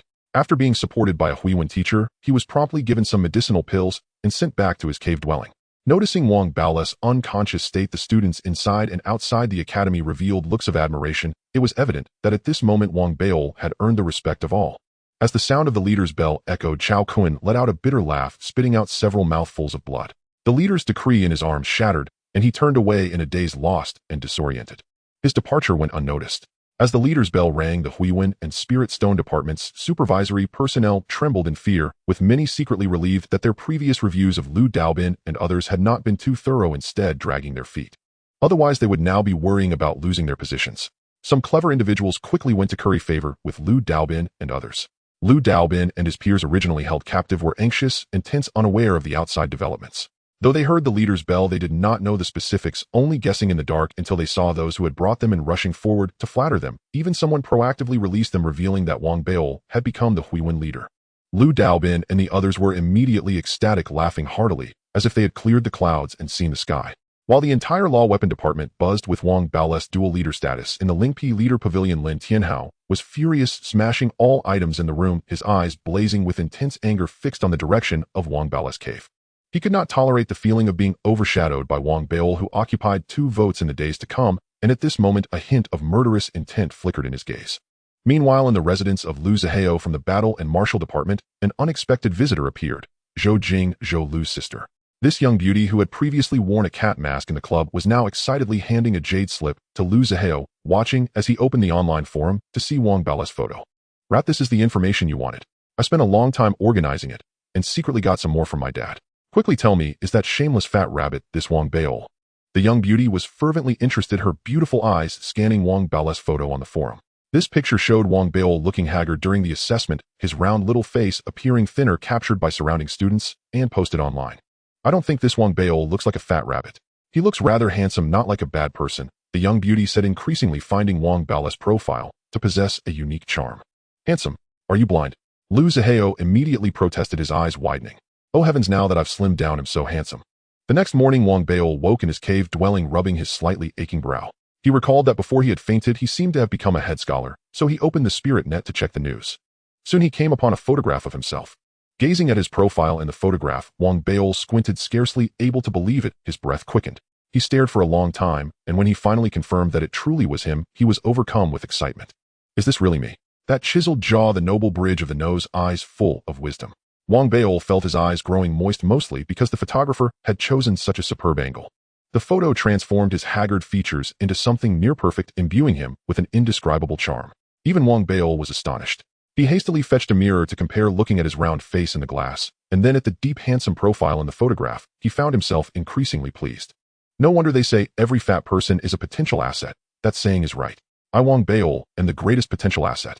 Humph. If I ever slim down entirely, I will dazzle the heavens and earth with my looks. Even the celebrities of the Federation would pale beside me. Wang Bao boasted as he saved the photo from the spirit net, intending to send it whenever a picture was needed.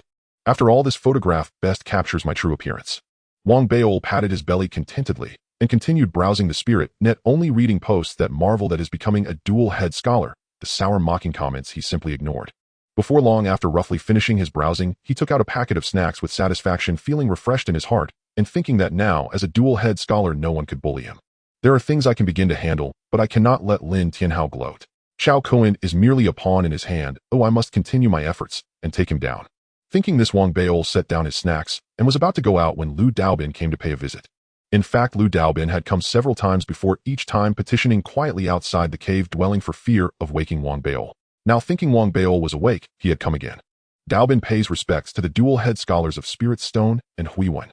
Upon entering, Lu Daobin immediately bowed deeply. When he rose, he set about tidying the cave dwelling and even brewed tea to serve. Wang Bao felt moved inwardly. Since his fall from power and his subordinates' arrests, he had not been treated like this for a long time. He sipped the tea and a smile spread across his face. Daobin, you were wrong these past days. Serving the head scholar is no grievance. Lu Daobin was furious inside. How dare Chao Kuan ask him to utter absurd slanders against the head scholar? I, Lu Daobin, have held fast to my conscience from the beginning. I would never besmirch the head scholar.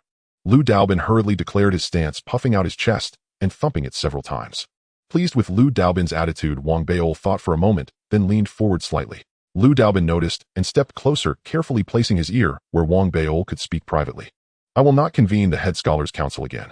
Keep an eye on the attitudes of the Spirit Stone and Huiwen disciplinary departments. As for Zhang Lan and the others, I do not wish to see them in the academy again. At Wang Bao's words, Lu Daobin understood immediately and grew deeply excited. He realized Wang Bao was entrusting him with great power. Though he was not officially an inspector, he now held more influence than one. Whether the head scholars' council met was no longer of consequence. He could already imagine the inspectors of the Huiwen and Spirit Stone disciplinary departments trembling with caution. Rest assured, head scholar Daobin understands.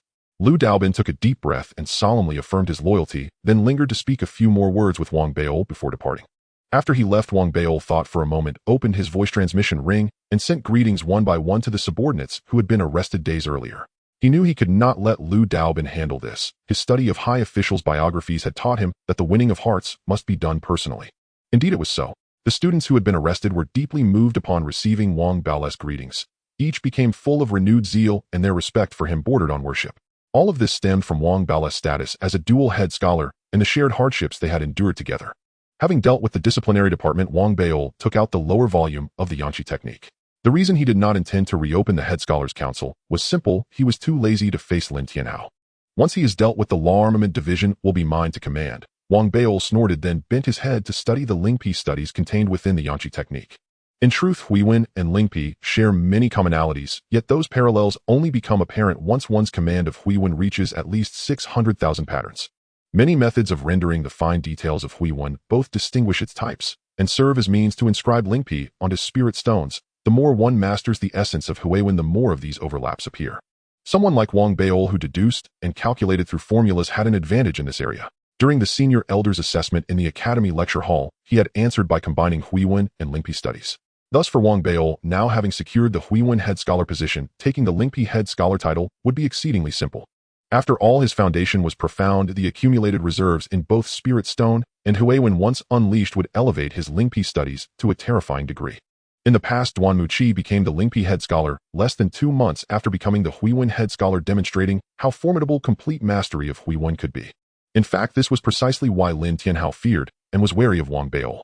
Now that he occupied such an advantage, Wang Beil planned to press forward and seize the Lingpi head scholar title. He inhaled deeply and began to study. The memorization of secret formulas in Lingpi studies shares so much with Huiwen that my formulas can resolve them. There is little difficulty for me. The sole challenge is the proficiency of the inscriptions themselves. For others to practice inscriptions onto spirit stones costs resources. When crafting spirit stones, they need blank stones. But I do not require blank stones at all. Moreover, I can produce 7-colored spirit stones that bear far more Huiwen. What I must do is master the inscription of the Lingpi Huiwen for each secret formula. Wang Beil thought, taking out spirit stones and beginning to practice carving the Huiwen with skillful hands. This practice was on one hand about refining manual dexterity and on the other about deepening his grasp of Huiwen. In their interplay, Wang Beil felt his advantage anew. Others needed time to ponder, but having absorbed an astonishing magnitude of Huiwen, he required no hesitation. Each pattern was indelibly impressed in his mind, and he could draw it at once. His accuracy surpassed that of others. At the starting line, he was already perilously close to the finish. The sight of his own progress astonished Wang Beil. His eyes began to shine. At this rate, I think very soon I will become the Lingpi head scholar. Time flowed as Wang Beil immersed himself in mastering Lingpi. On the 3rd day's noon, an unexpected visitor came to his cave dwelling. It was Lu Zihao. After Lu Zihao presented a visiting token requesting an audience, Wang Beil, who had just finished inscribing a Lingpi for a flying sword, fell into a brief daze. Why has Lu Zihao come? Could he have seen through my identity? Wang Beil was somewhat astonished, but remembering he now was a dual head scholar, he widened his eyes, took out his voice transmission ring, and sent a message of instruction to Lu Daobin. Even if he knows, so what? Still, it is better I conceal it a little. Knowing that avoidance would be unwise, Wang Beil opened the cave door, his expression a mixture of guileless courage and puzzlement as he looked at the figure at the threshold. Lu Zihao, wearing gauntlets, his robe appearing stiff as if he were clad in iron shorts beneath it. Who are you? The moment Wang Beil's cultivation cave door swung open, Lu Zihao, standing at the threshold, immediately fixed his gaze upon it, his eyes sharp and piercing, scrutinizing Wang Beil as if seeking to unravel his very essence. Lu Zihao of the Martial Combat Department, paying respects to senior instructor of the Divine Weaponry Discipline. Lu Zihao murmured, his eyes narrowing with a faint defiant arrogance. Wang Beil took in Lu Zihao's expression and inwardly scoffed, briefly pondering whether to reveal his true identity outright, just to make Lu Zihao kneel again and call him father. Yet before that thought fully settled, Lu Zihao spoke once more. I've come to remind you, senior instructor, do you recall Zhou Lu from that club incident? She has now graduated from the Bailu Dao Academy and been recruited by the military command. They granted her 7-inch true qi, and rumor has it she has already broken through the ancient martial realm to attain the true qi realm. Lu Zihao spoke swiftly, his eyes locked onto Wang Beil, searching relentlessly for the faintest telltale sign. Upon hearing this, Wang Beil blinked. Zhou Lu's name alone evoked an indelible memory of her volatile temperament. Learning she had joined the military and surpassed the ancient martial realm sent a quiet ripple of wariness through him. I have no idea what you're talking about, Wang Beil replied flatly, shaking his head and turning to re-enter his cave. Wang Beil, you're the finger-cracking hare. Let me be clear, since becoming a true Qi realm cultivator, Zhou Lu has never forgotten that club incident. If you step back into your cave now, I'll immediately transmit a message to her, revealing your identity. And when she arrives, you'll face her wrath without mercy. Lu Zihao's expression grew smug, his eyes glinting with cunning. But silence isn't impossible, for a price. Wang Beil, the finger-cracking hare. You will kneel kowtow and call me father. Are you insane? Wang Beil halted mid-step, whirled around, and shot Lu Zihao a fierce glare. Annoyance flared within him. He'd already yielded twice as senior instructor, even preparing to retreat, but Lu Zihao persisted like some zealous youth, relentless and insufferable, now daring to strike first. Seeing Wang Beil still feign ignorance, Lu Zihao erupted in fury. His cultivation aura surged violently. Today I, Lu Zihao, have come to unmask you. As his aura expanded, Lu Zihao, still at the peak of the sealed body realm, seemed markedly refined, nearing the crucial stage of meridian restoration. With a thunderous roar, he lunged forward, raising his right fist in a devastating blow. You still haven't had enough. Wang Beil's patience snapped. He considered himself magnanimous, having stepped back twice as senior instructor, but Lu Zihao, brimming with self-righteous fervor, pressed on with shrill insistence, and now brazenly attacked. Wang Beil could bear it no longer. Whirling about, he raised his right hand in a blur, so swift that Lu Zihao barely registered the motion before his wrist was seized, wrenched downward in a vicious joint lock. A searing, unnatural pain shot up his arm, forcing even his gloved hand to shriek in agony. "Kneel and call me father," Wang Baol bellowed, eyes blazing. With a heavy thud, Lu Zihao collapsed, but refused to utter the words. Instead, he threw back his head and laughed, a wild, triumphant howl. "Finger-cracking hair, you've fallen for it. I've deployed 3 live-view projection devices all around this area." "Huh, Wang Baol, the finger-cracking, crotch-kicking hair. Right now this scene is streaming across the entire Academy's spirit net. Your identity is exposed. Zhou Lu will hunt you down, and so will every soul in Piamiao City you've ever wronged." Though Wang Baol still gripped his wrist, Lu Zihao's laughter echoed across the mountainside, his heart swelling with exultant triumph. "Now, release me, finger-cracking hair, and kneel to call me father." Lu Zihao crowed in victory, certain Wang Baol would pale, panic, and crumble. But instead Wang Baol merely smiled, a serene, knowing grin that froze Lu Zihao mid-loss, stirring a sudden, chilling premonition in his gut. "You." As Lu Zihao's dread surged, dozens of black-robed inspectors from the Rune's Spirit Stones Academy and the Divine Weaponry Discipline descended upon the path, arriving from every conceivable approach to Wang Baol's cave. Lu Daobin led the group, holding 3 projection devices in his hand. The sight of them made Lu Zihao's face blanch. Reporting to senior instructor, as you predicted, Lu Zihao deployed these 3 projection devices upon ascending the mountain. We severed the local spirit net connection ahead of time. No classified data has leaked. At Lu Daobin's words, Lu Zihao's mind roared, his pupils dilated, vision darkening at the edges. "Call me father." Wang Baol lifted his chin, grinning triumphantly. "Never." Lu Zihao gasped, raggedly roaring in defiance, determined to hold firm, when Lu Daobin let out a cold, mocking chuckle beside him.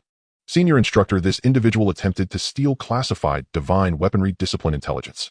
I recommend immediate detention and formal handover to the Martial Combat Department for internal tribunal review." Those words struck Lu Zihao like lightning. He nearly wet himself. Theft of classified intelligence was a capital-level offense. Frantically, he stammered an explanation. "I didn't steal. I only installed the devices around Wang Baol's cave to gather evidence." Silence. Installing surveillance devices outside the senior instructor's private residence constitutes theft of Divine Weaponry Discipline intelligence. Lu Daobin's eyes flared. He barked the command sharply.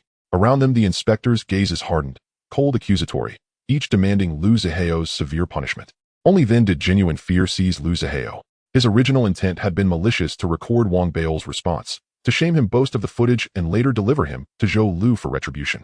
He'd utterly underestimated Wang Baol's authority and standing within the Divine Weaponry Discipline. Yet reality had twisted beyond his reckoning.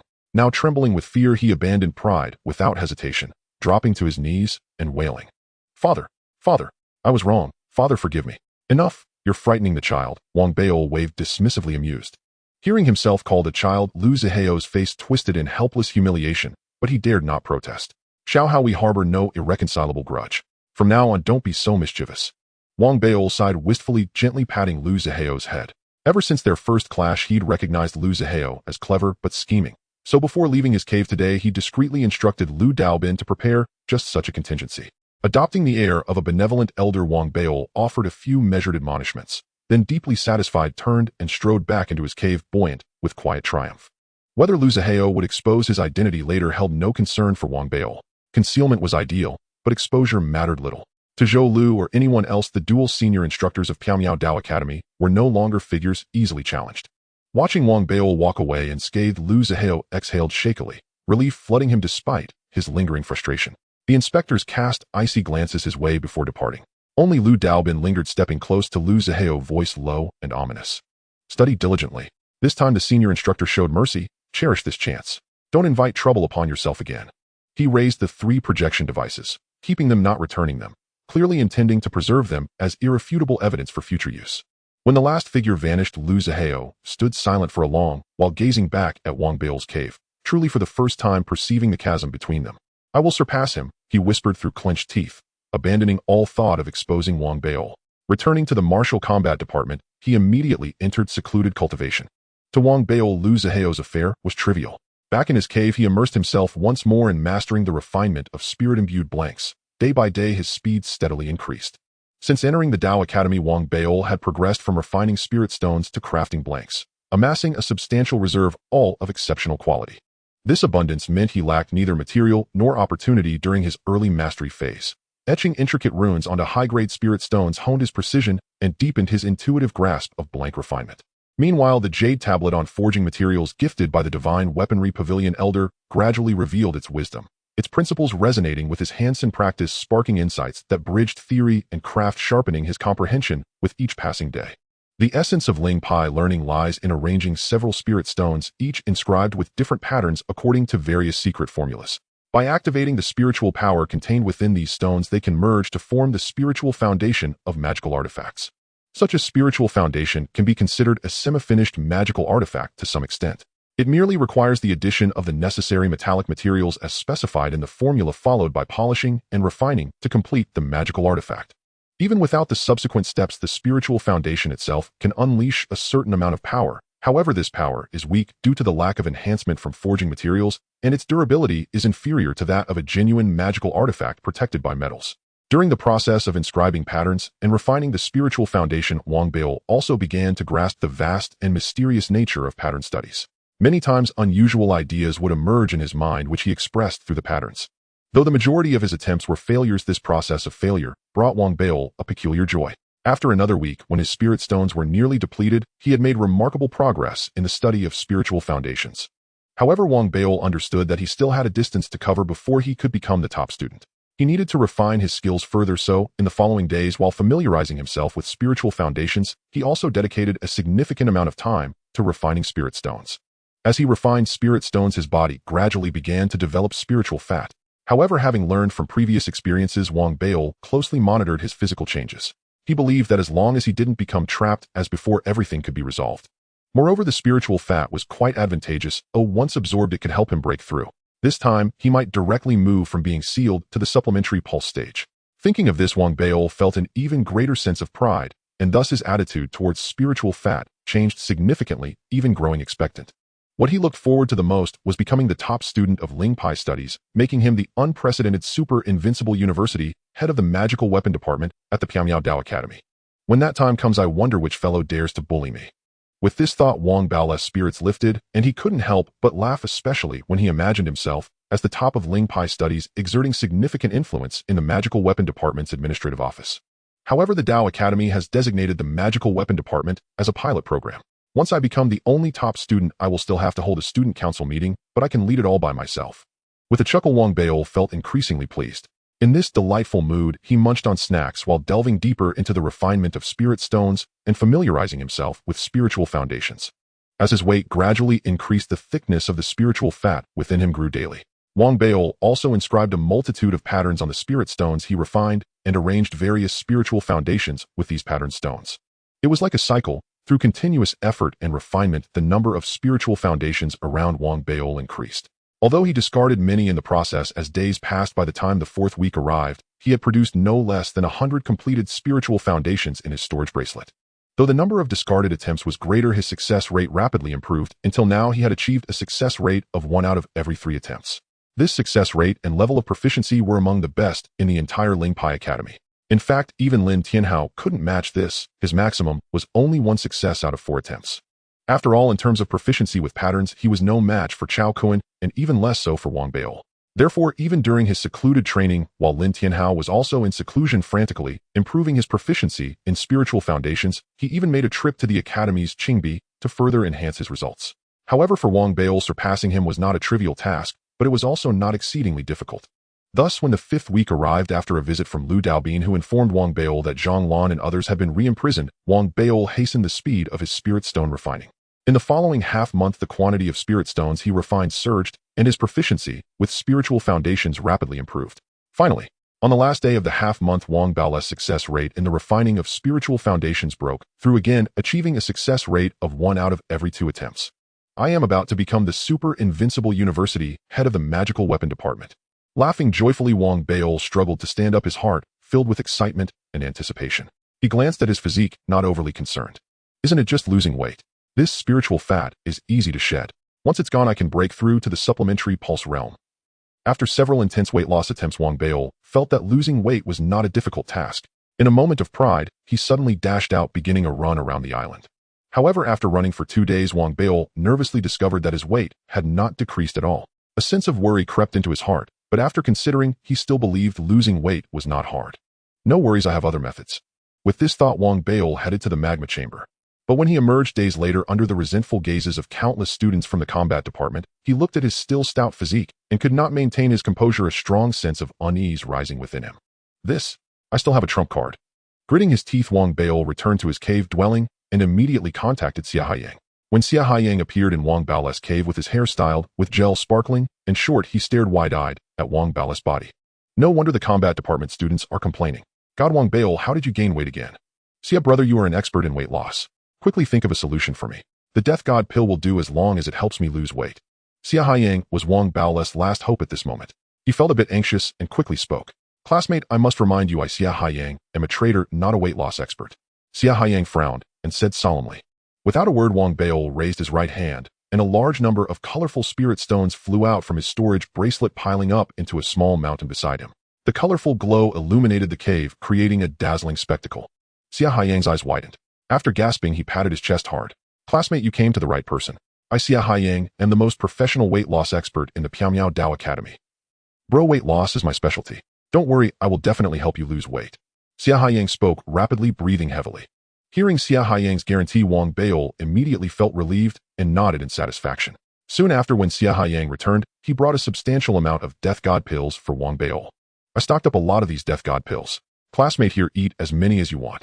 Xia Haiyang waved his hand, generously tossing Wang Baol 5 bottles before leaving.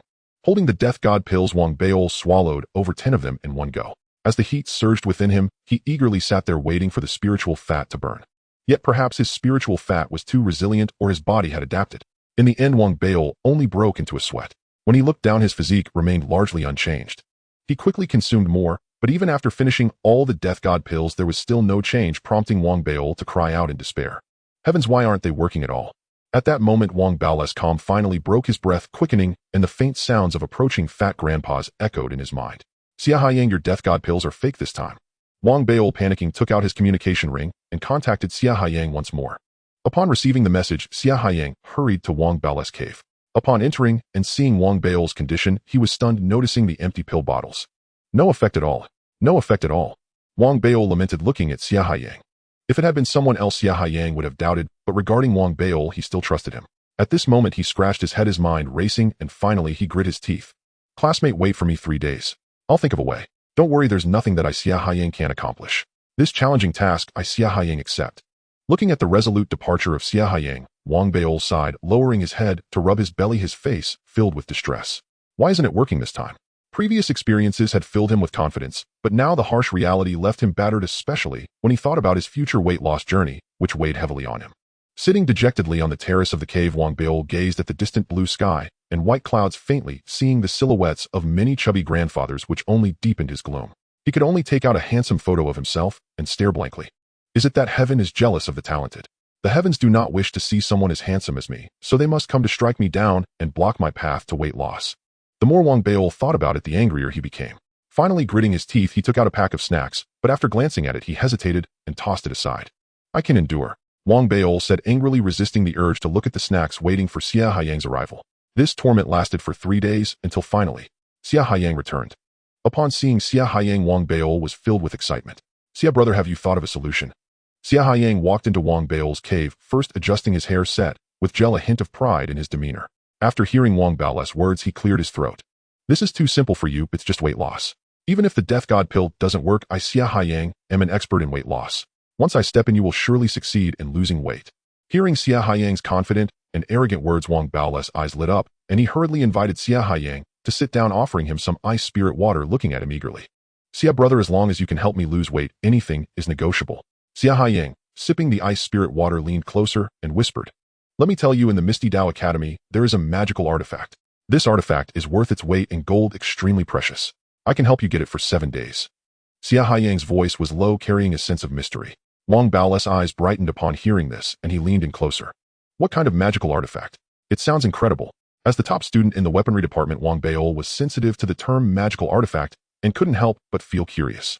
Legend has it that over 1,000 years ago, there was an ancient weight loss method called the brain deception technique. In simple terms, it deceives your brain, for instance, by tricking it into believing you have been exercising for a long time, thus accelerating your metabolism and drawing energy from your body to aid in weight loss. Xia Haiyang felt quite proud at this point, believing this method was particularly suitable for weight loss. The precious artifact I mentioned is crafted based on this principle. It can be considered a forbidden item. Once you use it, you will definitely lose weight. Upon hearing this, Wang Beol was filled with hope, and his eyes instantly brightened. There is such a magical artifact. What a talented person. Did you bring it with you? If such an artifact were easy to borrow, it wouldn't be worth its weight in gold. The owner of this treasure is not from our Lower Academy Island, but a significant figure from Upper Academy Island. Xia Haiyang coughed lightly, emphasizing the other party's cultivation level to elevate his own capabilities. Upper Academy Island. Wang Bao's eyes widened. The Upper Academy Island of the Misty Dao Academy is a place countless students dream of entering. Only by entering Upper Academy Island can one leap from being a mere mortal to a cultivator. As for this person's identity, I cannot disclose it due to privacy concerns.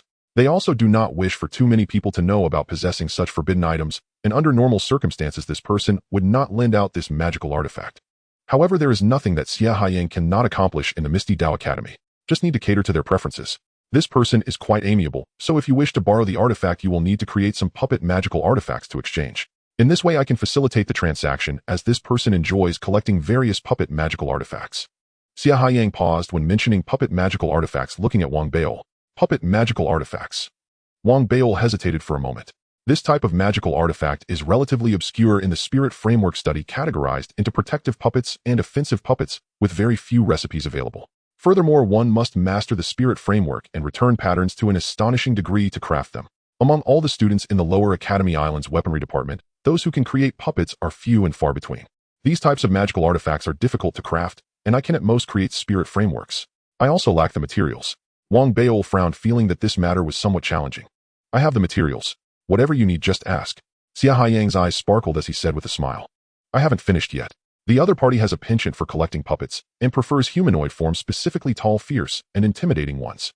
As you know, fierce beasts roam the wilds outside the city. If we have some robust protective puppets by our side, when we venture out, it would certainly provide more safety. Xia Haiyang coughed again, explained a few more details, and set a time for the exchange before leaving. Inside the cave, Wang Beol sat filled with confusion, faintly sensing that something was off. However, to lose weight, he could only borrow the other person's magical artifact, so crafting puppets became a necessity. Let's craft it. After researching this type of spirit framework he had never crafted before, Wang Beol deduced the return patterns. After a long time of results and confidence, he began to carve the return patterns. Creating an offensive puppet is too difficult and pointless. I will craft a protective one instead. Since it's protective, strength is paramount, so I need to incorporate at least 30 sets of reinforcement return patterns. Merely being strong is not enough. Since it is humanoid, it also needs to have flexibility. Moreover, it must have an alarm function. Although it cannot speak, it should still produce some sound. Also, it is vital not to make it obvious that it is a puppet, as that would allow for a surprise attack. Therefore, achieving a high degree of realism is also a focus. In short, the pinnacle of puppet crafting is to create a magical artifact that bears no difference from a real person. Initially, Wang Beol did not put in too much effort, but as he carved the return patterns, he found the difficulty of crafting the puppets to be immense. He gradually immersed himself fully into the task, pouring all his energy into it, slowly perfecting the design through contemplation and deduction. In pursuit of perfection, Wang Beol decided to use a 7-colored spirit stone as the core, arranging other high-grade spirit stones around it to fuse together. Ultimately, after several days, when he finally crafted the spirit framework, he looked at the humanoid spirit framework before him, which took over 40 spirit stones and multiple calculations to achieve, wiping the sweat from his forehead, revealing a hint of regret in his eyes. It's a pity the time was too short, and this was my first attempt. Otherwise, I could have made it even better. Wang Beol shook his head, sending a message to Xia Haiyang to purchase a lot of forging materials. These materials were not precious items, but rather common forging materials that Wang Beol found based on the spirit framework he crafted, most of which he learned from the jade slips given by the elder of the weaponry pavilion. This is my first time using these forging materials for crafting. Wang Beol sighed. He felt that this time losing weight was indeed too difficult, pondering that if the borrowed magical artifact did not work, he must have Xia Haiyang compensate for his losses in crafting the puppets. Thinking of this, he took the spirit framework and materials, left the cave, and hurriedly flew towards the spirit furnace cave of the weaponry department. This spirit furnace cave was similar to the lava room of the combat department, though slightly less intense in heat. Its purpose was to allow students of the spirit framework study to become familiar with the forging of magical artifacts in advance. Inside, there were many rooms equipped with high-temperature spirit furnaces and simple molds, allowing people to utilize these tools to melt the forging materials and easily integrate them with the spirit frameworks to form basic magical artifacts. Since only students of the spirit framework study could attempt to craft simple magical artifacts, this place was usually not crowded. As the top student, Wang Beol could come and go freely. Upon his arrival, he chose a room, familiarized himself with the setup, and then began his first crafting attempt. The content of forging study was quite complex. Even with the jade slips provided by the elder of the weaponry pavilion, Wang Baol faced many challenges in operation, wasting a lot of materials. Fortunately, his spirit framework was sturdy, so it wasn't damaged much. After continuous repairs and attempts several days later when Wang Baol emerged, his eyes were slightly sunken, and he had even lost some weight due to the significant drain on his energy and stamina. Returning to the cave, Wang Baol sent a message to Xia Haiyang. During the time it took for the other party to arrive, Wang Baol drank several bottles of ice spirit water, which helped clear his drowsy mind. This crafting is too difficult. Reflecting on the previous process, Wang Baol felt increasingly that he had put in a lot of effort for this weight loss. Soon Xia Haiyang arrived. As soon as he entered the cave, before he could speak, Wang Baol raised his right hand and waved. Instantly, a flash of light emerged from his storage bracelet, and a 2-meter-tall humanoid puppet appeared with a thud in front of Xia Haiyang. This puppet appeared quite robust, even exuding a somewhat savage aura, especially as it was covered in hair, giving it a fierce appearance. Though not particularly lifelike, if one did not look closely, it was hardly distinguishable from a real person. Are you satisfied? It's tall, mighty, and fierce. Everything is in place. Wang Baol, feeling somewhat exhausted, rubbed his temples. His gaze swept over the puppet he had crafted. Though not entirely satisfactory, he thought it was acceptable. Xia Haiyang beside him was struck dumb, walking around the puppet a few times. He took a deep breath, his eyes shining brightly. I'm satisfied, extremely satisfied. Wang, rest assured. With this in hand, I guarantee I will borrow the magical artifact for you shortly. Saying this, Xia Haiyang immediately took the puppet away. After leaving the Lower Academy Island, he took a boat to the entrance leading to Upper Academy Island.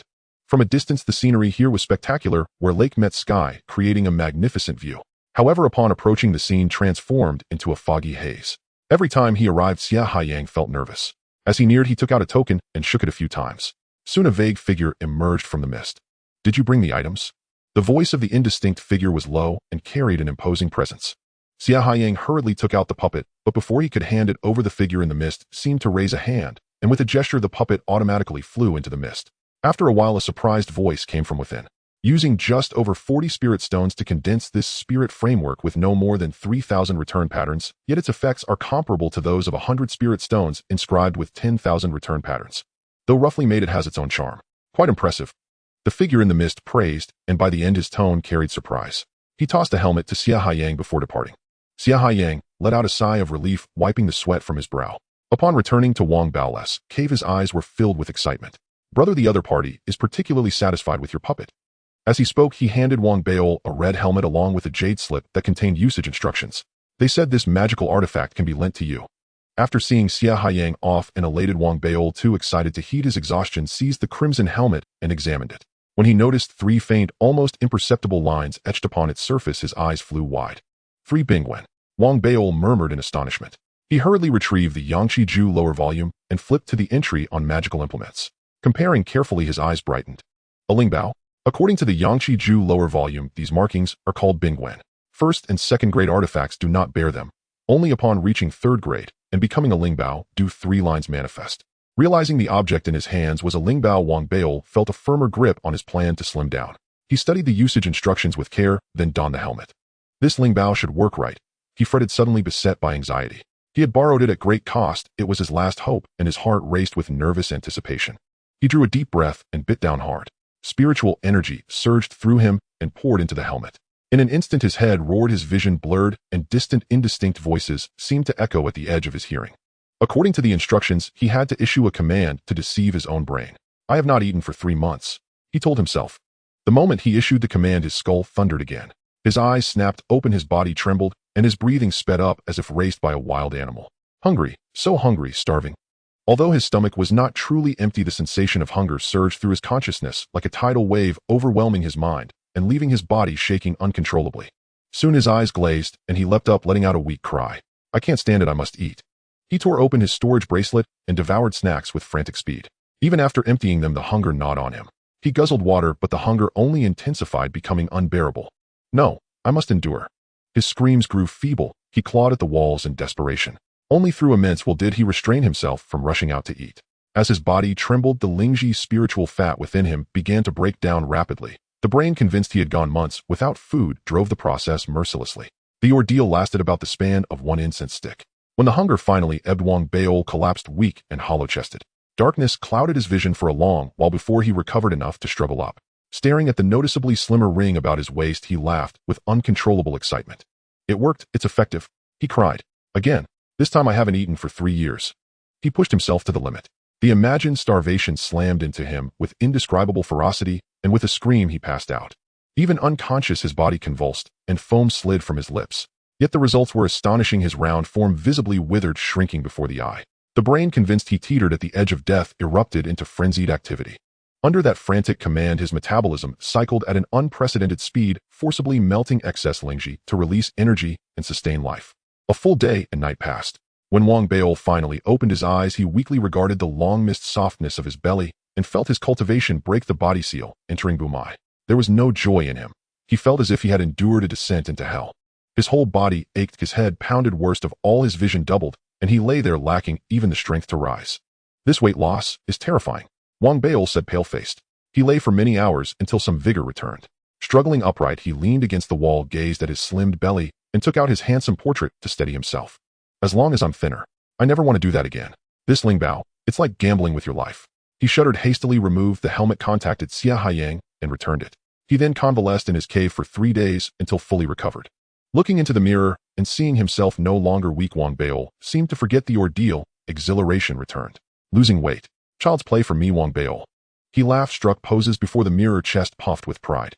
After snacking on a few packs of treats, he stepped out of the cave, thoroughly satisfied.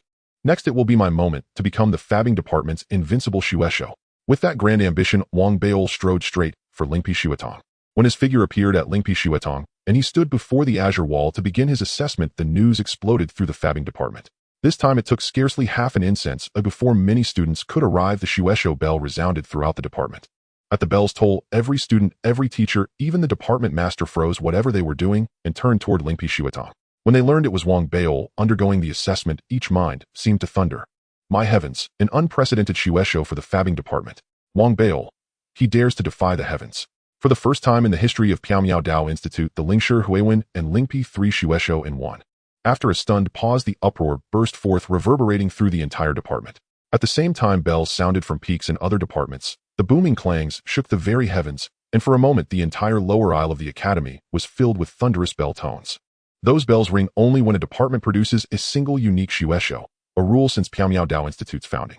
Such occurrences have been rare through the years. Since the Lingyuan era, this was the first time such peals echoed.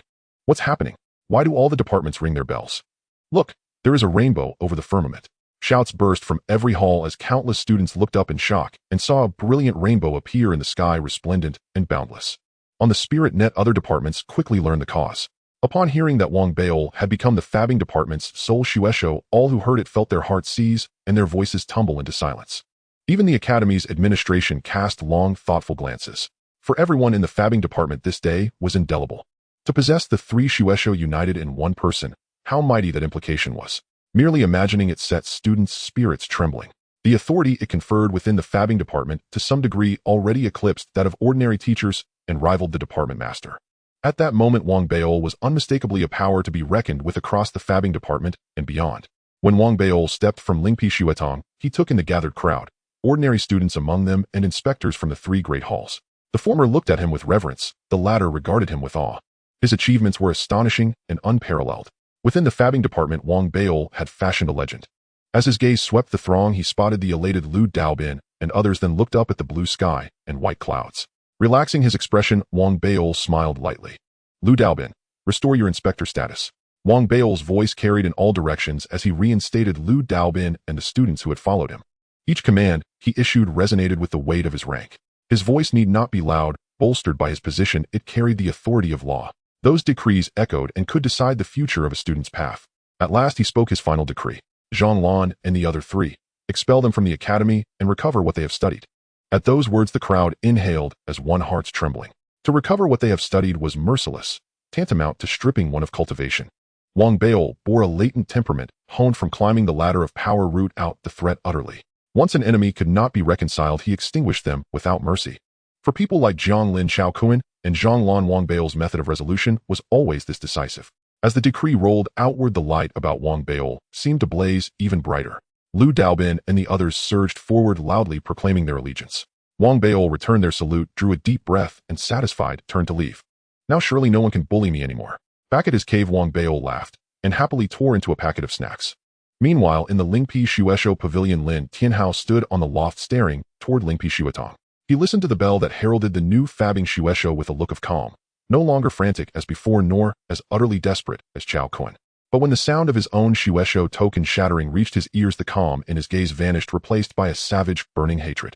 He thought of Jiang Lin and Chao Kun's recent proposals, and his hands clenched so hard beneath his robes that the veins swelled.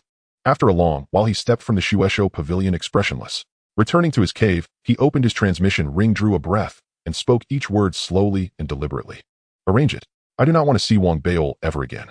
Life as the sole senior disciple of the Divine Artificer sect proved markedly different for Wang Beil. First and foremost, every time he stepped outside, all disciples, whether juniors or seniors, bowed deeply in reverence upon seeing him.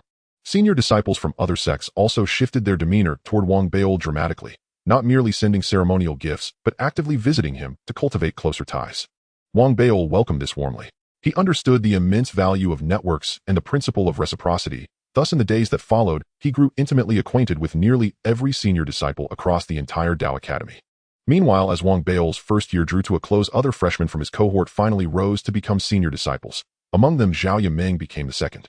For nearly a year, this young woman had remained quietly unassuming, save for a brief wave of online discussion on the Spirit Net during orientation week, until now when she emerged decisively to claim one of the senior disciple positions in the Array Sigil sect. The third to ascend was Zhuo Yifan, who triumphed after a full year of fierce competition against Lu Zihao and Chen Ziheng, earning his place among the senior disciples of the martial combat sect.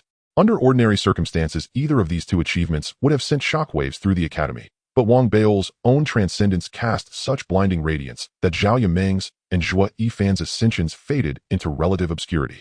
Nonetheless, the exceptional caliber of Wang Beil's freshman cohort had already been tacitly acknowledged by instructors, sect masters, and even the academy head himself, especially Wang Beil, whose name had already echoed across the upper academy, all prompting numerous inquiries from fellow heads after his appointment as the Divine Artificer sect's sole senior disciple.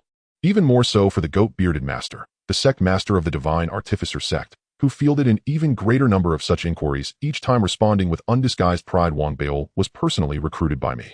You see, the moment I laid eyes on him, I recognized his extraordinary talent, a luminous pearl hidden among common stones. So without hesitation, I exercised my special recruitment privilege, while other sects still hesitated. My eyes, Zhang Yud's eyes, have never deceived me. Wang Beil stands as living proof of my discernment. Lately, the goat-bearded master had been basking in profound satisfaction, delighting in the envious glances of his peers as he recounted this tale again and again. Recalling his earlier intention to bestow a divine artifact upon Wang Beil, he reconsidered his original plan, a Grade 1 artifact, and instead personally forged a Grade 2 divine artifact for him. Several days later, gazing upon the finished artifact, even the goat-bearded master conceded that Wang Beil possessed remarkable fortune. This young man truly lives up to my special recruitment. What astonishing luck he has. Musing that perhaps heaven itself had ordained this auspiciousness, he summoned Wang Beil to his presence. Though Wang Beil now stood as the sole senior disciple, he had never forgotten how on the day the Deputy Academy had insisted on expelling him, only the goat-bearded master had spoken a single word of fairness on his behalf. That one sentence remained etched in his memory.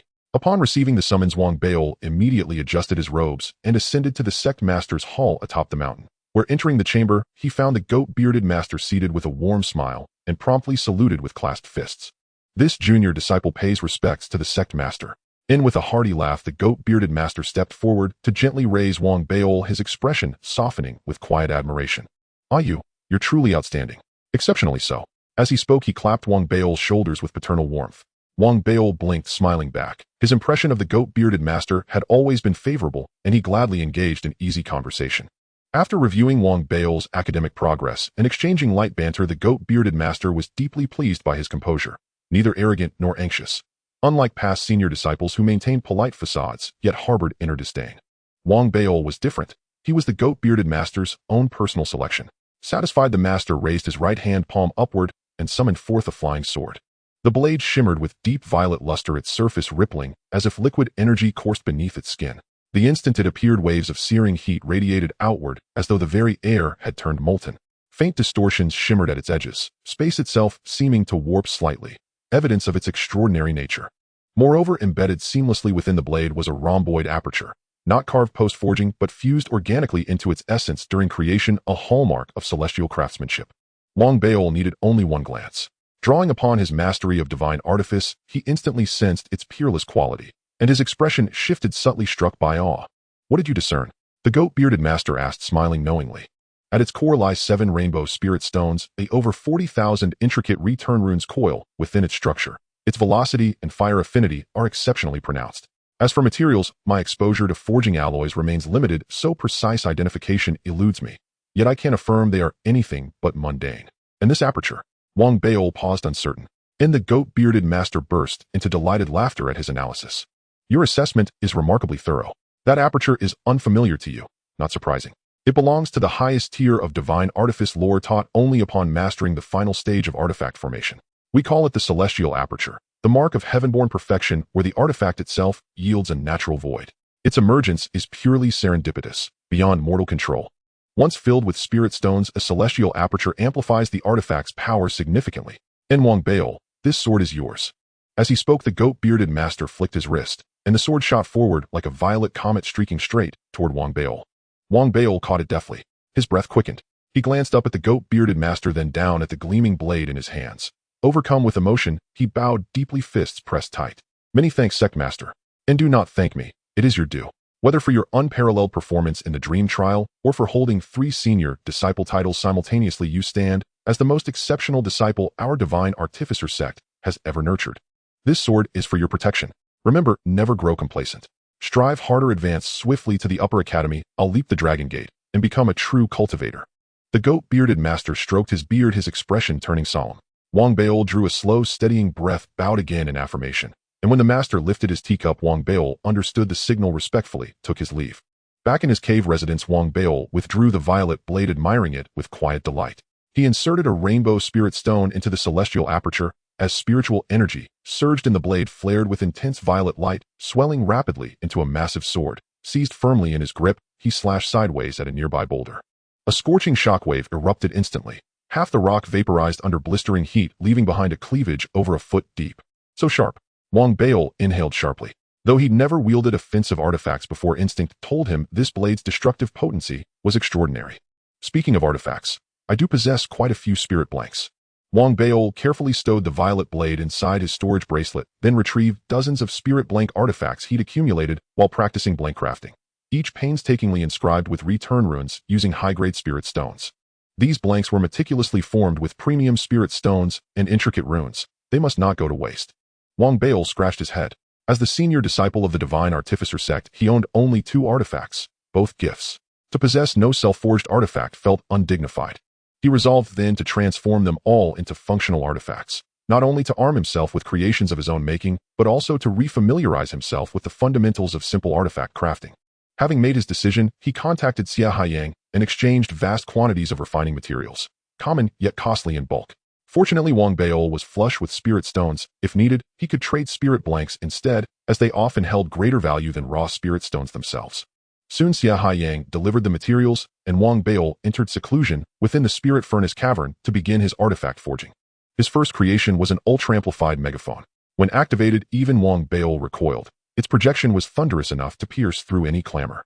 Enchanted by the device, he quickly moved on to others, binding cords and dozens of flying swords, none rivaling the violet blade in refinement, yet formidable in sheer numbers. Realizing he lacked defensive artifacts, he enhanced his senior disciple robe with layered return runes, embedded spirit stones, and fluid-compatible alloys, transforming it, however modestly, into a functional artifact. Most numerous were the seals, dozens in varying sizes. His fascination with seals had begun during blank practice, and now, though none attained official grade, their abundance compensated richly. As his proficiency in crafting simple artifacts deepened, Wang Beol recalled the protective puppet he'd forged for the mysterious helmet wearer of the Upper Academy Isle. That puppet looked incredibly potent. I should craft some for myself too. Guards, mounts, attendants, even tea servers, each would serve admirably. Convinced of their utility, he devoted much of his focus thereafter to puppet fabrication. Since these were for his personal use, he purchased rare precious materials from Xia Haiyang and incorporated them into his constructs, rendering his puppets far more refined than the one gifted previously. Nor were they uniform in form. Among them prowled ferocious, beast-like constructs, and others bore the graceful bearing of courtly attendants. When he finally surveyed his 8 completed puppets, he was deeply satisfied. Fueled by rainbow spirit stones capable of sustaining dense return rune arrays, they could unleash the full might of a Chi Blood Perfection cultivator at peak activation. Their durability was equally impressive. Reinforced with rare alloys, even a meridian channeling cultivator would struggle to shatter them outright. Pity my knowledge of forging alloys remained shallow. If only I understood material properties well enough to tailor runes accordingly, I might forge puppets rivaling meridian channeling cultivators. Wang Beol gazed at his creations still unsatisfied. Just as he prepared to refine his techniques, further a voice resonated within his communication ring. Lu Daobeans. Senior disciple, tomorrow marks the Academy's holiday break. I've coordinated with Du Min Zhou Xiaoyachen Ziheng and several other hometown friends, all from Fengwang City. Shall we travel home together? The vacation on the lower island of the Piaomiao Dao Academy occurs only once a year. Whenever the vacation arrives, although not all students leave the lower island, nearly the vast majority will either return home or go out to train during these 2 months. Most of the senior students are either training or collaborating with various groups from the Federation, each fulfilling their own needs, while for the new students who are leaving home for the first time, returning home is the first choice. Now that the vacation has arrived, as Wang Beol left the Spirit Furnace Cave walking among the peaks of the weaponry department, he saw one student after another, each carrying large bags and chatting with smiles filled with nostalgia for their hometown, embarking on their return journeys aboard the airships. Just like when the new students reported due to the dangers present in the Federation's wilderness, the Academy undertakes the responsibility of escorting and welcoming students every year during the vacation, sending those returning home to designated cities. See you when school starts, leader. Leader, we are leaving first. Before leaving, every student who encountered Wang Beol greeted him warmly, as if the respect they usually held for the Academy's leader had been softened by the arrival of vacation. Wang Beol smiled, nodding at each student who greeted him, and he too was infected by the atmosphere of departure, seeming to lose the attachment he had for the Academy after a year, with an increasing longing for Phoenix City and his parents.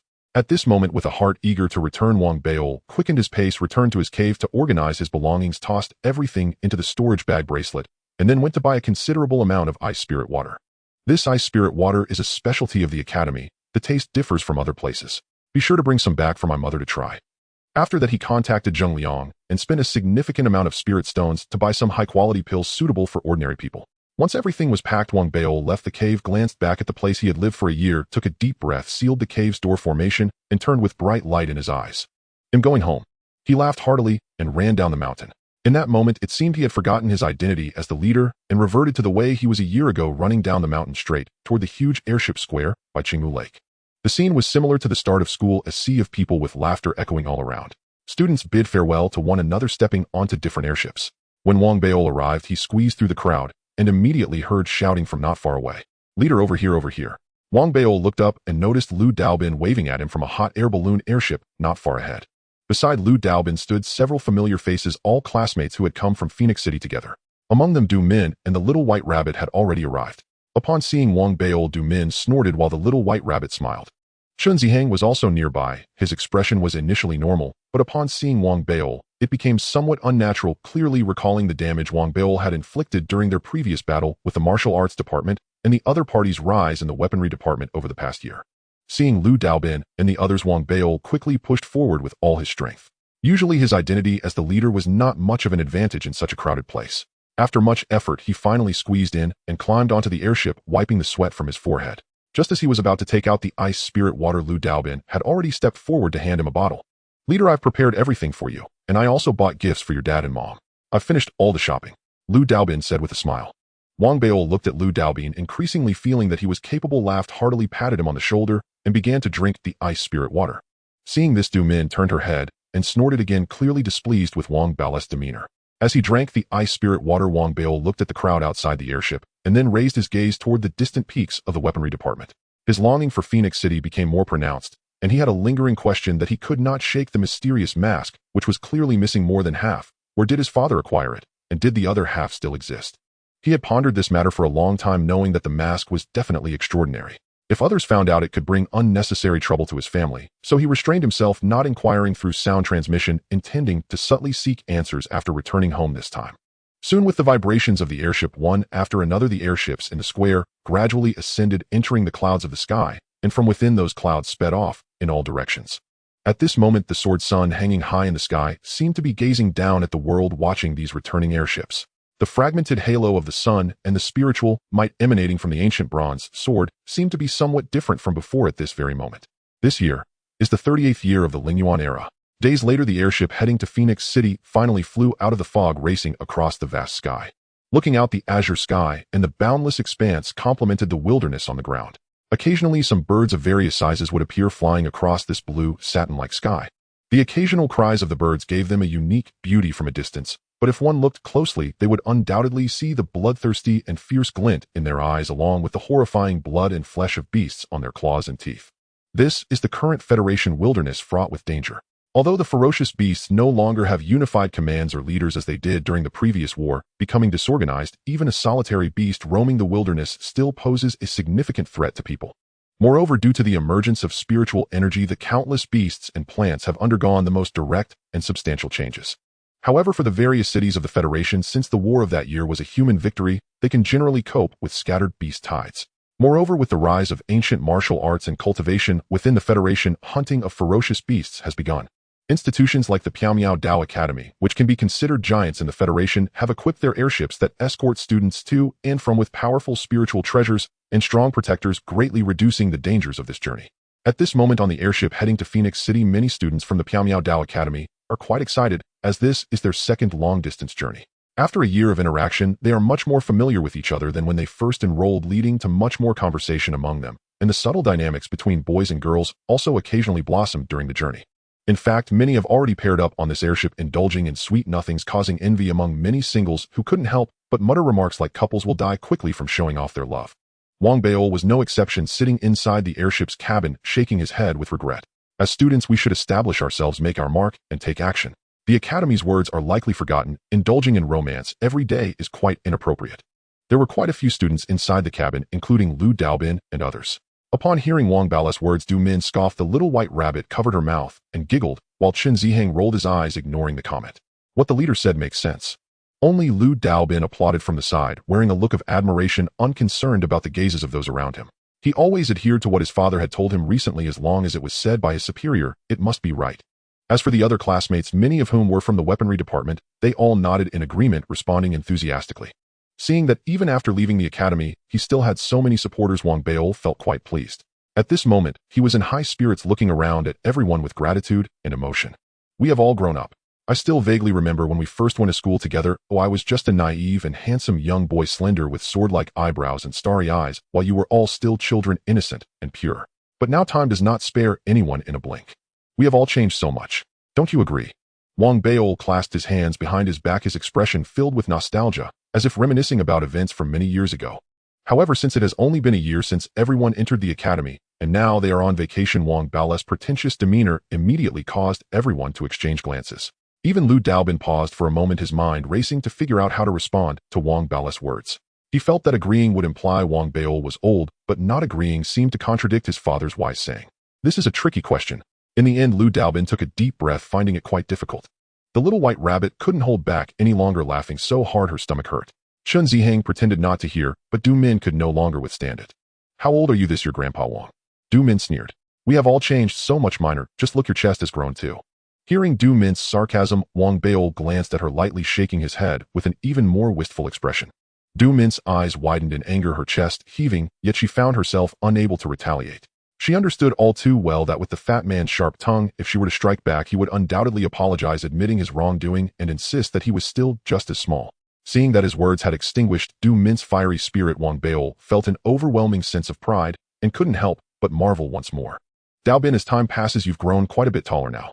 Little bunny, look at you, you've turned into a big white rabbit. And Ziheng, you've come of age as well. Time flies so quickly. Chen Ziheng stared wide-eyed while little bunny's face flushed bright red. Lu Daobin could only smile wryly. As the others around them exchanged odd glances, Wang Beol sighed again.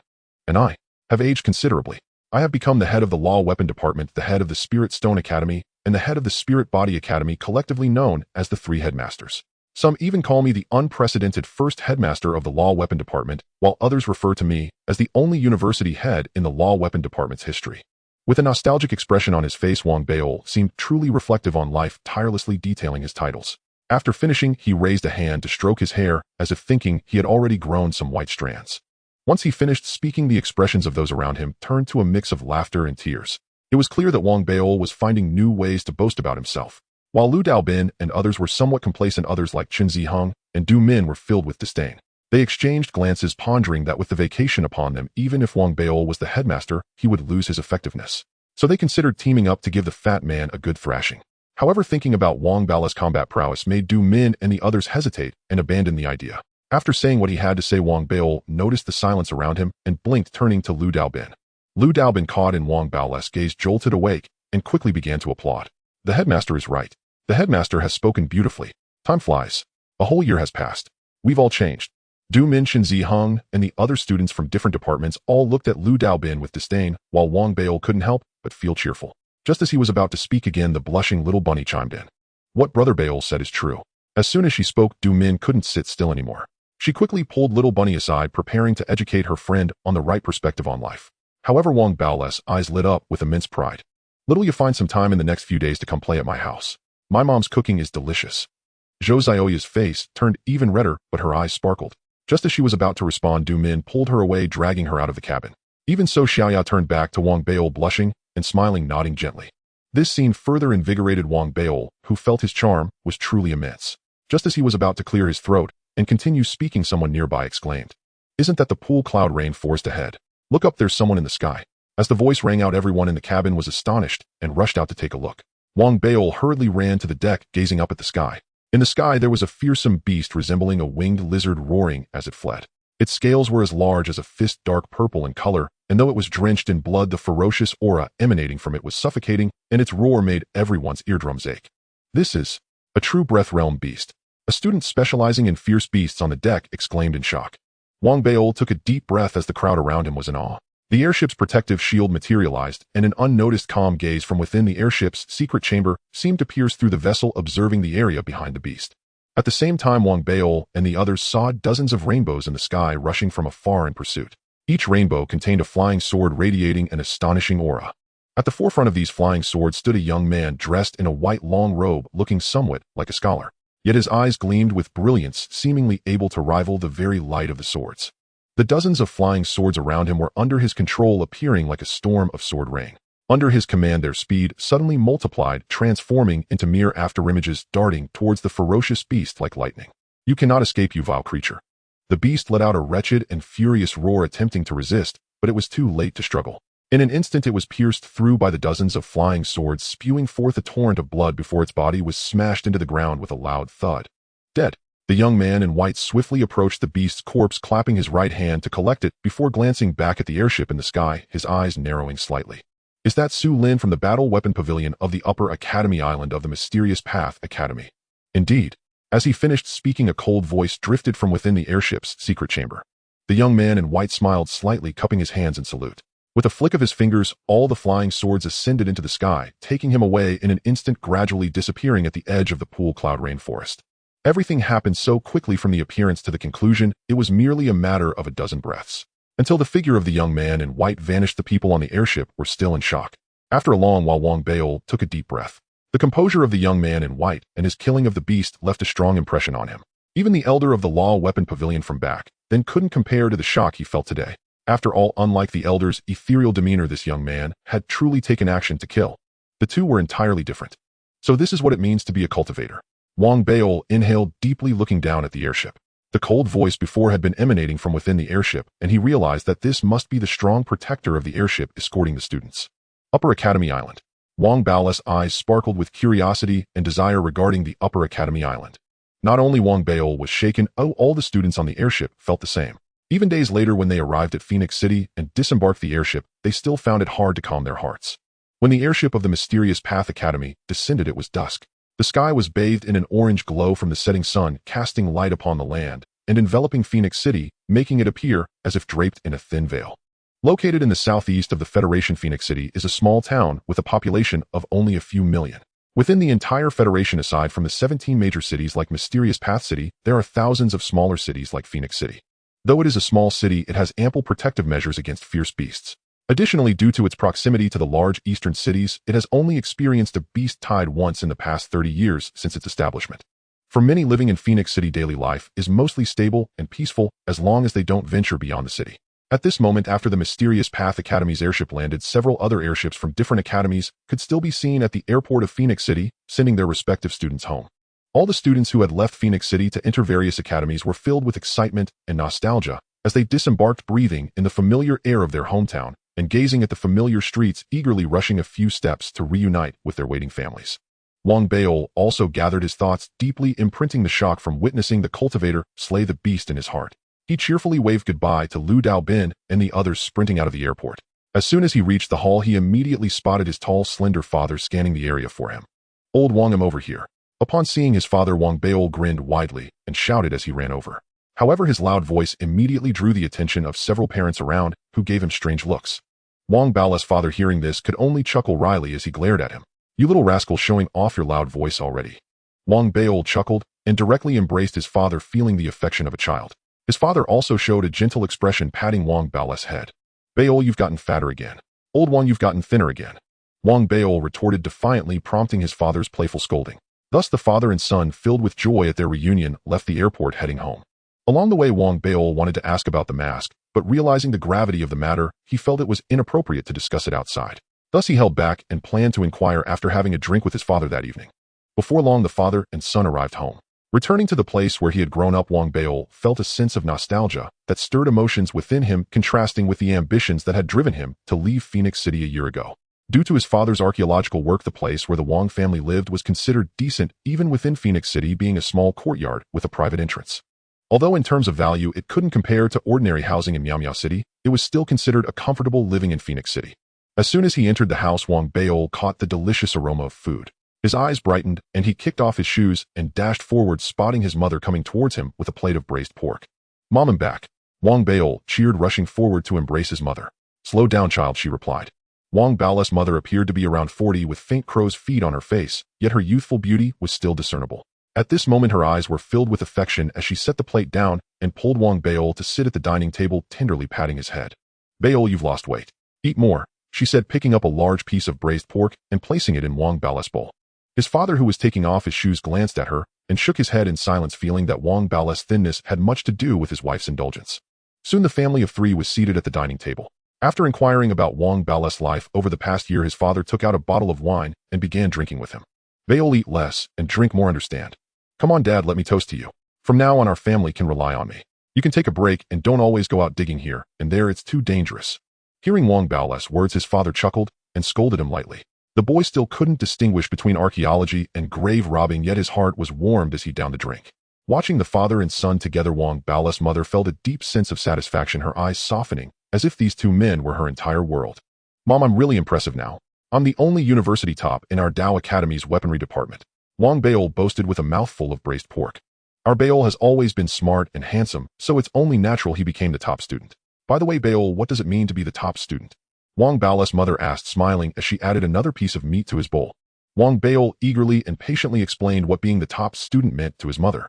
Soon her eyes widened in surprise, and even Wang Bao's father looked on in disbelief. "So that's why the city lord brought many people to visit us recently. It turns out our Beol is so impressive." Wang Bao's mother teased him while informing him that in the past few months the city lord and deputy city lord had visited several times, each time expressing concern and bringing gifts.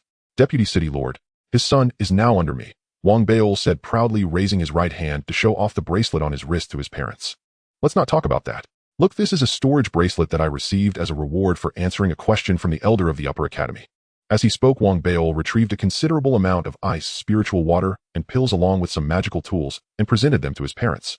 "This ice spiritual water is a specialty of our Dao Academy and tastes wonderful. You should try it. And these pills, keep them. I bought them from the alchemy department in the academy. They strengthen the body and cure various ailments. Mom, since your health isn't great, eat more. Dad, take some with you every time you go out for archaeology. When I return next time, I'll bring you even better ones. And these magical tools, I made them myself. Dad, this is for you. Mom, you should wear these on you." Seeing Wang Bao's achievements after a year of study and his filial piety, his parents felt warmth in their hearts, and a cozy atmosphere enveloped the little family. The meal lasted quite a while. Wang Beol shared little bits of his life over the past year, only omitting parts he feared would worry his parents. By the end, as his mother was clearing the table, she laughed and said, "Don't always bicker with Du Min. That child seems quite nice. Also about that Zhou Xiaoya you mentioned, you should bring her home for me to see next time." "No problem. I'll bring one back for you every year, and they won't be the same." Wang Beol, slightly tipsy, raised his head and said proudly, "Beol, you have quite the talent," Wang Bao's mother said, shooting him a glance. On the other hand, Wang Bao's father picked up his wine glass with a smile, looking somewhat nostalgic, as if recalling his own youth.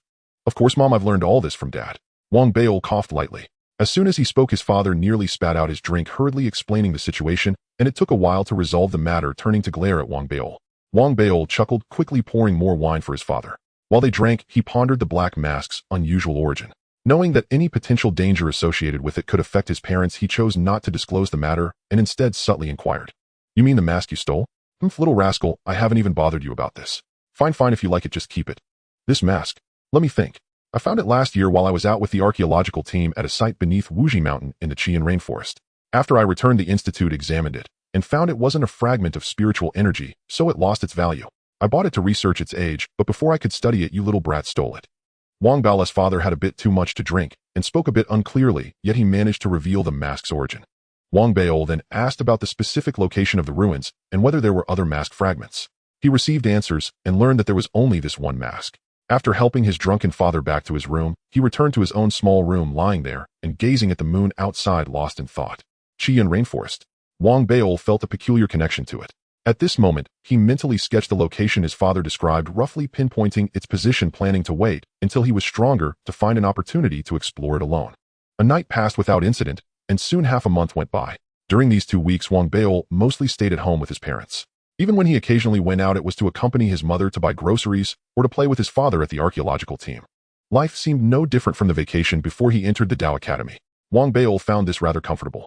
At his request, his parents also consumed some of the pills he had brought back, and both their health and appearance improved noticeably, seemingly even their spirits lifted. This made Wang Bao very happy. He had also equipped many of his magical tools onto his parents. Under his careful protection, his father, even when facing fierce beasts at the ceiling stage, now had a certain level of self-defense. As several more days passed, one afternoon, just after finishing a meal, Wang Bao, lying on his small bed and patting his full stomach, received a notice about a class reunion. This was not a reunion of the Dao Academy, but rather one organized by his classmates from the basic academy he attended before entering the Dao Academy, prompted by the return of everyone during the holiday. A reunion. Wang Bao sat up from his bed, looking at the communication ring. His eyes lit up, and he quickly got up, changed his clothes, and filled with anticipation bid farewell to his mother before leaving the house.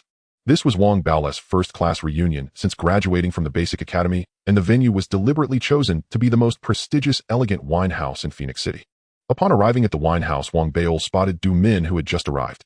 Unlike the uniform robes from the Dao Academy, Du Min was now dressed in fashionable attire with her hair tied in a ponytail, looking fresh and beautiful.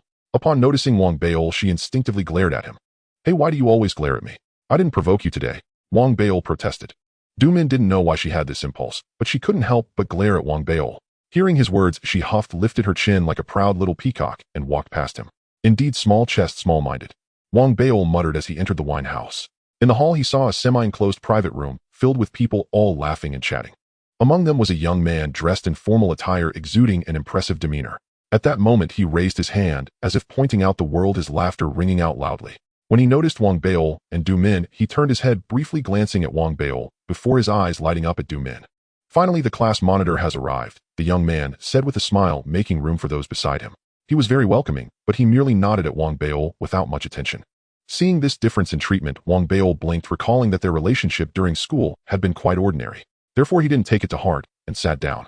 Bao, did you see? Chun Bing is trembling now. I heard that although he did not get into any Dao Academy after graduation, he leveraged his family connections to become a federal employee here in Phoenix City. Sitting next to Wang Bao Lu was a short crew-cut individual who whispered in Wang Bao, "Les, you're pretty impressive, huh?" Wang Bao Lu nodded. Seeing that the food looked good and having skipped lunch, he picked up his chopsticks and took a few bites. As soon as all the classmates who could come gathered, the dining table became lively.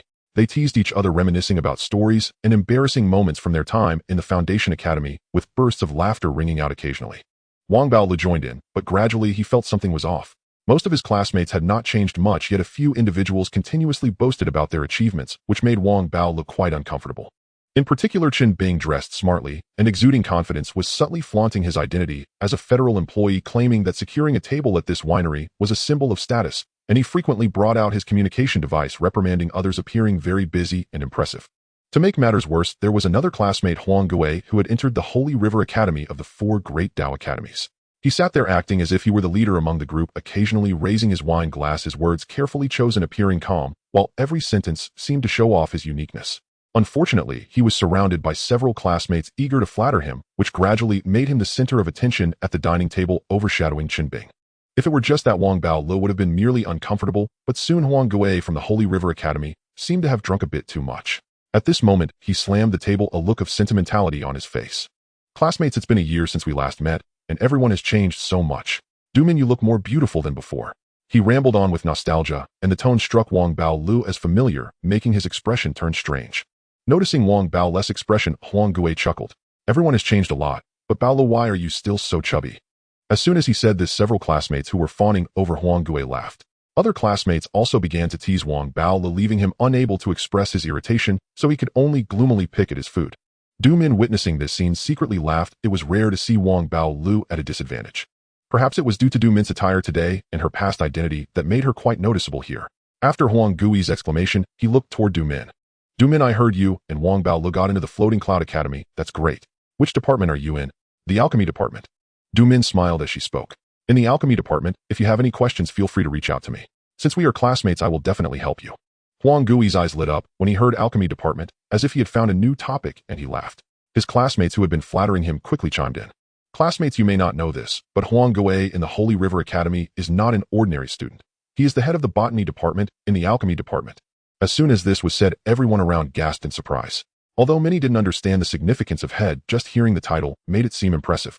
Wang Baolu snorted in his heart, finding Huang Gui even less agreeable. Observing the expressions of those around him, Huang Gui felt pleased inside, but put on a hearty laugh, waving his hand. Why talk about this?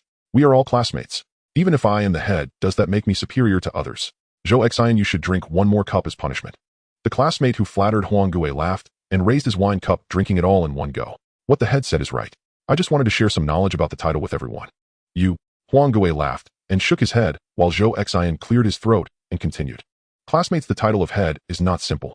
You might not understand, but let me tell you, being the head means standing out among countless individuals in a department, no longer just an ordinary student, but a disciple of the Dao Academy. This is the case in any Dao Academy. Du Min, Wang Baolu, isn't it the same in your Floating Cloud Academy? Du Min's expression changed slightly as she quickly glanced at Wang Baolu and nodded. Wang Baolu rubbed his nose, looking at Zhou Xian, and then Huang Gui, remaining silent. As Zhou Xian explained the significance of the title, the classmates at the table gasped, realizing the weight of the title. They looked at Huang Gui with shock, and some even showed respect, raising their glasses to toast him. Huang Gui responded with a smile each time, but he only took small sips. As the atmosphere grew livelier, his gaze fell on Wang Baolu. Wang Baolu had not toasted him from the beginning, which made Huang Gui feel displeased. At this moment he smiled and asked, Baolu, I heard you got into the Floating Cloud Academy. How's it going? Before Wang Baolu could respond, he waved his hand. Forget it, I won't poke at your sore spot. We are all classmates. You barely got into the Floating Cloud Academy back, then you must still be struggling. Which department are you in? The Magical Weapons Department. Wang Baolu felt his temper rising and spoke in a rather unfriendly manner. The Magical Weapons Department, huh? That's not an ordinary department, it's tough. But if you persist, you still have a bright future ahead. If you had chosen the Alchemy Department, I could have helped you. Although I can't guarantee you'd make it into the top 100 of your academy, the top 1,000 is certainly achievable. Huang Gui didn't care about Wang Baolu's tone. In his view, the only classmate worth befriending at this gathering was Du Min. This was also due to Du Min becoming a bit prettier. As for the others, Huang Gui felt he had already distanced himself from them to a degree they could never cross in their lifetimes. As Huang Gui continued to boast, Wang Baolu grew more irritated. If they weren't classmates, he would have already taken action had this been in the Dao Academy. Just as he was feeling frustrated, he noticed Du Min looking at him with a teasing expression, so he shot her a glare. Seeing Wang Baolu's expression, Du Min felt quite pleased. In a cheerful mood, she withdrew her gaze and turned to Huang Gui, laughing. What Huang Gui said is absolutely correct. With Du Min's approval, Huang Gui was overjoyed and became even more talkative, sharing his experiences at the Holy River Academy, and his flaunting became increasingly apparent. Wang Baolu was already impatient, reminiscing about Lu Daobin. This was just a classmate gathering, and since Lu Daobin and the others were not from the same foundation academy as him, he thought if Lu Daobin were there, he could have mentioned his identity and everything would have been perfect. Otherwise, if he were to speak, it would be no different from Huang Gui. Such words should be spoken by others.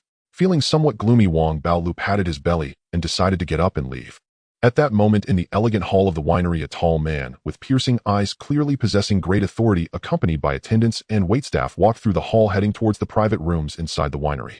As he passed by Wang Baolu's table, he glanced over, paused in his steps, and examined Wang Baolu closely, immediately breaking into a broad smile, before striding over to the table where Wang Baolu and his classmates were gathered. Many people followed closely behind the middle-aged man, looking surprised, but they quickly caught up with him, drawing the attention of everyone at the dining table. Chen, being now a federal employee, changed his expression and quickly stood up, while everyone around, including Wang Baolu, looked up in astonishment. The middle-aged man's presence was clearly different, exuding the aura of an important figure. In the instant they looked over, the middle-aged man's hearty laughter rang out. Are you Baolu? Haha, I am Daobin's father. I've heard from my son that you have been a great help to him at school, and even helped him get into the discipline department. Thank you very much. This middle-aged man was Liu Daobin's father, the vice mayor of Phoenix City. He had seen Wang Bao's photo from Liu Daobin and approached him, shaking Wang Bao's hand with a warm smile. You are Mayor Liu. Wang Bao was taken aback and smiled back. What mayor? Just call me uncle. This meal is on me, Bao. Please take care of my son Daobin. If he misbehaves, feel free to reprimand him. Liu Daobin's father was extremely enthusiastic, treating Wang Bao like a family member. Even in his warmth, there was a hint of politeness.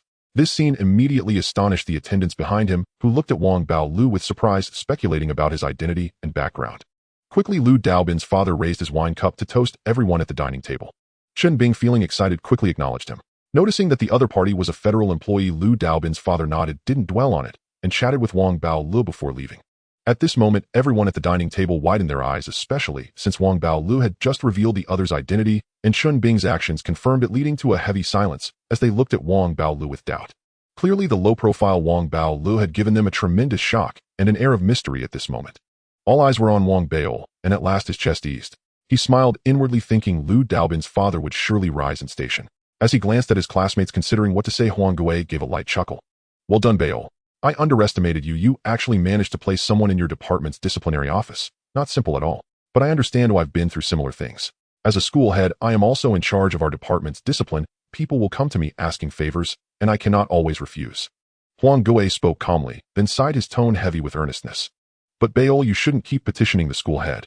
I hear every Daoyuan is reforming its school head system into a council vote.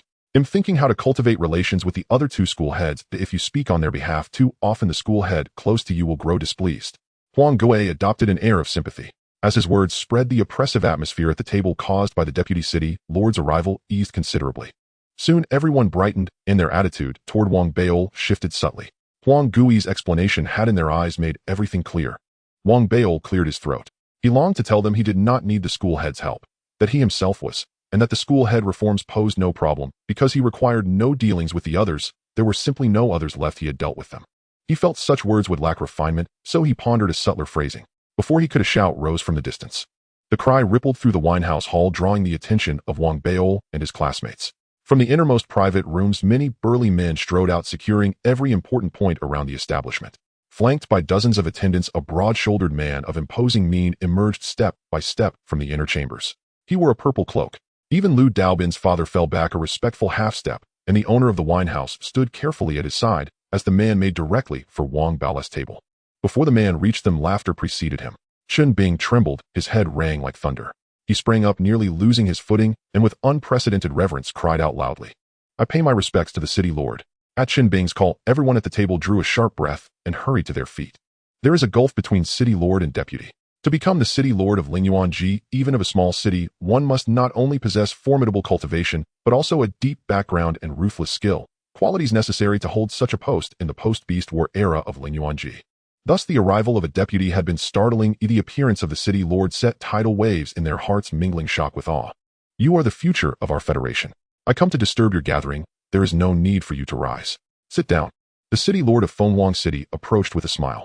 When he lifted his hand, a weighty pressure rolled from him, and those who had stood hastily reseated themselves. Wang Bao. After everyone was seated, the city lord looked toward Wang Bao with a smile. His voice was low, yet carried an aura that stirred the spirit. Wang Bao had felt such an aura before from the cultivator who had slain the ferocious beast upon his return. Seeing the city lord now, that same presence washed over him again. Piaomiao student Wang Bao, I pay my respects to the city lord. Wang Bao rose composed and dignified, clasped his hands and bowed. What a young hero. The city lord of Fenghuang laughed heartily, his eyes unashamedly admiring. I heard from old Liu that Bao studies here. I visited your home earlier, and you were absent. You are the pride of Fenghuang City. The city lord gestured to those around him as he spoke. Come to know him, this young hero is Wang Bao. From countless students, he entered the 4 great Daoyuan. To be admitted to the Fa Bing department alone marks him as a prodigy. To rise among innumerable talents to become a school head of a hall is to be a child of heaven. And this Wang Bao has astonishingly become the unprecedented Seoul University head across the 3 rankings for the Fa Bing department of Piaomiao Daoyuan. That is a feat without precedent. The city lord's entourage were Fenghuang City's senior officials. Upon hearing this, they gaped in astonishment, one after another offering praise. At the table, the students' minds exploded with the revelation. They stared in disbelief. Huang Gui's breathing quickened, his face flushed with incredulity and shock. As the head of botany at Shengchuan Daoyuan, he knew too well the meaning and difficulty of being the Seoul University head. Soon the city lord raised his cup in toast to Wang Bao, and others followed suit. In an instant, Wang Baol became the center of attention within the wine house. All of this thrilled Wang Baol. He had read the memoirs of high officials, and being himself a school head handled the occasion with admirable composure. The officials of Fenghuang City nodded to themselves in approval. Lu Daobin's father helped throughout introducing each person and weaving Wang Baol into the conversation. Though brief, the meeting left strong and favorable impressions. At his departure, the city lord patted Wang Baol on the shoulder and smiled. "Baol, I heard of the 7-colored spirit stone you refined. Its quality is superb. You must refine one for your hometown. We will place it in the museum so future students may learn from it." Those words stirred fresh envy among the students. Such honor exceeded their imagination. When the city lord and his retinue left, a heavy silence fell, all eyes fixed upon Wang Baol. You are the sole university head of the 3 rankings." Huang Gui could not restrain himself. His face reddened and his voice trembled as he asked. It was this title that left him aghast. Others might not grasp its difficulty and import, but as head of botany at Shangchuan Daoyuan, he understood too well the magnitude of being the sole university head and the power it conferred. The matter was earth-shattering. Since the era of Lingyuan Ji, no such school head had appeared. Even among the 4 great Daoyuan, after Lingyuan Ji, unique university heads across any department numbered fewer than the fingers of one hand. How could he not be shaken? How could he not be stunned? The higher the place one occupied, the more one felt the strain it entailed. Chen Bing felt the same.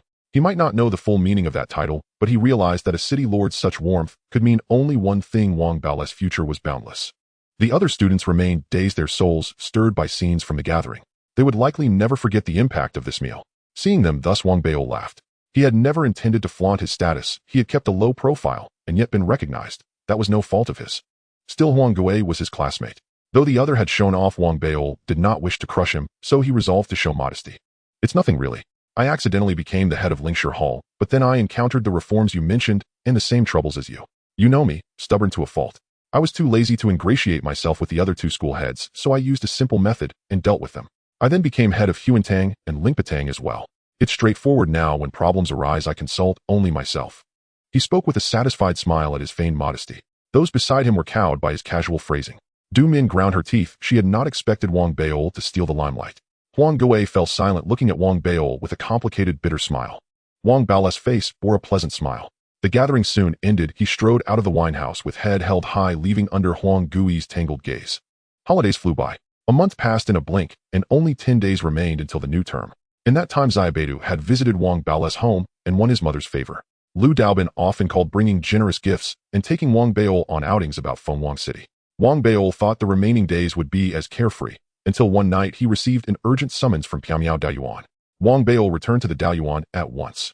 Along with the urgent summons arrived a dossier, clearly documenting a grave incident that had occurred 3 days earlier among the students who remained on campus during the break at the Spirit Forger Department of the Ethereal Dao Academy. The incident was exceptionally severe, demanding immediate intervention by the Academy's disciplinary bureau, and since Wang Baol was the sole student head of the Spirit Forger Department, his return was imperative. Were this to happen in another department, the nearest student head would be recalled, yet within the Spirit Forger Department, Wang Baol, having assumed both authority and status, was likewise expected to shoulder the corresponding duties and responsibilities. Wang Baol understood this perfectly, knowing full well it was his solemn duty. This is the hardship of being a student head, surrendering one's own time to serve the many. With quiet resolve, he wasted no time. That very night, he explained the situation to his parents. Though reluctant to let him go, they recognized their son had come of age and escorted him to the airport. With over 10 days remaining before the semester resumed, the Ethereal Dao Academy's official airship had not yet departed. Thus, to return as swiftly as possible, Wang Baol had no choice but to board a civilian skycutter bound for the city of Pyamiao. Though costly, this fare would be fully reimbursed by the Academy. Under his parents' watchful gaze, he hurriedly purchased the earliest available ticket and boarded the vessel. Half an hour later, it ascended into the night sky. Such intercity skycutters, while less secure than the Academy's grand airships, were generally safe, provided no extraordinary calamity intervened. After all, every flight underwent rigorous periodic inspection to ensure unimpeded passage along established routes. Seated now within the cramped cabin, Wang Baol stifled a yawn. Over a month of leisure had left him thoroughly relaxed. He rubbed his eyes and gazed out the window at the stardust night. Though faster, this skycutter still requires nearly 5 days to reach its destination. With that thought, he lay back upon his narrow bunk and drifted into drowsy slumber. The night passed without incident.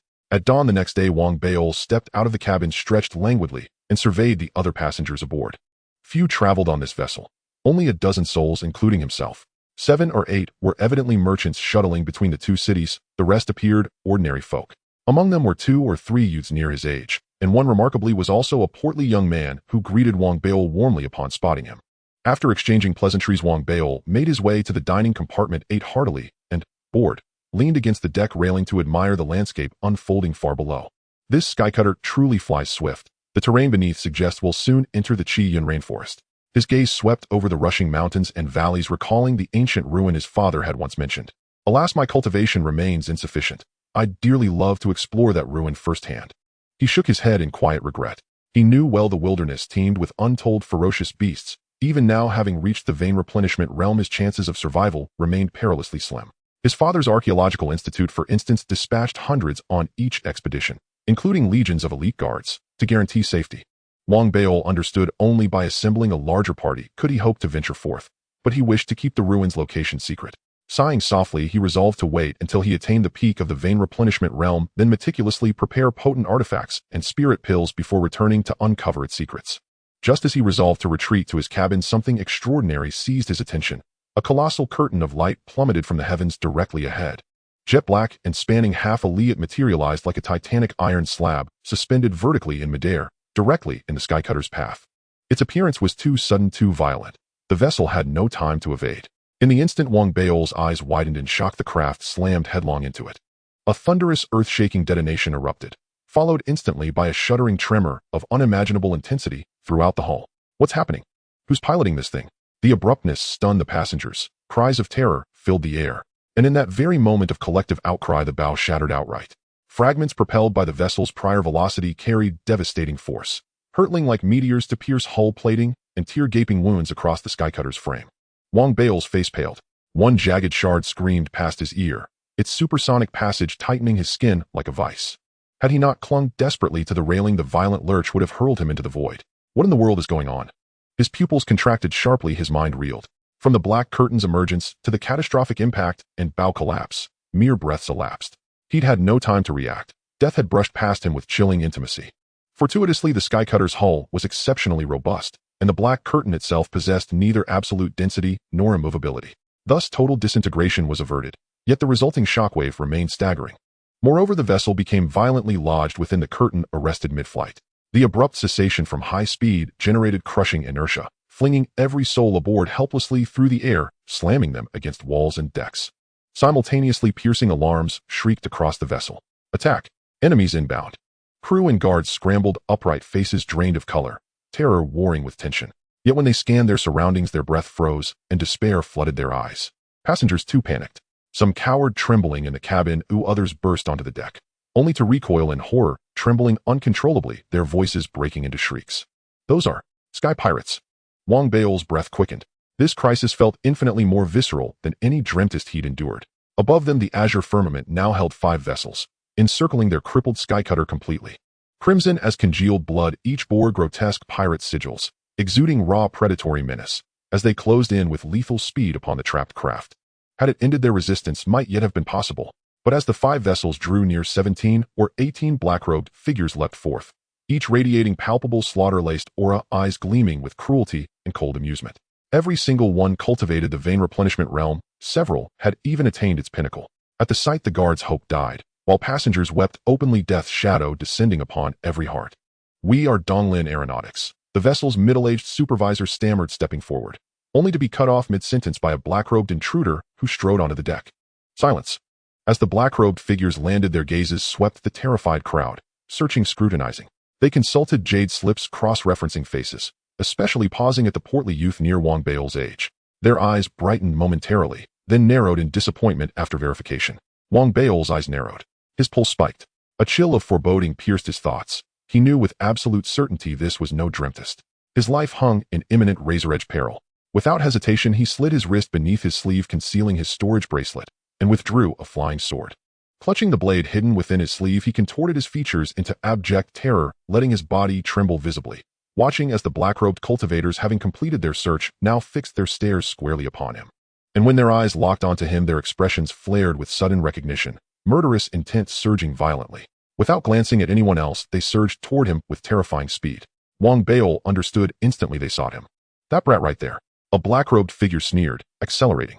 In an instant, all 17 cultivators unleashed vein replenishment speed, converging upon Wang Baol with overwhelming lethal intent. Wang Baol held his breath. As they closed in, his concealed hand flipped, vanishing, the flying sword replacing it with a colossal custom-forged sonic horn. Clenching his jaw, veins bulging on his forehead, he raised the device and roared with every ounce of his strength. "You're the damn brats." The bellow was deafening, and the horn, amplified by his spiritual energy, erupted like a celestial thunderclap, unleashing concussive sound waves that rippled outward with physical force. The nearest black-robed cultivator's eyes bulged wide. A shrill, agonized scream tore from his throat as his eardrums ruptured, his body flung backward like a ragdoll by the sheer sonic impact. Others suffered varying degrees of sonic trauma, some spitting blood, others staggering, heads ringing, forced to halt their advance. Seizing that precious pause, even his own ears ringing, he glimpsed more black-robed figures emerging from the surrounding vessels. His breath hitched. Without hesitation, he lunged sideways, vaulted over the railing, and plummeted toward the earth below. Damn! When Wang Baol leapt from the ship without the slightest hesitation, the second wave of black-clad men racing in from the surrounding airships went pale. They tried to stop him, but it was already too late. From the instant Wang Baol produced the horn to the decisive flip that sent him overboard, every motion was brisk and unambiguous, so swift and unhesitating that both groups of black-clad men aboard the airships tightened, their faces turning grave. When they reached the place he had just stood, all they could see below was Wang Baol hurtling toward the earth, his figure shrinking into the distance. Even from afar, they could discern the cold, cutting light in his eyes when he looked up. That gaze made those black-clad men shudder inexplicably. Everything about him had exceeded their expectations. To them he had seemed only a youth, yet that very youth had already shocked them twice. First he feigned weakness and terror, lulling the first wave into complacency. When they drew near, he suddenly produced a mystic artifact, and with a blast of sonic force grievously wounded one man, and sent the rest reeling, seizing the initiative for himself. Such stratagems were not the work of an ordinary boy. They demanded calm judgment and a keen sense of timing. More astonishing still, at the arrival of the second wave, he chose to jump from the ship. Even those black-clad soldiers would not dare leap from such a height, yet Wang Baol did. Any other person would have hesitated. At the airship's altitude, thousands of zhang above the ground, a cultivator of true breath might have had a slim chance of survival, but for one of the Gu realm, without extraordinary means, it would be in near certain death. From beginning to end, Wang Baol showed no hesitation at all. From that alone, it was clear that he was merciless with himself. And indeed, that desperate measure was the only way to escape with his life. So ruthless, he's not even 20. If given time to mature, he will become a man who slays without remorse, someone murmured. At first I wondered why they were so intent on killing this boy. Now I understand. If he is so harsh with himself, imagine how remorseless he will be with his enemies. Nearly 30 black-clad men across the two waves exchanged alarmed looks, and then fixed their gazes on an elder among the second group. He wore the same garb as the others, with no distinguishing marks except for a black glove on his right hand that gleamed like metal coldness, and an aura of authority radiated from him. He was clearly their leader. The elder declared with icy resolve that Wang Baol could not be left alive, and that whatever it took, they would take his head and give chase. At his command, the black-clad men complied, ignoring the trembling passengers around them, returning to their airships and bearing down in pursuit. High above the ground, as Wang Baol plummeted earthward, he had no time to ponder why they wanted him dead. His mind was consumed with a single calculation: his rate of descent and the distance to the ground. He continually tried to adjust his body and alter his trajectory according to those calculations, a sensitivity owed to his derivations of the Huiwen formula that sharpened his reckoning. He thought desperately that he needed cushioning, at least 9 buffers to survive the impact. The force of the fall cramped his breath and his vision darkened, but gritting his teeth, he forced clarity into his thoughts. After a few raspy breaths, he snapped his right hand and produced a seal in his palm. It was one of the mystic artifacts he had forged himself. Without hesitation, he roared inwardly and poured his spiritual energy into it, purposefully scrambling the internal Huiwen circuit until it detonated from within. What would have been difficult for another was simple for him. Each Huiwen trace inside those artifacts bore his hand. The seal flared with fierce light, and he hurled it. It struck below and exploded in a thunderous blast. Though not struck directly, the shock made blood spill from the corner of his mouth, yet the burst had partially cushioned his descent and slowed his speed. Without pause, his eyes hard with cruelty, he pulled out one artifact after another, timing their self-detonations again and again. Bit by bit, his fall was both slowed and redirected. Instead of slamming into the open plain, he was steered toward a cliffside valley below. Even with his decelerations, the final impact remained brutal. Jagged rocks littered the ravine, and a fall at that speed would shatter a body. At the critical instant, he let out a roar and unleashed the Shizhong within him. Under the stimulation of his spiritual energy and the frenzy of survival, the Shizhong emitted an overwhelming suction toward the sheer cliff face beside him. The pull was tremendous, and coupled with his momentum produced a wrenching pain that made him scream as if his body would tear apart. But the agony was worthwhile. Under the repeated buffers and that fierce suction, his speed finally and utterly abated. With less than 10 zhang to the ground, he had stabilized. He still hit the earth with a thunderous thud, yet the protection of his Dao robe and storage bracelet activated, so, although he spat blood, he was not grievously wounded. He crawled to his feet, and maintaining his pace sprinted along the cliffside path. He ran hard and breathless, fully aware the danger had not ended. This was no test he could walk away from, but a genuine death struggle. Those black-clad men had descended with murderous intent. They would not stop until they saw his corpse. Who were they? Why did they want him dead? How had they known he had boarded that airship? How had they discovered that he was aboard that particular vessel? Clenching his fists, the youth fought down fear and tried to activate his transmission ring to call for help, but it was dead. That final sliver of hope vanished. Madness began to cloud his eyes as he realized this ambush must have been prepared long in advance. It could not be so thorough otherwise. It must be connected to the notice he had received from Hui Dao Yuan. A flash of grim determination crossed his face. There was no point in dwelling on why. Escape seemed nearly impossible. If anyone could save him now, it would be himself. So he resolved to strike back. Teeth clenched, he exploded into full speed along the cliff path and soon burst out from the low ridge.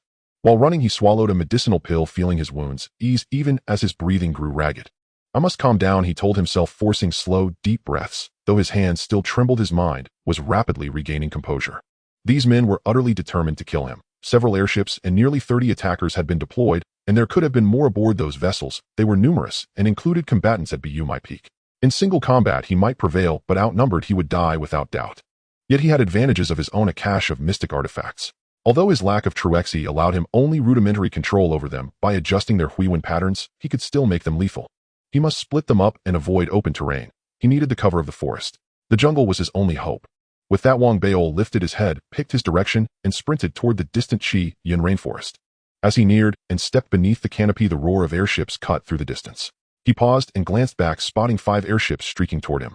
Like a cornered beast driven to the edge, he bristled with killing intent and plunged into the rainforest, shouting that if they wanted to kill him, they should prove they had the skill to do so. Not long after he entered, the 5 airships slammed overhead and hovered above the Qi Yin rainforest. The terrain there was cramped. Towering trees with broad leaves shielded the view, so the vessels lost their advantage at low altitude. They quickly scattered in 5 directions, and more than 20 black-clad men descended, forming a ring to begin their search and slaughter. Their order was uncompromising: find Wang Beol, take no prisoners, kill him on sight. The Qi Yin rainforest. Damp earth, endless swamps, centipede-like creatures over a foot long, countless venomous serpents, and myriad ferocious beasts lurking and prowling. Even its outer fringes were fraught with peril at every step.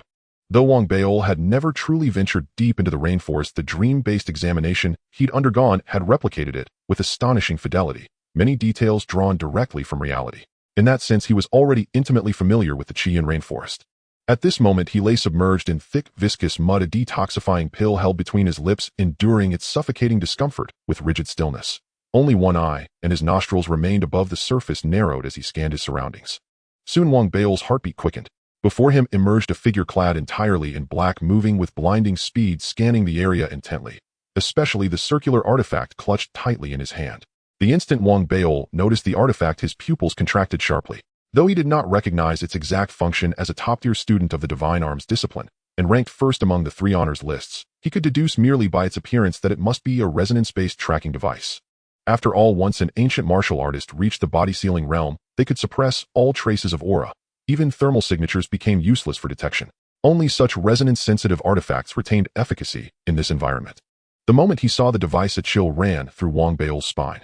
With no time to deliberate, his body erupted upward from the mud in a thunderous burst, just as he launched himself clear. The black-robed figure, who moments earlier had shown no sign of awareness, exploded into motion, striking the very spot where Wang Beol had lain hidden. A deafening boom shook the ground. Mud exploded outward in all directions. Had Wang Beol hesitated even a fraction of a second, he would have been crushed inward, his internal organs shattered and displaced. Emerging just ahead of disaster, Wang Beol's eyes flared with panic as he whirled to flee. Wang Beol, seeing his strike miss, the black-robed man sneered and strode forward, his body channel cultivation radiating outward. His speed surged. Within a breath, he closed the distance, raising his right hand to seize Wang Beol. Yet, just as he lunged to grab him, an immense suction erupted from behind Wang Beol. So powerful was the force that the black-robed man's expression twisted in shock, his body lurching forward unsteadily. That single misstep was all Wang Beol needed. He spun on instinct. Panic vanished from his gaze, replaced by a feral, blood-soaked fury born of relentless pursuit. You wish to kill me? Then die. With a guttural roar, Wang Beol shot up his right hand. In that split second, the black-robed man reeling from the pole, Wang Beol seized his wrist and snapped it clean in one brutal, decisive motion. Before the man could scream, Wang Baol surged behind him, clamped a hand over his mouth, veins bulging across his forehead, breath ragged, then wrenched his neck sideways with savage force. A sharp crack echoed. The black-robed man's eyes bulged wide, pupils dilating, his body convulsed violently, then stilled, utterly lifeless. Silence descended, broken only by Wang Baol's ragged, labored breathing. Even after breaking the man's neck, his hand remained clenched tight over the corpse's mouth. Only after more than 10 heavy breaths did he slowly release it, his face pale, as ash, staring blankly at the dead man cradled in his arms. "I've killed someone," Wang Baol whispered. His body began to tremble, but within his eyes something else kindled, a raw, primal ferocity awakened by bloodshed. It bore no resemblance to his earlier bravado, the hollow posturing of youth. This was different, real. After a long silence, he lifted his head. In the dim, mist-shrouded rainforest, the light burning in his gaze lent him an unmistakable air of menace. Wordlessly, Wang Baol retrieved the black-robed man's belongings, then examined the tracking disc. Its surface remained pitch black, clearly requiring a unique activation method known only to its owner. Such methods varied: fingerprint, iris pattern, blood essence, or even subtle fluctuations of spiritual energy, akin to an arcane cipher. Wang Baol narrowed his eyes, studied the artifact, then sealed it inside his storage bracelet. Next, he withdrew 7 or 8 small seal-shaped artifacts, adjusted their resonant patterns, and concealed them within the corpse's garments. After a moment's thought, he embedded several flying swords into the surrounding mud, rapidly inscribing interlocking runes to trigger chain reactions, then melted into the undergrowth, vanishing without trace. Not long after, 3 black-robed figures arrived in haste. At the sight of their slain comrade, their faces paled. They leapt backward, scanning the shadows warily. Satisfied Wang Baol was nowhere near, they approached cautiously, intent on identifying the fatal wound. One, however, moved with extreme caution. He halted his companion, raised his palm, and unleashed a gust of wind, ripping open the corpse's robes to reveal several small seals glowing crimson beneath. Stimulated by the gust, the seals, pre-tuned by Wang Baol's hand, shattered, instantly detonating with concussive force that tore the corpse apart in a spray of gore. How treacherous! Wang Baol is truly ruthless. The trio gasped in horror, relieved they hadn't drawn nearer. Yet at that very instant, over a dozen flying swords erupted from the mud around them, crossing paths in lethal convergence. Stunned by the earlier explosion, they reacted too late, faces contorting in terror as shrieks of agony pierced the stillness. The swords screamed through the air, piercing each man's body clean through. Their dying cries reverberated across the hushed rainforest, drawing startled glances from distant black-robed figures. Wang Baol heard those screams and did not pause. Crouched low, he slunk through moss and fern, closing in silently on a middle-aged black-robed man ahead. Just as the man, startled by his comrades' cries, looked up, Wang Baol's eyes flashed with lethal intent. He tensed to strike, then froze. Around him the foliage warped unnaturally. His expression darkened, but retreat came too late. "Brat, you've walked right into our trap." With a cruel grin, the black-robed man triggered the illusion. 6 figures materialized from the surrounding vegetation, encircling Wang Baol. One held a luminous orb, the source of the mirage that had masked their presence. "Kill him." With the middle-aged man, 7 figures converged, each brandishing artifacts, their body channel cultivation surging like a localized storm of chi and blood. In that desperate moment, Wang Baol fought without restraint. He lunged straight at the middle-aged man, while his right hand swept outward, activating over a dozen artifact seals that slammed into the encircling foes, forcing them to halt and deflect. Eyes blazing with savagery, he unleashed the devouring suction of his soul-devouring seed, seizing the man's fingers before he could react, and snapping them back with brutal precision. A scream tore from the man's throat, but he was no less vicious. Ignoring the broken digits, he drove his head forward, slamming into Wang Baol's shoulder. Wang Baol staggered, but held fast, gripping the man's wrist and wrenching it backward at a grotesque angle. Sweat beaded on the man's brow as he roared, straining to break free. Yet Wang Baol moved like liquid thunder. His foot lashed out, driving hard into the man's groin. A bone-jarring impact echoed. The man shrieked a sound so shrill and agonized it warped into a distorted wail as he flew backward, crashing to the ground, writhing helplessly in unbearable torment. The spectacle stole the breath of the remaining 6. Horror flickered across their faces as they stared at Wang Baol, who wasted no time. Panting heavily, he pivoted, eyes gleaming with cold fire. His right hand slashed outward, and the artifact seals he'd hurled moments before veered midair, hurtling back to crash down upon one of the attackers. Simultaneously, he flicked his wrist again. 10 more flying swords shrieked forth, targeting the others. Too swift, too numerous. The black-robed figures scrambled to evade. 2 were impaled, grievously wounded though not yet dead. Seizing the opening, Wang Baol surged forward again, taking a crushing blow to his back from another assailant, blood welling at the corner of his mouth, as he closed and broke the man's wrist and delivered the same devastating kick to his groin. Another scream rent the air. Blood trickled from Wang Baol's lips, but the attacker behind him recoiled, startled, only to be seized by a sudden, overwhelming suction emanating from Wang Baol's back. His body locked mid-step, and in the blink of an eye Wang Bao's snarling blood-streaked face loomed before him. Die! Wang Bao roared, driving his fist straight into the man's chest. Bones cracked, and another life ended. It had all unfolded in mere heartbeats, from ambush to slaughter of 3 men. The remaining 4 stood frozen in disbelief. They had never imagined Wang Bao capable of such merciless brutality, yet they were veterans of blood and steel. Now their own eyes burned with predatory fury as they drew their artifacts and charged.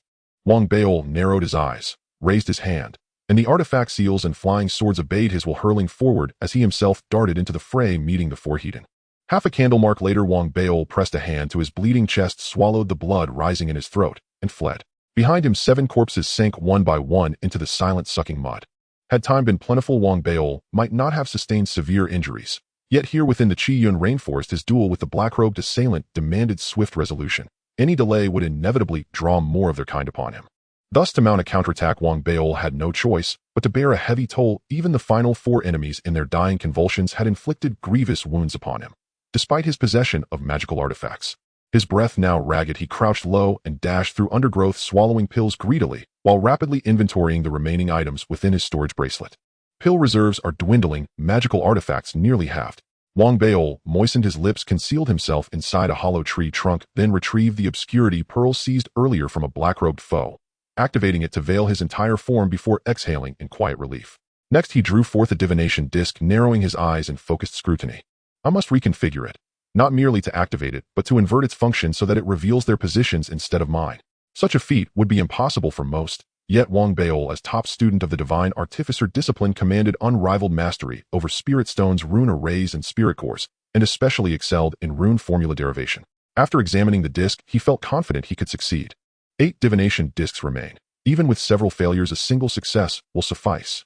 Realizing time was precious, Wang Bao bent his head and began the modification at once. Across the Qiyun rainforest, the number of black-robed hunters had plummeted by nearly 30%. Those who remained moved with heightened vigilance. Indeed, this pursuit of Wang Bao proved far more perilous and grueling than anticipated. Even seasoned warriors who lived on the edge of death trembled inwardly. Especially the elder among them, now standing at the site where Wang Bao had just slain 7 assailants. He gazed upon the corpses dragged from the mire. As their leader, he had led so many to eliminate a mere disciple, yet suffered such staggering losses. It felt like a stinging slap across the face, twisting his features into grim severity, his eyes blazing with intensified murderous intent. Damn it. The contract stated Wang Bao was only at the peak of the sealing body realm. But can one at that realm slay over a dozen of my men?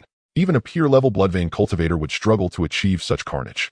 Where once they hunted solely for payment, now, even without commission, they were resolved to exterminate Wang Bao. And how does this brat possess so many artifacts? The elder ground his teeth, noting the dawning alarm in his subordinate's eyes, and his own gaze hardened into icy, unshakable resolve. Resume the search. Stay sharp. This whelp is no ordinary prey. Should you spot him, signal immediately. I shall come myself to snap his neck. The black-robed figures nodded grimly, fanning out once more, spreading like an ever-constricting net across the rainforest. As that net tightened, Wang Bao, still hidden within the hollow tree, ignored the 5 failed divination discs scattered beside him. His gaze burned with fierce intensity upon the sole disc he had successfully modified. On its surface, nearly 20 luminous points surged toward him from all directions. The nearest trio glowed ominously close, yet not too distant from one another. Studying their movement, Wang Bao discerned their encircling formation and realized discovery was imminent. No more direct engagements. I must widen the distance, lure them apart, then strike again.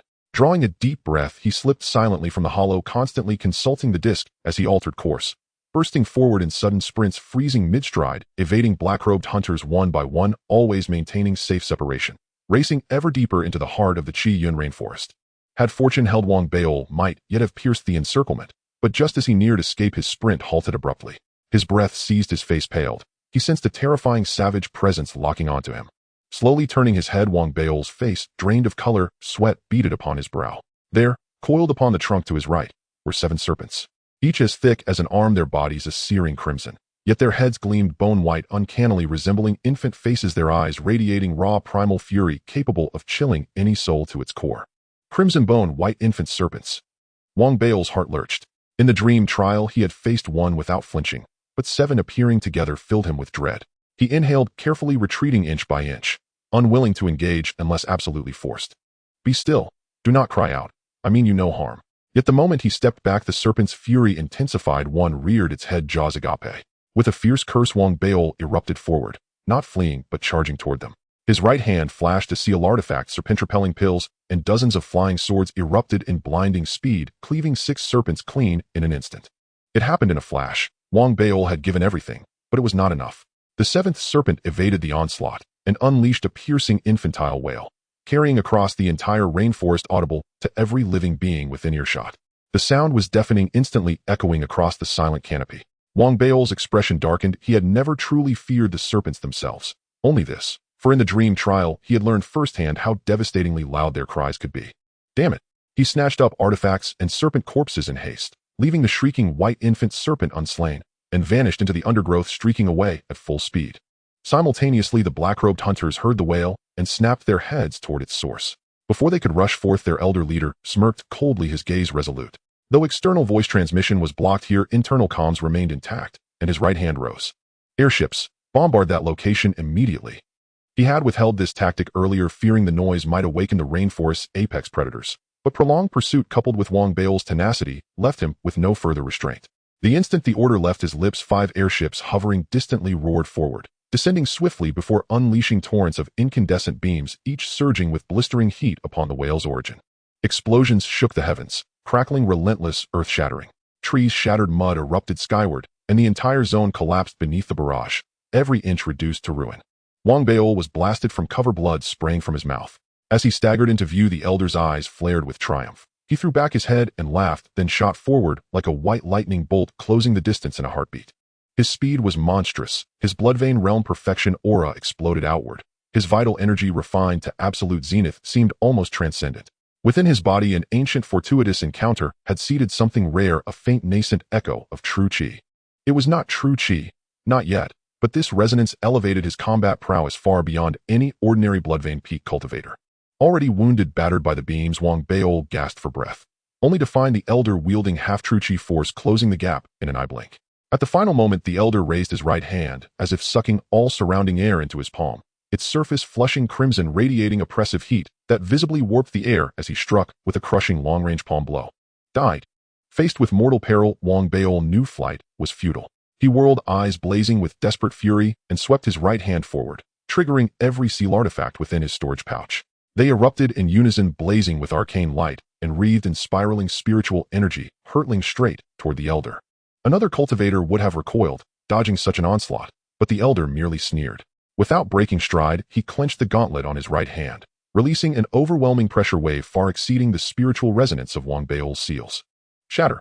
A miniature vortex erupted from the gauntlet, colliding heat-in with the incoming seals.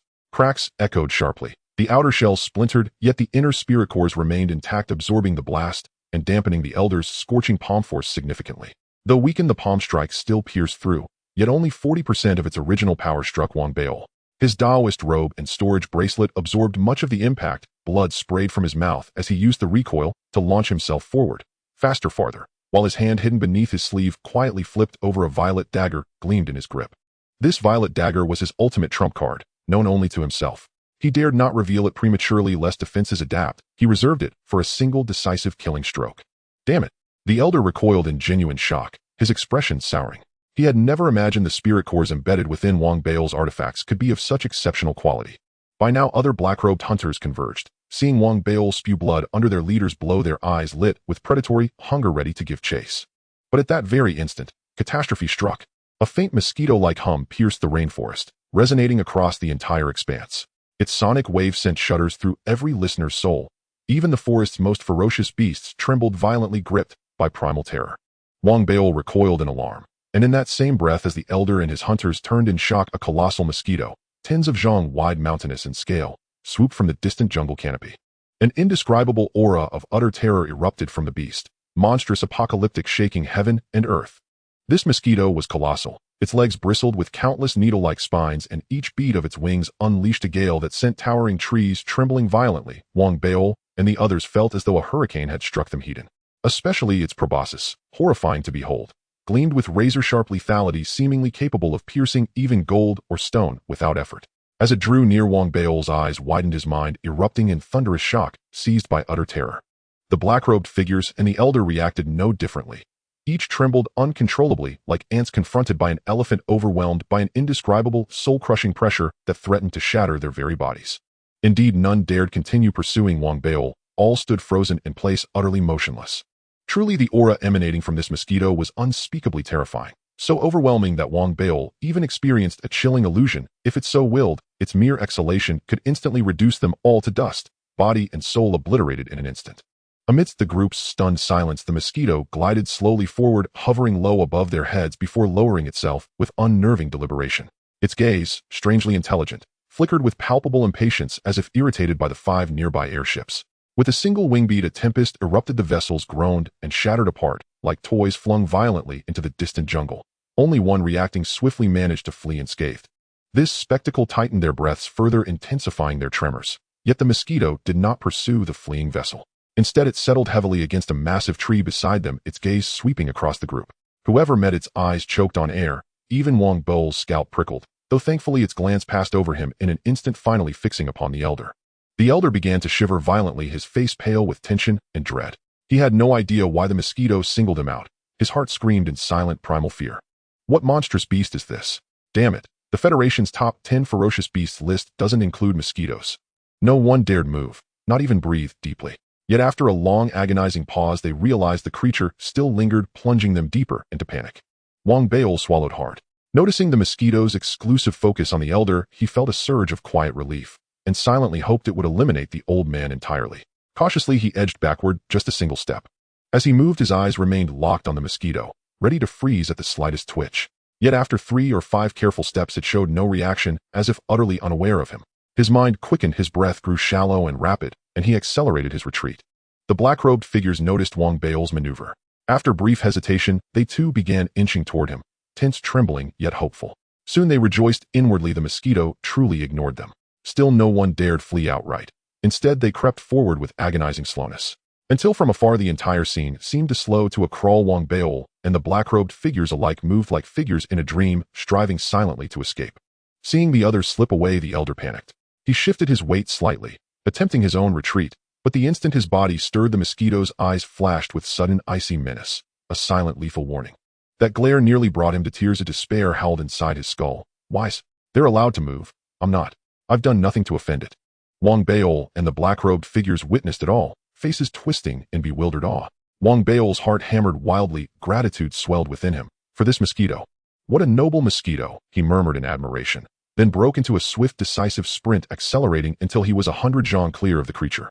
Meanwhile, the black-robed figures, now beyond the mosquito's immediate radius, exchanged grim glances.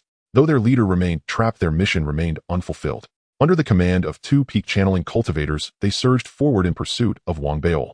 Soon the clearing fell silent, empty save for the elder, who stood trembling, silently pleading for mercy. But his prayers went unanswered. The mosquito's unwavering gaze held him fast, driving him toward utter despair.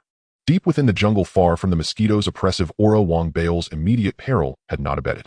Racing through the undergrowth, his eyes burned with fierce resolve.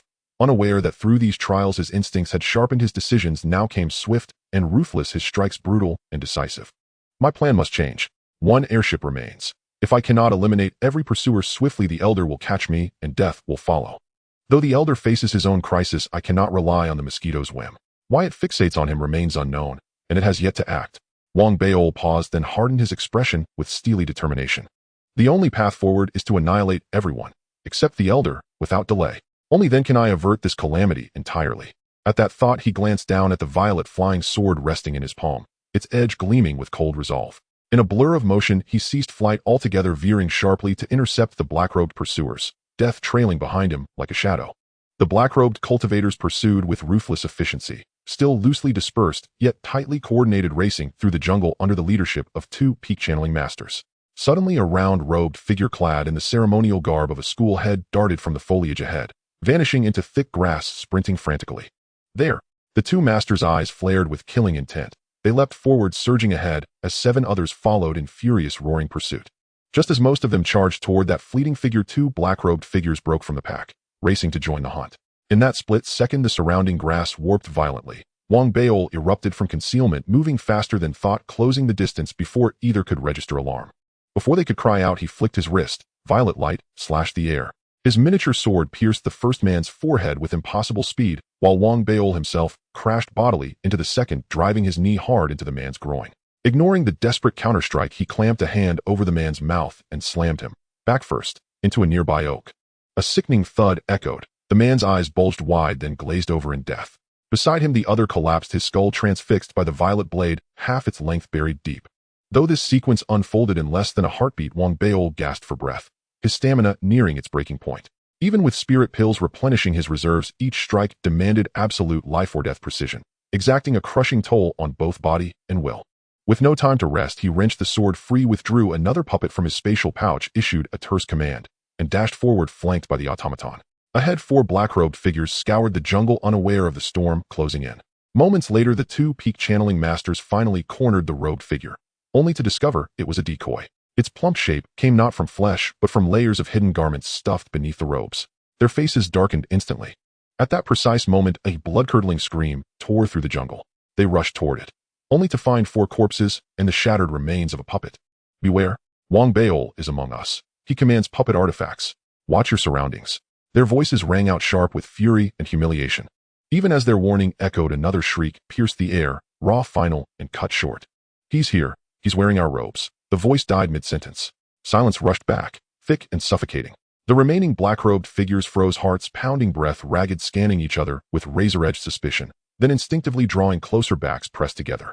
Hidden in the brush nearby, Wang Beol lay prone, his chest rent by a deep bone-exposing wound, 2 more gashing his back. Blood soaked his robes, a sweat beaded on his brow. But he bore the agony in absolute silence, jaw clenched, the last few spirit pills held between his teeth, eyes fixed on the converging enemies. I've slain 9. 7 remain. They'll stay clustered now. I need another stratagem.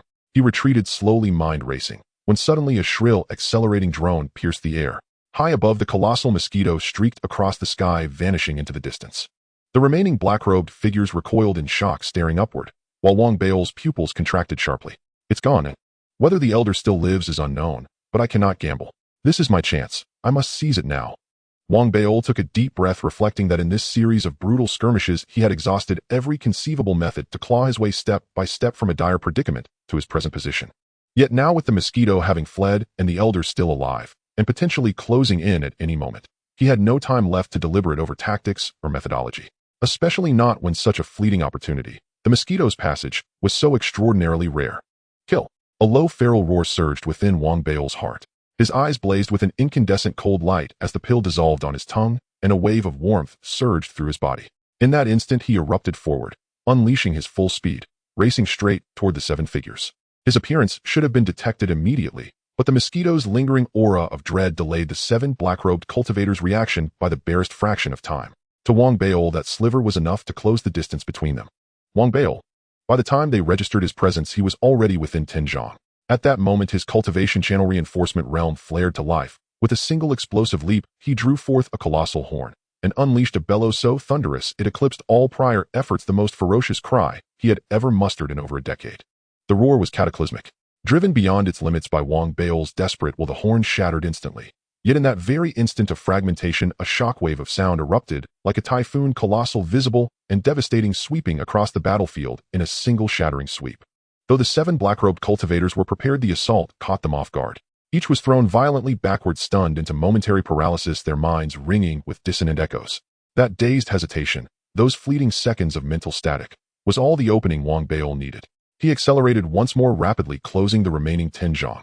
Yet not all were overwhelmed by the sonic blast. The moment Wang Beol drew the horn, 3 of them had already summoned their own artifacts, erecting defensive barriers. Though jolted, they remained largely unshaken. And now, seeing Wang Beol charge forward, they roared in unison and lunged to intercept him. Among them stood 2 cultivators, both at the peak of cultivation channel reinforcement, a pair Wang Beol had long feared. Under ordinary circumstances, he would have retreated, evading and maneuvering with caution. But now his gaze burned with savage ferocity. Instead of falling back, he surged forward even faster, closing the gap in the blink of an eye, and with a sharp twist of his right hand issued a guttural command. Bind them now. As the words left his lips, Wang Beol withdrew from his spatial bracelet 8 ropes and 8 puppets, his final reserves. They varied in form, male and female figures, even bestial constructs.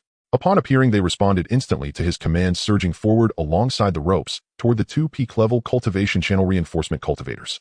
The 2 cultivators' expressions darkened. They moved to block, but the puppets were unervingly resilient and their numbers overwhelming. The ropes lashed out with terrifying speed, entangling and ensnaring. One cultivator, overwhelmed by 5 puppets and 4 coiling ropes, staggered backward and vanished into the underbrush. The remaining cultivator failed to evade in time. A rope snapped around his leg, toppling him.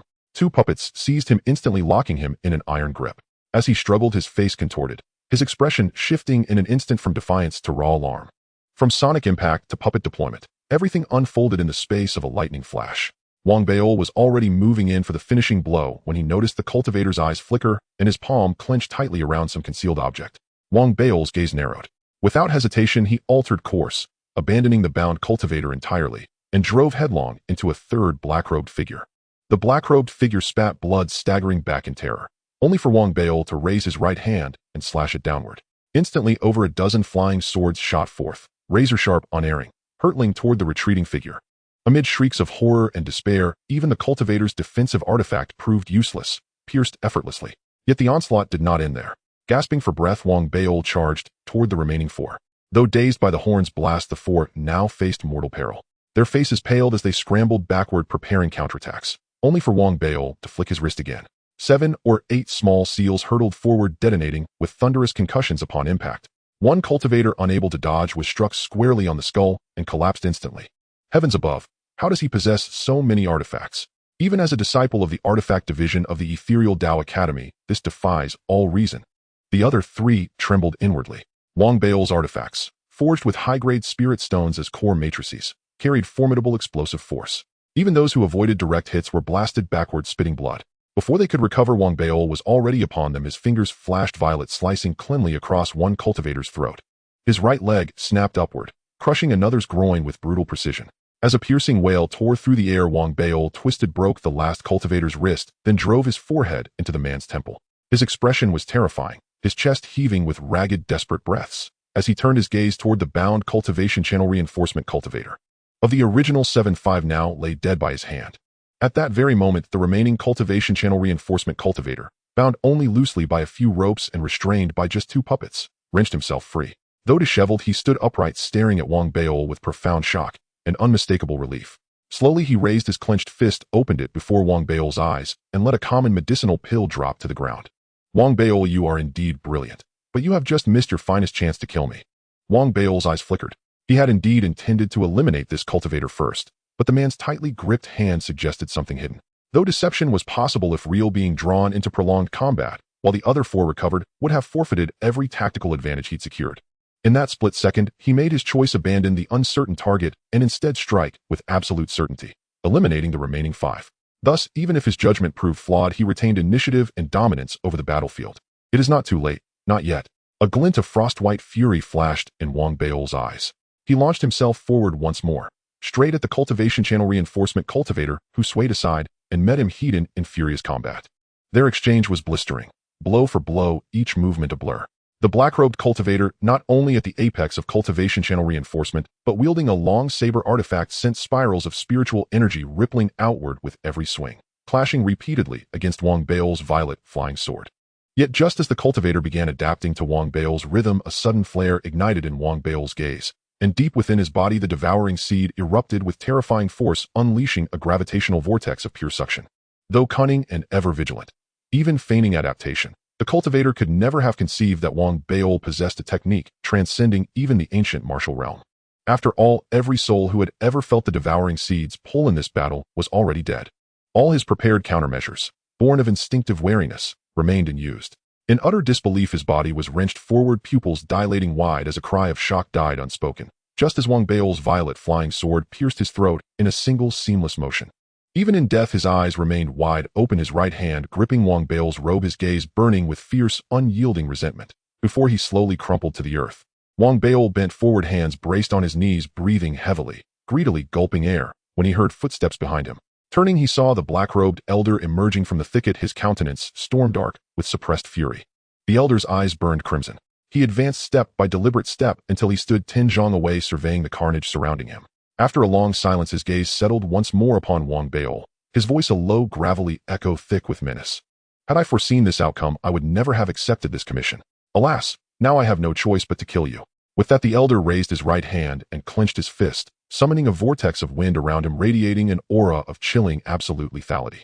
Meanwhile, not far from this site, nestled in a low-lying thicket, stood the other cultivation channel reinforcement cultivator, his face pale with terror. Shattered ropes littered the ground around him. 5 puppets held him fast, one pair imposing and martial, the other 2 delicate servant-like figures, each gripping him with unwavering, emotionless resolve. Unless destroyed outright, they would not release him. That alone would not have inspired such dread, except that now directly before him a roiling black mist had coalesced from nothingness. Within it hovered a gaunt, monkey-faced youth, sharp-nosed, wiry, and radiating mischief, arrogance, and mercurial unpredictability. He floated midair, crouched like a predator, pressed a finger to his lips in a hush, and cast a sly, appraising glance over the puppets, his eyes gleaming with intrigue. "Keep quiet. The fight's happening over there. Don't go disturbing them. But you're rather interesting. Truly mortals of this realm know how to play. These puppets. Excellent. Excellent. Don't be afraid. Rest easy. My master, the terrifying one, has forbidden me from killing, so I'm simply here to lend a helping hand." As he spoke, the youth's gaze sharpened with eerie curiosity, and he extended a slender finger toward the puppets. Instantly, the puppets shuddered, subtly, profoundly transformed. Dusk had fallen, yet the scorching heat lingered stubbornly. Within the Chiyan rainforest, the air hung thick and humid, so oppressive that every soul inside found sweat pouring uncontrollably, drenching their garments. Only at the site of the earlier battle did the atmosphere differ, chilled unnaturally so.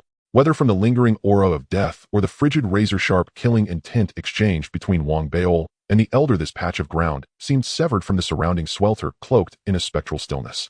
At first, to those black-robed cultivators, Wang Beol had been nothing more than a green novice, a fledgling tiger with milk teeth posing little threat. But now, having slain nearly 30 foes in a single day, having endured countless near-death trials, having walked through blood-soaked gales and storm-lashed crucibles, he was no longer the same. Though his round frame remained unchanged, the elder's vigilance had surged to its absolute peak. Even with cultivation far surpassing Wang Beol's, he stood poised with utter gravity, every nerve taut, every sense honed to a lethal edge. Indeed, in all his long life, he had never encountered anyone as ruthlessly relentless as Wang Beol, not only merciless toward enemies, but even more so toward himself. And yet inwardly he seethed with frustration. Had it not been for that accursed mosquito, drawn inexplicably to him alone, Wang Beol would already lie dead. What he forgot, however, was that ill fortune was not his alone to bear. Had Wang Beol not earlier encountered those 7 red-bone white infant serpents, his escape from the encirclement might well have led to the very same grim outcome. The elder drew a deep, resonant breath. As his fist-clenched gales howled violently around him, his artifact's power fully unleashed. His entire body flared with surging ki blood, tendons and bones coiled like drawn bows charged with explosive potential, ready to erupt at any instant. Under that piercing gaze, Wang Beol felt pinned like prey beneath an archer's arrow. His breath came ragged and labored. Cumulative wounds weighed upon him. Though medicinal pills had dulled the agony, there had been no time to rest. The injuries were merely suppressed, not healed. What held him upright was not strength, but raw, unyielding will. The desperate, burning instinct to survive. He knew full well one moment's lapse and unconsciousness would claim him instantly. End this now. A flash of cold light ignited in Wang Beol's eyes. He leapt backward, landing hard on a massive tree trunk. With a thunderous shudder, the tree recoiled, and Wang Beol, harnessing its recoil, shot forward with blinding speed, wheeling directly toward the elder.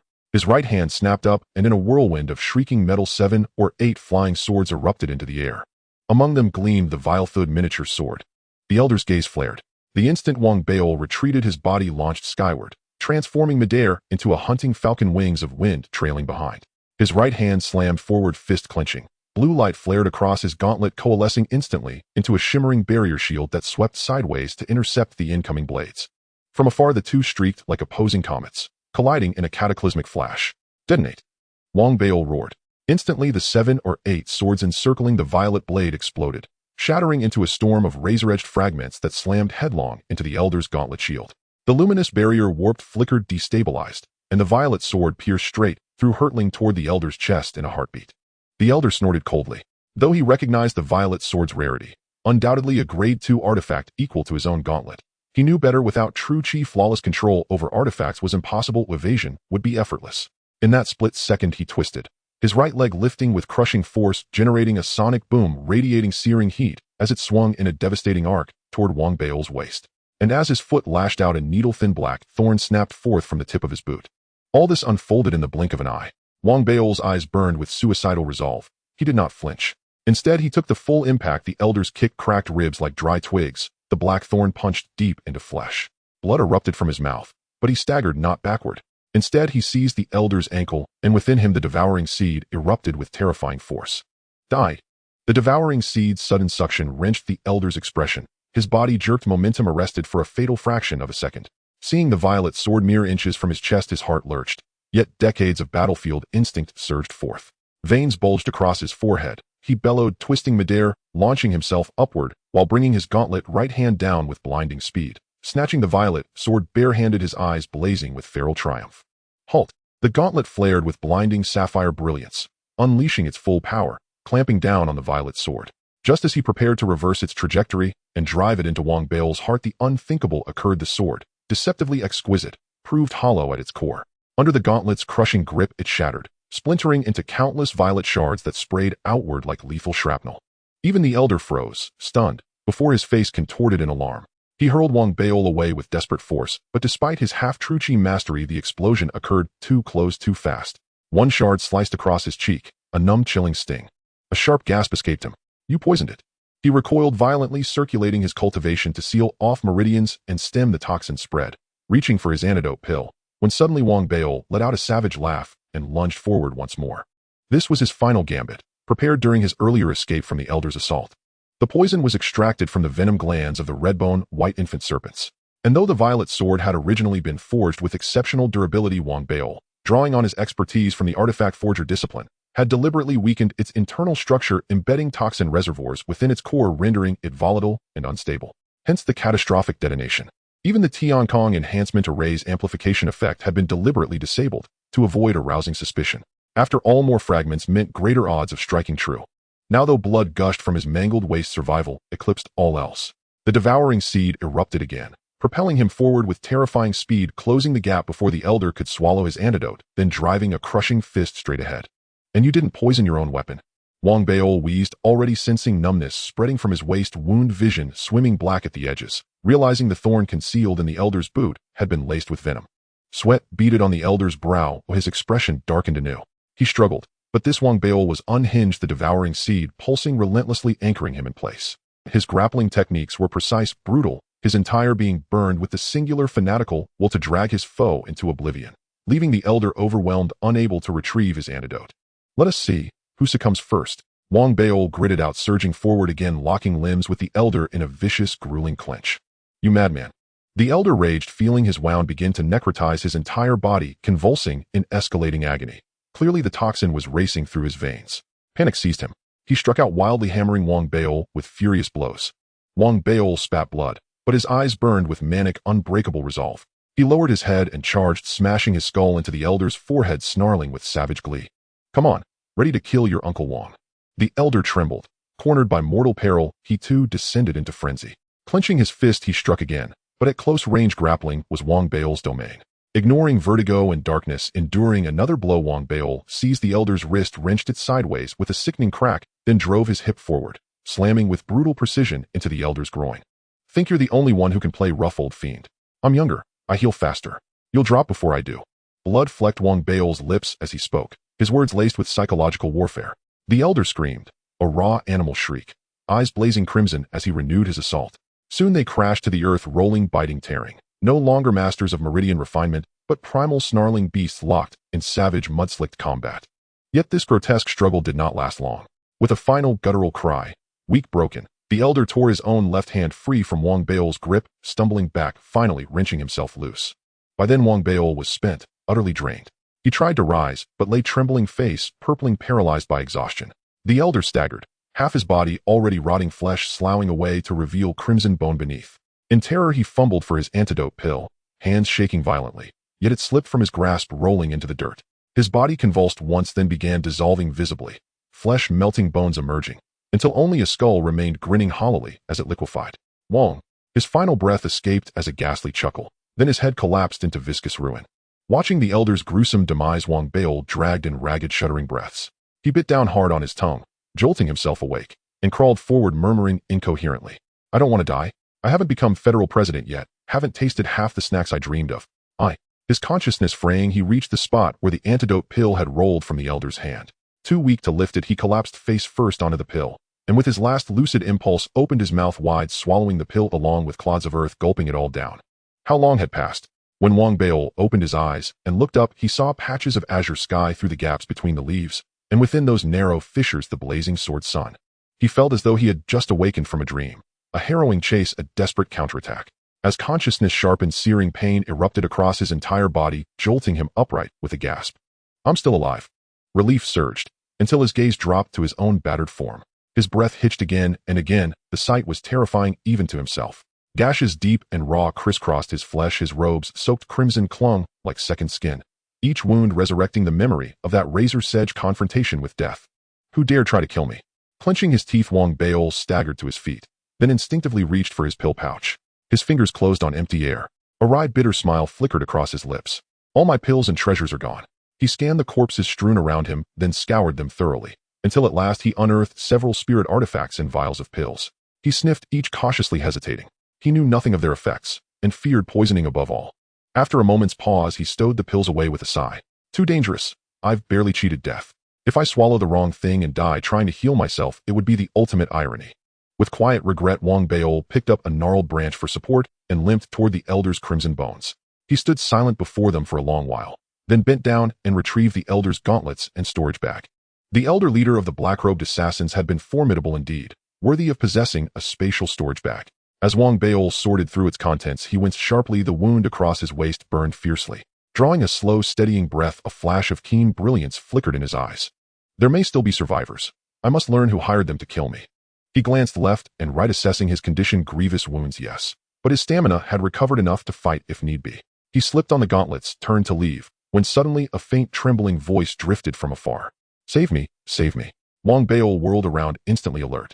He listened intently for half a minute, then satisfied began moving cautiously toward the sound.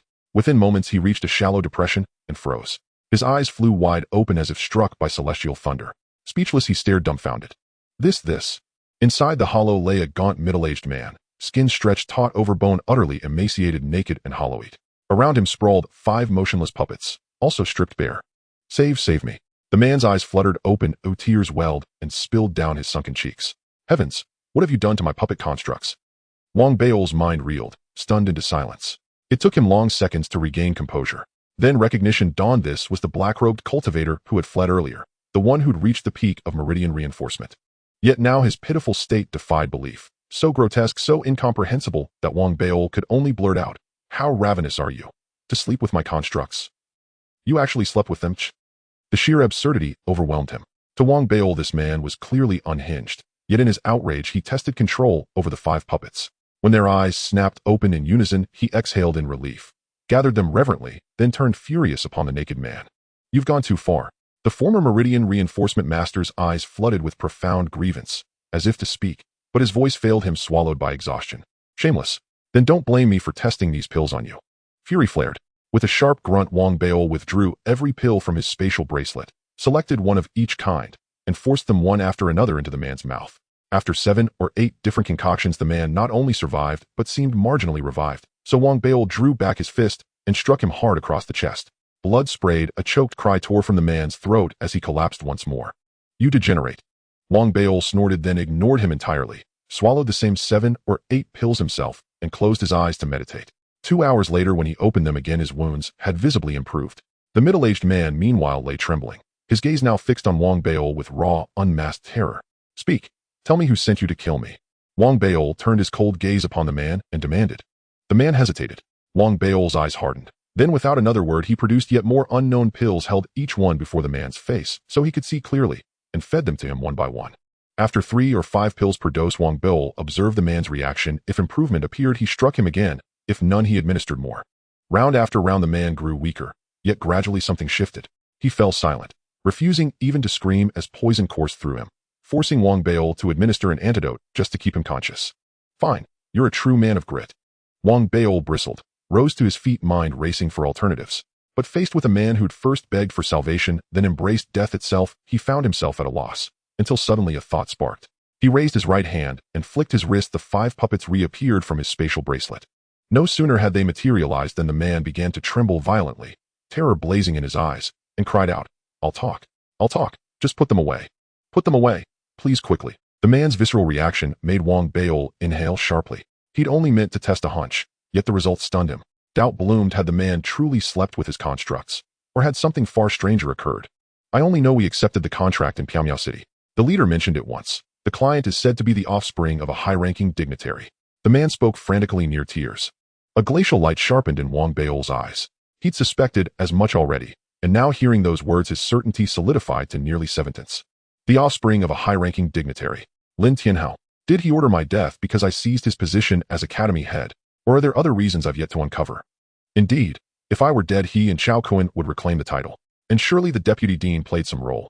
Otherwise why would he have ordered me back to the Dao Academy ahead of schedule?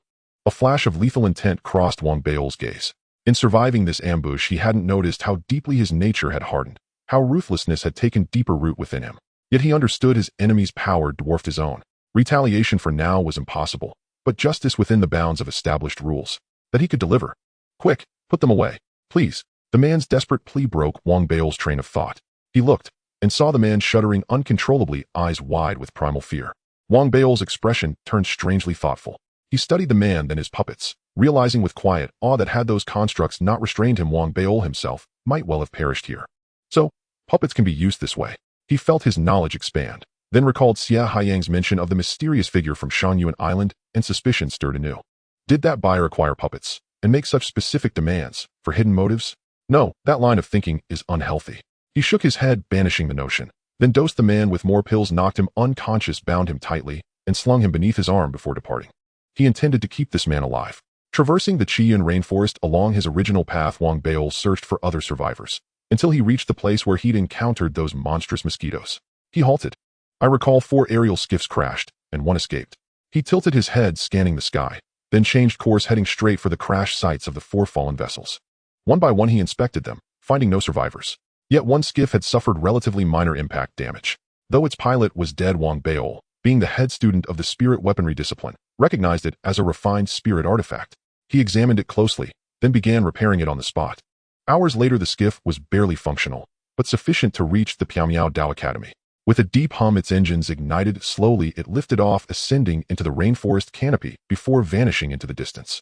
Seated aboard, Wang Baiol struck the man unconscious once more, leaving him gravely injured, immobile, yet clinging to life. Only then did he finally relax, replaying the near-death struggle in his mind, his body trembling with delayed shock. This world is perilous beyond measure.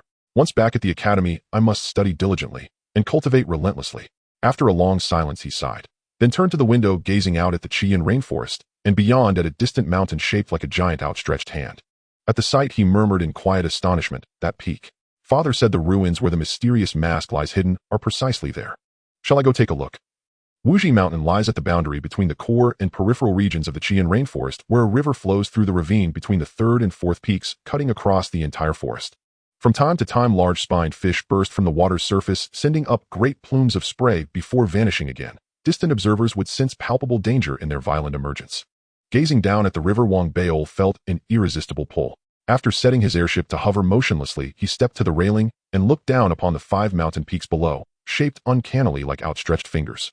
Though his condition was far from optimal, having already reached the ruins' vicinity, Wang Baiol could not bear to turn back without even a glimpse inside. After a brief, thoughtful pause, resolve hardened in his eyes. I'll just take one look. If an insurmountable peril arises, I'll retreat instantly. With that decided, Wang Baiol drew a deep breath, guided the airship downward into low altitude, hovering, activated its defensive shielding, then delivered a sharp kick to the forehead of the black-robed middle-aged man, extending his days, and finally leapt off the vessel with a swift, decisive motion. The brutal jungle slaughter had honed Wang Baiol's innate ruthlessness and decisiveness, sharpening them into something unmistakably fierce. The moment his feet touched the ground, he rolled forward without hesitation, vanishing into the undergrowth. His movements flowed like wind over water, fluid, precise, and practiced.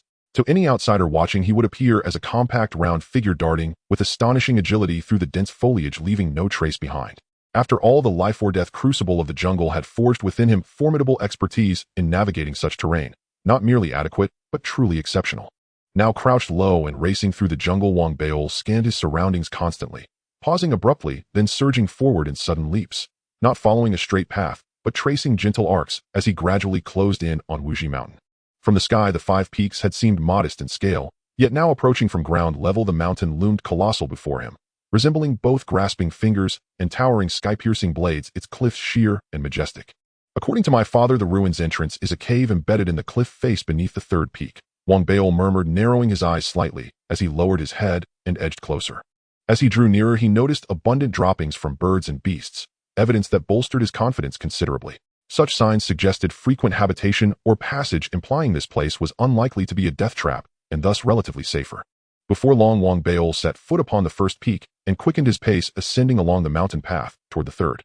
Though he could have piloted the airship directly here, the mountain's height forced the vessel to hover far above, visible from great distances and therefore dangerously conspicuous. Thus he chose instead to keep the airship at a slight distance, hovering low above the rainforest canopy, a subtle yet effective way to obscure his trail. Just one glance. If danger arises, I'll flee immediately. The closer he came, the more vigilant he grew. His pace slowed gradually until, having crested the third peak, he peered downward, catching sight of the river winding below and the massive fish leaping intermittently from its surface. If I were to fall, Wang Beil swiftly banished the thought, gripping the nearby rocks tightly. He surveyed the area carefully, cross-referencing his father's description. Then his gaze locked sharply onto a massive tree rooted sideways in a fissure halfway up the third peak's cliff face, directly above the river. Beside that tree gaped a sizable crevice, the very entrance to the ruins discovered by his father's archaeological expedition. So skilled, this excavation team must be extraordinary. Even a ruin so deeply concealed they managed to uncover. Wang Beil was momentarily astonished. Had it been himself, he doubted he'd ever have suspected this spot as an entrance.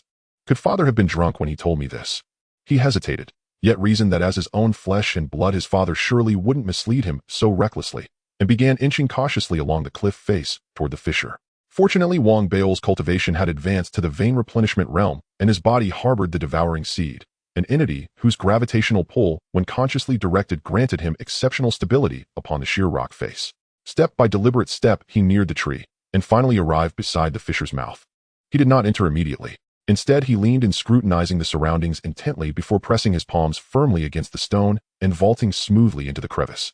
The moment he entered, a chill breeze swept forth from the depths. Wang Beil inhaled deeply, pressed close to the wall, and advanced forward with measured caution. Is this fissure sloping downward? After taking only a few steps, he glanced back, particularly studying the surrounding rock walls, and realized the crack bore no semblance of natural formation. Rather, it appeared as though some celestial object had struck the mountain with cataclysmic force, piercing straight through its heart.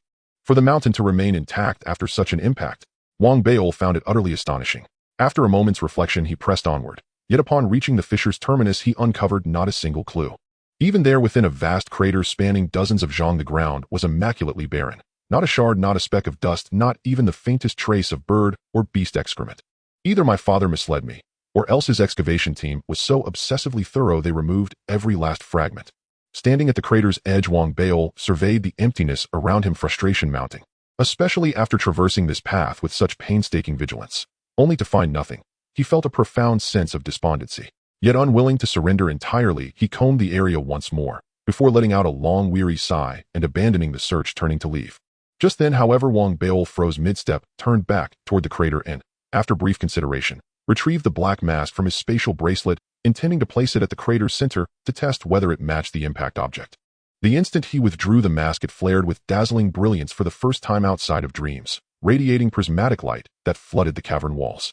Startled, Wang Beil recoiled, but halted abruptly after 3 paces, transfixed by the ceiling above the crater, where, inexplicably triggered by the mask's radiance, a phantom-like projection shimmered into existence. Within that vision lay countless corpses, men and women, elders and children, humans and beasts alike. It was unmistakably a battlefield. The battlefield stretched beyond horizon, strewn with shattered colossal statues. Though merely an image, Wang Beil sensed the overwhelming stench of blood rising from it. Even in memory, it clung to his nostrils.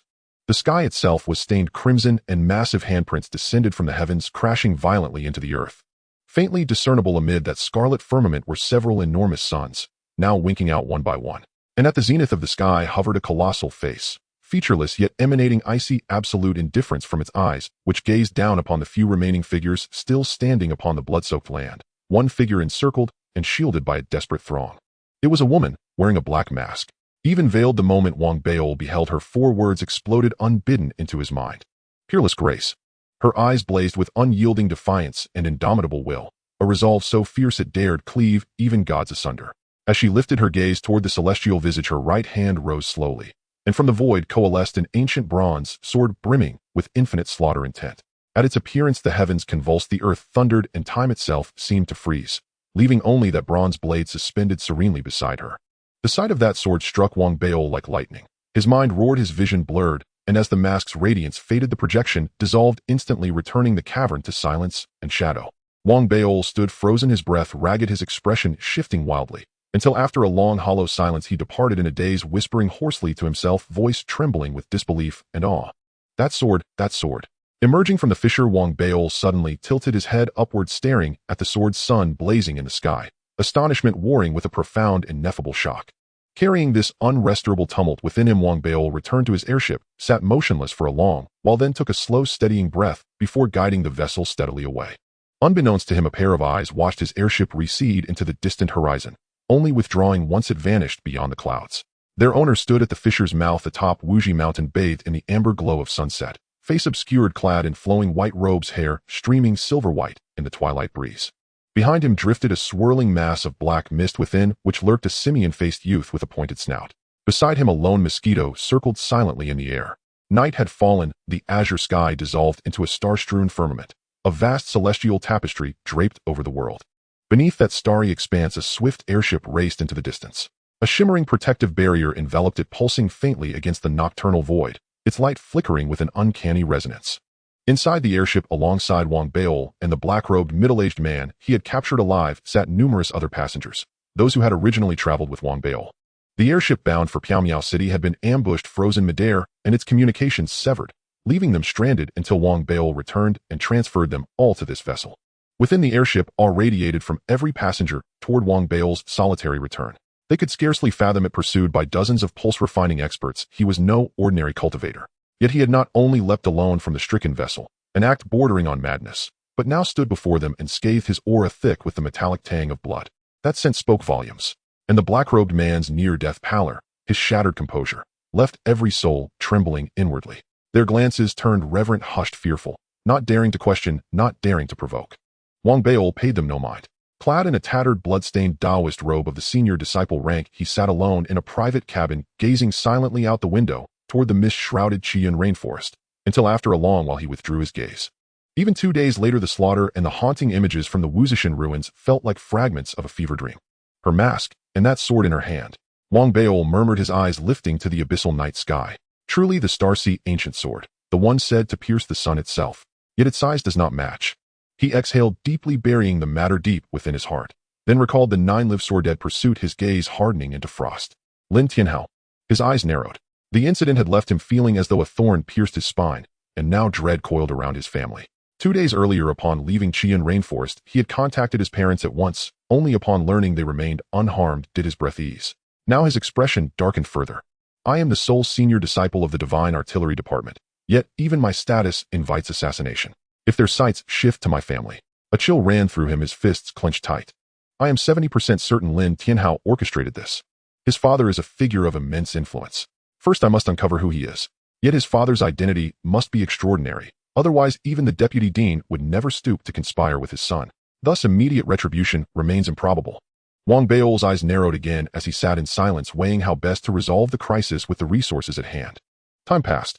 In the days that followed, the airship encountered no grave peril, its luminous barrier repelling even the rare ferocious beasts they chanced upon. Though the passengers gradually shed their initial tension, their reverence for Wang Beol only deepened.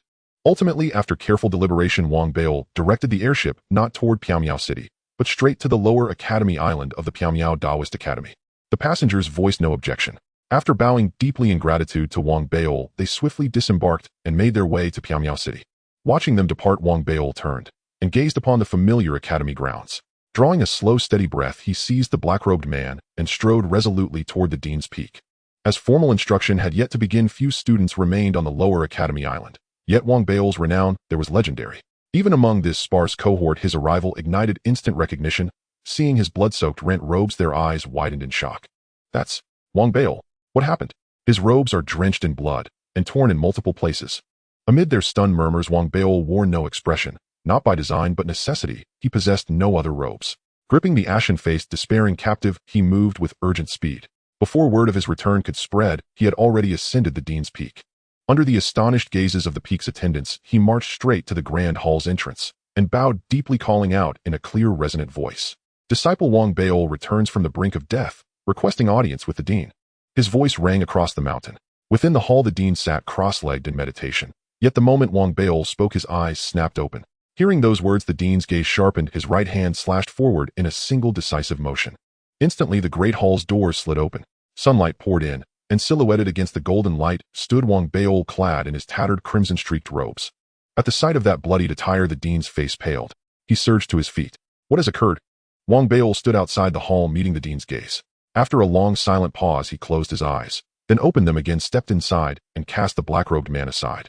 Next, he produced his spirit communication ring and projected the Academy's official order, summoning him back prematurely. Upon viewing the message, the dean's expression darkened instantly. Glancing at the captive discarded beside him, he strode forward without hesitation, straight to the black-robed man.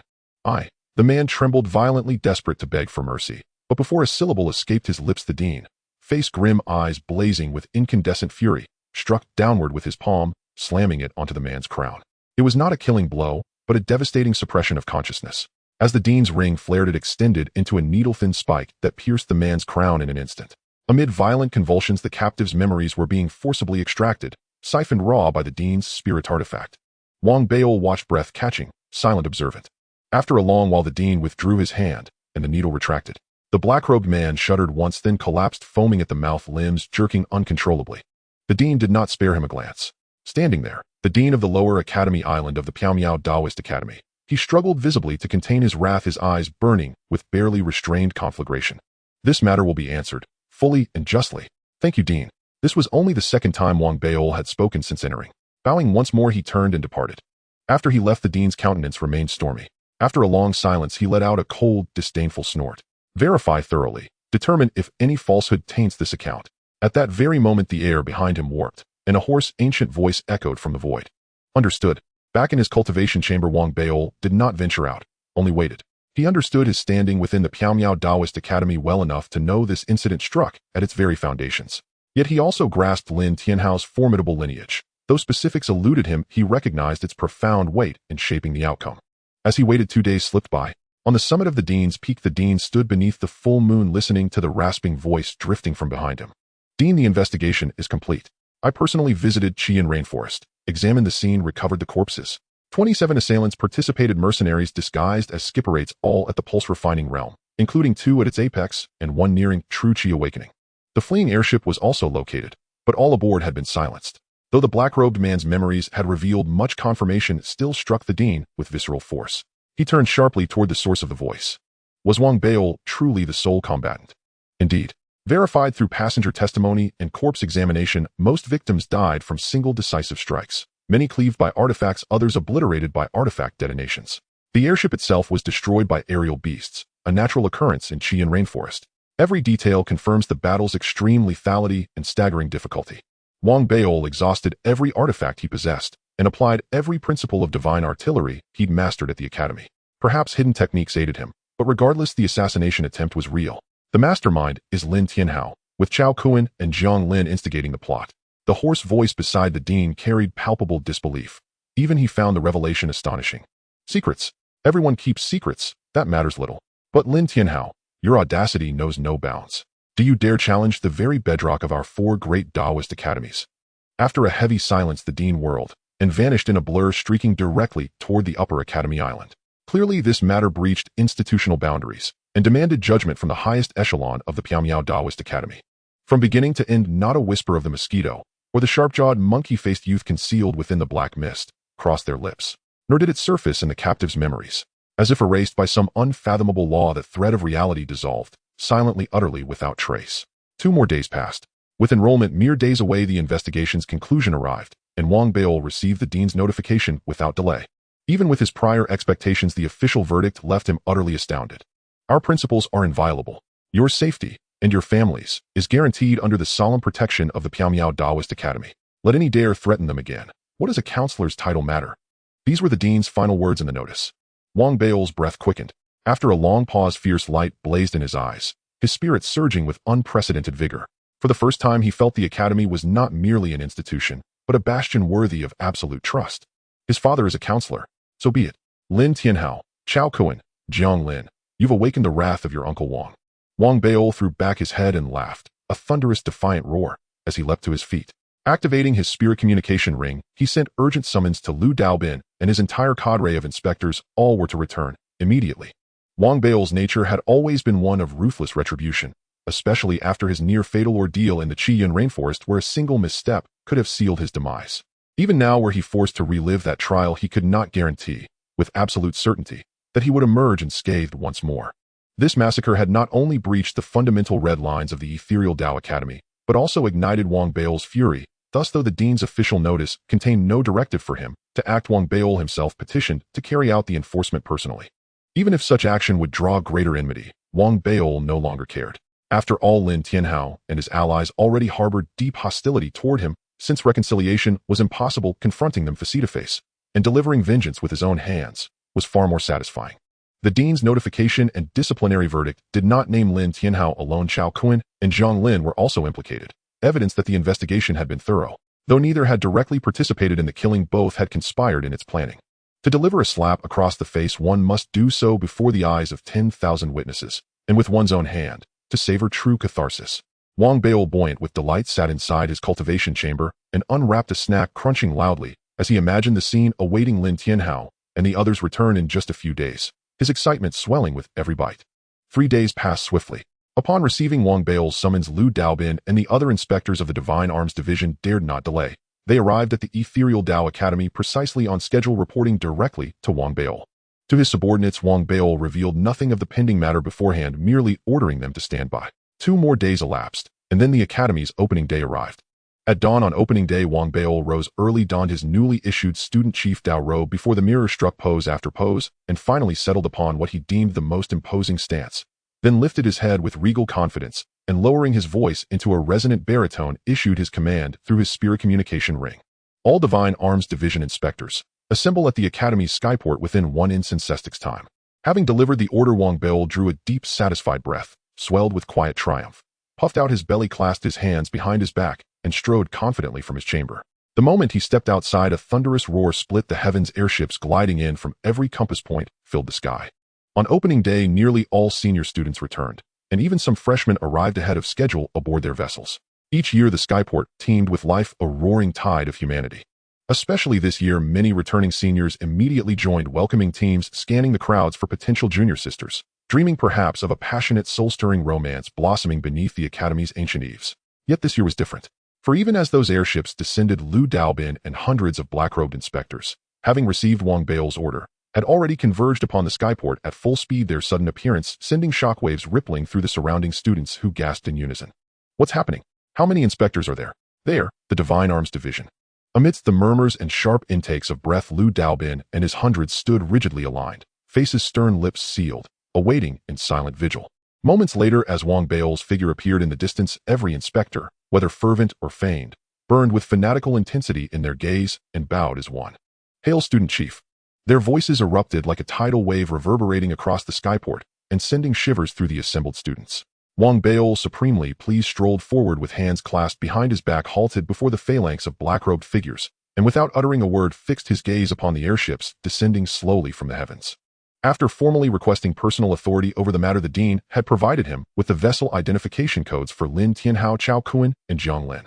Now Wang Bao narrowed his eyes, scanning the sky, patient, watchful, waiting. His silence left Lu Daobin and the inspectors inwardly puzzled, but none dared question him. They held their solemn posture, mirroring his stillness.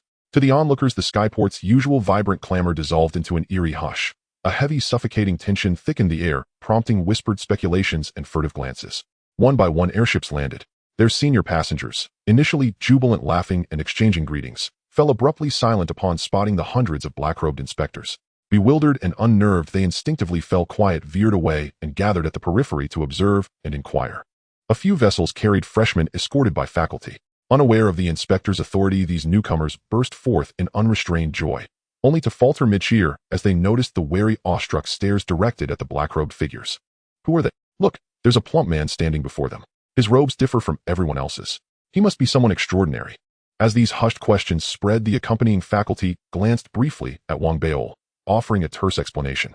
The freshmen exhaled sharply in collective awe, grasping at last both the inspector's formidable status and the towering authority of the portly figure at their head.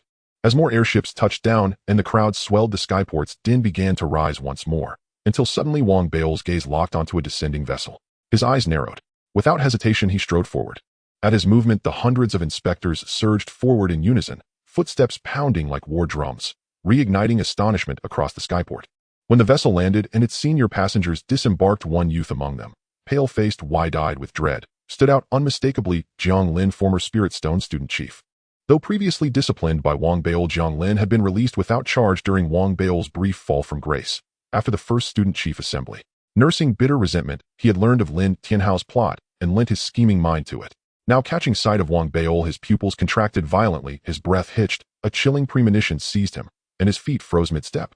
In that same instant, Wang Baiol's eyes flashed, and his body launched forward like a streaking comet, blurring across the distance toward the grounded vessel. Simultaneously, his voice boomed, low, commanding, irrevocable. Jiang Lin, you stand accused of conspiring to assassinate the student chief.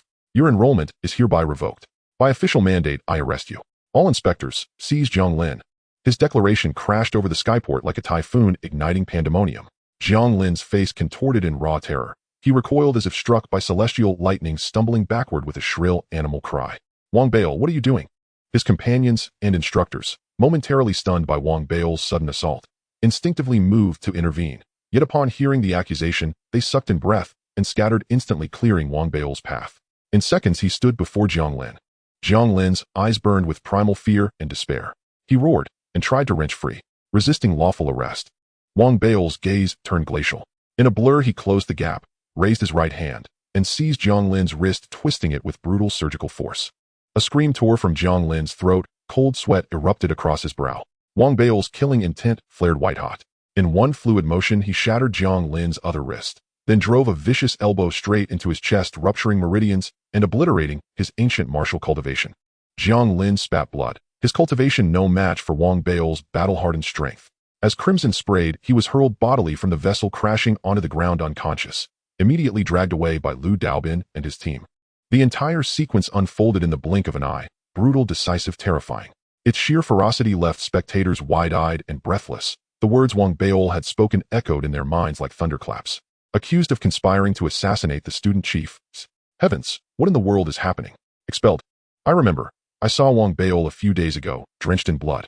As stupefied whispers erupted, Wang Baiol abruptly pivoted, his gaze locking onto another landing vessel, where Chao Kuan stood, face drained of color, retreating frantically. Wang Baiol's lips curled into a resorthin, merciless smile. Chao Kuan felt that gaze like a physical blow, and saw the lethal gleam in Wang Baiol's eyes. His mind exploded into white noise.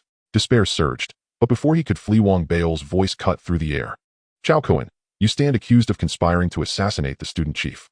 Your enrollment is revoked. With those words, Wang Baiol took a single stride and lunged. Wang Baiol, it wasn't me. It was Lin Tianhao. He masterminded it.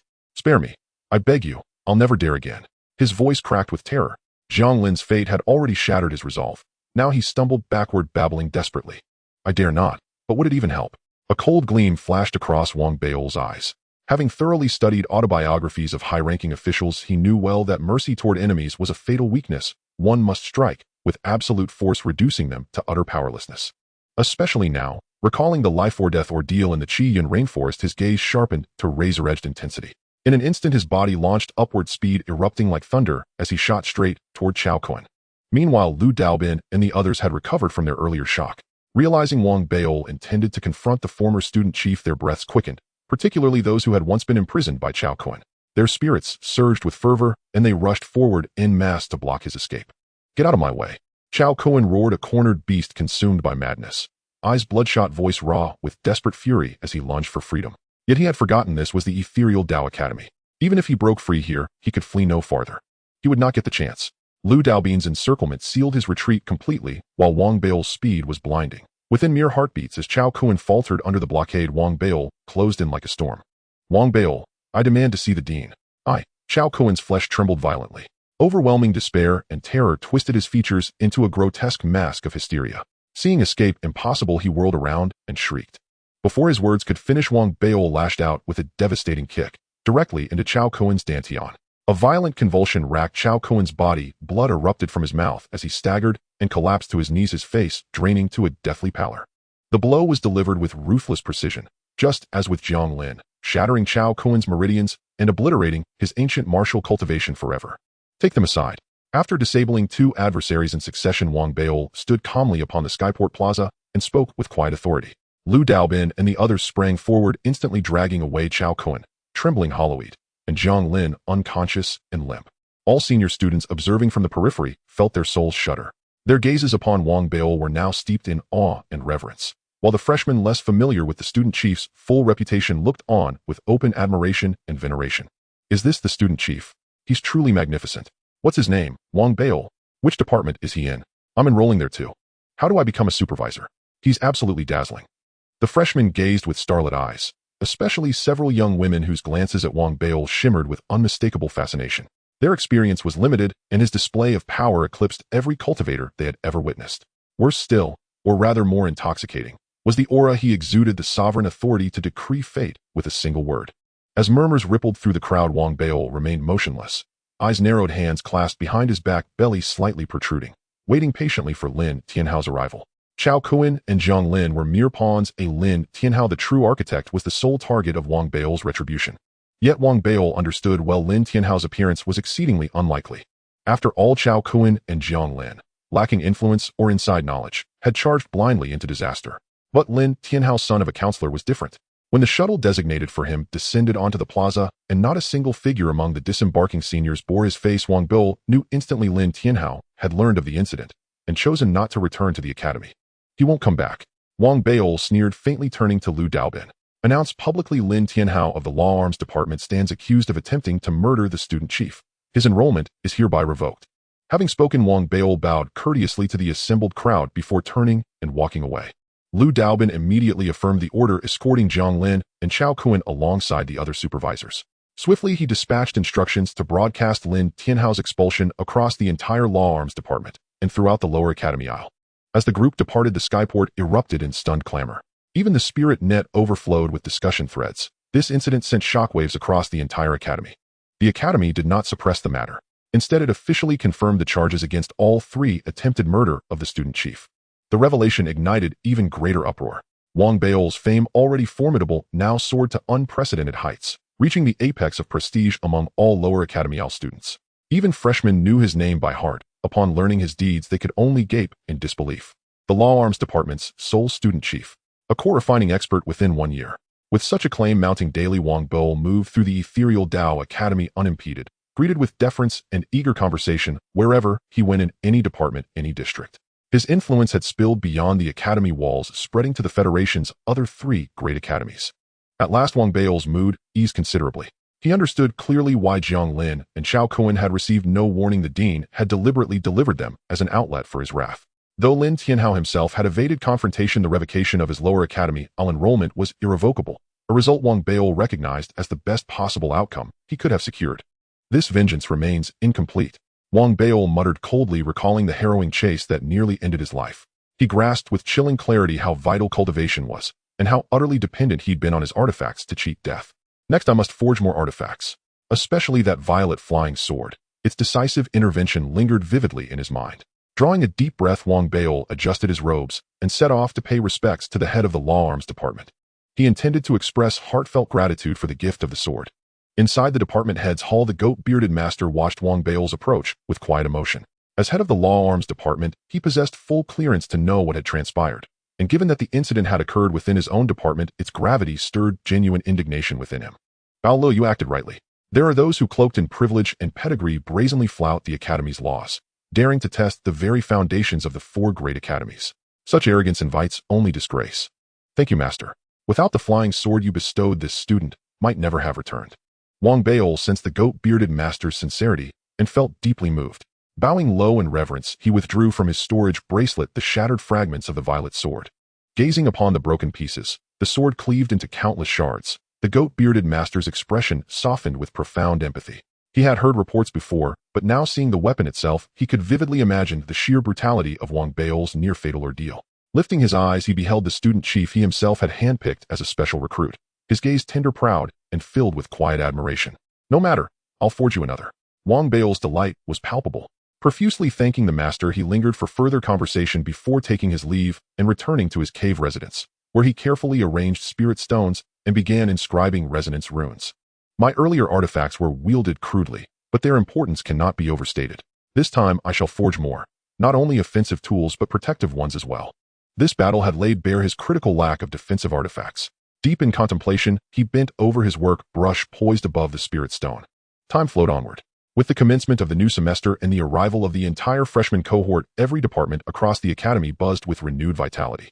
Wang Bao's occasional appearances outside his residence drew reverent stares, especially from the law arms freshmen. He savored those admiring glances, but knew his true priority lay in artifact forging. Thus, most of his days were spent immersed within the spirit furnace cave.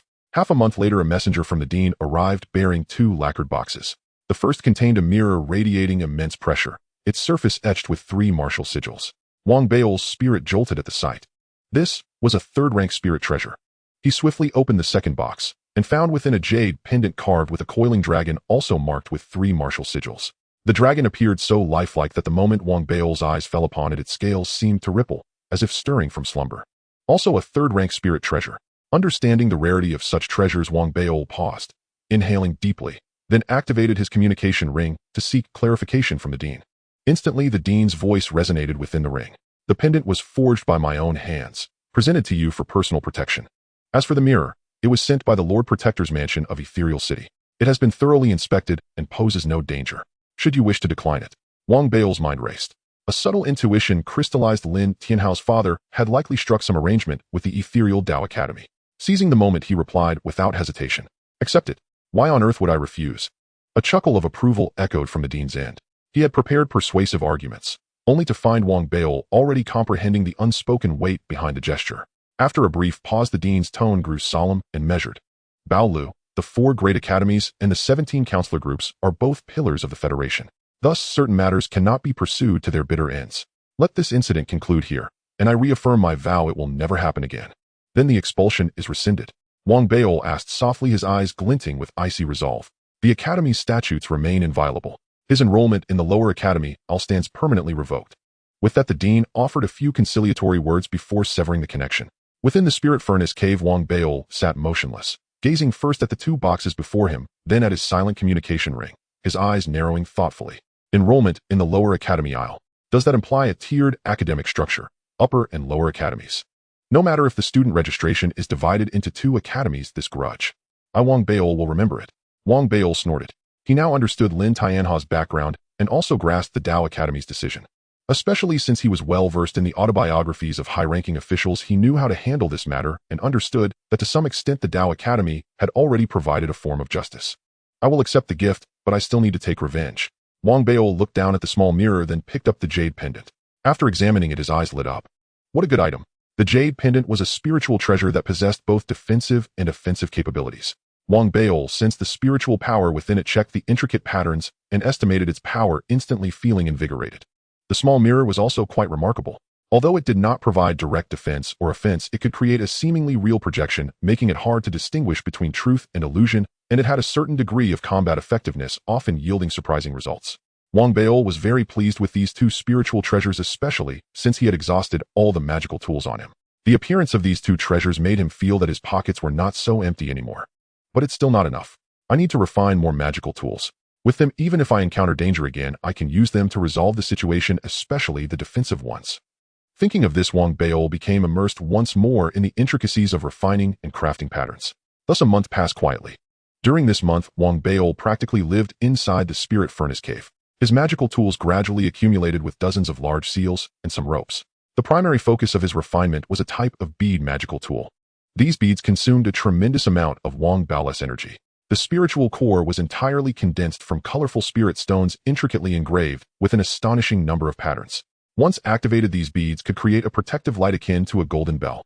Moreover, 1 bead was not enough. Wang Bao refined more than a dozen at once, finally feeling satisfied. The defensive ones are fine, now for the offensive ones. Wang Bao wiped the sweat from his brow, took out some snacks, and munched on several packs. After some contemplation and analysis, he began refining again. This time, he was refining flying swords. Knowing that his cultivation was only at the ancient martial level, Wang Bao realized that controlling them would be challenging and that he could not utilize them to their fullest potential. However, as the sole scholar of the weaponry system, especially with his unprecedented understanding of the patterns, he finally found an alternative method. Utilizing magnetic force. He thought, by using magnetic force to invisibly link these flying swords together, if I control 1 sword, it would be as if I am controlling multiple flying swords simultaneously. Wang Bao's eyes brightened. Following his line of thought, he incorporated magnetic force patterns into the spiritual cores of these flying swords. The final product, while not perfect, could connect several flying swords through magnetic force. When he tested it with a flick of his hand, 7 or 8 flying swords shot out, their speed and agility far surpassing his previous battle in the Qiyun rainforest. Though still not entirely satisfied, Wang Beil understood this was his limit. I still need to add self-detonation. Wang Beil rubbed his forehead. After experiencing life-and-death battles, he felt that his magical tools were somewhat slow in self-detonation and often needed to be set to explode at specific times for optimal effect.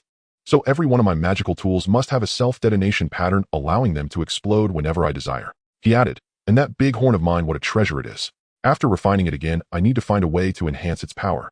After continuously refining magical tools for another half-month, when he was nearly done, he received a message from the little white rabbit, prompting him to leave the spirit furnace cave.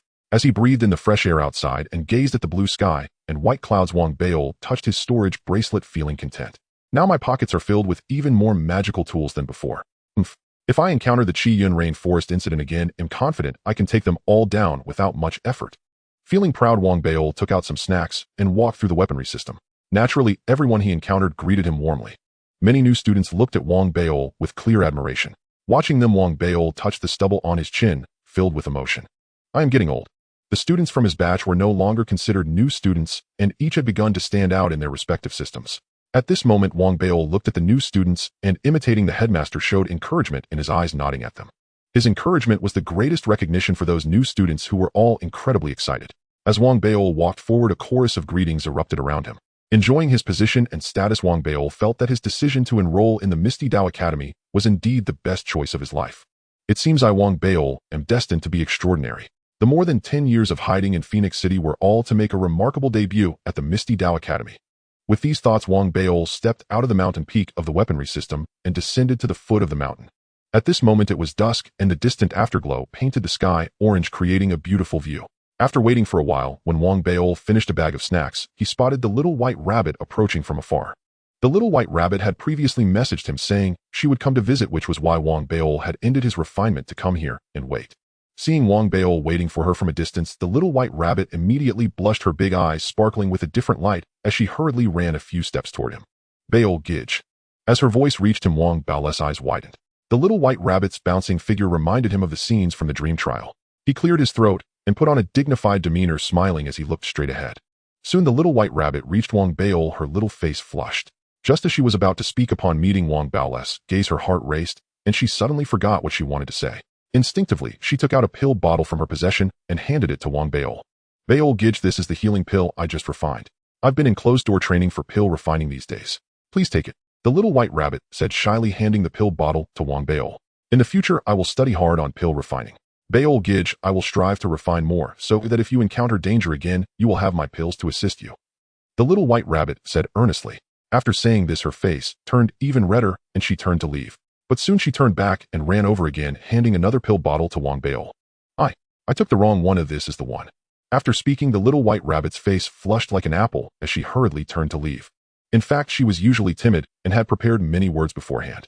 However, upon seeing Wang Beil, her heart raced and her mind went blank, causing her to forget most of what she wanted to say.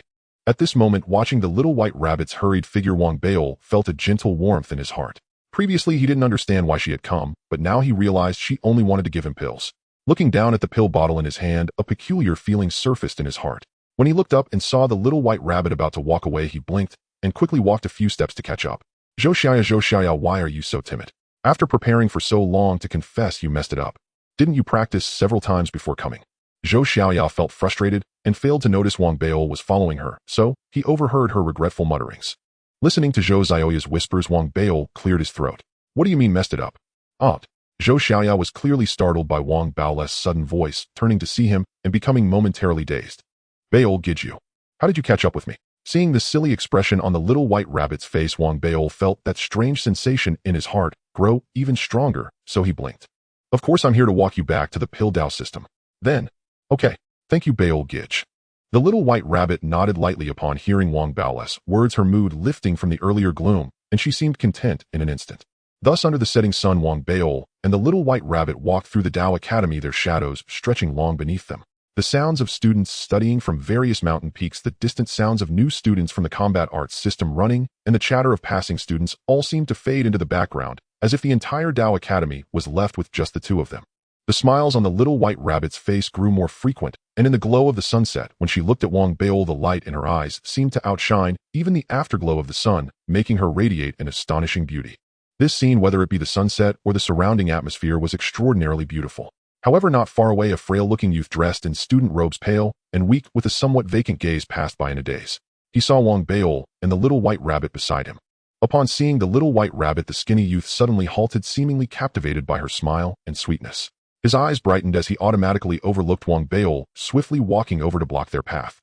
"Excuse me, I feel like I've seen you somewhere before. May I know you? Could you share your contact information with me?" The thin student stared intently at the little white rabbit, his heart fluttering as he spoke. The moment the slender youth opened his mouth, Wang Beol's pleasant mood vanished entirely, like finding an ice-cold spirit water on a scorching day, only to discover a fly floating within just as one raised it to drink. She frowned delicately like a white rabbit, yet clearly accustomed to such encounters. Maintaining perfect courtesy, she spoke softly, "We have never met, and I have no desire to know you." Her refusal was absolute and unambiguous. Without waiting for a reply, she took Wang Beol's hand and continued walking forward. Sensing his possible displeasure, Zhou Xiaoya leaned in and whispered gently, "Brother Beol, please don't be upset. I truly don't know that person." Watching this scene unfold, Wang Beol felt an immediate surge of satisfaction. But remembering his self-proclaimed dignity, he feigned gentlemanly composure and smiled as he spoke. "How could I possibly be angry? This only proves how charming Sister Xiaoya is." Hearing his words, Zhou Xiaoya's face lit up with delight, her smile growing sweeter still. Together beneath the golden afterglow of the setting sun, they walked on. She silently wished the path would stretch endlessly, so this fleeting moment might linger eternal. Wang Beol swelled with quiet pride, convinced of his own irresistible charm. Just as he prepared to boast, however, the slender youth suddenly dashed back. Classmate, I've brought you a gift. Would you like it?" He arrived breathless, clearly low in ancient martial cultivation, yet his eyes blazed with fervor. He ignored Wang Beol completely, his gaze fixed solely upon the white rabbit girl. That ignited Wang Beol's fury. All pretense of grace, all veneer of chivalry, shattered in an instant. Before the white rabbit girl could utter a word, Wang Beol's eyes flared wide. "What worthless trinket is this? I refuse it, do you understand? Refuse." With a sharp snort, he seized her hand and strode onward. Only now did the slender youth seem to notice Wang Beol, and with startling indifference he dismissed his identity outright, then glared at him with open hostility. Wang Beol in turn ignored the glare entirely. Once safely distanced, the white rabbit girl grew curious. His mention of a gift had piqued her interest. "That man is insufferable. I already told him I don't know him, yet he insists on giving gifts. Besides himself, what else could he possibly offer? I mastered this trick at 6. I've given myself countless times. With such shallow tactics, does he truly imagine he can rival me?" Wang Beol widened his eyes, speaking with unmistakable arrogance. The white rabbit girl's eyes widened in astonishment, stunned by his bold declaration, until after a long pause, she finally regained her composure. Only then did she notice her hand still clasped in his, her cheeks flushed crimson, her heart fluttering sweetly once more as their silhouettes merged again in the amber hush of sunset, until inevitably the slender youth reappeared, relentless as a shadow. This time he carried a bouquet of wildflowers. And the moment he appeared, he dropped to one knee before her, eyes brimming with solemn devotion, and declared aloud, "Classmate, believe me or not, I fell in love with you at first sight. You are my Tao. Please accept my affection. I wish to hold your hand and surrender my entire life to you." She stood utterly dumbfounded. Though often approached, she had never encountered such unwavering persistence, least of all a full-fledged confession. By now, several passing students had paused, recognizing Wang Beol, and gathered to watch the spectacle unfold. Wang Beol's fury erupted instantly. He lunged forward and shoved the slender youth hard. "Are you deliberately provoking me?" Staggering backward, the youth lifted his head and glared, growling low. "I am from the Tao Comprehension Department. So what if you are? I'm the top-ranked scholar of the 3 major lists in the Divine Artillery Department." Wang Beol scoffed, instantly asserting his pedigree. "I am comprehending the Tao." Hearing Wang Beol's retort, the youth didn't flinch. In fact, veins bulged across his temples, as though unleashing his ultimate technique, his voice swelling into a near roar. "Comprehend your sister's Tao." Exasperated, Wang Beol struck out with a palm. But with restraint, though deeply irritated, he sent the youth stumbling back dozens of steps, then swiftly pulled the startled white rabbit girl away. The youth, however, cast one long, penetrating glance at Wang Beol, then burst into laughter and strode off without looking back. Yet at that very moment, the onlookers, who had heard the youth's roar, froze in stunned silence. Many gasped audibly, some even crying out in disbelief. The Tao Comprehension Department. Wang Beol has just stirred a hornet's nest. Heavens! They rarely appear outside the mountain of Tao Comprehension. Their department is untouchable. It's said that wherever they go, whatever they do, merely declaring, "I am comprehending the Tao," renders them immune to interference, because that quite simply is their academic duty. The Tao Comprehension Department has no formal classrooms. Its students spend every day immersed in Tao realization, and they may enter any zone across the lower Academy Island without restriction. Academy regulations hold no sway over them. I am comprehending the Tao, and any transgression dissolves into legitimacy. These exclamations reached Wang Baol and the white rabbit girl, her expression shifting instantly to anxious concern. Brother Baol, he's from the Tao Comprehension Department. So what? What of it? Wang Baol blinked, taken aback. Over the past year, he'd spent most of his time sequestered in cultivation or vying for rankings. He knew vaguely that the former Federation president hailed from that department and understood its students devoted themselves wholly to Tao realization, even envying them at times. Yet his knowledge remained superficial. Now hearing the crowd's alarmed commentary, he merely snorted dismissively. He escorted the white rabbit girl safely back to the alchemy department, where her lingering worry eased slightly upon seeing his unruffled calm. After watching her ascend the mountain path, Wang Baol headed toward the divine artillery department, and recalling the Tao Comprehension student activated his transmission ring to query Lu Daobin about the department. Soon Lu Daobin transmitted his insights, and upon reading them, Wang Baol halted mid-step. This is the Tao Comprehension Department. According to Lu Daobin, the Tao Comprehension Department was paradoxically both the weakest and strongest division within the lower Academy Island. Its students spent their days reciting poetry, sipping wine, and sitting anywhere anytime to realize the Tao. Their creed declared heaven, emperor, sovereign, parents, master. Your masters are still mortal men, but ours is heaven itself. Thus we may realize the Tao anywhere. So it's the Ida and Wait for Enlightenment Department. Though startled, Wang Baol remained disdainful, and having returned to his cave residence in the Divine Artillery Department, promptly dismissed the matter entirely. That night passed uneventfully, yet at dawn the next day, before Wang Baol had even stepped out of his residence, urgent transmissions flooded in from Lu Daobin and others. Scholarhead, a crisis has erupted. Your residence. My residence. Puzzled, Wang Baol rose and opened the door, only to freeze. Before his residence sat 7 or 8 robed students cross-legged in silent meditation. The moment he appeared, their gazes locked onto him with unnerving intensity. Among them stood the very youth who had confessed to the white rabbit girl the day before. Under their collective, unblinking stare, Wang Baol felt an eerie chill, and his eyes narrowed sharply. What do you think you're doing? This is the Divine Artillery Department. We are realizing the Tao.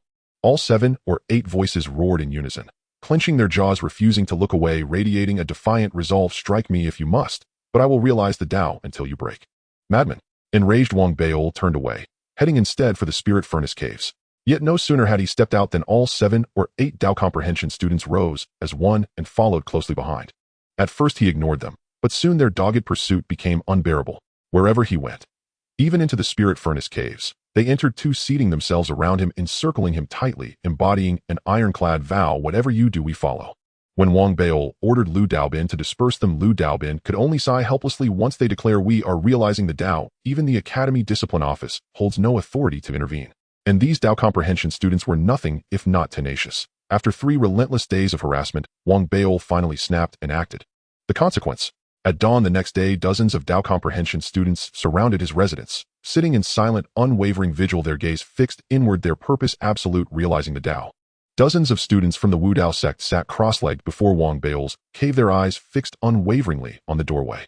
The resolute expression and the unyielding intensity in each gaze made even Wang Baol, who peered through the crack in the door, frown in mild perplexity.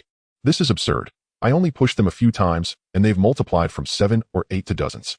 Wang Baol complained, rubbing his temples. After a long moment, he withdrew, his eyes settled inside the cave, and hummed to himself. Let them be, I refuse to indulge them. I won't believe they can sit at my gate forever. Irritated, Wang Baol sat and entered meditation, closing himself off to the world beyond his threshold. That retreat lasted half a month. When Wang Baol emerged from cultivation invigorated, he pushed open the cave door to stroll about, and the instant it swung wide, he widened his eyes in shock. Outside his cave, the same dozens of Wu Dao sect students still sat in meditation. Some were even eating. For half a month they had endured this vigil, and their determination to live and study here unsettled Wang Baol. As his figure appeared, each Wu Dao disciple snapped upright and stared him down. Their gaze made Wang Baol's head ache, yet he bristled with indignation. As the only student leader of the fabbing sect, he could not tolerate being bullied even by Wu Dao disciples, and he issued a resentful snort. He turned his back and walked with hands clasped behind him, refusing to look their way. But as he moved, they rose and followed. When he stopped, they would immediately sit around him, cross-legged, glaring and meditating toward him. No matter where he went, even to the academy, they tracked him, and even the teachers, seeing this, would not intervene. Surrounded by seated, staring bodies, Wang Baol grew increasingly frantic and finally bared his temper. Are you finished? What, you're clinging to me now? He roared. We're cultivating, came the cold, loud retort from the dozen or so Wu Dao, disciples the instant his words fell into the air. The reply inflamed him further. He glared and clenched his fists. I warn you, don't provoke me. I may have only pushed you before, but if you persist, I will truly act. Yet despite Wang Bao's warning, the Wu Dao disciples only sneered, indifferent hunger for madness flickering in their eyes. Come on, hit us if you dare. We'll make you understand what happens when you disrupt the Wu Dao sect's cultivation. Wang Bao, if you won't strike us, you aren't a man. Strike my head. Use your most powerful move, strike with all your strength. The disciples' low snarls and frenzied faces made Wang Bao inhale sharply. He had seen fanatics before, but never like this. As he took a breath, they closed in and circled him with a manic intensity. The surrounding fabbing students withdrew, whispering among themselves as they stepped back. No wonder he's student leader. He dares oppose the Wu Dao sect. The Wu Dao sect's unity is something rarely seen in our academy. The fabbing students murmured. Surrounded and agitated, Wang Bao's anger could no longer be contained. Do you think old Wang won't dare to move? Wang Bao immediately opened his transmission ring and summoned Lu Daobin. Lu Daobin, upon receiving the order, hesitated but forced himself to bring a contingent of inspectors. As soon as they arrived, Wang Bao's voice rang out with authority. Drive those who disrupt the fabbing sect's studies away. Do not allow them to return. Lu Daobin and the inspectors exchanged glances, then teeth clenched, surged forward like wolves. They did not strike. Relying on their numbers and determination, they gradually drove each of the dozens of Wu Dao disciples down the mountain. Only then did Wang Bao feel the surroundings quieten somewhat. You dared to pick a fight with me. Satisfied, Wang Bao descended to the spirit furnace cave to forge talismans. Feeling adept, he withdrew the gauntlet that had once belonged to the black-clad leader of Qi Yunyuan. This is a treasure of great potency. It must be improved. Better to lace it with some venom, so that in extremes it can self-detonate with greater force. He spent time modifying the device, and for a while life seemed to return to its ordinary rhythm. But that quiet lasted only 3 days. While Wang Bao was refining a talisman, he received a panic transmission from Lu Daobin. Student leader, it's bad. Something major has happened. The Wu Dao sect has come with hundreds of disciples. We cannot hold them back. They're heading toward you. At those words, the talisman in his hand nearly burst from his clumsy grip. His eyes widened, he leapt up and dashed outside. Not far off, he saw a surging mass of Wu Dao disciples, easily hundreds, advancing with overwhelming momentum. Good heavens, what are they going to do? He thought, hair prickling, and fled in alarm. But there were too many of them. A Sharpie disciple spotted Wang Bao and shouted. Immediately, the Wu Dao crowd ran, the hundreds scattered through the area searching for him. The fabbing students watched stupefied. Even the oldest tales had only ever hinted at such a scene, and none of them had witnessed it with their own eyes until now. Student leader, you've truly stirred up trouble. Why provoke them of all people? A band of lunatics. Who dares trifle with the Wu Dao sect? The onlookers whispered. Amid the murmurs, Wang Bao grew profoundly dispirited. The Wu Dao disciples who found him did not strike or insult. They simply fixed him with their gaze. Wherever he went, they followed and sat around him, meditating toward him. Their relentless presence shadowed him constantly. 3 days of this finally sent Wang Bao toward the brink of collapse. Even when he sought the privacy of a latrine, Wu Dao disciples would mysteriously appear and sit in a tight ring, meditating and staring. If his business took a moment too long, 100 or more would already be bearing witness. The outrage drove him to madness. This is outrageous. They call it Wu Dao sect, but it's nothing but a gang of bullies. Wang Bao stormed about with his trousers half up, furious, yet afraid to make a scene. He dreaded that if he forced them away, they would return in even greater numbers the next day. In the end, he steeled himself. He purchased a great quantity of provisions and returned to his cave to seclude himself for months, resolved to see how these Wu Dao disciples would contend with a prolonged retreat. But within days, he discovered how naive he had been. The Wu Dao disciples seemed to discern his intent, or perhaps they simply knew this tactic well, and they sent more than 100 additional followers. Now several hundred Wu Dao disciples ringed his cave, meditating and staring unceasingly. The dense crowd made Wang Bao's heart tremble. And it did not end there. 10 days later, the numbers swelled again, and the disciples even began pitching tents outside his cave. All of this left Wang Bao bewildered. The affair soon escalated. Word spread throughout the Dao Academy and across the spiritual network until the entire Piaomiao Dao Academy's net seemed to erupt. It's been nearly 2 months. The Wu Dao sect is not to be trifled with. Wang Bao has finally kicked against an iron plate. The web buzzed. Rumors rolled on the net. Some said Wang Bao had stolen a Wu Dao disciple's lover. And as the story fanned out, live streamers flocked to the fabbing faction each day, carrying recording devices to capture the spectacle. One such streamer, Xiaodao, had planned to livecast Wang Bao's humiliation as revenge.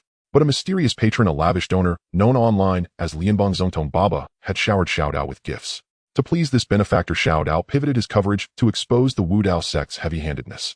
Suddenly, the spiritual network was no longer only spectators. Many who had suffered similar nonviolent harassment by the Wu Dao disciples began to step forward anonymously and denounce them. Yet the live broadcast lasted less than 4 days before Xiaodao found himself in tears. 5 Wu Dao disciples appeared outside his dwelling, sat there, and stared at him meditating without a word. Only after Xiao Dao swore never to stream the Wu Dao sect again did those disciples leave their faces unreadable. The Wu Dao sect is not to be trifled with. Xiao Dao sighed. As he looked toward the fabbing students for the first time, he felt a pang of sympathy for Wang Beol. Madman lunatic rogue. Inside the cave, Wang Beol sat there gnashing his teeth while devouring snacks, occasionally glaring angrily at the cave entrance. He didn't need to open the door. He had secretly checked several times before, and clearly knew that there were many tents outside where hundreds of people from the Enlightenment Department were engaged in their daily activities. Staring at the hundreds of people focusing on their enlightenment, Wang Beol felt extremely frustrated. He knew he couldn't go out. Once he did, he would likely find it impossible to move an inch. This inability to leave felt like house arrest, making him feel even more irritated. This is unreasonable. Frustrated, Wang Beol found his snacks tasteless. Deep down, he felt unwilling. He believed he had already dealt with Lin Tianhao and the other leaders, and after experiencing the incident with Qi Yunya and Lin, how could such an invincible self be troubled by the Enlightenment Department? I need to think of a way. Wang Beol scratched his hair and immediately thought of the omnipotent Xia Haiyang, so he promptly sent a voice transmission to him. However, this time, Xia Haiyang surprisingly did not respond at all. It wasn't until Wang Beol sent several messages in succession that Xia Haiyang's bitter and helpless voice finally came through. Brother, I've called you brother this time, but I can't help you. Don't look for me. The truth is, I, Xia Haiyang, fear no one in the mysterious Dao Academy, but I fear the Enlightenment Department. No matter how much you offer me, I can't help you. I'm more afraid of them finding out that you contacted me. They are lunatics if they take out their anger on me. Brother, spare me, please. Listening to Xia Haiyang's reply, Wang Beol took a deep breath, gritted his teeth, and showed contempt in his eyes. Coward, he huffed, feeling troubled for a while before he could only contact the department head and send a voice transmission. Department head, the Enlightenment Department is bullying me. Isn't the Academy going to intervene? They are too lawless. But this time, even the department head remained silent for a long time before replying to Wang Beol. Beol, why did you provoke the Enlightenment Department? It's not that the Academy won't intervene, it's just that there are powerful figures behind the Enlightenment Department that we can't afford to offend. They are taking advantage of your enlightenment, and this is something outsiders can't meddle in. You have to think of a way to resolve it yourself. And that's not even the worst part. Do you know what's truly terrifying? It's if during this period someone from among them happens to achieve enlightenment while targeting you, then you'll be in real trouble. You must realize that there are over 20,000 people in the Enlightenment Department. So go apologize, I'll step in to negotiate for you afterward. Wang Beol had not considered this issue before. Hearing the department head's words, his eyes widened, and he felt a thunderous roar in his head as he considered this consequence, breaking into a cold sweat. If only I had joined the Enlightenment Department back then. Wang Beol couldn't help but recall the incident during his dream assessment when he was accused of cheating. If he had been in the Enlightenment Department, he could have simply said he was in enlightenment, instantly resolving everything. Perhaps the reason the last federal president was so formidable was that he came from the Enlightenment Department, a rogue background. Wang Beol was losing his mind, starting to contemplate the apology suggested by the goat, but he was unwilling. He felt he had done nothing wrong in this matter. Why should I apologize when I did nothing wrong? Wang Beol felt injustice in his heart, his eyes widening as he gritted his teeth fiercely. Enlightenment Department, you are truly bullying me. I, Wang Beol, will never bow to you. If worst comes to worst, we will have a good fight. No matter how high the deception of the Enlightenment Department is, I, Wang Beol, will not back down. I will definitely rise above. Wang Beol's eyes revealed determination. He pondered that since the other side was not attacking him while targeting his enlightenment, he might as well refrain from attacking, otherwise it would make him appear as just a reckless fool, clearly inferior in skill. Isn't it just tormenting people? I, Wang Beol, have been mastering too many devastating tricks since I was 6. Previously, Wang Beol had considered everyone in the same academy, so he had not thought about using devious methods. But now the people from the Enlightenment Department had truly provoked him to the limit, and Wang Beol was ready to go all out. He coldly snorted as he opened his storage bracelet, which contained many materials for refining leftovers from when he had previously crafted magic instruments. After a quick assessment, Wang Beol immediately exited the cave. The moment he stepped out, hundreds of Enlightenment Department students outside turned to look at him, each getting up with expressionless faces ready to follow. Then let's see who can't stand it first. Wang Beol sneered, retracting his gaze, and transmitted a message to Lu Daobin and the others, instructing them to block the spirit furnace cave first. Then he allowed the hundreds of Enlightenment Department students to follow him, circling around the Law Weapon Peak before heading straight to the spirit furnace cave. Upon arrival, Lu Daobin, along with hundreds of inspectors, had already sealed off the spirit furnace cave with bitter smiles. Lu Daobin, defend this place fiercely. No one is allowed to step, and even half a step. As Wang Beol's words echoed, he exploded forth in speed, directly whizzing past Lu Daobin and the others, stepping into the spirit furnace cave. Ignoring the standoff between the Enlightenment Department and the Law Weapon Department outside, he immediately sat cross-legged and took out a puppet. So you're watching me, are you? Following me wherever I go. Fine, since you want me to achieve enlightenment, I'll help you a bit to make your enlightenment smoother. Wang Baol squinted his eyes and immediately began to modify the puppet's appearance, adjusting it to resemble himself. Wang Baol was already quite familiar with puppet making. After 3 hours, he completed the appearance adjustment of the puppet, which looked almost identical to Wang Baol, even replicating the leader's robe. Although it was only the exterior, it appeared very realistic. Looking at the puppet before him, which resembled a clone, Wang Baol let out a few cold laughs and continued his crafting. Soon 3 days passed, and as the pressure mounted on Lu Daobin and the other students from the Enlightenment Department surrounding the Spirit Furnace cave, suddenly a figure flew out from within. This figure was round and looked exactly like Wang Baol, flying swiftly and leaping over the heads of Lu Daobin and the others, darting into the distance. The appearance of his figure immediately attracted the attention of the surrounding Enlightenment Department students, each one getting up right away. It's Wang Baol. He couldn't withstand it after all. Let's continue to pursue him for enlightenment. Wang Baol, if you have the ability, don't run. The Enlightenment Department members sneered and immediately gave chase. As they saw these Enlightenment Department people leave, Lu Daobin and the other inspectors wiped the sweat from their brows, bitter smiles on their faces, just about to leave. Suddenly from the Spirit Furnace cave behind them, another figure emerged, and it was still Wang Baol. Leader, you. Lu Daobin was taken aback, staring blankly as this second Wang Baol, with an expressionless face, dashed off into the distance. Everyone was stunned, exchanging glances as a third, fourth, and fifth figure emerged from the Spirit Furnace cave, until 13 figures appeared.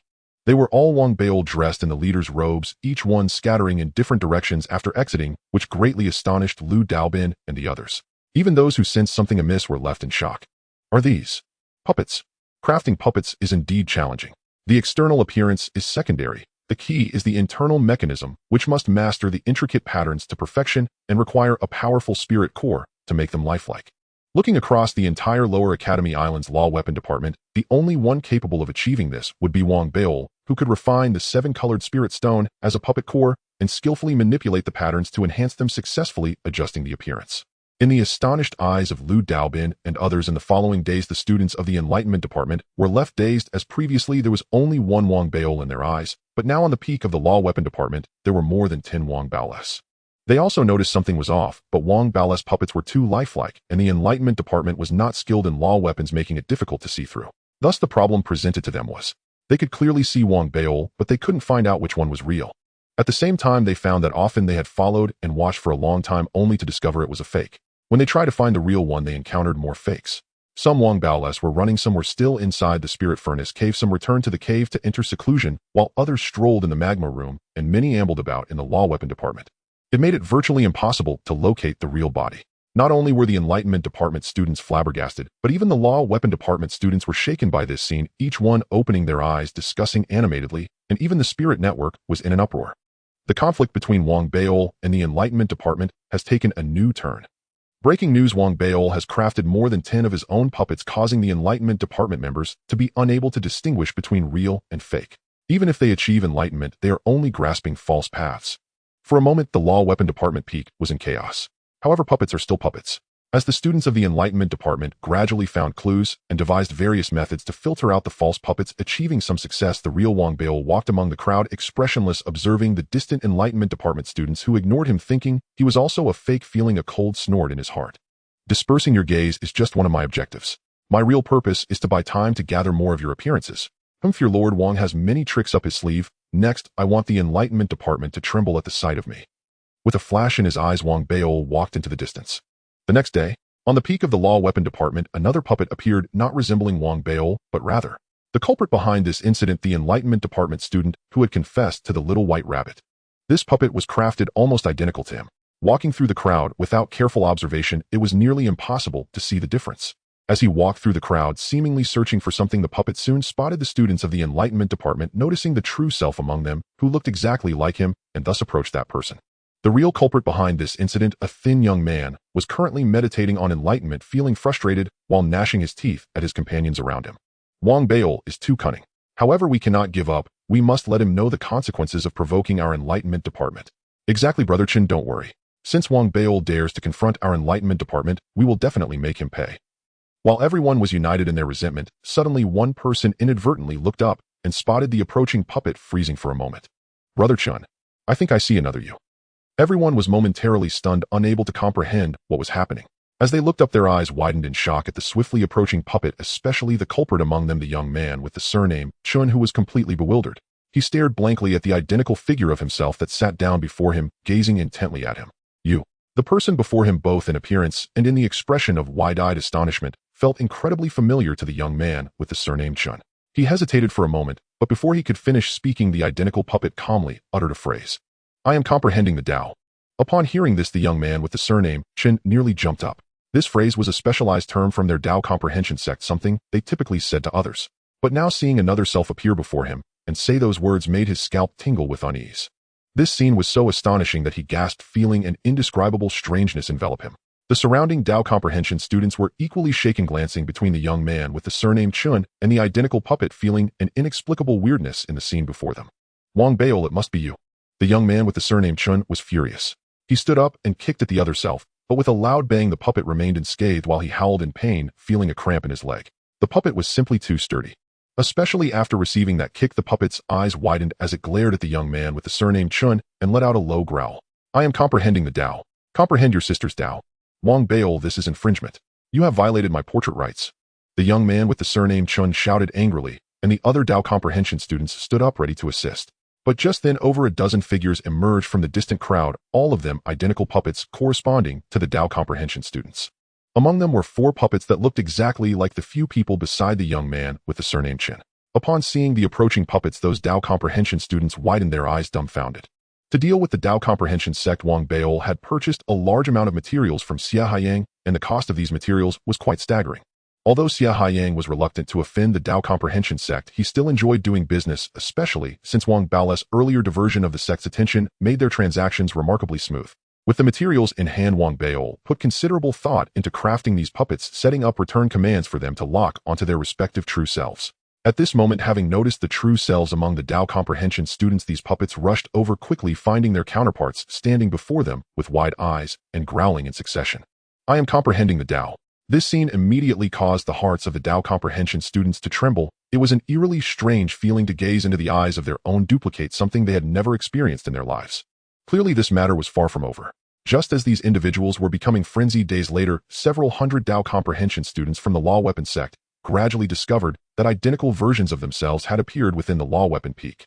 These puppets did not go anywhere else. Once they locked onto their true selves, they immediately followed no matter where the person went, always staring intently, and even sitting beside them while they slept, sometimes letting out a loud shout of I am comprehending the Tao. This drove the Tao comprehension students to the brink of madness. They were unable to break the puppets. They were too sturdy. The Tao comprehension sect was already weak, and now each student felt a sense of despair, as if they were losing their minds. We cannot lose. This is Wang Baol's retaliation. He is trying to disgust us. Everyone hold on. That's right, we need to find the real Wang Baol and let him know that the Tao comprehension sect is sacred and inviolable. These Tao comprehension students gritted their teeth, reluctantly adapting to the feeling of being stared at by their identical puppets. Rather than being pushed back, their fighting spirit grew even stronger. The subsequent developments of this incident continued to create a stir throughout the entire Tao Academy. Even the headmaster occasionally paid attention, and other sects were abuzz with discussions, as if the spiritual network was about to explode. Wang Baol's battle with the Tao comprehension sect has taken a new turn. Within the law weapon sect, nearly 100 puppets identical to the Tao comprehension students have appeared. They are now gazing at their true selves and comprehending the Tao together. Haha, this is incredible. Wang Baol actually thought of this move. As the crowd excitedly watched the spectacle, the Puppet Research Association was also shaken, promptly sending members to observe, as they had always conducted research on puppet crafting. As the entire Tao Academy buzzed with excitement, the anger among the Tao comprehension students intensified, yet they were still unable to vent it. Wang Baol saw that the students of the Tao comprehension sect were not planning to cease hostilities, so he prepared to unleash a powerful move. If it weren't for the time constraints, I would want to create a puppet for each of you. Although I have made fewer than 100 for now, it is still sufficient. Wang Baol snorted coldly. Whether sending these puppets to the Tao comprehension sect to cause confusion or having them commit malicious acts and tarnish others' reputations, these are all inferior tactics that harm the innocent and reflect poorly on my own standards. I want to lock onto those who provoke me and make them regret it. Previously, he had thought of the tragic figure in black clothes associated with the artifact from Qi Yunyulin. He did not intend to take an evil path, but upon seeing the Tao comprehension sect's despicable actions, he decided to turn their own methods against them. Roar mode activate. As Wang Baol raised his right hand, a disc appeared in his palm. This disc was the control talisman for the puppets, and as he adjusted it, the disc suddenly shone brightly. At the same time, among the hundreds of Tao comprehension students on Law Weapon Peak, those who had not been turned into puppets by Wang Baol felt relieved internally, but appeared dismissive outwardly. They thought this was nothing, it was just being stared at by an identical version of themselves. Meanwhile, those students who had been made into puppets began to adapt to having another self following them, with some joking that it made understanding the Tao easier. But just then, at the moment they thought they had adapted the puppets before them, suddenly all shifted their gaze and began staring intently at their true selves. The emergence of this sound instantly left each Tao comprehension student being watched stunned, as if struck by thunder, their hairs standing on end and their scalps nearly exploding. Almost all of them cried out in shock, with many trembling in fear, scrambling to retreat in haste. What is happening? Heavens, it can actually make sounds. What the hell is that noise? Wang Bail, turn it off. Shut up. Damn it, you shut up. Stop calling. Especially the young man with the surname Chun, whose puppet was clearly given special treatment by Wang Bail, letting out particularly loud cries. The Tao comprehension students who were not used as templates looked on at this scene and gasped, losing all disdain, feeling lucky, as this moment was simply too shocking. Especially at this moment, the entire Tao Academy was watching. Almost immediately after the cries rang out, the entire academy erupted in excitement, both the spiritual network and various sects buzzing with commotion. Wang Bail has unleashed a grand move. Oh my, one move, invincible. Not to mention the sound from the Tao comprehension sect is quite melodious. Wang Bail's puppet crafting is remarkably realistic. Bail, do you sell your puppets? I want to buy one. Seeing that even purchasing was being suggested on the spiritual network, the Tao comprehension students felt chills run down their spines. Those who had not been used as templates hesitated, feeling a sense of dread. Having witnessed the tragic fate of their companions, they dared not imagine what it would be like if someone truly bought a puppet that looked just like them. The thought was so beautiful they didn't dare to consider it, and soon many hurriedly fled the law weapon sect. While they could escape, those who had already been turned into puppets gazing at their own duplicates felt fear, but were also unwilling to give up. Even though some chose to flee, a significant number remained, their eyes reddened, continuing to search for Wang Bail within the law weapon sect. Even as their puppets shouted, "I am comprehending the Tao," and wailed, they forced themselves to endure, searching frantically. Wang Bail, come out. If you have the guts, don't hide, come on. Seeing these individuals still stubbornly refusing to relent, Wang Bail was also enraged. This is what you brought upon yourselves? The perverse mode, activate. Wang Bail gritted his teeth and took out the control talisman, pressing it suddenly. Almost at the moment Wang Bail pressed down on the magical tool, the dozens of Tao-seeking students with red eyes searching for him on the summit of the law weapon faction suddenly had their puppet companions' gazes flicker. As their eyes blinked, all their steps halted, and even the whimpering sounds disappeared in an instant, leaving the Tao-seeking students nearby astonished as they turned to look back. However, just as they looked, an even louder whimper erupted from the mouths of these puppets, and their expressions turned bizarre, with light even flashing in their eyes. What shocked the Tao-seeking students the most was these puppets, identical to them, actually began to undress. What are they doing, taking off their clothes? No, something's wrong, run. After being stunned, a quick-witted student from the Tao-seeking faction sensed something amiss, their complexion turning pale as they screamed and began to flee. But it was too late. These puppets identical to them were undressing while simultaneously lunging towards their respective originals. The whimpering sounds that emanated at that moment became exceedingly sinister. Moreover, they were incredibly strong and sturdy, making it difficult for the Tao-seeking students to damage them. Consequently, those Tao-seeking students were instantly terrified, their faces turning ashen as they screamed and fled at a desperate speed. Heavens, these puppets have gone mad. Wang Bail, you're shameless. Amidst the panic, several students trembled in fear, and the pursuing puppets pounced directly on them, including the instigator, a young man with the surname Chun. Soon they let out terrified screams, struggling to escape, but the relentless pursuit of the puppets continued, mixed with whimpering sounds, occasionally shouting out a phrase. I am in the Tao-seeking. And all of this, due to the law weapon faction being under everyone's scrutiny, was almost instantly known across various factions, with live broadcasts starting on the spiritual network, causing an unprecedented uproar. The law weapon faction has revealed the whimpering monsters. Look quickly, those Tao-seeking students are being chased by their own whimpering puppets. I can't imagine the consequences if they are caught. Wang Bail. This deadly move. Haha, Tao-seeking faction, you have your day too. It seems that evil people need to be tempered by evil. Go Bail. As the entire lower courtyard island erupted in fervor, the whimpering sounds filled the law weapon faction. The Tao-seeking students wept bitterly, regretting not having 7 or 8 legs, as they desperately poured all their strength into fleeing, their pants soaked, in a state of utter disarray as they rushed down the mountain. Their faces were pale, hair disheveled, and clothes in tatters. At this moment their spirits suffered a severe blow, leaving them with shadows of fear. In their minds there was only one thought: to stay away from the law weapon faction, to stay away from Wang Bail. It was simply Wang Bail's perverse mode was shockingly extraordinary. Just then Wang Bail finally made his appearance, his face filled with pride and his heart exhilarated as he strolled through the law weapon faction, watching the Tao-seeking students rolling and crawling away. Observing the puppets behind them chasing while whimpering, he couldn't help but feel immensely pleased. No matter how rogue your Tao-seeking faction is, once my Wang Bail's whimpering beast is unleashed, who dares to challenge? Wang Bail laughed heartily, following the Tao-seeking students all the way down the mountain, watching them leave. The Tao-seeking students also noticed Wang Baol, but in their anger and despair they dared not pause, and could only pretend not to see him as they fled swiftly. Wang Baol in high spirits turned around and returned to his cave, dwelling amidst the strange and reverent gazes of the law weapon faction's students sitting down to take out snacks and reflecting on the situation. Now it's quiet. Haha, Tao-seeking faction, are you afraid? Do you dare to challenge me? Enjoying this rare peace over the past few days, as several days passed when Wang Baol planned to rest a few more days before continuing to refine magical tools, the Tao-seeking students, who had fled back in disarray, began to feel indignant, plotting strategies to initiate a new round of conflict. However, the puppets' big move seemed insurmountable to them, yet they couldn't swallow this grievance. Having always been domineering, this was their first setback, leaving them feeling humiliated. As they racked their brains for a solution, an announcement appeared, drawing the attention of students from all factions.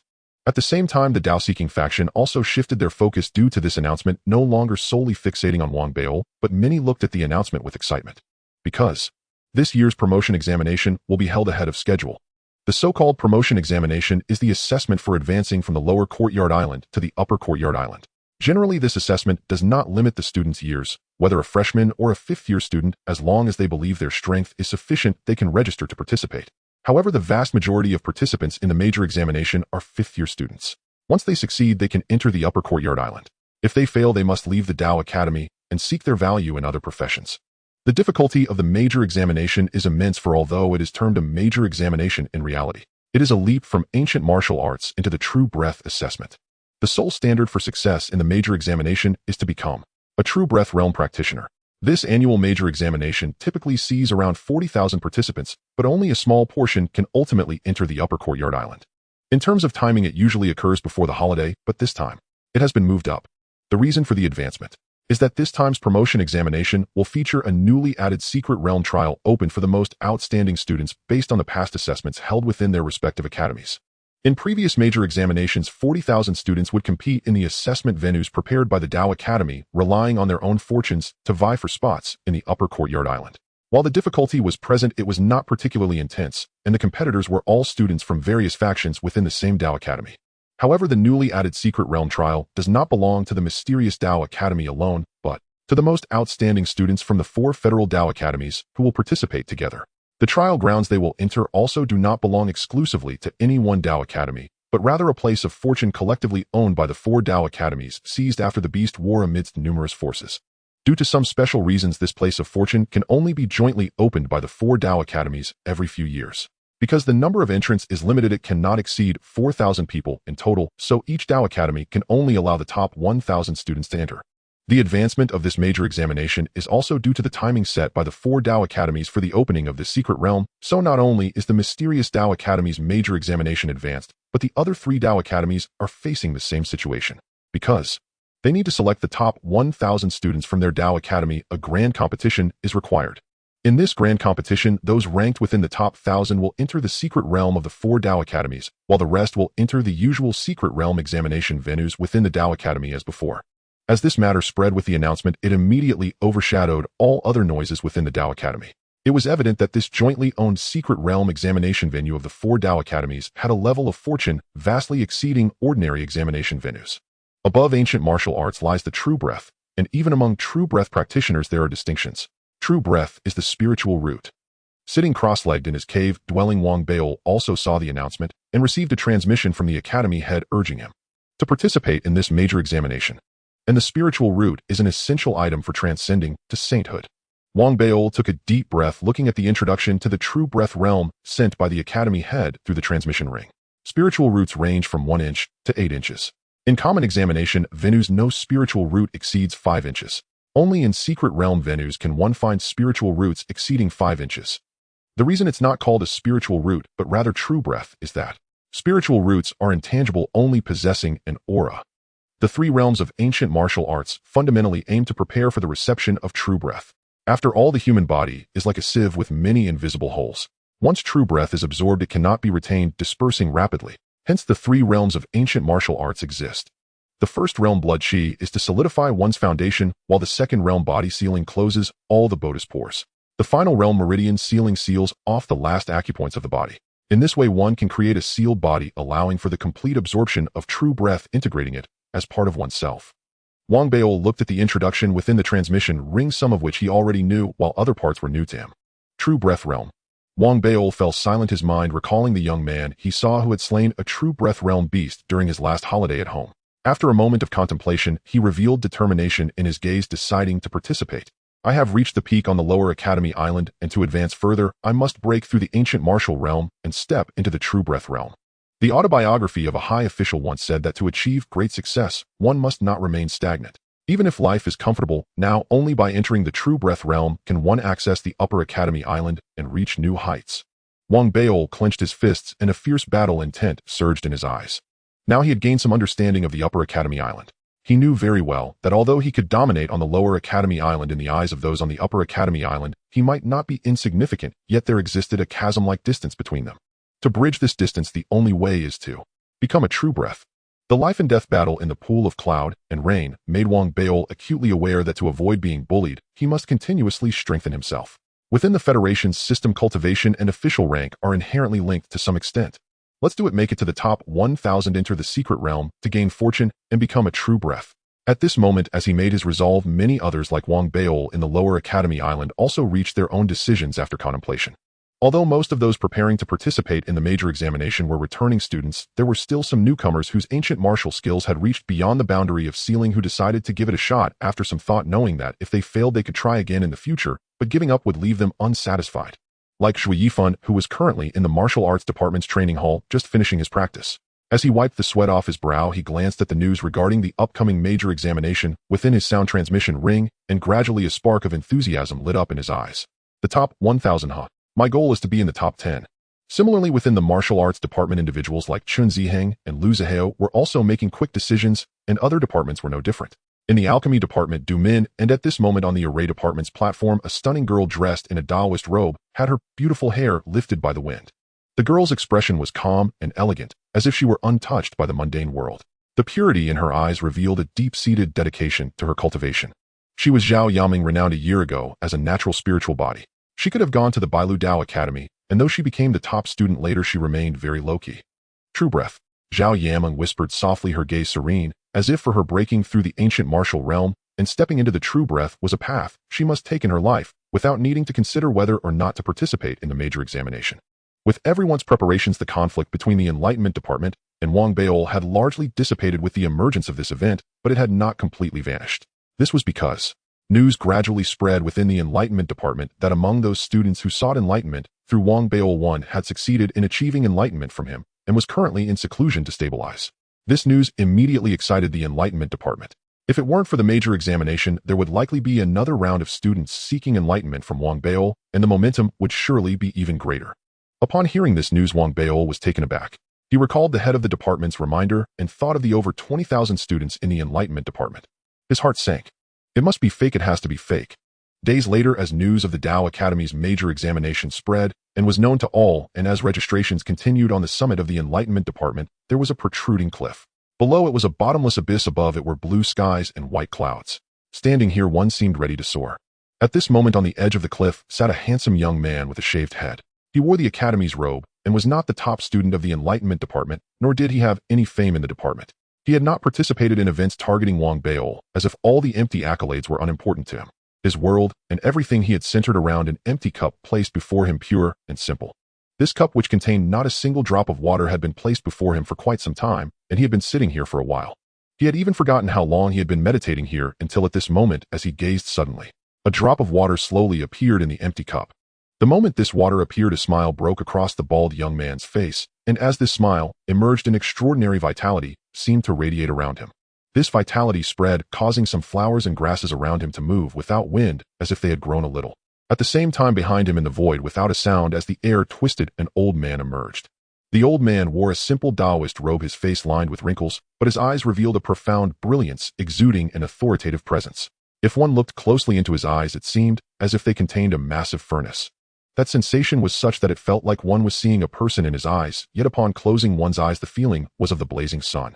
If Wang Baol were here, he would certainly sense that the pressure emanating from this old man far exceeded that of the elder who had come to the Academy's lecture hall, terrifying to the extreme, as if he could incinerate heaven and earth.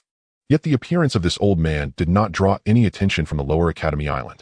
It seemed that if he did not wish to be known, no one in the entire mysterious Dao Academy could detect him, because he was the former president of the Federation, now the only Grand Elder of the mysterious Tao Academy.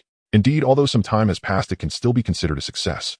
The old man smiled faintly and spoke softly. As his voice echoed, the bald young man immediately turned around. Upon noticing the old man behind him, he quickly stood up and deeply bowed to the old man with clasped fists. Master, do not participate in the major examination within the academy. That is the battleground for those outside the Enlightenment Department.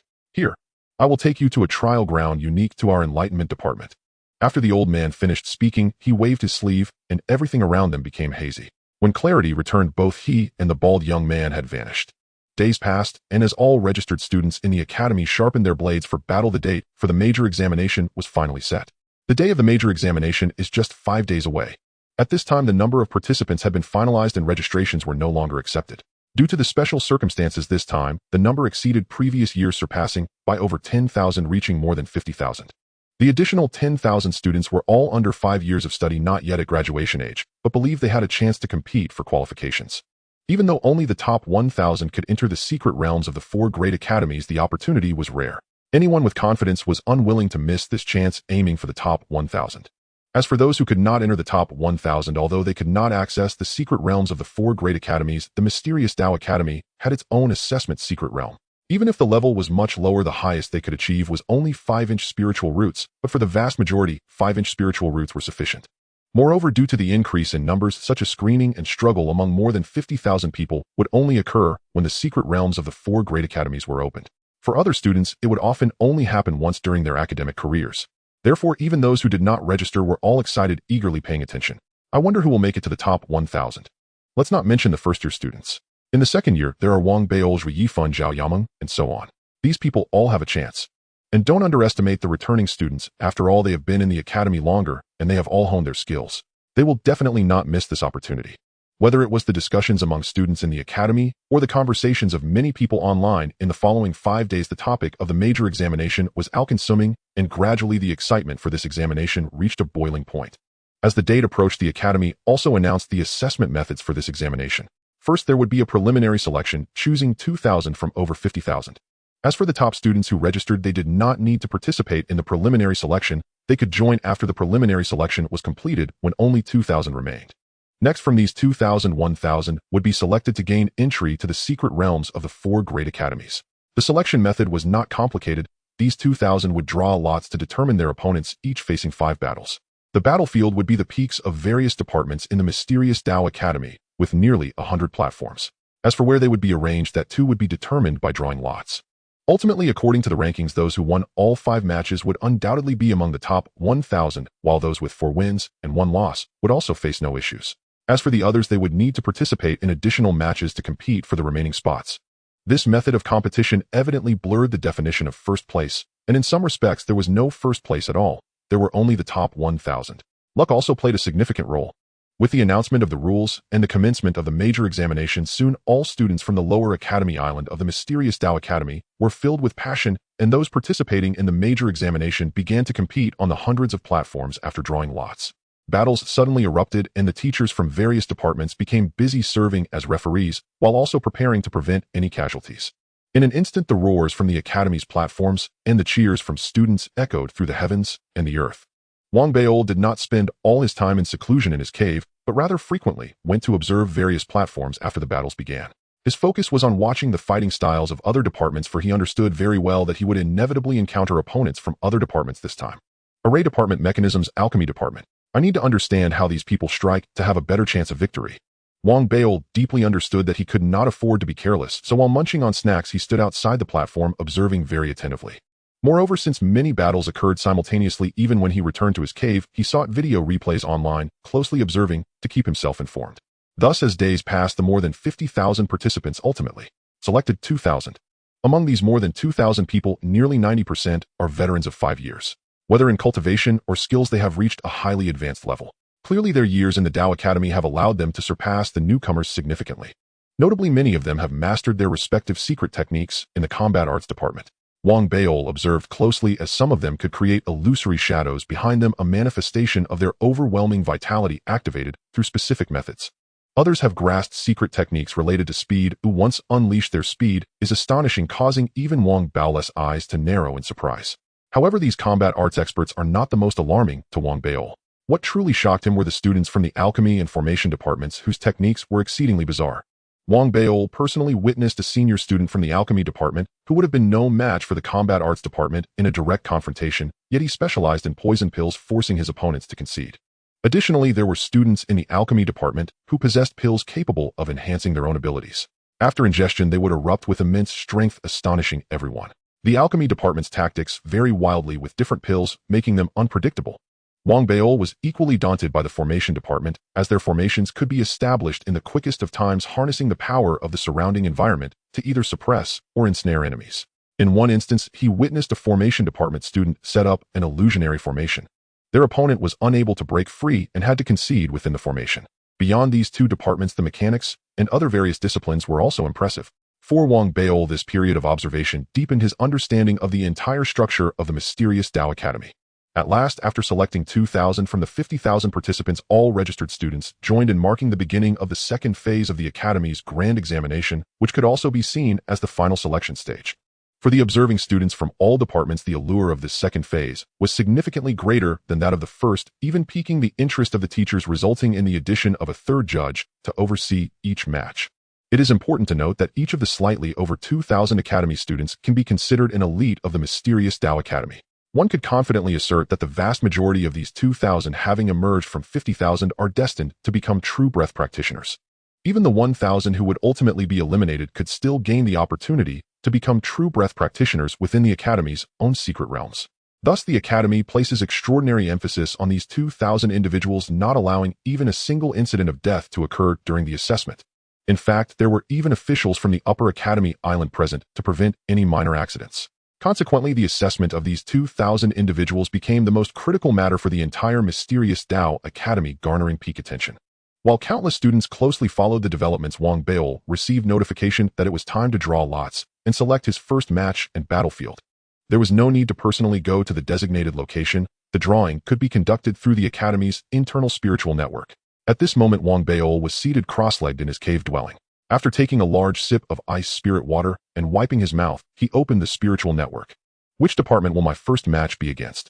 Wang Beol took a deep breath and quickly drew lots.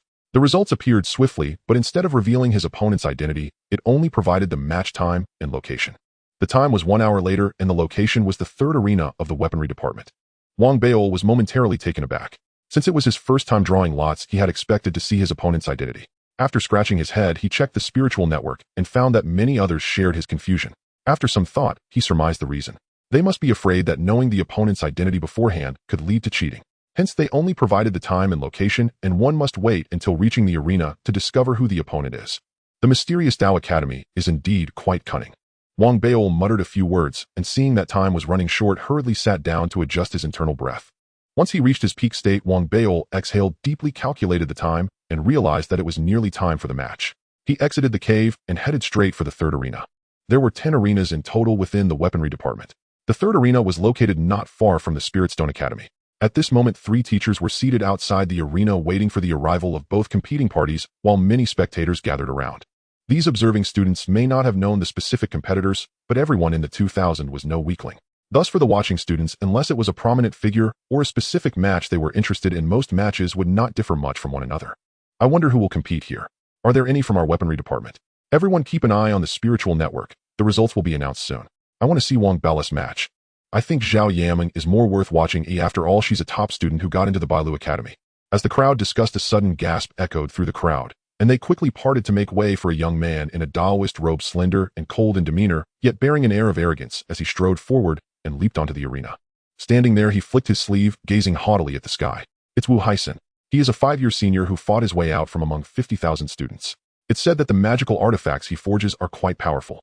I didn't expect to see a powerhouse from our weaponry department here. Haha, I wonder who his opponent is. The crowd buzzed with excitement as Wu Haisen glanced at the time, displaying visible impatience. Suddenly, a louder uproar erupted from the crowd. As the noise spread, Wang Beol's figure rushed in from a distance, moving at breakneck speed, and he leaped onto the arena. The crowd erupted in astonishment as he landed. Wang Beol. He actually made it to the arena. Could it be? Heavens, Wu Haisen's opponent is actually Wang Beol. The crowd gasped, and as they debated, their gazes towards Wu Haisen were filled with sympathy. As Wang Baol, the third-ranked student of the weaponry department, his strength was already acknowledged, making him undeniably the best in the department. Moreover, given his identity, no one from other departments would dare to take action against him. Wang Baol coughed lightly, feeling rather strange. He hadn't expected his first opponent to be from the same department. At this moment, he felt quite pleased and chuckled, cupping his fists towards the crowd before turning to Wu Hazen, his expression turning serious. Classmate, please don't let my status as the head student hold you back. Come, bring forth your most powerful magical artifact, and don't worry about me. Although I am the head student, I won't take revenge. As Wang Baol appeared, the once arrogant Wu Hazen's eyes widened, his expression changed drastically. He gasped and retreated a few steps, already lamenting inwardly upon hearing Wang Baol's words. Damn it, this is just too unlucky. Why did I have to face him? Wu Haisen felt incredibly vexed. While others saw him as a strong contender among the 2,000, he understood that his entry was largely due to luck. If his opponent had been from another department, he might have had a chance. But the moment he thought of facing Wang Baol, Wu Haisen could only smile bitterly. He had seen Wang Baol in action before and knew how incredible his combat strength was, especially his grappling techniques and that infamous kick. Moreover, Wang Baol kept insisting that he shouldn't mind his head student status, but to Wu Hazen it felt more like a threat. How could he not care? Everyone who opposes this guy ends up in dire straits, and he says he won't retaliate. If I believe that, how foolish would I be? As Wu Haisen grumbled, the three teachers reiterated the rules and announced the start of the match. As soon as the battle was declared, Wang Baol shouted ready to advance, when suddenly, Wu Haisen abruptly retreated and quickly yelled, I concede. I concede. As he spoke, he bowed to Wang Baol and immediately turned to leave, feeling frustrated, but also confident in his decision. After all, even if he completed this match, there would still be others to face.